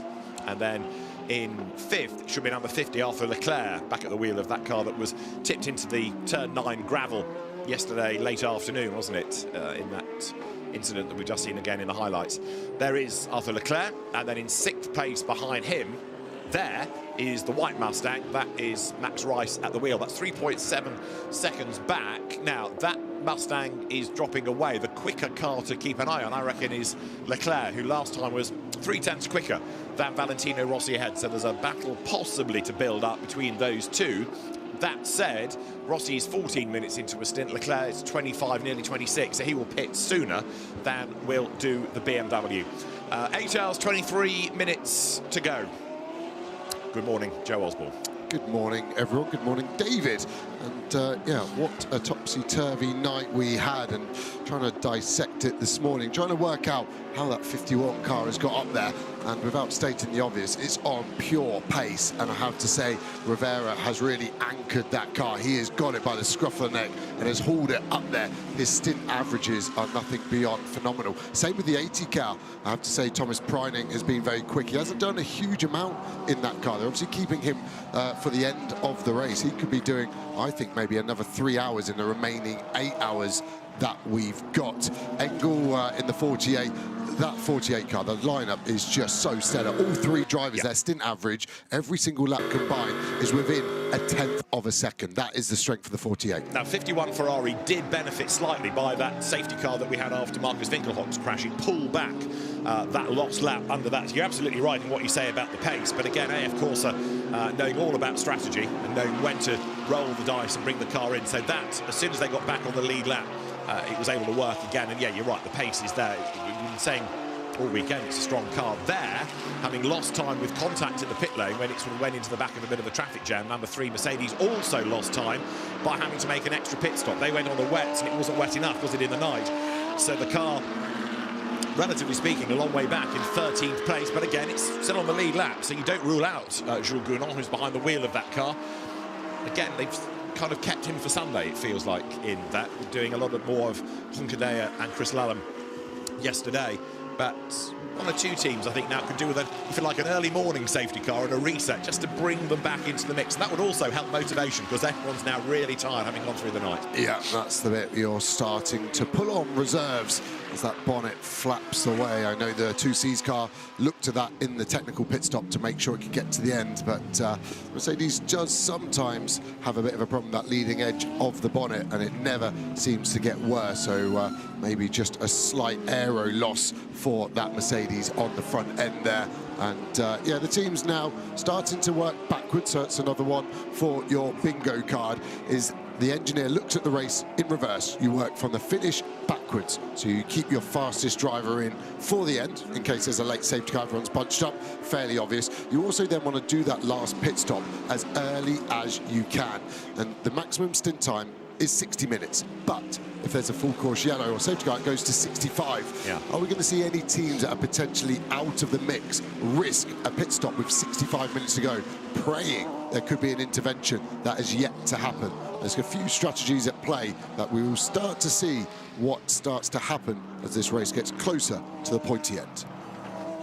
Now there, the Gold Cup leading BMW. Gold's been shuffling quite a bit, hasn't it, with the demise of 58, the damaged, with its radiator problem, McLaren. That's now put the number 991 BMW into the lead. Sorry, 998 BMW in the lead. Jens Klingmann at the wheel.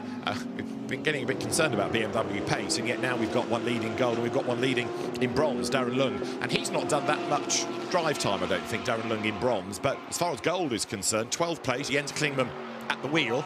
That's the car that he shares with Hugo de Wilde and Tim Tramnitz. I'm not saying this could get up there for an overall position, but I think the top 10 certainly beckons the way that it's going. And 32 BMW that we've hardly seen, really, other than when it's been in the pit lane, is creeping into the top 10 also. 9th place currently for Jordan Pepper. One of the things, Joe, we were discussing about half an hour ago, you and I, was who the quicker drivers had been, and there was absolutely no doubt about who has been the fastest on his average laps over the race, and that was? Alessio Rivera is clear as well, and clear of Tom Fleming, so I've got to give Tom a shout out. And the 58 McLaren you mentioned was leading the bronze class, the gold class, sorry, until radiator damage. I think radiator damage is maybe a bit harsh towards McLaren there. It was obviously a driver error that caused the damage. It went in the rear of another car, which then damaged it. So that what car we're hearing is, though, that with respect, the Ferrari, I think, that triggered it had stopped in the pit lane, almost like it was trying to stretch the stint time just before it got to the timing beam and created a bit of a traffic jam. But as far as we're aware, because we've double-checked this, it's not being investigated. So, yeah, maybe it was unlucky, maybe it was an error. It rather depends who you talk to, doesn't it? Yeah, it depends which side of the fence you're on. Yeah. But it doesn't matter, the car's not in the race, so yeah. And it was a radiator that stopped it going round. Absolutely right. Big shame, because again, we made the point yesterday about how much better the McLarens were looking. We have still got one of them up, relatively speaking, for a class result. Third in silver currently is Dante Raponge for Optimum. Also running third in gold. Second in gold, forgive me, is Simon Gachet for CSA Racing. What happened to 59? What happened to the other Garage 59 car? Did we lose that one as well? The Kirchhoffer car. Yes, Joseph Loke retired that, didn't he, last night? Yeah, had a failure on the right side, didn't it? We saw it go into Garage, and Garage 59 unable to continue with either of those cars at that point, but they did get the 58 back out there, so valiant effort from them on that front. So there, your gold leader drops downhill. So the lead gap, Nielsen to Preining, 3.4 seconds. Thomas Preining lapping a fraction faster last time, but only by a tenth. So again, you kind of don't get too carried away by that, because it's just harder to gauge whether that was traffic or genuine pace that is now improving. But Nielsen with, when he crossed the beam, 15 hours and just under 42 minutes done. This is your bronze leader. It's a really strong lineup, this, isn't it? David Pittard, I think you'd probably say, is the star in that, the Nürburgring 24-hour winner from 3 years back. Leighton Fourie, who is leading the ADAC GT Championship. James Kellett, who's always been very rapid in Ginettas before coming to Paradine last year. And the man behind it all, the irrepressible Darren Lung, who epitomises what a GT driver is all about, really. He's massively enthusiastic, massively competitive, and massively good for a bronze, isn't he? Yeah, and he's compassionate as well, I would add into that, in terms of how he's helping young drivers through. And just looking at the drive time for these bronze drivers, in the bronze class, they've got to do a minimum of 4 hours. And at the moment, this 991 car of Darren Lung, he's going to have to do another 2 stints at the end of this one. The interesting one at the moment is Dustin Blattner has done a drive time of 2 hours and 51 minutes. And that's quite an awkward amount, so he's still got to do another hour and 9 minutes, and that's more than a single stint. So it'll be interesting to see how they navigate that one. The 12 car, the final bronze class podium car, Gabriele Rindone in that car needs to just do single more stint for that car. So the 12 car could get a big leg up here as the bronze graded driver. Only needs to do one more in there. So I'll keep an eye on all of those minimum bronze drive times across the board. The only maybe other stint time worth mentioning is that no single driver can do more than 11 hours. And at the moment, all the lead pro cars are well within that, and they're definitely keeping their faster one of the three as many hours open towards the end of this race. And we also touched on the Boots and VDS travails, having talked about number 10 going better because it's actually done some laps. That ended up with a long pit stop last night after it had a broken track rod because contact with its teammate. Never rains but pours or something like that. Anyway, I thought the mechanics might just be missing the car. They haven't seen it for quite a while. That damage barely registered as a blip, but we've got the 2 of them, I think, still circulating. Number 2, 11th place now, Maurice Scheuring, and 10, Robin Knudsen is 33rd. So badly delayed is 10. Scheuring, I think, is still on that lead lap. He's got to trip the beam in a moment, but they are still going. Let's have another look further down the order. There's the 87 Winwood car in bronze, and 65 is your silver leader. That's the white Ford Mustang. I just bumped into Chris Ward from Ford Racing America and saying the cars are going well. He said, oh, don't say that. There's a long way to go yet. And he's absolutely right. We've got 8 hours, so that's Paul Ricard and 2 sprint races effectively bolted together. And you can see Max Rice there trying to get himself up through the traffic. Gets up the inside of 87, which is the bronze Winwood car. That's Renat Salikov at the wheel of it. Comes up now towards the timing line. So the Mustang rumbles by.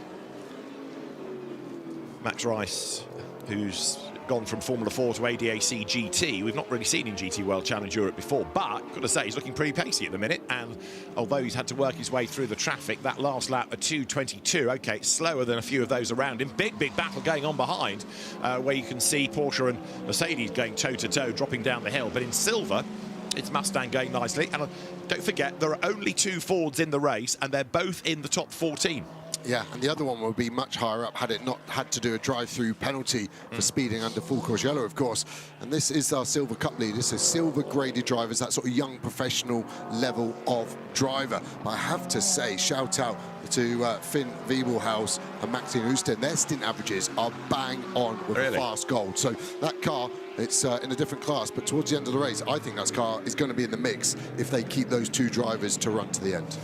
Interesting that. So we've got the Prince Geoffrey Ibrahim Corvette here. Now this is leading in Pro-Am. It is Prince Geoffrey Ibrahim at the wheel. It's in 34th place. Okay, it's dropped away in terms of overall, but you know, if you're here in Pro-Am, it's the class you're concerned with anyway, isn't it?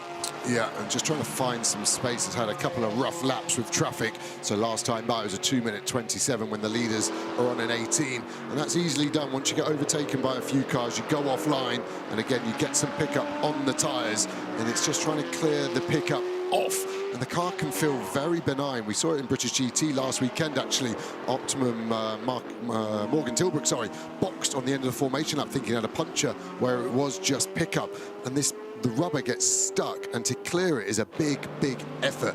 As a driver, it's like writing with your non-dominant hand. It just feels a bit odd, a bit benign, and you're just unable to commit to it. And before you know it, you've made a big mess of what's going on. But now this Zero Corvette looks to be in a happy place pace-wise, and they're really looking behind at the 999 car. So we go from the lowest number car, 0, although my math teacher would tell me 0 is not a number, to 999, the highest. And at the moment, the gap is 20 seconds to that Mercedes. So the Corvette will be under strict instruction just to find their metronomic pace, to start hitting their brake points, their gear shifts nice and smooth, and also just to look after the car where possible, stay off some curbs and keep the energy out of it if possible. Pretty sure everyone's now done those technical pit stops as well, that 5-minute which people took in the night when we had that 30-minute barrier repair period after Sarah Bovey's big accident. And for the teams then, that's done. They can now concentrate on bringing the cars to the end of the race.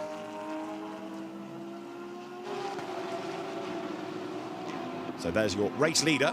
It is Nicholas Nielsen. 2.9 seconds up on Thomas Preining last time. And in the background, you can see the white Porsche. There it is. Lights are flashing. Still find it extraordinary that the car has been able to get up there from that pit lane start. It was an engine change.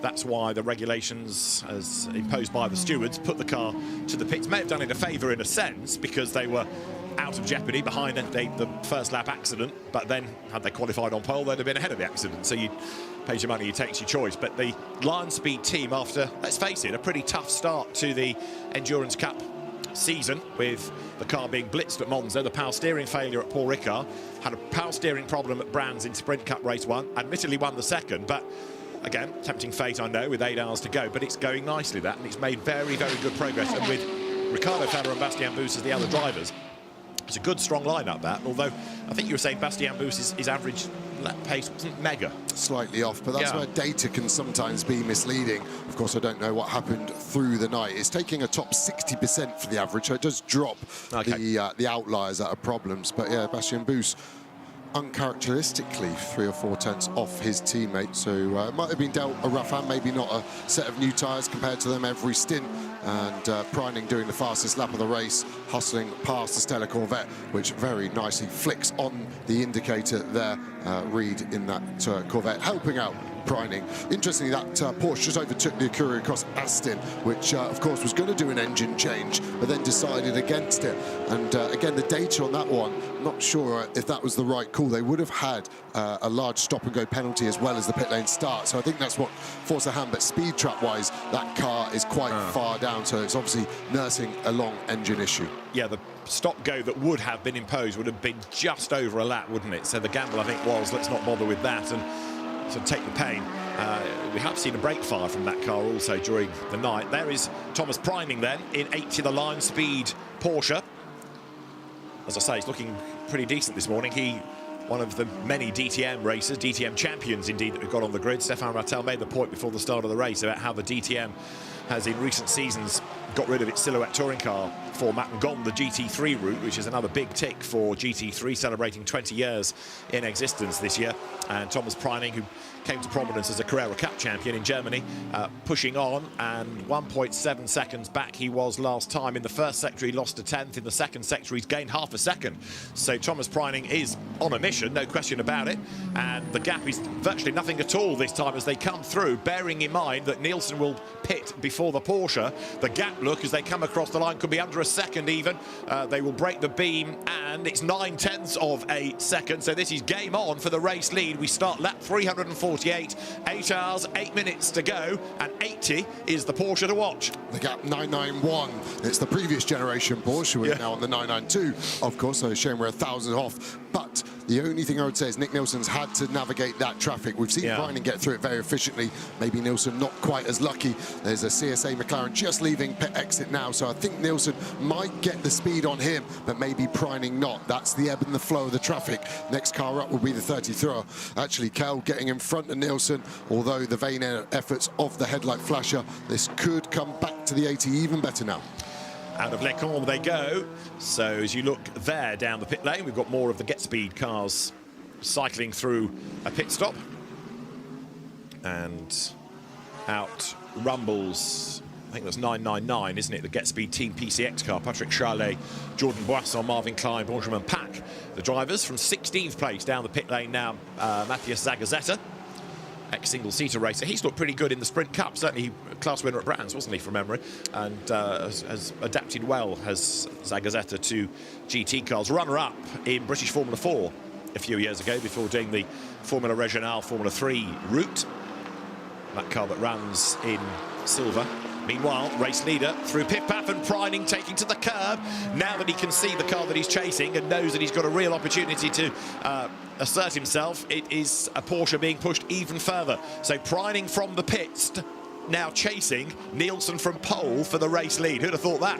Yeah, and my only fear with the Porsches, I was just looking back at the start of the race, the pace was not there for this car. So as it heats up, unsure what track temp is now, but it's going to be in the mid-30s. As it gets back above 40, maybe back above 50, is it going to go away and then go back to the Ferrari? Maybe Lion Speed know that, and now they've got to pounce and get in front of the Ferrari and try and dictate this race. Nielsen looking ever more panicked with the traffic in front that was too wide. And he's almost getting crowded out, and the gap's going to open up for the Porsche on the inside, and Thomas Preining has read that beautifully because the road opened up for him. He's got the lead coming out of the chicane, and he's going to go ahead of the 2Cs Mercedes as they come past the pits. So we've got a new race leader, and it's been done on the track, not in the pits. Thomas Preining leads up towards La Source. Porsche leads at Spa now. Ferrari second. Mauro Engel's car is in third place. The Mercedes, which has been dropping away fractionally over the last few laps. But Nielsen, look, he's not satisfied with second. He's riding the wheel tracks. He's going to get a tow heading out of Radion along the Kemmel Straight, and he may well be back in front by the time we get to Lecombe. Let's see, there's a back marker ahead of Preining, the race leader. We're second. We're in the Ferrari. We're heading up towards Lecombe now, and Preining needs to make a decision as to whether he's going to pounce on that slower McLaren. It's James Kell, isn't it, ahead of him in 21st place in the CSA car. He doesn't catch him, never mind trying to pass him. So Preining now needs to work out the best place to lap that car.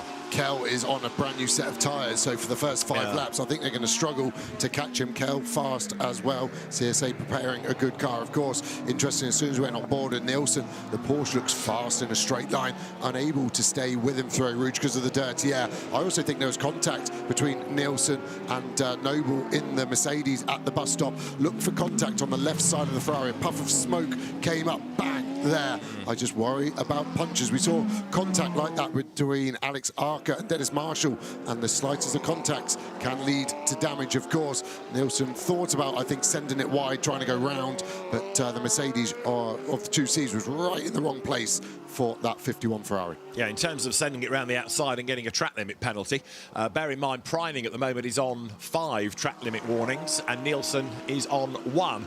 They are reset every 6 hours, so we've got another couple to go before there's a reset. So Preining, I know he's got the race lead, but he now needs to, dare one say, rein it in a little bit, because the last thing they need, having got this far up the order from the pit lane, is a penalty. Exactly that. So they got a huge way to go before that. So one more track limit in 2 hours and 5 minutes. What's he doing there? He's just really trying to show his intent to James Kell, and it shows you how much grip these cars have got, that you can throw it around left to right like that and it sticks to the floor. As by the looks of it, some of the of course team not happy. Kell now rolls out of the throttle, so he's probably a little bit fearful of Preining. If he's willing to swerve around like that, what else is he going to do? Well, he also got the blue flag in the car because the Porsche will have been with him for over a lap. So eventually, because if the car that's lapping you is within a given distance for 2 sectors consecutively, then you get the blue flag in the car, don't you? Yeah, and we saw that Paul Ricard. Race control to all teams. We have a slow car entering turn 9. That's the voice of Niels Vitic. Turn 9 is Speaker's Corner. So his sister CSA car, the 555. There we go. Right. I'm trying to see what's wrong with it at the moment, but front left punch would be my first guess. Lawrence Lequertier at the wheel of it, and as the car comes down the hill, it's staying out of the way. It is a puncture. There's the Ferrari in second place. So Nicholas Nielsen trying now to get back onto terms with Thomas Preining as they come down to Bruxelles. But a good stint this by Preining, and a really nice move to get the lead. He read it nicely. AF Corso with much shaking of heads, not happy at all. And a bit of consternation, like what's happened here? Now, panic seems to set in, so they can't quite believe what car they've seen. Now between turn 11 and turn 12 on driver's left. Seeing if it is just only a puncture, it is, isn't it? It's got a bit of left hand down as well, though, hasn't it? Yeah, it looks damage on the rear wheel's left. Not turning. Oh, it is now. Sometimes the drivers actually are asked to turn the ABS off and ride their left foot on the brake to stop the wheel from Slow rotating. car exit turn 13 on driver's left. To stop it flailing around. So maybe that's what's going on there. when we had an earlier situation with slow cars on track yesterday evening, Jonathan Slow Grace and I car were between turn 14 and 15 on driver's right. just talking about how calm Niels Vitic, the race director, is in all of this. There's no panic in his voice to alarm the teams. They're just getting the straightforward information, and he's guiding, if you like, guiding the car around the lap. Every corner there's an update. Teams pass the messages on. We have another car stopped in turn 18. Please respect the yellow flag there. And 18 is the chicane. The Mustang. 64, there it is. So that is, as you see, Fabio Scherer. He was in 14th, and he has had a rotation, but whether it's been slow car now in turn 16. So let's see how he got there. Look at the replay, just seems to go straight on, like the car didn't want to turn or he missed his braking point, but the fact that it stopped is bad news rather than get going. I think he's lost power. I think he's just had to bail there. He's probably realised he hasn't got momentum to get back to pit lane, and he's quickly made the right decision of just getting out of the way. But for me, that's lost all power. Good driving there from Leclerc to get out of the way. And of course, this could get a full course yellow, so the next driver needs to be ready on short notice. Absolutely. Bastien Boost getting ready. Maybe Boost, depending on the temperature, could do a double stint Slow car here. approaching turn 18. I guess a double stint for Boost would make it a double-decker Boost, wouldn't it? The only thing the teams need to be worried of here is that if their full course yellow is called for the Mustang, is this car going to be going slow? Track is clear, slow car is in the pit lane, and the car in the runoff in turn 18 is about to rejoin as well. Niels Vitic is going to send us a bill, isn't he, for his commentary at this point, because he's sorted out the car in the pits and the Mustang ready to get going. There it is, well, it's moving, but you get the feeling that's gravity more than anything else. He's just letting it roll away. And how cruel is this? He can see the pit lane. He can almost wave to the team. But Fabio Scherer not able to get the car going. The lights not on, trying to get them fired up. It's too far for the marshals to grab it, though, isn't it, still? And I think you're right, the gravity's got him there, but no further. But if the marshals got to the car, they'd probably pull it back, wouldn't they, into that access point. He wants them to push him to get going. But the fact that it hasn't fired up clearly proves this is a problem. Was that the one you said got the pit lane drive-through last night? Yeah, full course yellow speeding, yeah. And, some teams, there's so many permutations. I remember doing the Spa 24 here in the V12 Vantage back in the day, and we were trained as drivers on how to change the cam belt, and if that failed, we take the bonnet off. Other teams tell the drivers, if you get a failure like that, just spam it on the starter motor as far as it will go, and just use the starter motor and the battery to get you back. And it's just trying to keep that car going, because that was running so strongly, and that had a potential podium in it if it weren't for penalties and potential mechanicals. But it's going to lose a lap, isn't it, now, while it sits at the chicane? It may even have lost that already. Yes, it has. So big disappointment for the Haupt Racing team. You can see other teams are ready, as Joe made the point. If that car has to be moved by assistance, we're going to have the possible full course yellow situation there. The driver, that's Tommaso Mosca, who will jump on board 51. We've seen Bastien Boost getting ready. There he is. The only thing I would add to this, I can't see it being anything but a short full course yellow, which would close pit entry. Of course, the drivers need to be ready, but I don't think this would be a long to safety car full course yellow. True enough. I suppose it kind of depends how they move it. If they pull it back behind the access gate, that's dead easy. If they want to move it there and pull it into the pit lane, you need to get a vehicle across there, and that might take a bit more logistics. So all of that's happening at the moment in race control. Attention all teams, pit entry closed. Short full course yellow in 20 seconds. Okay, so we are at just after 8:30 in the morning, and we're going full course yellow for car number 10 64. 10 seconds. 10-second count comes from race control, and as Valentino Rossi heads up the hill. 3, 2, 1. Full course yellow, full course yellow. Full course yellow is called, and it's to move 64 Mustang. Can't quite see it from out of our window on our left-hand side, but that's where the work will be done. And now everybody has to get this delta speed. So Thomas Preining is the race leader, and this is the car in second place. And both of these teams getting ready for a stop. Now Preining, by the end of this lap, will have done, if he comes into the pit lane, round about 41 minutes, and Nielsen will have done round about 47, 48 minutes. So it will be early for a pit stop, but they're going to try and take advantage. But if it's a short full course yellow, does that change the plan from the teams? Yeah, they've got to just keep with what they've got. It doesn't really help or hinder anyone. We're on board with the 51. You can see the lights flashing on the dash, just showing to the drivers we're turning the wrong way. Oh, it's like trying to direct someone back into your garage. The Ferrari, interesting, running at second gear, so it's not trying to keep the temps down. It's ready to go. But where they've put the Mustang, this was what I was sort of touching on a moment ago. If it goes behind the barrier there, that's pretty much race done, isn't it? Yeah, exactly. But if they got it in the pit, short notice, might be able full to course yellow ending. Right, full course yellow ending on short notice. The car's out of harm's way, and let's see how Nicholas Nielsen rejoins. So GE go down to first gear, ready for the restart. Look for the green flag, and they're gone away. Nice restart. Look at the jump he's got on the bronze in front. And I have to say, this Ferrari, as it dives to the left, seems to have like a boost activation under full course yellow. Maybe the driver just riding the left foot on the brake to build the turbo pressure, but it launches off that 80k point, and they seem to just always gain half a second each time. But look at the gap to boost in front. That was a telling story, wasn't it? Just before we went, Nielsen unable to get through the traffic as efficiently as the Lionspeed car. Yeah, Thomas Preining then in the lead car. Bastien Bus waiting his turn.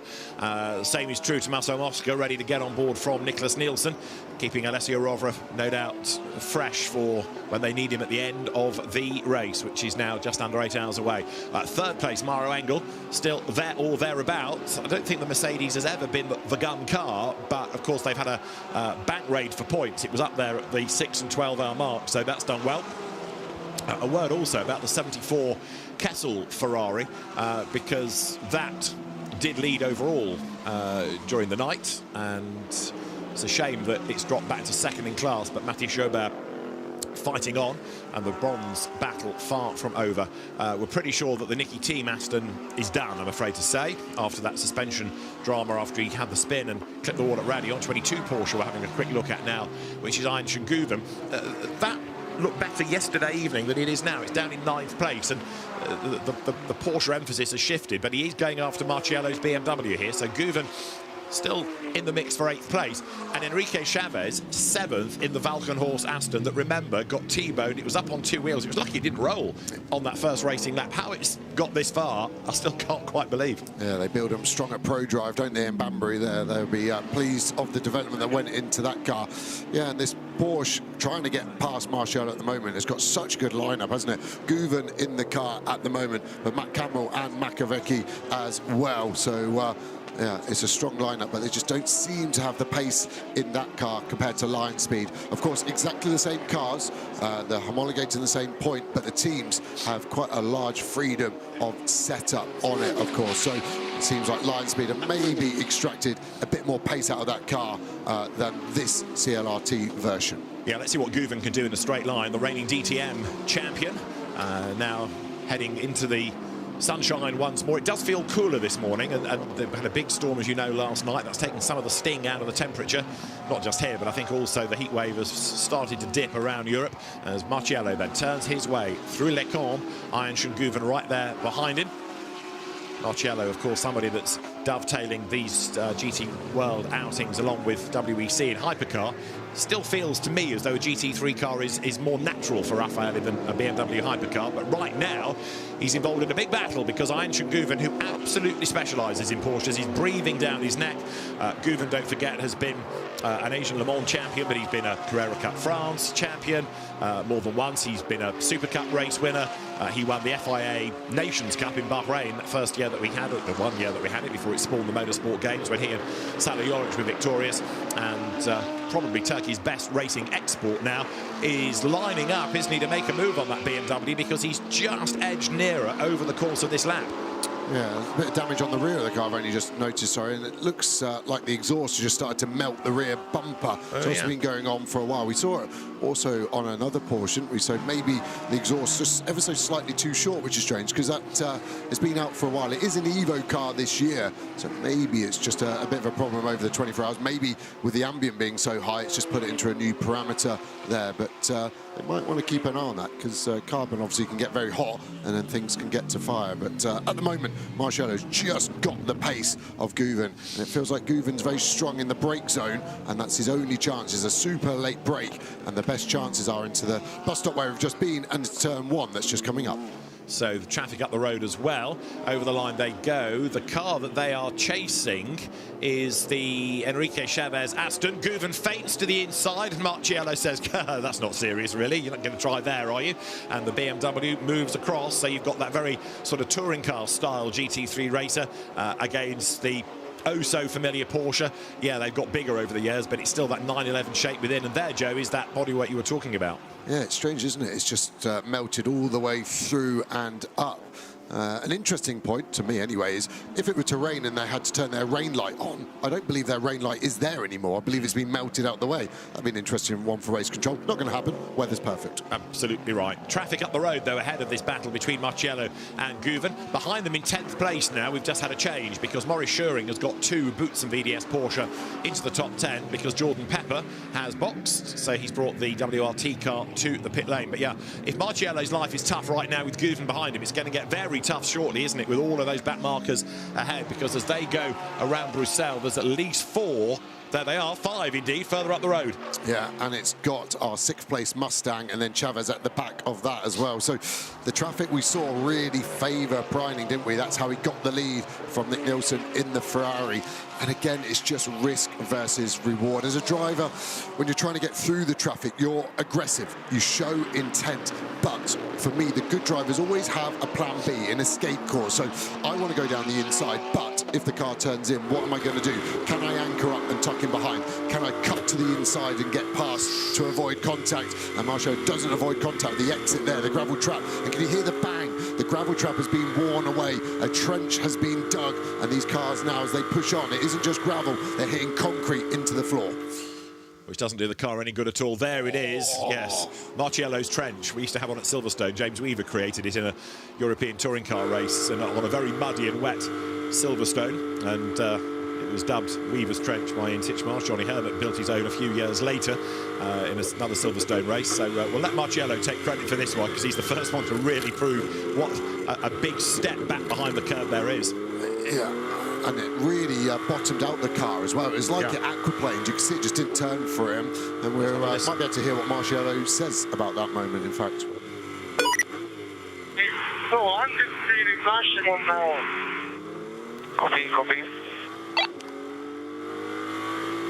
Something was very hot. Maybe the pressures are up and he's getting understeer. He's complaining of understeer potentially there.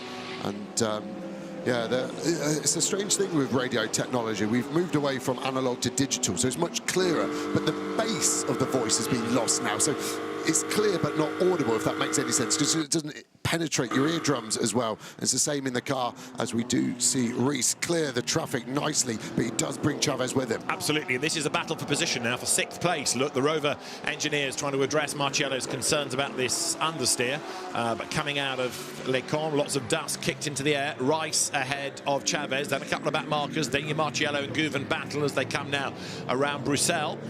So the Porsche with a slightly tighter line, but it's the wrong place to try.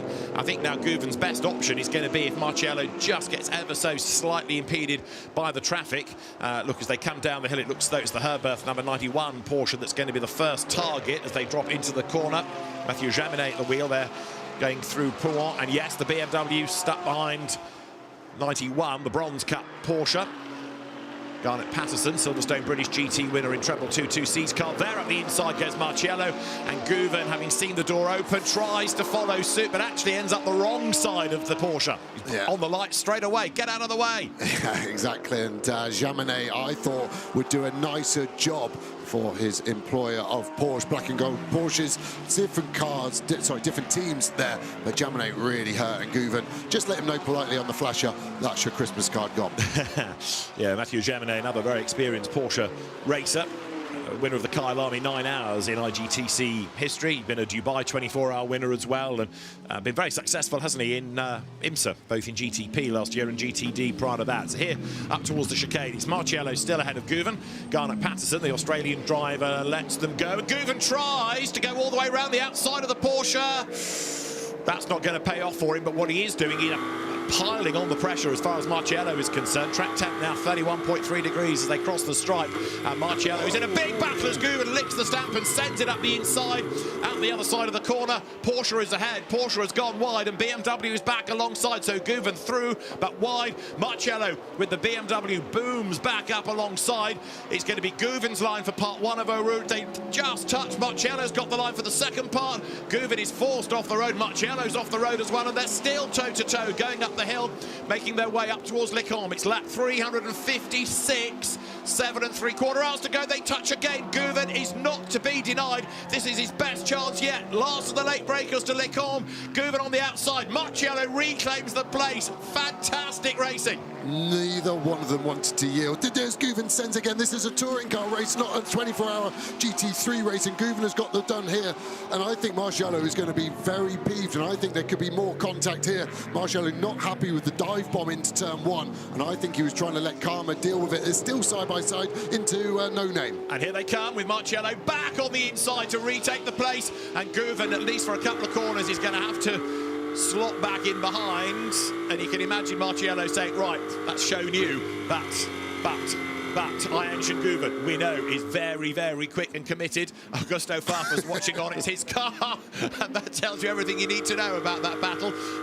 Mega pressure in the garage, never mind in the cockpit of number 98, the Rover car, the Rover Racing BMW, 8th place they're squabbling over, and actually through Piff Path, Marciello has got away by length.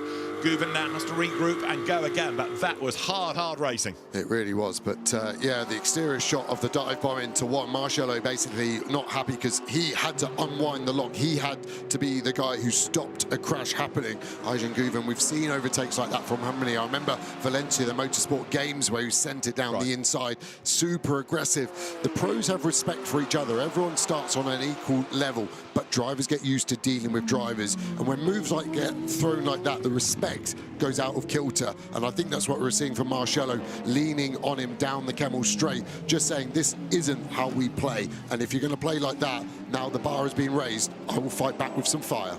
It wasn't as though Guven barged his way by. It made a bit of lunge, but let's see whether he does it again. I don't think he's quite close enough as they come to La Source. And no, this time he sits tight. A quick update, Ganal has been investigating that 64 Mustang for us. The team saying they don't really know much about the problem. It's something technical, but it's going to be retired from the race. Big shame for Hat Racing team, but it means 65, the Silver Cup leading car, now upholds the honours of the Blue Oval. The gap last time, Marciello to Guven, 0.4 of a second. It does look as though Marciello has steadied the ship a little bit. Now, this is number 50. This has made a pit stop and dropped back into 12th place. Lilou Wadou is at the wheel of it, and that now means that Arthur Leclerc, who has got out of the car, has time to talk to Ganel Longy in the pits. Arthur Leclerc, great recovery since you had a contact yesterday with a back marker. Great job into the night. How is it this morning here as well?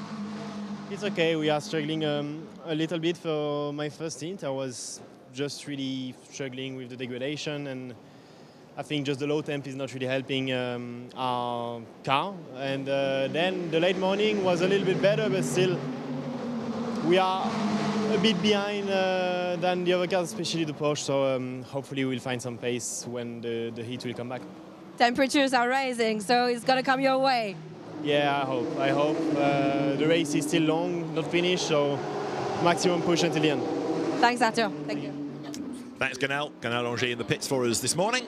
Back on shift, and you've got 50 Ferrari then with Lilou Wadou at the wheel, and this is the car that had a spin early on. It's also, from memory, had a pit lane speeding offence, but Sean Galisle, the third driver. Arthur Leclerc, it's fair to say, is the gun in that car, but Lilou Wadou has been a GTD champion in IMSA, and the car's currently lap 3:58, 7 3/4 hours of the race to go. So it is Porsche leading, and although we've not touched on Thomas priming for a few laps, got a bit busy with the Porsche of Ayansh and Guven, he's just edged away, hasn't he, from Nicholas Nielsen, who owes us a pit stop. Nielsen has just done an hour of his stint, Joe, so we're anticipating 51 to box fairly shortly out of second place. Yeah, exactly that, as the battle rages on between the Mustang and the Aston. They're going to be side by side. Saw us a few laps late earlier, didn't we? Guven got the side draft. Doesn't look like the Aston has anything to respond to that Mustang's straight line performance. So Rice keeping fifth, Enrique Chavez in the Aston Martin that they have done such an astonishing job with of keeping going after all the contact in the big crash at the start of the race that you've seen in the highlights reel. So up the hill they go. Rice way clear in silver. He's fifth overall, and the next silver car is 17th. So there's quite a buffer there. But Max Rice doing a good job racing at this level for the first time. Turns now in through the Lecombe sequence. Enrique Chavez also trying to exorcise some demons from last year. Remember that he crashed in Superpole, did enough damage to put the car out of the race. They never started last year, and he must have thought it was not his race again this year when he saw what happened on the first proper racing lap, lap 2 of the race. But there they are in the mix on the lead lap and fighting the Ford Mustang. And there behind is Marcello versus Guven. That gap's come down a fraction once again. It was 4/10. It's now down to 0.287. So behind Enrique Chavez is the BMW Porsche fight for 7th and 8th places. Don't think Chavez on this part of the circuit can do very much about that Mustang. It's through the twiddly bits where the Aston has a slight advantage, but anywhere that there's power needed, the Mustang just sort of saddles up and gets away. Yeah, and then the power makes that overtake easier. That's the other problem with that element. So more traffic up the road as well, and it looks like a relatively slow Mercedes, so this could really liven it up. Just going back to this battle, both Marcello and Guven have had a driving standards flag. They're both on 4 track limit warnings. Yeah, it's been a fierce fight, but maybe the teams have just been saying, all right, OK, we haven't traded places, but let's just calm it down, because the last thing we need is to get another one and head towards penalty zone. Guven's on 4, but he was on 4 before he cut the top of Eau Rouge when they went side by side. I'm amazed he's not been given a 5th one there. And remember, 6th penalty, 6 track limit warning, sorry, is a 30-second penalty, and we're still an hour and 40 minutes away from that happening. So they've got a huge amount of laps to do, probably another 20 laps, 6 opportunities a lap to do track limits. So sounds easy, but it's very hard as Guven tries to go around the outside now and using that traffic, and it didn't help him in the end. He's also not being helped, not only in terms of cars lapping, but look, he's got a McLaren unlapping itself alongside the Garage 59 car there, trying to fight back as they go down the hill. It's Tom Fleming at the wheel, and Tom's got nothing to lose in all of this. That car is now 28 laps down on the lead car, so just go for it and proving his pace. But if you're in a battle, you don't want some pesky back marker in your mirror. No, Fleming rolled out of it, in all fairness. He could have maybe made it a problem, but I think he was just showing Guven if he wanted to, he could get past, but he's going to have to sit there and just pretend he's in this lead battle. So out of the Lecombe sequence they come. In terms of stint time, Marcello 59 minutes, Guven 57. Might anticipate perhaps Guven to be able to go a lap longer here as we get a replay of the dramas from earlier. This was when they tried to use the traffic to their advantage, but it was not to be, and there was Fleming coming up on the inside, Guven slightly delayed. Yeah, Fleming's actually let Scheuring through in that other Porsche behind Guven very fairly as well, so Scheuring's get on the back of this battle as well. So this could be a Mustang from Aston, from BMW, from 2 Porsches, all fighting ultimately for a top 5 place. Nielsen is in the pit lane out of 2nd spot now, so Tommaso Mosca we'd seen standing by, hadn't we? So we expect a driver change. Meanwhile, we're looking at the fight going on for 5th and the fight going on for 7th, and this was the big dive, and Guven up the inside. Nothing wrong with that from where I'm standing. There was no contact. Marcello may not have liked it, but hard luck. It's hard racing. Yeah, it looked better from the outside. There was the first touch. I think that was fair. I couldn't really apportion blame on why that happened. Marcello probably not happy with Guven taking the cut, and then this was Farfus's reaction to this. And listen to that contact. That'd be 250 kilometers an hour. Banging side by side, 150 miles an hour, and it goes on for another 2 or 3 corners because we're still side by side all the way down to Brussels. Guven now dives to the inside, just gets there. Marcello, I think, is wary and has to give him the space. I would expect Marcello normally to close the door, but he knows if he does, there'll be contact, and they keep going at it. Great racing ultimately. And maybe, as you say, Guven didn't get a penalty for that offence because he was kind of biffed there. There was contact coming into the corner and he really had nowhere to go. That was the line he was given after the head and shoulder from Marciello. Right, coming down the pit lane is Max Rice, also in as predicted, Raffaele Marciello. So we've got Nielsen morphing into Tommaso Mosca. Driver change at 98, as you can see. So Marciello gets out of the car, and Guven therefore finally inherits the place, but he's got to pit on the next lap. So we'll see if the undercut, which normally is stronger because you box early, you get that new set of tyres on. So it's a new tyre out lap versus an old tyre in lap. And that normally is a second or so faster as the team get to work cleaning the windscreen. Marciello walks away from there. Farfus inside the car. You can see the Brazilian flag on the side of his helmet. He wasn't happy with the racing he was watching. It's his time now to rectify it. Yeah, Farfus massively experienced, keeping an eye on this, and also, as you would, an eye on what's going on at Croft, which is where Ginetta's G-Fest is taking place. Why do I mention that? Because his daughter, Vicky, races in Ginetta Juniors for Paradigm, Darren Lung's team. So all these intertwined aspects, Spa and Croft. Yeah, and the garages are next door, so Farfus is next door to Paradigm here. So, yeah, Incestuous Motorsport continues all the time, and looks like they've bridged the gap nicely, haven't they, to the Mustang. Of course, the gap will grow when they take the limiters off, but remember, they were around 4 seconds separated, so it's been a good pit stop by the looks of it from Rover Racing. So this is 51, still being shown as Nicholas Nielsen, actually. So although we'd seen Tommaso Mosca getting ready, the Lumi rank and the timing screen is still saying Nicholas Nielsen behind the wheel. The Danish driver then, Ferrari Challenge champion, Le Mans winner, coming up through the Cours Paul Frere. And now it's on slightly fresher boots. Remember, it's running a bit out of sequence relative to number 80, which is going to be in at the end of this next lap or the one after. Yeah, they reckon they'll do once more pass just to stretch that stint. It's a 65-minute allowance because we had that short full course yellow, so normally just the 60 minutes, but this one is 5 longer. Gives you another couple of laps closer to the finish.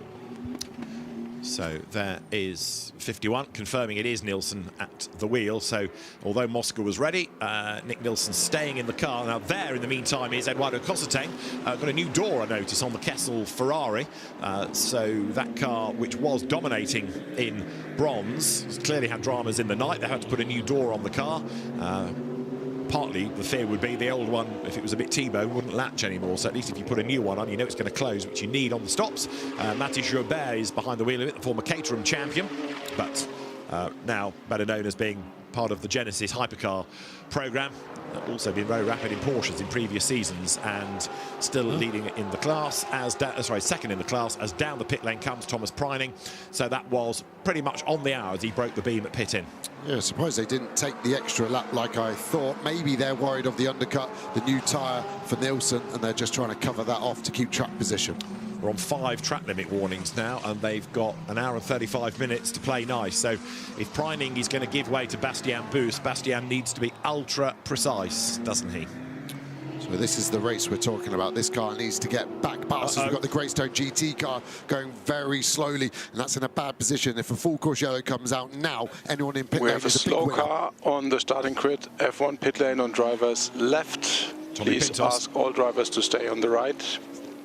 Niels Vetic in the black shirt with official writ large on the clothing. That's the voice you've just heard. It's Tommy Pintos at the wheel. It has ground to a halt right outside of our window here on the F1 pit straight. And Tommy Pintos trying to get the car to fire up again. A control-alt reset. Meanwhile, down the pit lane comes Preining. And let's see whether he jumps. Yes, he will. Bastien Boost ready to get on board. Big winner potential if there's a full course yellow. Marl Engel, who's still out at the end of his stint. Anyone that's still out there has a huge chance to win. Guven Schuring will be in this lap.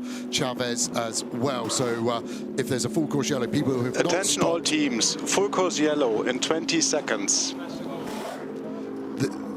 This is a big shake-up. Unfortunately for this car, they've already been in pit lane for 1 minute and 30. So until the yellow is out. 10 seconds.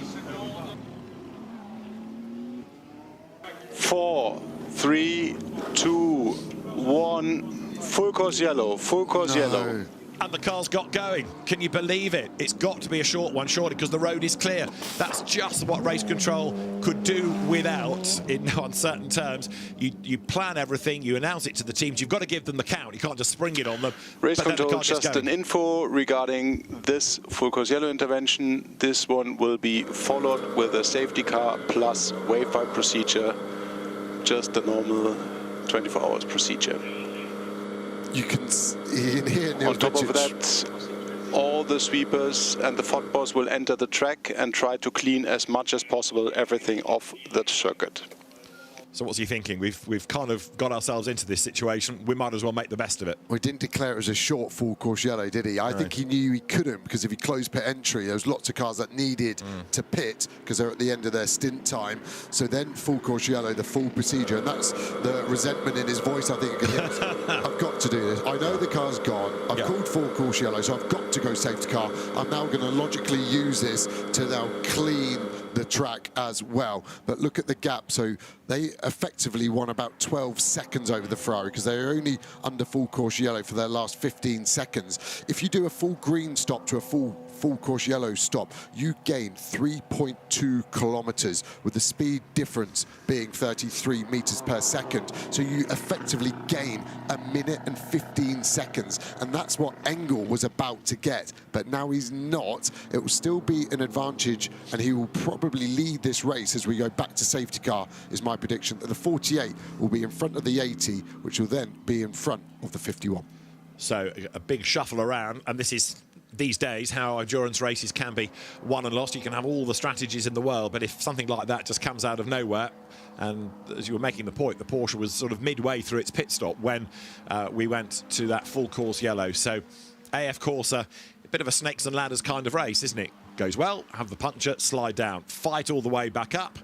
Full course yellow affects the strategy, slide back down again. Yeah, I think this is going to bring the 46 into the race as well, quite nicely. Rossi aboard the car. Interestingly, just looking at the track map at the moment, obviously cars may box in between, that the line speed Porsche to the Ferrari has 5 cars of lap traffic in between. We're going to get a wave around as well, so that might filter some of them out, but that lap traffic can really help as Engel does finally box. Now, just answer me something else. We've got, as an example, let's take Enrique Chavez, who's pitted recently. He's only been on track for 3 minutes. Is there any benefit to them bringing him back in? Because we know this is going to be a long yellow if there's a safety car. Is there any benefit to doing that, or are they just wasting time? As Marshall's found a massive chunk of bodywork in this general clear. That's a McLaren piece of bodywork you can see off the livery. We'll come to that in a second. Just let's talk about that strategy for a minute. Is there any benefit now for doing a number of short kind of splash and dash type stops? Yeah, less so now that the car physically has to stop, engine off and go. It just adds a few seconds. But again, the engineers working from the race backwards, the race end backwards there, are just working out, actually, if we do sneak another 4 minutes now, that could delete a stop later on. And with the stops being so long here, nearly a lap 2 minutes, so lap time 2 minutes 20, it just throws you a strategy, a B option. The top teams don't take that because they can maybe win the race normally, but those teams on the outside of the top 6 for sure, maybe will start to roll some dice, and we'll keep an eye on those rolls to see how they fall. And that's what Rutronic did last year, wasn't it, to get second place? And I suppose also the engineers now, if they're, and they have to be on the money, they're not only looking at their car, but they're also looking at the cars that they're in a battle with to work out what their strategy is and might be to try and counter that off, yeah? Yeah, exactly. And just starting to look towards the end of the race of what they could do on historical data, and it is pretty close whether it's one extra stop or not. So at the moment, potentially could get to the end of this race with just 7 more stops, of course, but it is right nip and tuck. A few more full course yellows makes it easier as we look at the race here between Chavez and Engel. So Chavez has won really big there, hasn't he? He's jumped quite a few positions on that one. So a good pit stop from Valkenhurst. Just had a driver change in the 991 bronze leading BMW. Leighton Ferrari in, Darren Leung out. That car's still in the mix.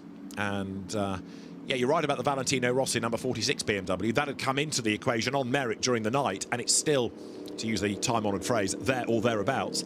But it's going to be interesting to see the other side of what's going to be a safety car period, where we stand. The teams knowing that it's going to be a safety car period, they are going to get things tidied up. there is Enrique Chavez, who'd pitted fractionally earlier than Mauro Engel's car, and the pit stop time that Chavez did was 2 minutes and 1 second. Now that is the Marciello car, isn't it, into the pit box, or is that Paradigm? It's Paradigm. So 991, forgive me, Darren Lung's car. Leighton Forey was getting into it, but looks like attention to the front of the car. Is this brakes, Joe? Or is this something to do with suspension? We're not aware of a problem unless that's the technical stop. I'll have a quick look through the data to see if they've had a 5-minute pit stop. Leave it with me, cooler. So that car is looking closer to rejoining, but still the attention on that front left corner. Team telling us about the driver change, but not fessing up to any dramas, as back into the race also goes 74. Dustin Blattner has taken over that car. And it is the technical stop that is being done. Yeah. So, yeah, the 5-minute technical pit stop is why 991 has gone into the garage. So that full course yellow to safety car has come at a good time for them, because they can get the 5-minute stop done and lose less time, relatively speaking, because everyone else is going at a slow pace. Yeah, exactly that. It has to be done between hour 11 and hour 22 of the race. They still had time. The good thing for them is that they're going to have the best brakes. So the teams that did it earlier, their brakes will be more worn, less bite. So that car pretty much set for a sprint on its brakes for the remaining 7.5 hours of this race. Now, Nicholas Nielsen is back into the pit lane. He'd done 9 minutes and 40 seconds of a stint. So that goes back to what I was asking about. Is it worth doing these extra stops, these short stops? Yeah, this is the stop now that makes it definitely only 7 stops to the end. And that's what AF Course are doing there, just resetting that part of it. So might see quite a few cars cycle in just to make sure that they're A-OK and happy. And if you want to do a stint reset, is that as straightforward as it used to be, just drive down through the pit lane, or do you now have to actually stop, engine off and restart? Yeah, latter option on that one. So it's slightly different. There you can see lots of sticky tape around the back of the Leighton Forey BMW. It's had its technical pit stop. Remember, it's got to be there for 5 minutes. So now it will start to lose places, but better you do the technical stop under this yellow situation. Yeah, and it's about 52 seconds to pit exit from there, so they're going to launch any second now, and they'll cross the line after 5 minutes of being in the pit lane. So the team happy with that, had the car back out in good time, and interestingly keep Darren Lung aboard as well, so to kind of use his driver actually no, sorry, Darren's there to the right, so they've taken him out. I thought they might leave him in just to use up some more of his drive time. Rossi back out then, so Mauro Engel, we'll see whether that's another one. As Joe's been making the point, people trying to get these extra stops done so they can divide it on 7 to the end of the race. The Mercedes, we'd seen drop positions overall, hadn't we, after that stop, which is inevitable given where it was in the order. Yeah, the team are super happy, and quite rightly, they've changed the whole brake system on that car in under 3.5 minutes. When I take my car, and it takes them 2 days and costs me 400 quid in labour, so I can understand why they're so happy. I'm going to take my car to parity next time. Yeah, that team put together by Darren Lung and Simon Traves, who, when he's not doing this, is a very handy Brisker Formula 1 stock car racer. Jamie Warren, who's done a lot with WRT, as well as touring car teams in the UK, joining as well. So good brains trust in that, and Darren Lung's enthusiasm also shines through. So their 991 rumbles back out onto the circuit. So let's see where Mauro Engel's car is. It's in the 3rd sector, and whether 48 is another one that does a stint reset. The answer is no. He's carried on the track, and Bastien Bus is making his way up towards Blanchimont, and that car took the lead courtesy of Thomas Preining, who did a really good job in that previous stint. So Thomas Preining, we can hear from, he's with Nina Jade Paul. Thomas, a spectacular race from you all so far. If somebody told you yesterday that you'd be overtaking Niklas Nielsen for the lead of this race after starting in the pit lane, would you believe them? Not really. I think we had high hopes in general, but obviously after the grid penalty, let's call it, for the engine swap, the hopes were a bit smaller. Nevertheless, we had a good car all week. We had a really good team spirit, so we all definitely believed with teamwork we can get to the front at some point. But so far it's been a really, really good race. I'm really proud of the whole team. We've all done a good job so far, but still a long way to go. Yeah, it's a long way to go. The temperatures are rising again. What's your mindset for the next 7 to 8 hours? Well, first of all, we need to make sure we don't get a penalty. We're already a bit on the limit with track limits, so this for the next 1.5 hours until the reset is priority number 1. And we just need to stay calm. I mean, it goes so quickly in this championship. We just lost the lead with the full course yellow. It was timed a bit, unfortunately. So in the end, we just do our race, and in the end, when it counts, we need to be there. Get some rest and some food. Good luck. Thank you.